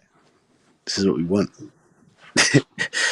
Promotion. I'm so happy that man's heard from Bud finally. Well, man's heard from they're both on the. They're now, man. I can actually say they're both on the same page now, man. You get me? Oh They're wait, both. he was on Porter's podcast, right? That's a PBC podcast, so I guess he must be cool with them. Yep. Yeah, Porter's his good friend, Jimmy, and so they always been really cool. And he wasn't out there. Look, he stopped by to see them, but he was also out there for a concert. I'm like, damn, Bud ain't never just in the way to like support the fight. This motherfucker was here. Hey, Bud Crawford is crazy, bro. He was at the concert. He's like, yeah, man, I'm here in the city. Good girl, Coco, come here. Yeah, Bud is funny as shit, bro. Bud is a stubborn guy as well. I feel like he stubborn could have as come to shit. the Spence fight to hype it up, bro. But I felt like he purposely didn't because he felt like I came to his fight once and security wouldn't let me in the ring. If I come to his fight again, it'll make me look like I don't know, man, like begging or Bud's beneath him. Or, annoying. Like how he's Bud is. annoying slightly. Yeah, he's Like, annoying, fam. He does things that you don't want him to do. Like that's what I'm saying. Like he knows that he should have been at that fight, but he's like, fuck this. I ain't going. I don't care. I'm not going. And he could have been at this fight with Jamel to be like, man, I'm gonna whoop you and your cheerleader, bitch. Nah, but he did go. But he did go on the homies who he stopped and retired. Right, he's gonna floss on him, right? Yeah. But he's an asshole. But we love our boxers. Hey, what'd you say, Smoke? Yeah, that's an asshole move, man. Come on, man. Yeah, he's an asshole. He said he would go on the homies stuff at the top. Yeah, he did floss on Sean Porter. That's fucked up. You right? Sean Porter wish you well, bro. He was like, yeah, it's all the people around the world that keep talking about this Texas shit. Oh yeah, Bud was about to. I think he remembered last minute. He's like, you know what? Let me just fucking spit on the Charlo. How's that? Hold on. Public announcement. Like, hold on. Just for this Texas, do these people in the whole world? He said in the whole world. Bro, he said in the whole world, bro. Like, I was like, bro. Hey, he just wanted to look, bro. Like you said, Jimmy, he shook his hand about to get up and he said, hold on, can I say this one last thing? And Sean Porter, Sean Porter thought he about to shout out something, bro. Yeah, Sean Porter didn't even know what was going on. He didn't even know what the fuck is going on. Fam, this was when Canelo Alvarez and Caleb Plant, like this is the same situation. Like something like this, like you get me leading up to the fight, like yeah, that's funny, fam. And then when that press conference, Bud was purposely trying to do a low blow. He's like, you ain't from Texas, man. Stop capping. Yeah, because you know the Charlos over the weekend said Jamal Charlo said that he Bud better leave all them Texas boys alone. He was like yeah, them Texas boys. Bud Crawford called my brother a cheerleader, so I've been trying to keep it cool with him. But yeah, fuck what Bud Crawford talking about right now. That's what Jamal said over the weekend, and he said he can't fuck. Bro. He said he can't fuck with none of the Texas boys. Because Jamal always said Bud Crawford is on the pound for pound list. Jamel said Bud Crawford's a pound for pound fighter. The reason why they even got beef is because Jamal said Spence would beat Bud. And he said, keep my name out your fucking mouth on Twitter. And that's when they went back and forth. That's how the beef started between them. Yeah, I want Crawford. I want to see that fight as well, man. Cause I think Crawford will hit him with something he ain't seen either, fam. Hey, Jimmy, that's really why they got beef. I swear to God, that's what happened. Yeah, he pulled a Will Smith. Nah, they've never liked each other, man. Fuck that shit, man. They've never liked each other, man. One day, Mario. He said, when you see me, Bud told him, when you see me in my face, you acted like a fan. Now you with Spence, you think he gonna beat me? Keep my name out your fucking mouth. And then he went back and forth. That's what happened. I swear to God, Jimmy, I don't even know how the beef started. I was like, what the fuck? They was just cool. He was like, I'm going with Spence because I still fuck with Crawford. He a real one. You hear what Boots said. This is what I like. Boots said. Boots said there's no relationships, man. No relationships in this boxing stuff.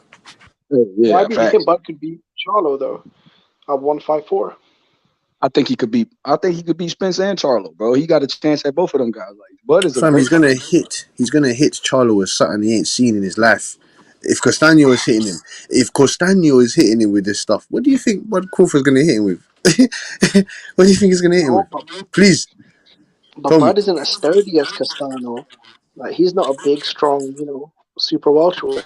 154, he'll be big and strong. I'm not saying that he will be bigger and stronger than Charlo, but it's just the fact that fam, my man's got some mad, like he's got some mad bangs. Like he did fam, he's gonna fling something that Charlo's never seen before in his life. I swear down. That Terence Crawford. Hey, bro. I just keep thinking, the My power boy punches that Cassidy. would hit. I'm gonna start calling him Bud Cassidy instead of Butch. Nah, fam, it's not, man. Hey. Errol Spence, Jamel Charlo, Hey, Bud they be Crawford, calling man. me an aerosexual, bro. So you getting it light, bro. Pause. You Bud Cassidy. I use that. Man said Bud Anthony. We Yeah, call the Bud defender. No, can I be honest? I feel like the Bud Crawfords won that because we were branded, the Bud defenders, That Bud shit is fire, tenders, bro. Bud, That shit is fire. Bud Hey, Jimmy, that defenses. shit is cool in the bitch, bro. I looked that shit up. It was really in the Urban Dictionary. Yeah, it is, bro. That's what What, we Bud defender? They call it. What? They really got aerosexual in the Urban Dictionary. Oh yeah, aerosexual. You didn't know that. That's too funny. How they actually got that in the dictionary? That shit in the Urban Dictionary. We did, bro. Cash. These boys out here are vicious, bro. Yo, bro, this internet is undefeated. Undefeated. That internet is like 1,000 years or whatever, 100 years, Bro, 60 years or whatever, 50 years. no, Oh, you're fucked. no matter how much you like Errol Spence, yeah, like I'd rather be called a Bud defender or tender or whatever than an No, Errol internet is sexual. undefeated for real, fam. It's like 50 and 0, 50, 60 and 0. 60 years and 0. They created that, bro. They took that shit to the Urban Dictionary. It's literally because fanboys is in the real dictionary.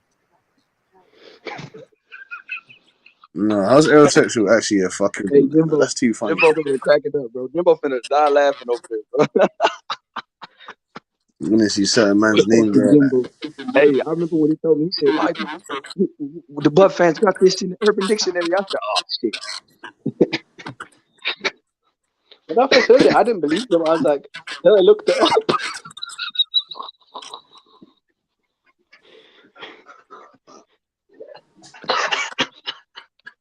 No, the Bud Crawford fan told me. He's like, bro, we did it. I'm like, what did you do? We got that shit in the Urban Dictionary.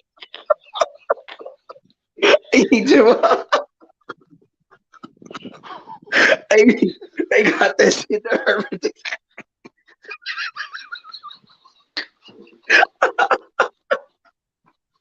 That's fucked up. Hey, Jimbo. That's the one thing you forgive the Bud fans, bro. We They got that shit. We might not get Spence in the ring, but we're gonna get that shit in the dictionary.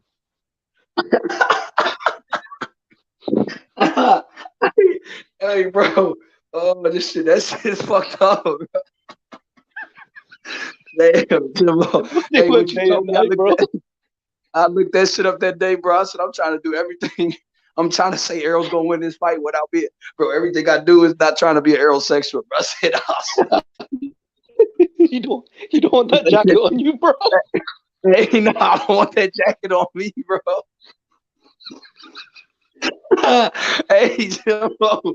Oh shit, I saw the dictionary. Bro, y'all really got that shit published. Bro, it's crazy. The Bud fans want that. You know, if Bud beats Spence, they want that shit to trend on Twitter. Errol sexual. Hey, bro, y'all wanted that shit. Oh my god, bro. Y'all won the battle, fam. That shit.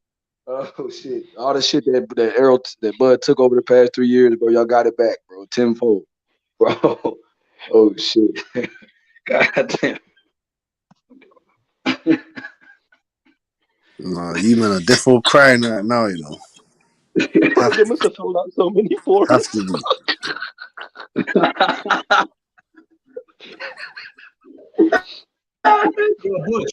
Cassidy, where you from, bro? Huh? Where you from? I'm from South London, blood. Peckham. What? Yeah, so it always looks like daylight there, bro. Yeah. 'Cause obviously, you get me. You man are like, I don't know where you live in Mexico. Yep, TJ, bro. Oh shit, that's on the other side of the planet, you boy. That's what I'm saying. I don't know what time it is there, but it's Right 10. here it's 1:15. What in the morning? Yeah. Fucking no, fam. What the fuck? It's 15 past 9 over here in the morning, fam. Damn, bro. Breakfast in the morning, bro. Right there, coffee. Yeah, fam. Trust me, fam. It's just that when H Money YB and that, when them man do their show and that, you get me, man. Normally finish work and that, and it's daytime. It's them man are like 6 hours behind or something, innit? So you get me. Man's fresh and that YB and them man, they're mostly tired now, fam. It's mostly what is it like? What? It's mostly like 5 o'clock or 5 in the morning, 4 in the morning or something around there. Yeah. Right here it's 1:15. Hey, Yeah, where's so Stevie B, man? I haven't seen him. who's that? Is what's it called? The guy sometimes the green Corvette. What that gift cool guy? Yeah. He was cool last night, bro. That was fun last night. Gift cool's funny, fam. I said the green Corvette. What was he saying last night, bro? That got boys mad, bro. He was talking that shit to him. He was saying the Bud was fighting just bums. Oh Yeah, I yeah. was like, He name said, me a oh yeah. bum. I was like, name me the bums. I was like, name He me the said bums. So Americana the bum. He said yeah, Ted I asked him Booker's the that. bum. I asked him that, fam. He's like, what, man, Yeah, a bums. Tijuana, also Tijuana. Right here, Psychologic, bro. I said Mexico, fam. What are you saying? What's happening around there? Any what is it? The fucking Guadalajara and all them places there. Yeah, well, it's far from here, bro. It's like, I don't know, like flying is like 3 hours and a half, 4 hours. Fucking no, fam. What are you saying on that? What's going on around there right now? Some parties and that. Yeah, we are like right next to San Diego. If you look in Google Maps, you'll see San Diego, California. We're right next to each other. That's what I'm saying. So what? You're right next to you're right next to San Diego. Yeah, bro. We live right on the Where's beach. that line? Where's that line man can go to and walk over and man's in America? Freaking like less than a It's in mile. San Diego. Yeah, it's in San Diego. I drove down there, parked, walked in, Yeah, and then I'm right there in looking for. TJ. But then you got, I got a cab and then went into Rosarito. Oh Yeah, shit! I have another house in Rosarito. Yeah, it's really nice over there. It's like America's 30 minutes from fucked, here. fam. That's what I'm saying. Like, I can just go. Let's say you can just go drive. You can be in America. You can go fucking drive to fucking Mexico. And Canada. I've been to Mexico and Canada from that's. Yeah, you man got. You just what I'm saying. That's why you man are plugged in, fam. We're not plugged Yeah, in like that around there. let's try to get YB here in TJ. YB, whenever you want to come to TJ, bro, you're welcome, bro. Don't worry about anything. Just come over. We'll help you go to the gyms, and I don't know if you want to cover something up with Mungia or any of this junk guys. Hey. Logic. Speaking of that, you're gonna live for long. You're gonna live for long. Speaking of that guy, why is he fighting this punk? Is it just a stay busy fight or what? What's going on? Who? Which one? Mungia's fighting, isn't it, on June the 11th against some punk, some King Cam. The last Jimmy Kelly I heard of, he was playing for the Buffalo Bills. What? That's who he fighting, Jim Kelly, bro. Jimmy Kelly. Yeah, who is that? Yeah, no, he was the ex quarterback of Buffalo Bills. Same name. I was trying to say. Oh my God, he used to be a quarterback for the That's who Buffalo. he's fighting. He's fighting a guy named Jimmy Kelly, bro. Yeah, I don't fuck with my boys over here, bro. Yeah, because what we were talking about earlier, just try to create a name, to bring like. So what? What YB? You tried to tell me that you actually thought. I thought Jim Kelly, the quarterback, was making a comeback. I said, "What the fuck is Oh happening?" shit! I thought you actually told. I thought man actually saying that he actually plays for the Bills or that he's actually a quarterback. Oh shit! That's too funny, man. Oh shit, fam. Mungia needs to do something, man. Who the hell is he, fam? The guy's got 26 Bro, wins. you see what Oscar fucked him over though, bro? Because he almost had a Jamal Charlo fight, bro. Now he's fighting And he's supposed to fight Danny Jacobs. Now he's fighting Jimmy Kelly. So he just downgraded to downgrade to fucking man. Then it was Shane Mosley Jr. Now it's Jimmy Kelly. Bro. Gosh, oh my god. So it was Charlo, then it was Danny Jacobs, then you downgraded again, and then you downgraded again. How do you do that, man? How do you do that? So this brother's got 40 wins, 30 Monopoly, plus bro. knockouts. It's Monopoly. What the fuck, man? No, what's going on over there in Mexico, man? Zurdo's got almost 50 wins. Munguia's got almost 40 wins. He ain't fought no one. Man. I don't get it, man. Please tell me, man. You see what Oscar did to him, though, bro? That was Oscar to me, Cassidy, bro, because he passed on that Jamal fight. And Munguia seemed to really want that fight. But can't Munguia sue him or something? That's very Golden Boy. That's very the way That's he Golden managed. Girls. That's Golden Girls. That's Golden Girls Promotions. Yeah, That's some bullshit. That's how he managed, bro. He just tries to create a name for you, cherry picking, sell, knocking guys out here and there, and try to wait for the big fight to happen where you can just cash out. This guy's got 40 wins and his best win. No, 40 wins, 31 KOs, and his best win is Liam Smith. Is that what you're fucking telling me? And I like Munguia, but is that what you're going to tell me?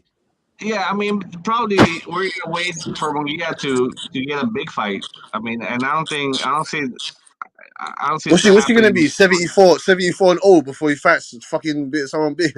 I don't get it. Yeah, I mean, everybody was trying to fight with Chavez record, bro. But man, Chavez was fighting like every month, so no way they can get to do that. Like you see me, yeah? If Munguia was fighting someone like Kelly's and Mosley Juniors, like four or five of them every month, every 2 months or whatever, then yeah. But what after this fight, he has to have another fight in September or something, or just November or December, something like that, against top 5 in the division or something, man. Yeah, I mean, they always try to get those months, May, September for Mexican big stars and stuff. So I'm sure they're gonna put Munguia into one of those fights. What's happening right now? It's not making any sense, man. It's not making no fucking sense, man. Him and Charlo, man. I wanted to see that fight, man. I had him beating Charlo as well, man. Fuck's sake, man.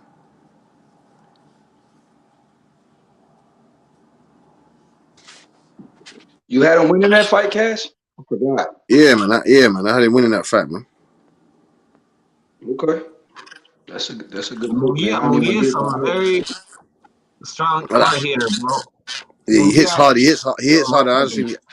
He hits hard, but bro. He's not technical. He opens a lot. I don't know. I think Charlo can fuck him up.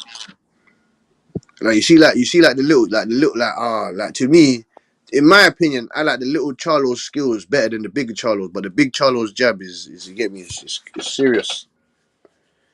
He's got a better jab than his little brother. Yeah, I mean, we see a lot of still mistakes that Munguia is making during his fights because they trying to fight on a style that is not his style. That's the problem with Munguia. What's that? What style is that? Basically, what Eric Morales is his trainer now, so he kind of wants to make a Munguia fight like Morales used to fight. Use your job, and straight right hand. Morales was well known here in TJ that he was a very predictable fighter. I seen Morales since the amateurs. So Eric Morales was very well known for just throwing the 1-2, and straight right hand to the stomach. So on the way he's not the trainer. He's not a trainer. His father was a trainer. His father, he'd been there, he'd done that.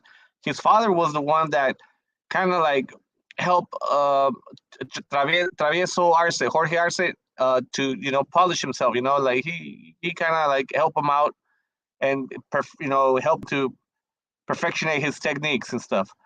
But Eric Morales, known as a trainer, no, he's not known as a trainer. And he's trying to make Munguia fight like the way he used to fight. You know what I mean? Bro, Robert Alcazar, which was Oscar de la Hoya's trainer, was Munguia's trainer for a long time. And how did De La Hoya used to fight? He was a very technical fighter with jab, jab, jab, and Robert Alcázar couldn't make freaking Munguia get that style. You know what I'm saying? So yeah, Munguia is a very going in front guy, kind of like go at it toe to toe and chase you all over the ring and trying to knock the head out of you.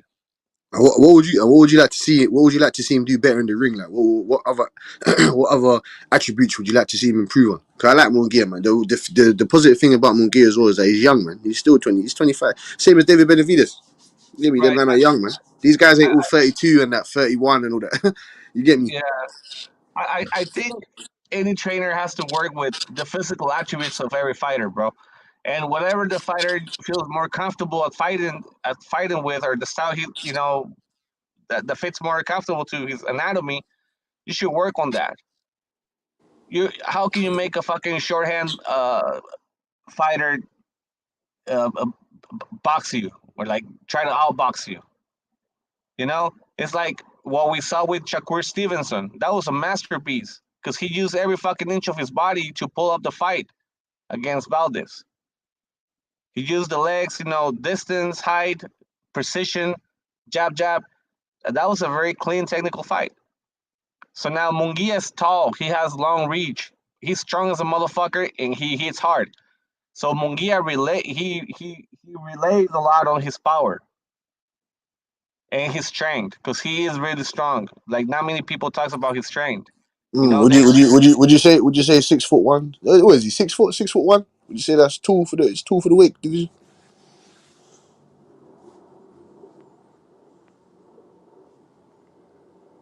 Yeah, he's tall. He's taller than Canelo. That's a fact.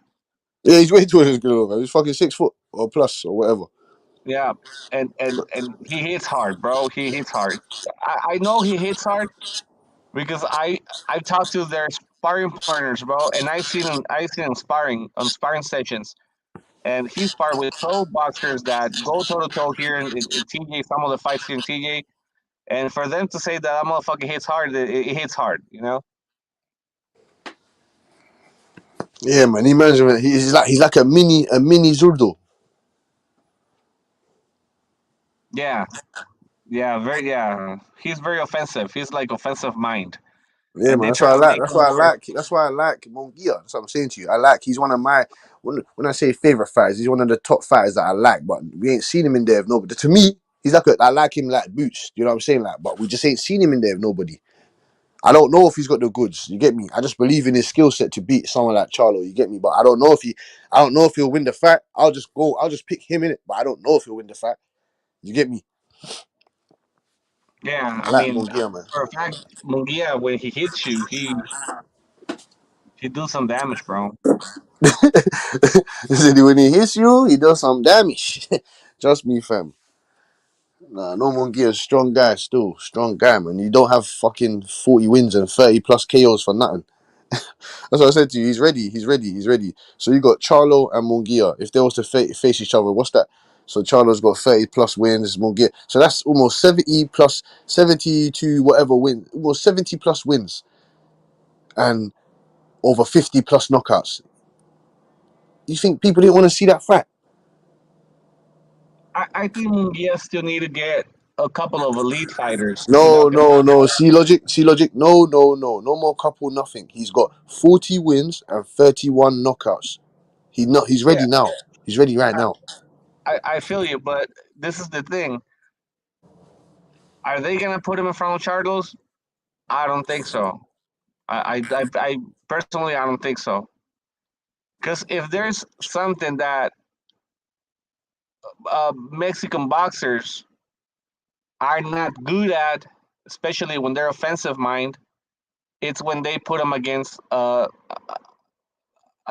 black American boxer that can outbox them. And this is not I just want to make this point clear. This is not a race shit or anything like that. It's just that we've seen that many of Black American boxers, they know how to box. They can pull up the fight outboxing you. And offensive mind Mexican boxers, like at least the ones nowadays, they have this struggle against that style. So if Mao gets in the ring with Munguia, he can walk him, bro. Just using the job, just keep it on the distance, and this is gonna be a fucking boring fight. Yeah, I can agree. I can agree to an extent. You get me?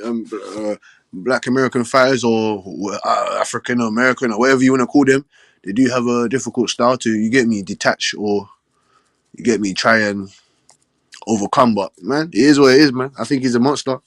You put him in there with the monsters, man. You get me? He's got a style. He's got a difficult style to I would like to see him adjust. against Triple G. That shit can be a war, man. Go Of toe to course, toe. but of course I'll be a war. But I don't really want to see him against no old 40-year-old Triple G, man. That old 40-year-old Triple G can still fuck him up. He I can tell still you that. fight. No, he can still fight. He can still fight. But I want to see him like that's not like that would be a good fight. Trust me, that would be a good fight. But the Triple G is not like I want to see him fight. Like I want to, if anything, like that's what I'm saying to you. It's never gonna happen. Like I would like to see that in Triple G in his prime, innit? But he will never be back in his prime again. But it'd be a good little fight though. But Look what the guy in the panel says. The Wise Guy 41 says, plenty of Mexican boxers that are offensive mind can beat the slick black fighter or whatever by cutting off the ring. That's the thing. That's the art of the business. I Not was just many about to say fighters that. can cut off the ring. And he says that nobody outboxed Eric Morales, and I think he forgets about the Sahir Rahim fight. You gotta go back to the Rahim fight. When he outboxed Morales for like fucking 10 rounds without Morales doing anything, bro. And I think that's the only time we've seen Morales going at a Black American boxer that that can box.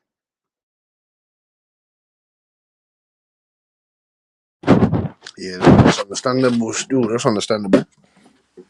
But I think whereas there are plenty of Mexicans, man. There are plenty of Mexicans that can cut off through that. Yeah, it's just that sometimes people speak for their blood and shit like that. But this is boxing. This is a boxing panel. We gotta speak facts, bro, and what is real and what is not.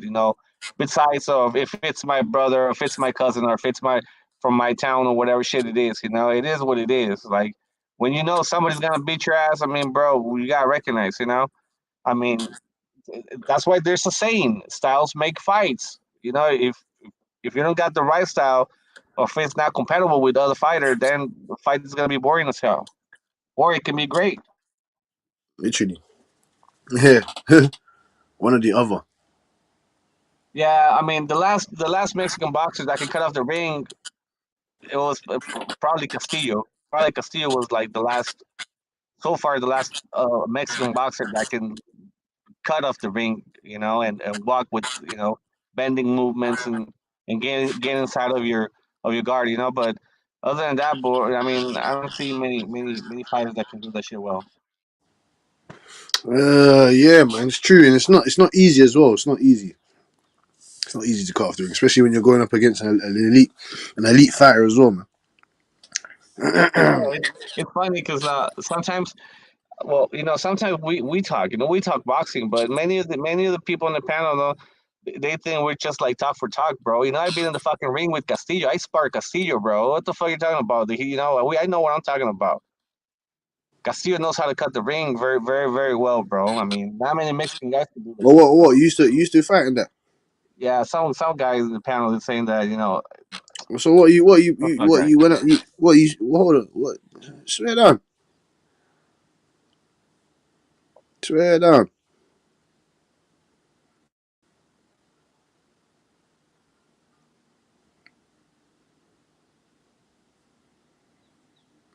Yeah, it's just they're talking about adjustments and stuff and cutting off the ring and all that. Like if it would be like freaking enchiladas or freaking pina coladas and shit, like ordering like your style. Fuck that shit. You get in the ring, bro, it's hard. It's not easy. It's not easy though. There's bare man that can cut that have been able to manage to cut off the ring, and there's bare Mexican They're great Mexican fans. Mexico's stuffed full of great fucking fighters cutting off the ring.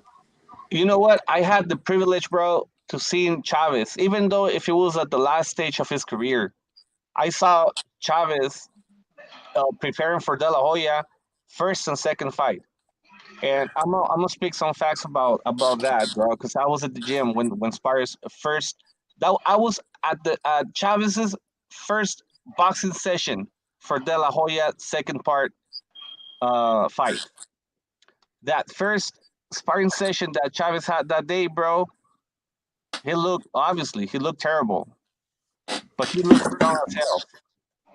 That guy went for 8 rounds, bro. The first day of sessions, he went 8 rounds, bro.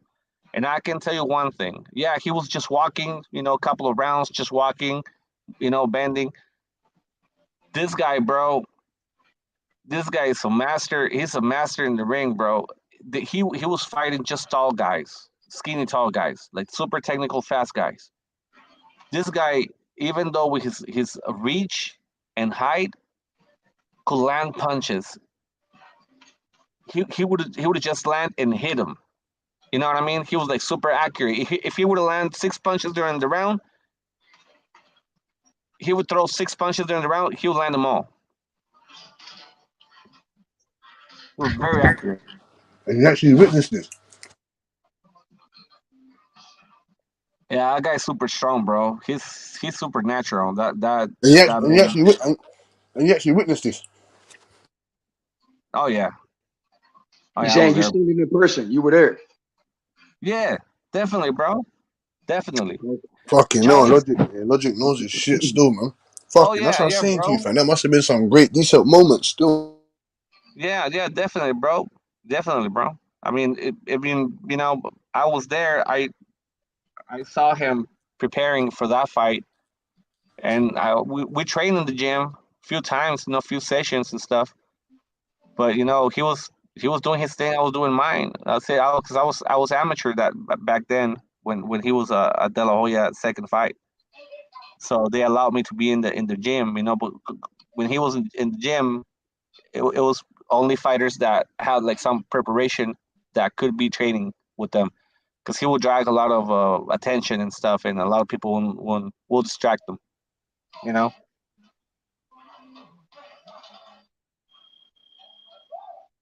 Fucking no, man.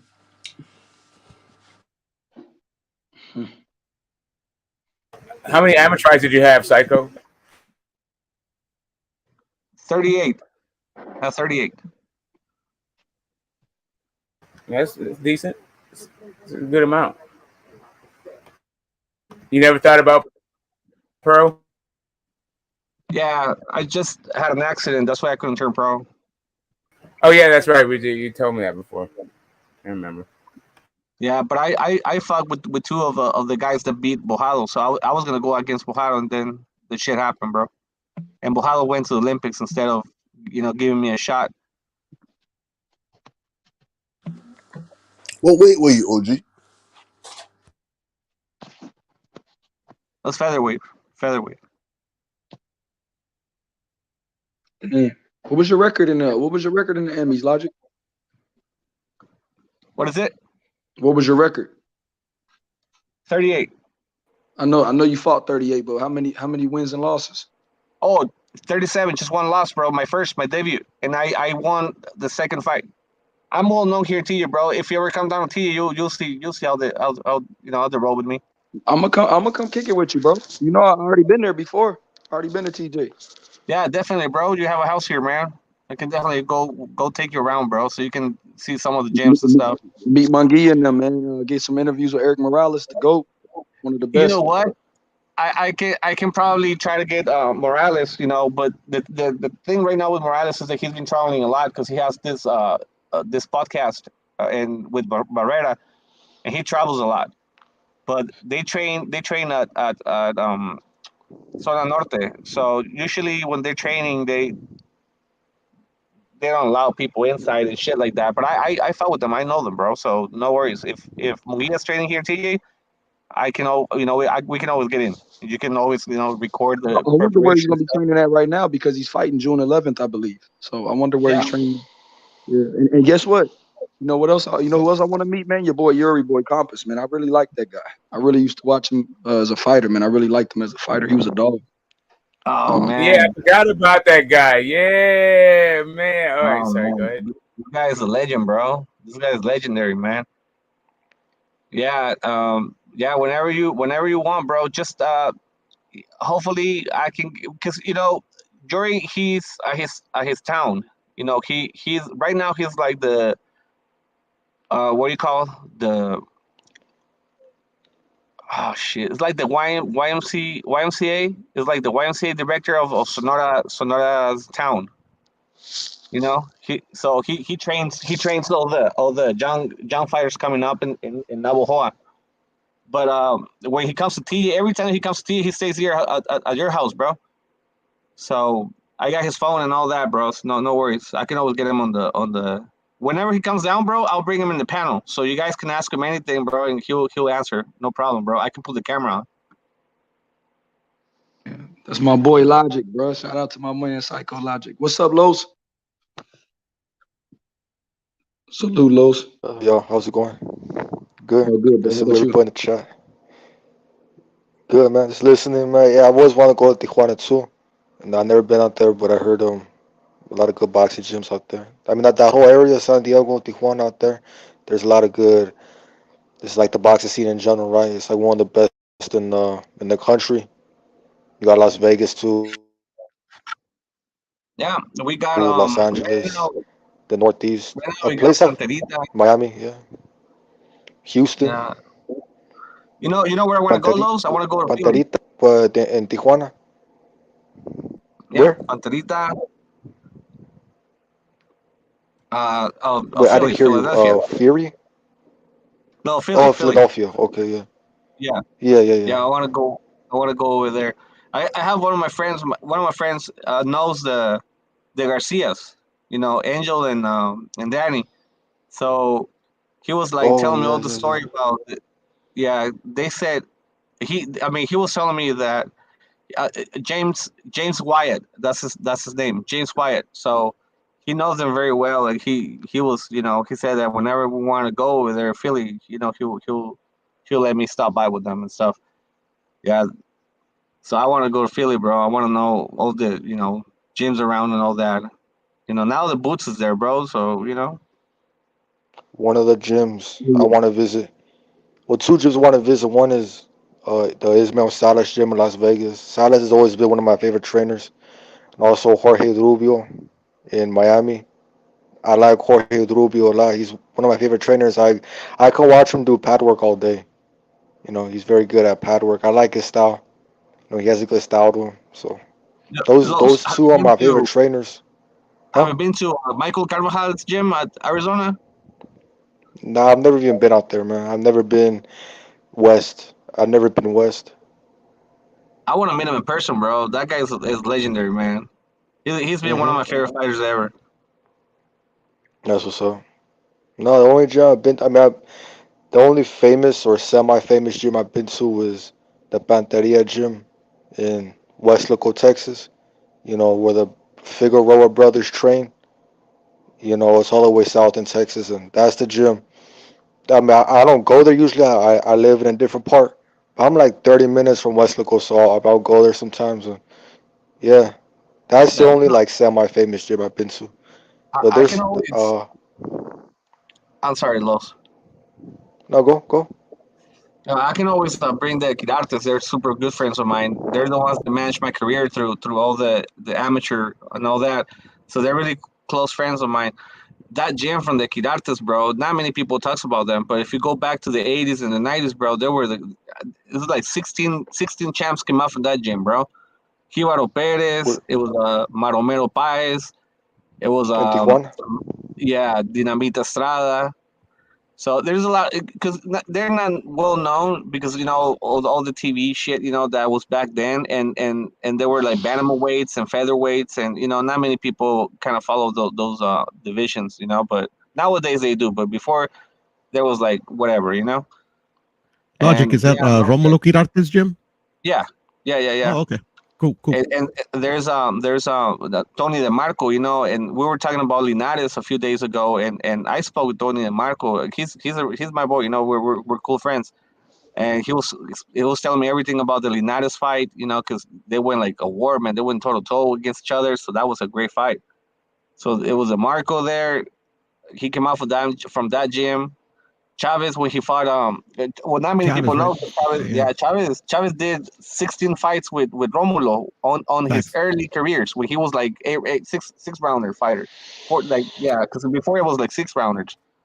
Yeah. So he was there too, and Castillo when he fought Mayweather. Yeah, bro, many fighters, and then Margarito, we know Margarito and Panterita and Munguia. So yeah, TJ is dope, bro, for boxing. Yeah. La Capital as well. They're known for fucking making great boxers. Yeah. The only difference is like Omaha against New York or whatever. It's like TJ only has like 2 millions, like close to 3 millions, and La Capital down south is like 25 million, bro. So I got you. It's this bigger pool. Yeah, so we produce more champs per capita, than Mexico City. I got you. What's up, Puro, man? Puro, and Pinchy. Pinchy, and Puro. Pinchelos. It was good, y'all, bro. It was good, See but why you Mexican guys are 30, fam? Because you man cut you like your old family and that. You feel me? You lot are Mexicans, like, you get me? You know what, Butch? You need to eat some Mexican tacos, bro, with hot sauce, so you'll know what's up. Oh, hey, fam, I can't wait to come pass around through Guadalajara, Tijuana, all those places. Yeah, I'll take care of my boy John Billy when he comes down, bro. I'll take him to some tacos, bro. Yeah, man. Feed young Bill some tacos, Your YB, your long fingers, fam. They're gonna feed you some tacos, boy. Hey, Logic. Yo, Logic. What up? Yeah, just point him in the right direction, right? Yo, Logic. What about that Chinese food in Tijuana?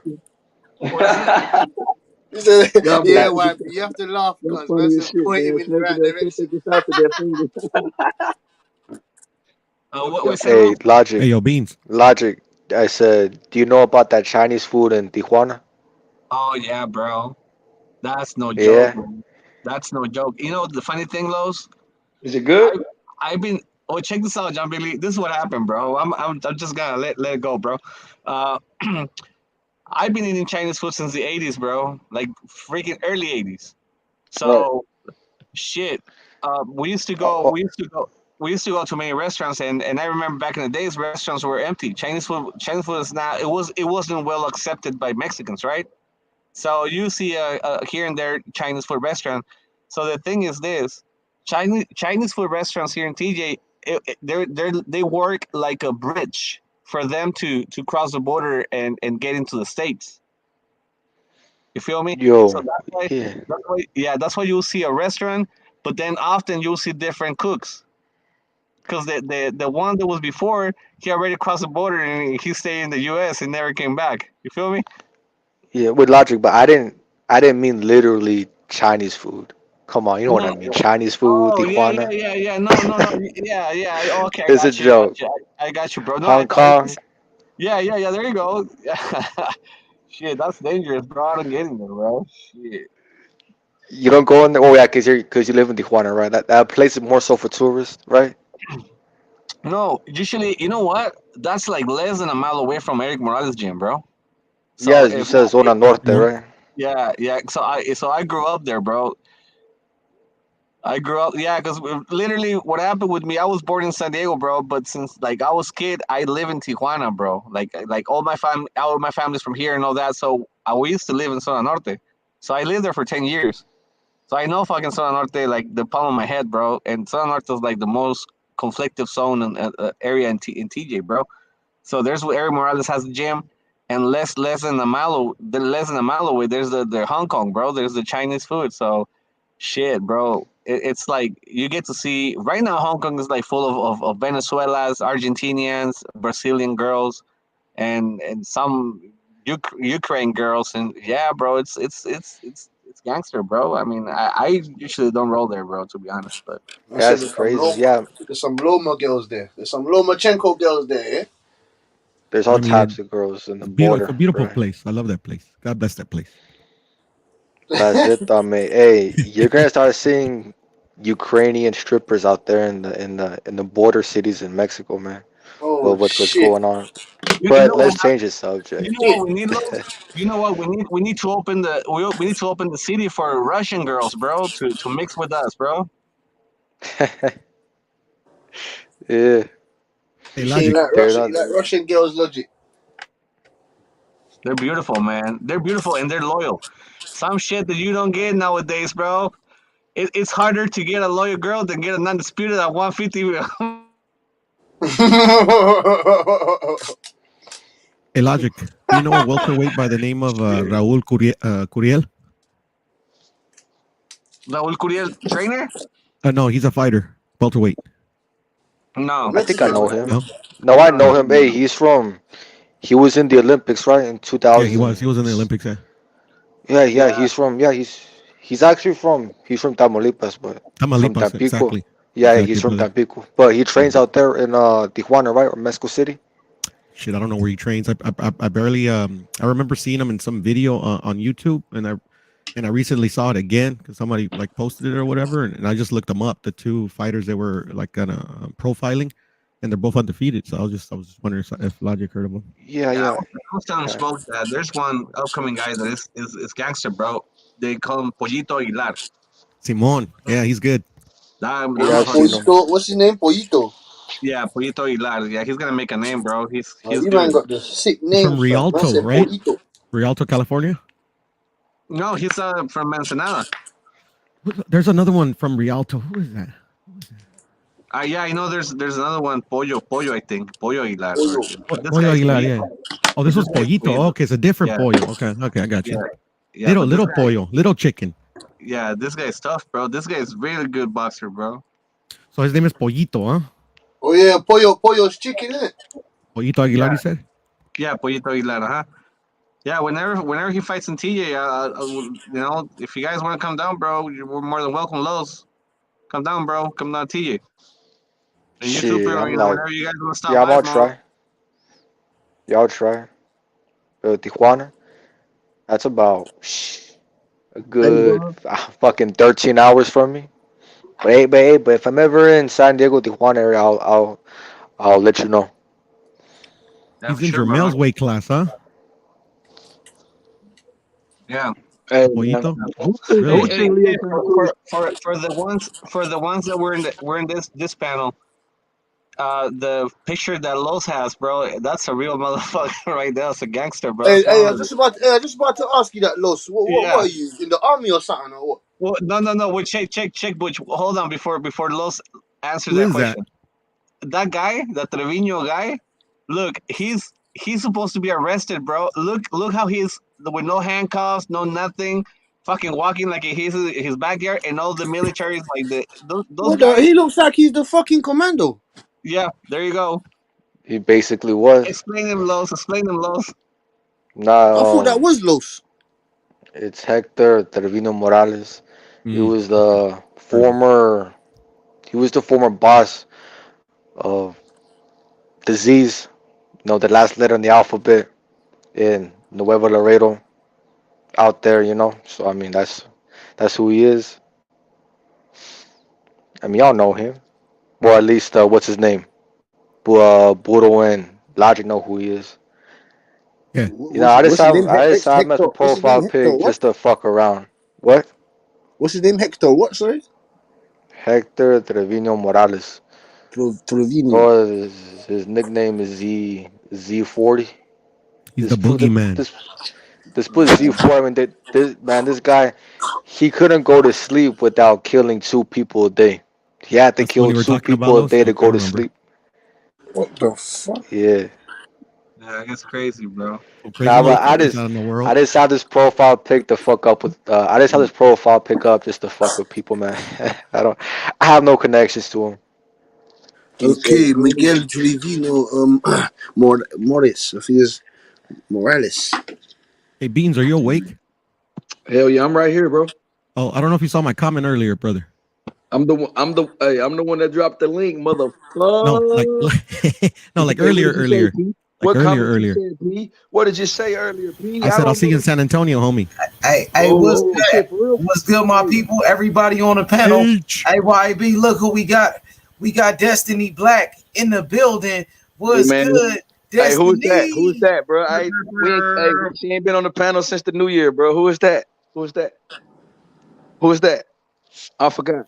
Destiny Black in the building. What's up with the queen? Who is that? Queen I know Destiny. I know Karma. I know Anna Lee.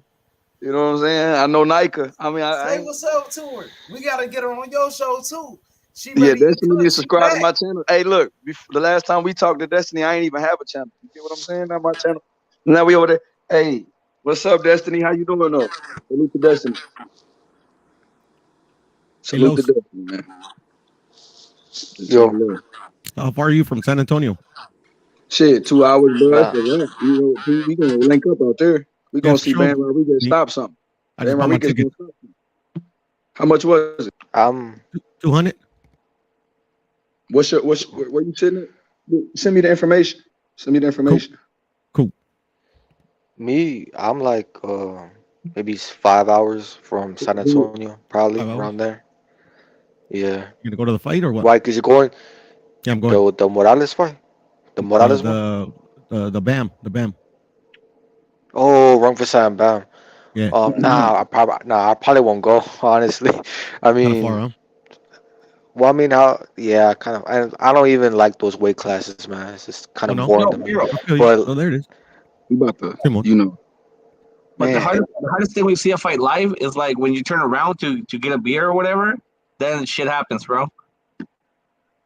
Look, H, come back on the panel real quick, H Money. Guess what, bro?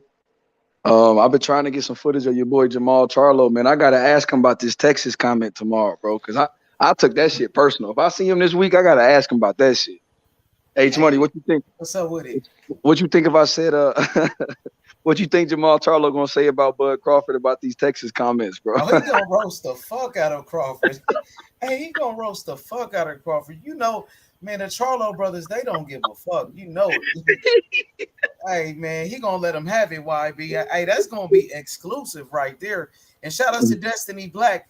You know, she loved Terence Crawford and she loved Devin Haney. You know. Yeah, hey, Destiny. I met your boy Devin Haney in person up in Vegas. Him and Bill Haney. Shout out to Team Haney, bro. Shout out to Team Haney. Shout out to H Money. You know what I'm saying? He put me on to Bill Haney and shit, bro. He gave me the number and Bill answered, bro. Shout out to Bill Haney. Shout out to Top Rank Jim.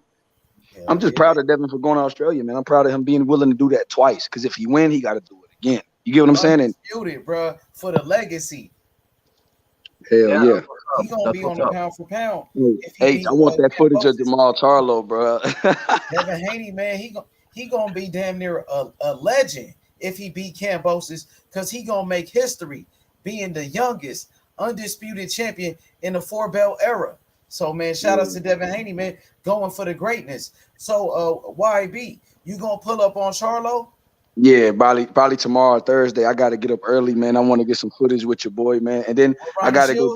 Yeah, I'm about to go visit your boy Morel too, man, because he's 2 weeks out from his fight, bro. He's fighting June 4th, man. So Charlo, he gonna be at that gym with Morel. And Filip Hrgović coming down Sunday, bro.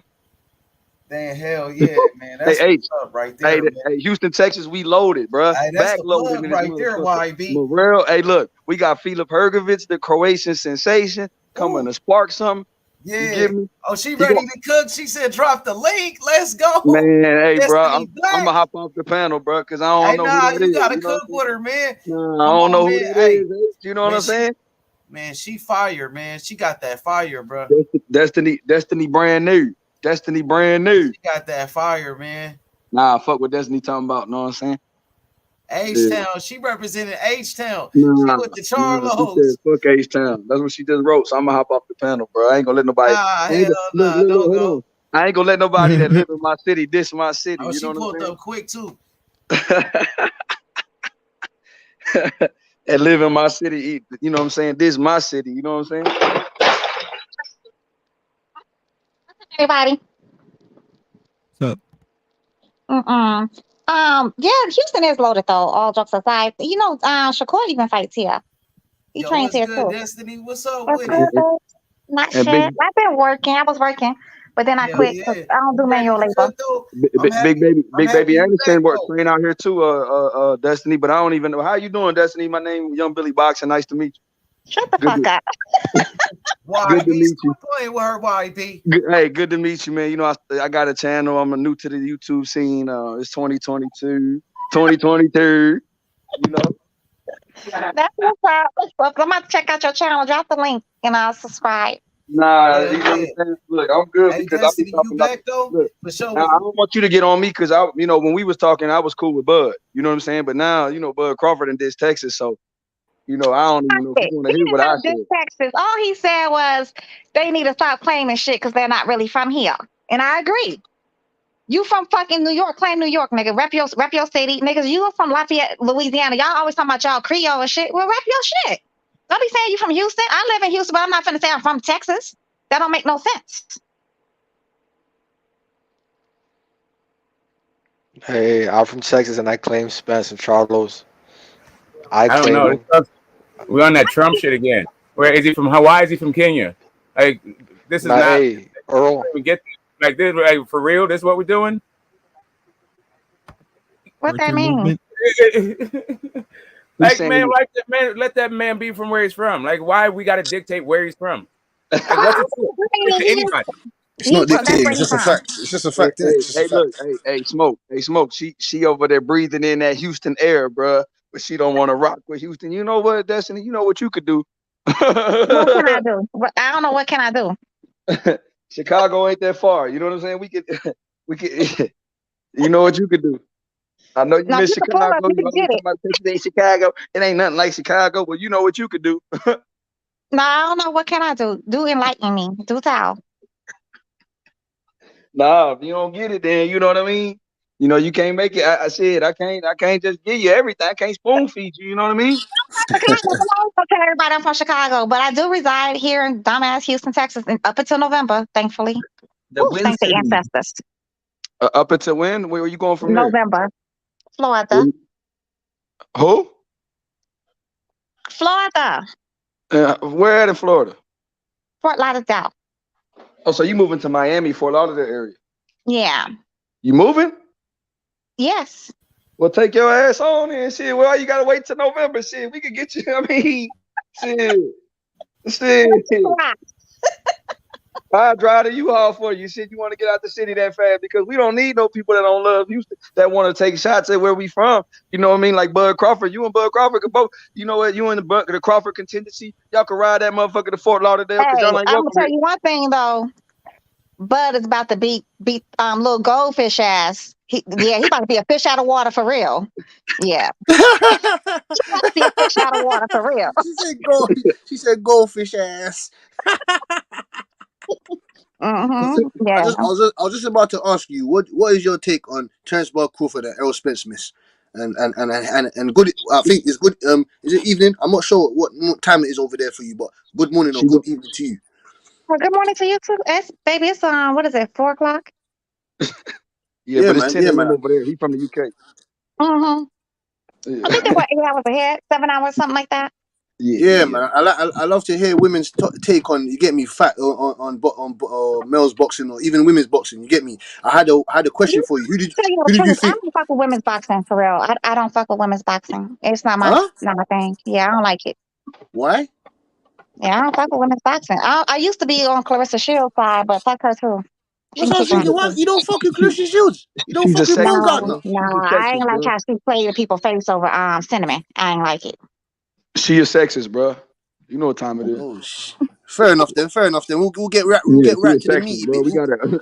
She. You know, it's the cancel culture, so we gotta cancel ass. That's why we sending it to Fort Lauderdale. No, it's cool. It's all shit. It's cool. We'll get straight to the meaty bit. Who's your top 5 pound for pound? Like who you got on the pound for pound list then? And who do you think you said you got Terence Crawford beating Jamal Charles? I mean, sorry, beating Errol Spence. Yeah, What's your and take on what you that? thought about Canelo getting cooked? Man, you already know Ace Money without, you know. And then he said he want to run it back. I'll watch that nigga get a dirt nap any day, twice a day, 3 times a week. Shit. I'll watch that. He want to run it back. Please let him run it back. Let him catch that fade again. Let him catch that fade again. Y'all already know Ace Money. You know I don't like him. I don't like the juicers, duckers, and cherry pickers. Yeah, but what you thought about that fight? You thought it was easy work? I mean, Bivol, and Bivol's a basic fundamental fighter. He's not nothing extraordinary. And he dismantled him in a way that, you know, he completely dismantled your boy. Completely dismantled him. With the basic 1-2. All he kept beating his ass with the straight 1-2 all night. And he couldn't get around it. Make that make sense. What you think about the rematch? Oh, that's what I'm saying. Yeah, run it. He's not gonna win the rematch. Neither. I don't give a damn at what weight class it is. It could be a Canelo weight. He used to fight at 155. Y'all remember that? He's still gonna catch a dirt nap. Either way, what y'all think? I mean, that was Billy's best friend. You know, Billy used to always, you know, he cried over Canelo and everything. He was probably crying, huh, Billy? Nah, he lost 9 rounds of 3. You know what I mean? He got his ass whooped. I mean, I wanted him to fight Charlo though. You know that though, Des. I want him to fight Charlo. I don't fuck with you, Billy. You know I know you don't fuck with him. Why? You said what? You said what, Des? You don't fuck with Charlo? Yeah, I know you don't fuck with sentiment like that. So I was just fucking with you. Yeah, nah. I didn't take it personal. Nah, shout out to him though. Bivol, like you said, Bivol beat his ass, in my opinion. I don't think it was straight 1-2. It was 1-2 all night. It's like he could not get around the 1-2. Like, how do you not know how to adjust to that? He didn't know how to cut off his ring space. You're the shorter fighter. All he had to do was go to the body and go under all night and, you know, cut off. Bivol kept going to the right. Step to his right, cut off his ring. It was so simple. No. That's what I'm saying to you. It's not that simple when you're in there with an elite fighter like Bivol. Bivol's got over 230 amateur fights. It's not step to the right and no. It's not that simple. I understand what you mean though, but it's not that simple though. When it's someone like Bivol. You don't think a skilled fighter, a fighter that understands ring IQ, would have been able to dismantle? You don't think Andre Ward would have dismantled Bivol? Andre Ward would have got his ass the fuck up out of there. No way. Andre Ward stop the madness. He wouldn't dismantle him though. He wouldn't dismantle him. No way. Andre Ward is like an all-time great. He's an all-time great, bro. He Andre Ward. H Money. I don't care about that. H Money. He would have got Bivol the fuck up out of there. Beat the fuck out that boy. He might do, but I don't think he'll dismantle him. I just don't think he'll dismantle him. Beat the fuck out of Canelo too. To be honest. And motherfuckers was saying Canelo would beat the fuck out of Canelo. Hey, I put my link in the private chat, so when you get a chance, you know what I'm saying. Okay, babes, I got you. Yeah, you gotta cook. I'm happy you back. Nah, man, I'm not happy. Shit, everything was peaceful. Nah, she about to come to your channel. She about to be cooking motherfuckers on your channel. She gonna be cooking me. She gonna call me all type of Errol this and but fuck that boy. She calling my boy goldfish and shit. I ain't taking that. I don't like that. Yeah, that's her first one. I never heard a lady say she don't watch. Hey, look, she ain't playing with Errol Spence though. Hey, guess what I'm eating? I'm eating goldfish and pretzels. Yeah, you know what? One Eye Willie about to be One Eye Willie about to be out of there. He don't want that smoke. That's why he was already offering money to Cinnamon to fight at 164. Please, Destiny, can you explain to YB why Terence Crawford is gonna smash Errol Spence? Please. Look, I got some. It's a very basic fighter. If y'all didn't watch that Ugas fight, Ugas almost got that nigga the fuck up out of there. And that, when he hit, the ropes held his ass up, that should have been a standing 8 count. That was an official knockdown. And he should have got it counted as a knockdown. He was already, before he even walked in the ring, he was already up five rounds on the scorecards. Because those scorecards, what the fuck was Steve Farhood watching? What fight did he watch? Because he only had Ugas winning 1 fucking round. Stop the madness. You got to stop the fucking madness. And then Ugas waffled his ass in the 7th round. They didn't even count that round for him. Like, stop it. They got to stop the madness. Spence did not look spectacular. He was slow. He does not know how to fight off his back foot. He kept going straight back with his chin up in the air. He does not have the skills to offset the likes of Bud. Only way Spence can beat Bud is he has to have a puncher's chance, which anybody, and we all know one punch could change a fight. Which that is facts. But you talking about skill for skill? Oh, he don't have it. Oh no, sir. If you get beat up for 5 rounds by a person like Ugas, stop the madness. So you think the fight gonna happen next? Hey, look. Let me tell you something. Yeah, everybody got a punch of chance, All facts, YB. especially with Terence Bud Crawford. You know, my boy. Look, and I like that. You know what? Spence was slow. He was methodic. He was like, you know, he's the boxing version of Tim Duncan. So it doesn't look good on the outside, but when you get in there, you get beat the fuck up. We got dudes turning into punching bags. We got boys out here looking like deepest creepers. My boy Ugas had to go get plastic surgery, fix that eye. But I mean, you know, Destiny didn't see all that. She just worried about the scorecard. You see, she worried about all the trivial shit. It should have been a knockdown, but Ugas got knocked out. He got stopped. So I mean, we over there counting points when it didn't even go to the cards, Dad. So I mean, not even touch the fucking canvas. Ugas lost that fight on his own accordance because I don't know what happened between the 5th round when he went back to his corner and came out in the 6th round. He was a whole different fighter. He just stopped throwing punches and just stood there like an idiot with his hands with a high guard. And he threw like 1 or 2 punches, you know, every round. Like it made. I don't know what that game plan was about. That was weird. That was fucking weird. That's because we cracked them ribs and we fought. We made that boy fold up. That's not. Hey, Dad, you know about that? We folded up. You know what I'm saying, Dad? Fold up. Shit. No. Hey, Destiny. You think they gonna fight next? You think they gonna fight next though? No, I don't, because Spence it's already been out that you know, One Eye Willie sent Canelo. She called the One Eye Willie. That's crazy. She acting like my boy Bushwick Bill or something. Like motherfucking. Sent him in a contract for $55 million to fight him. $55 million. You said $55 million. $55 million. They sent him in a contract for $55 million to fight Spence at 164, and Cinnamon turned it down. So what about Terence Crawford though? Yeah, exactly. What about him? Because he don't want the smoke. He don't want to be a fish out of water. You don't think he's gonna take that fight? Hey, that's what I heard.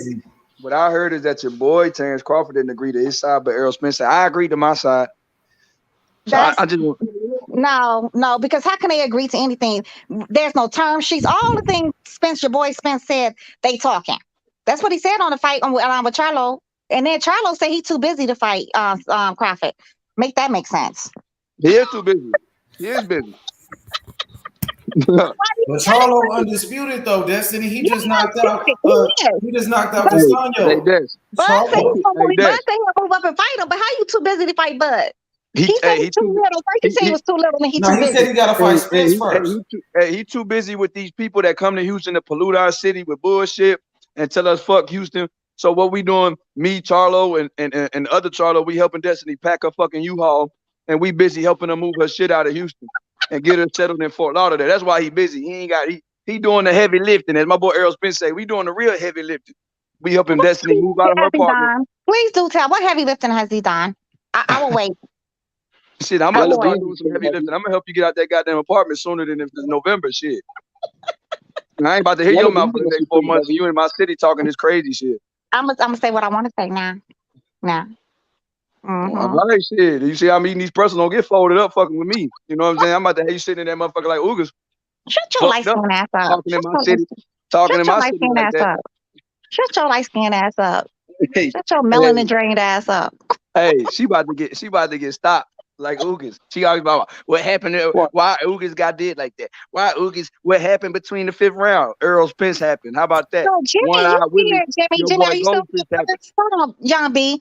Jimmy, you still in your fellas? Are you still emotional about what I said about Sinner? Now Jimmy riding with Terence Crawford, so he like when you talk about Terence Crawford. No, but Jimmy was coming at me. He came at me left on Mac Mob show. He came at me. You're rude, man. Okay. You're very rude and disrespectful. Your point is? No, I was being polite. Nah, sir. Nah. You still emotional, though. I'm asking a question. Though. Are you still emotional? If you ain't emotional, Destiny, what did you used to fight? And what did you used to fight? No, my baby did. My child. Oh, okay. Yeah, and you know what? She know her boxing. She know her boxing like a Cuban. You know what I'm saying? She got them Cuban roots, so she like Ugas too. That's why she rooting for him till he got folded up. You know? What you go your Cuban roots, yeah? Shout out to Errol Spence. My father was Afro-Cuban. Okay, so you like David Morrell, you like who else you like? Lara. Frank Sanchez, your Elvis. Yeah, I like all the black Cuban fighters. I do. I like them. Shakur. Shakur's not Cuban though. He's an African American. His daddy happened to be a Puerto Rican though. No, he's Puerto Rican, sorry. Like, Yeah, he's Puerto Rican. like that boy YB. Is that Trinidad? Isn't it? That team. Look, she know her boxing. Hey, Puerto Rican, ain't she he? know You know her what I'm saying? shit, bro. Yeah, I know she knows her shit. She started She cooking called Errol on that Spence Devin Haney goldfish. shit. She called Errol Spence goldfish. I know she knows her boxing, man. It's goldfish against the smoke. And guess what's gonna win? Because and she can see it.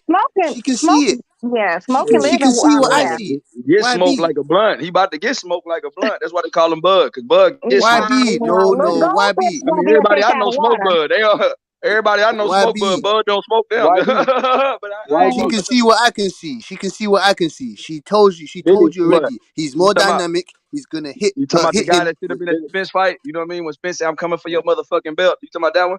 Yeah, man. YB. But he came for them shit though. He's supposed to be. He been coming for the last 4 years, almost 5 years. He's been coming, and he ain't came yet. That nigga, he has the longest night in history. Oh, hey, well that's.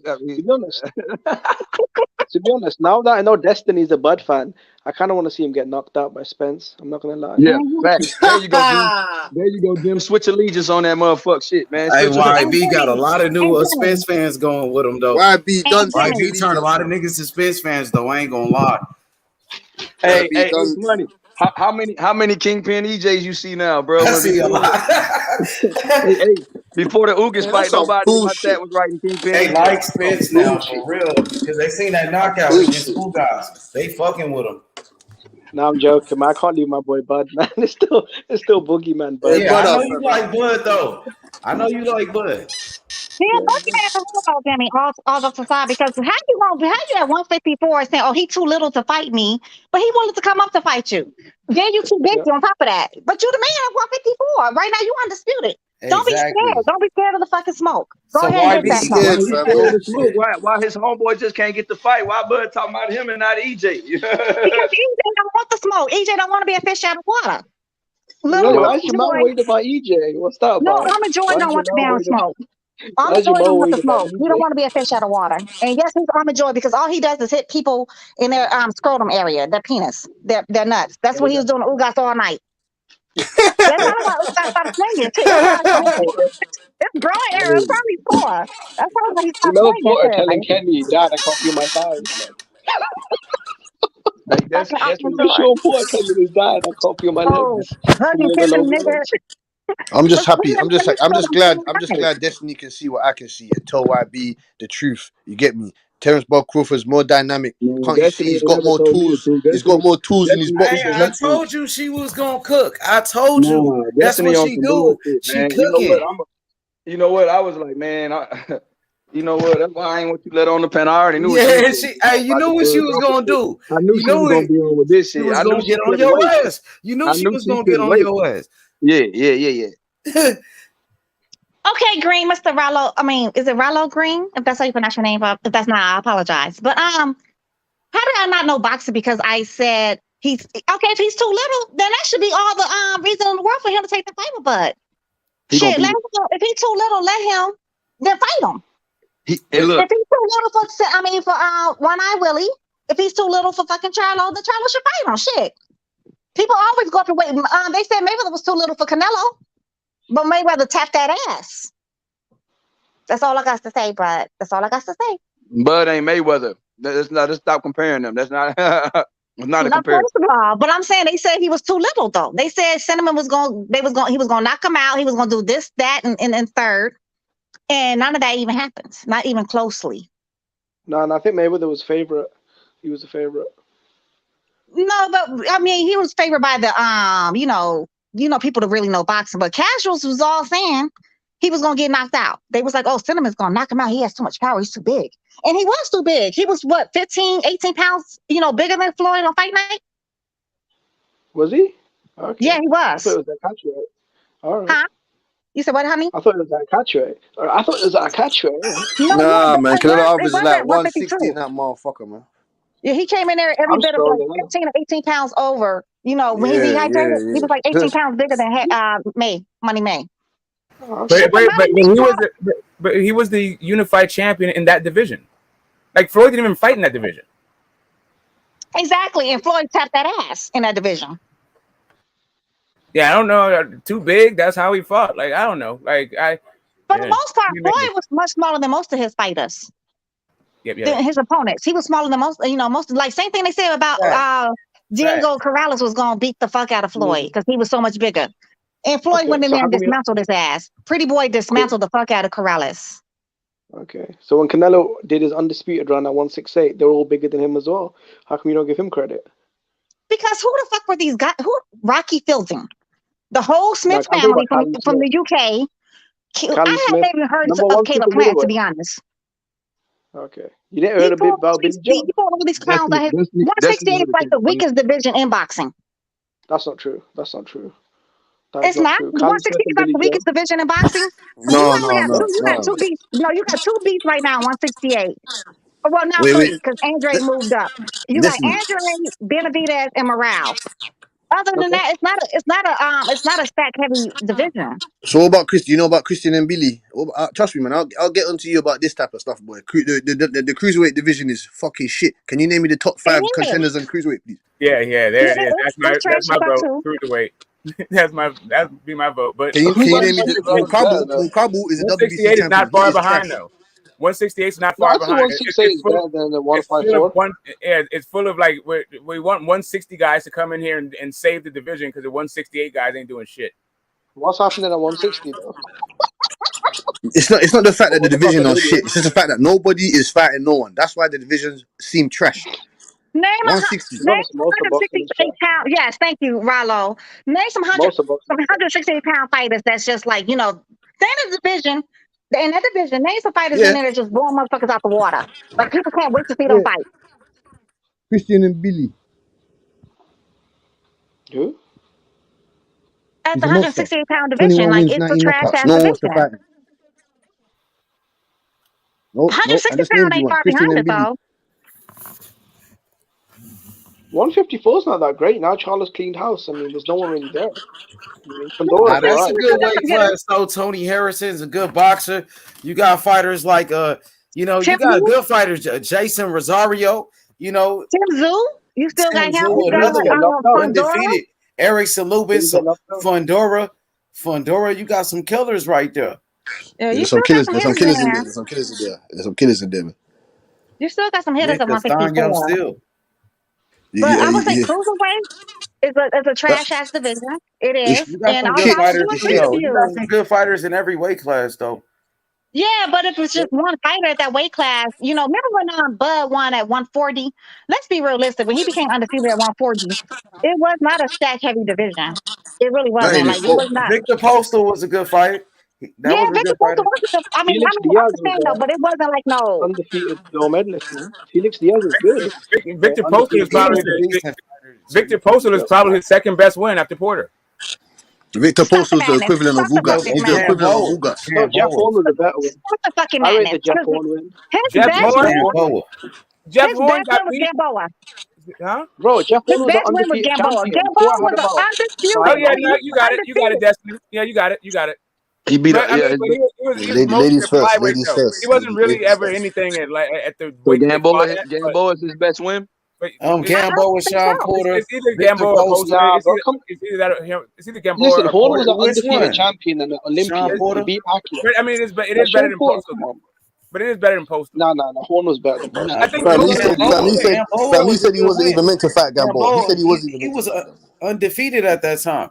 Yeah, but he wasn't. But that wasn't the weight that he competed in. He never really did anything in that division. So like, Postal was undefeated. He was an interim champion. What are you talking about, Smoke? What's his best win? Okay, anyway, like I was saying, Postal was a long-reigning champion at 140. Nah, you know what his best win to me was? Smoke my boy Ndongo, bro.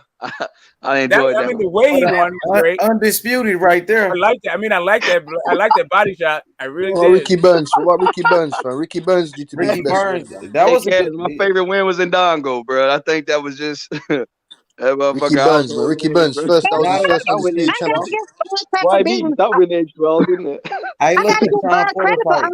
knocking out Horn because Horn beat. I'm sorry, some people say they think Pacquiao won, but me personally, I honestly thought Horn beat Oh, Pacquiao. please don't Hey, no say it, wonder man. why. No Please, wonder why she just no, got no, LASIK. no, See, no. and you know what? And you know what? You know what? Destiny didn't tell you why she was gone so long. She got LASIK and she had complications, so she went back and got her eyes fixed again.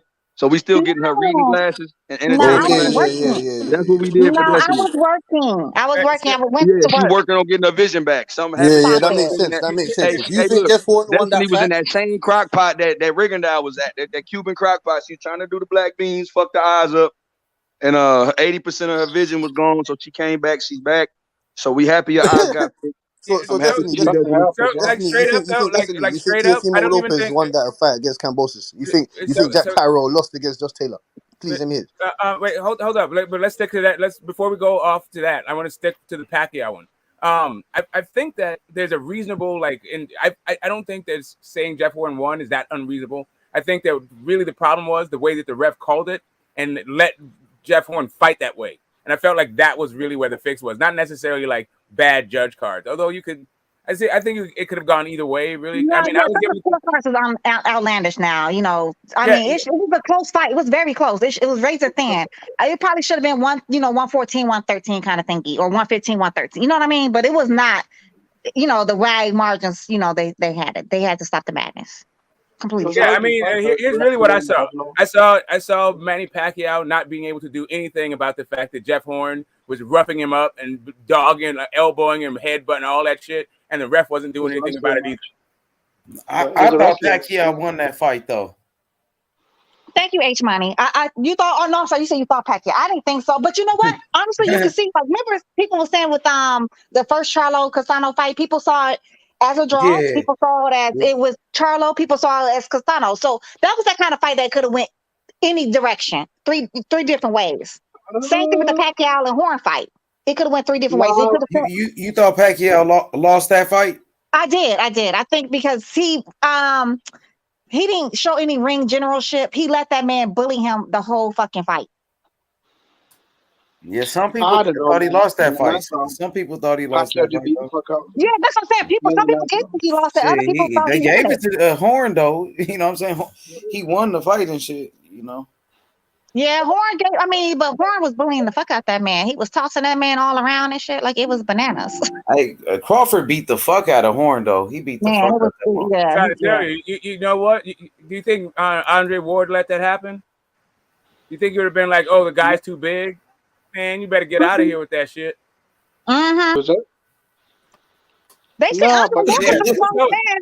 You saw what Arthur Abrams tried to do, right? Pacquiao was a flyweight that moved up 9-10 divisions. Whatever. Andre Ward only fought in then you 2 shouldn't have. Then you shouldn't have brought your little ass up in the ring. Then. All right. Well, I guess that's all. Andre You Ward don't know didn't what to do. Like, listen, it's a fight. Nobody wanted. Like, there's no excuse. You don't get extra credit. Bro, you can't compare the two. Manny Pacquiao moved up 10 weight divisions. Andre Ward moved up 2. You awesome. can't compare the two. Where's all this for Rigondeaux? Nowhere. Did that help Kell Brooks' face not get broke? No, it did not. You're in a fight. You got to figure this out. Yeah, that's true. That's true. Yeah, so when they're saying when they're talking about he too small to fight Charlo, that's all the reasons in the world for you to fight him even more. You got this small man calling you out. I wish a small motherfucker would call me out. We gonna get in this ring. That's what we gonna do. I want to hear this bullshit. No one's smaller than nothing, fam. The guy wants to fight you. That's what I'm saying. I mean, he is bigger than him, though, Cassidy. Spence is bigger than Terence Crawford. He's the bigger guy. He's bigger than him. Yeah, he's much bigger. I told him that. He told him, he's like, you light in the ass. Like, I'm bigger than you. Yeah, but that don't make sense because light Crawford don't care about that. He doesn't care. So if the guy don't that care, means something in the fight, though. So what you think? So what do you think Crawford's something when they fight each other? So what do you think he's gonna? So if he loses, what do you think he's gonna say after? Oh, he was too big for me. Crawford's not gonna say some people gonna say that. They already say Spence is a weight bully. Fuck them. That's what I'm saying. Fuck those guys. They already say that shit about him. Well, Come Spence on, bro. is not the same weight class for the last 100 years, so he do need to get his bitch ass up out that damn weight class. Yeah, man. Fuck that. Why he gotta be a bitch though? Why he gotta be all of that though?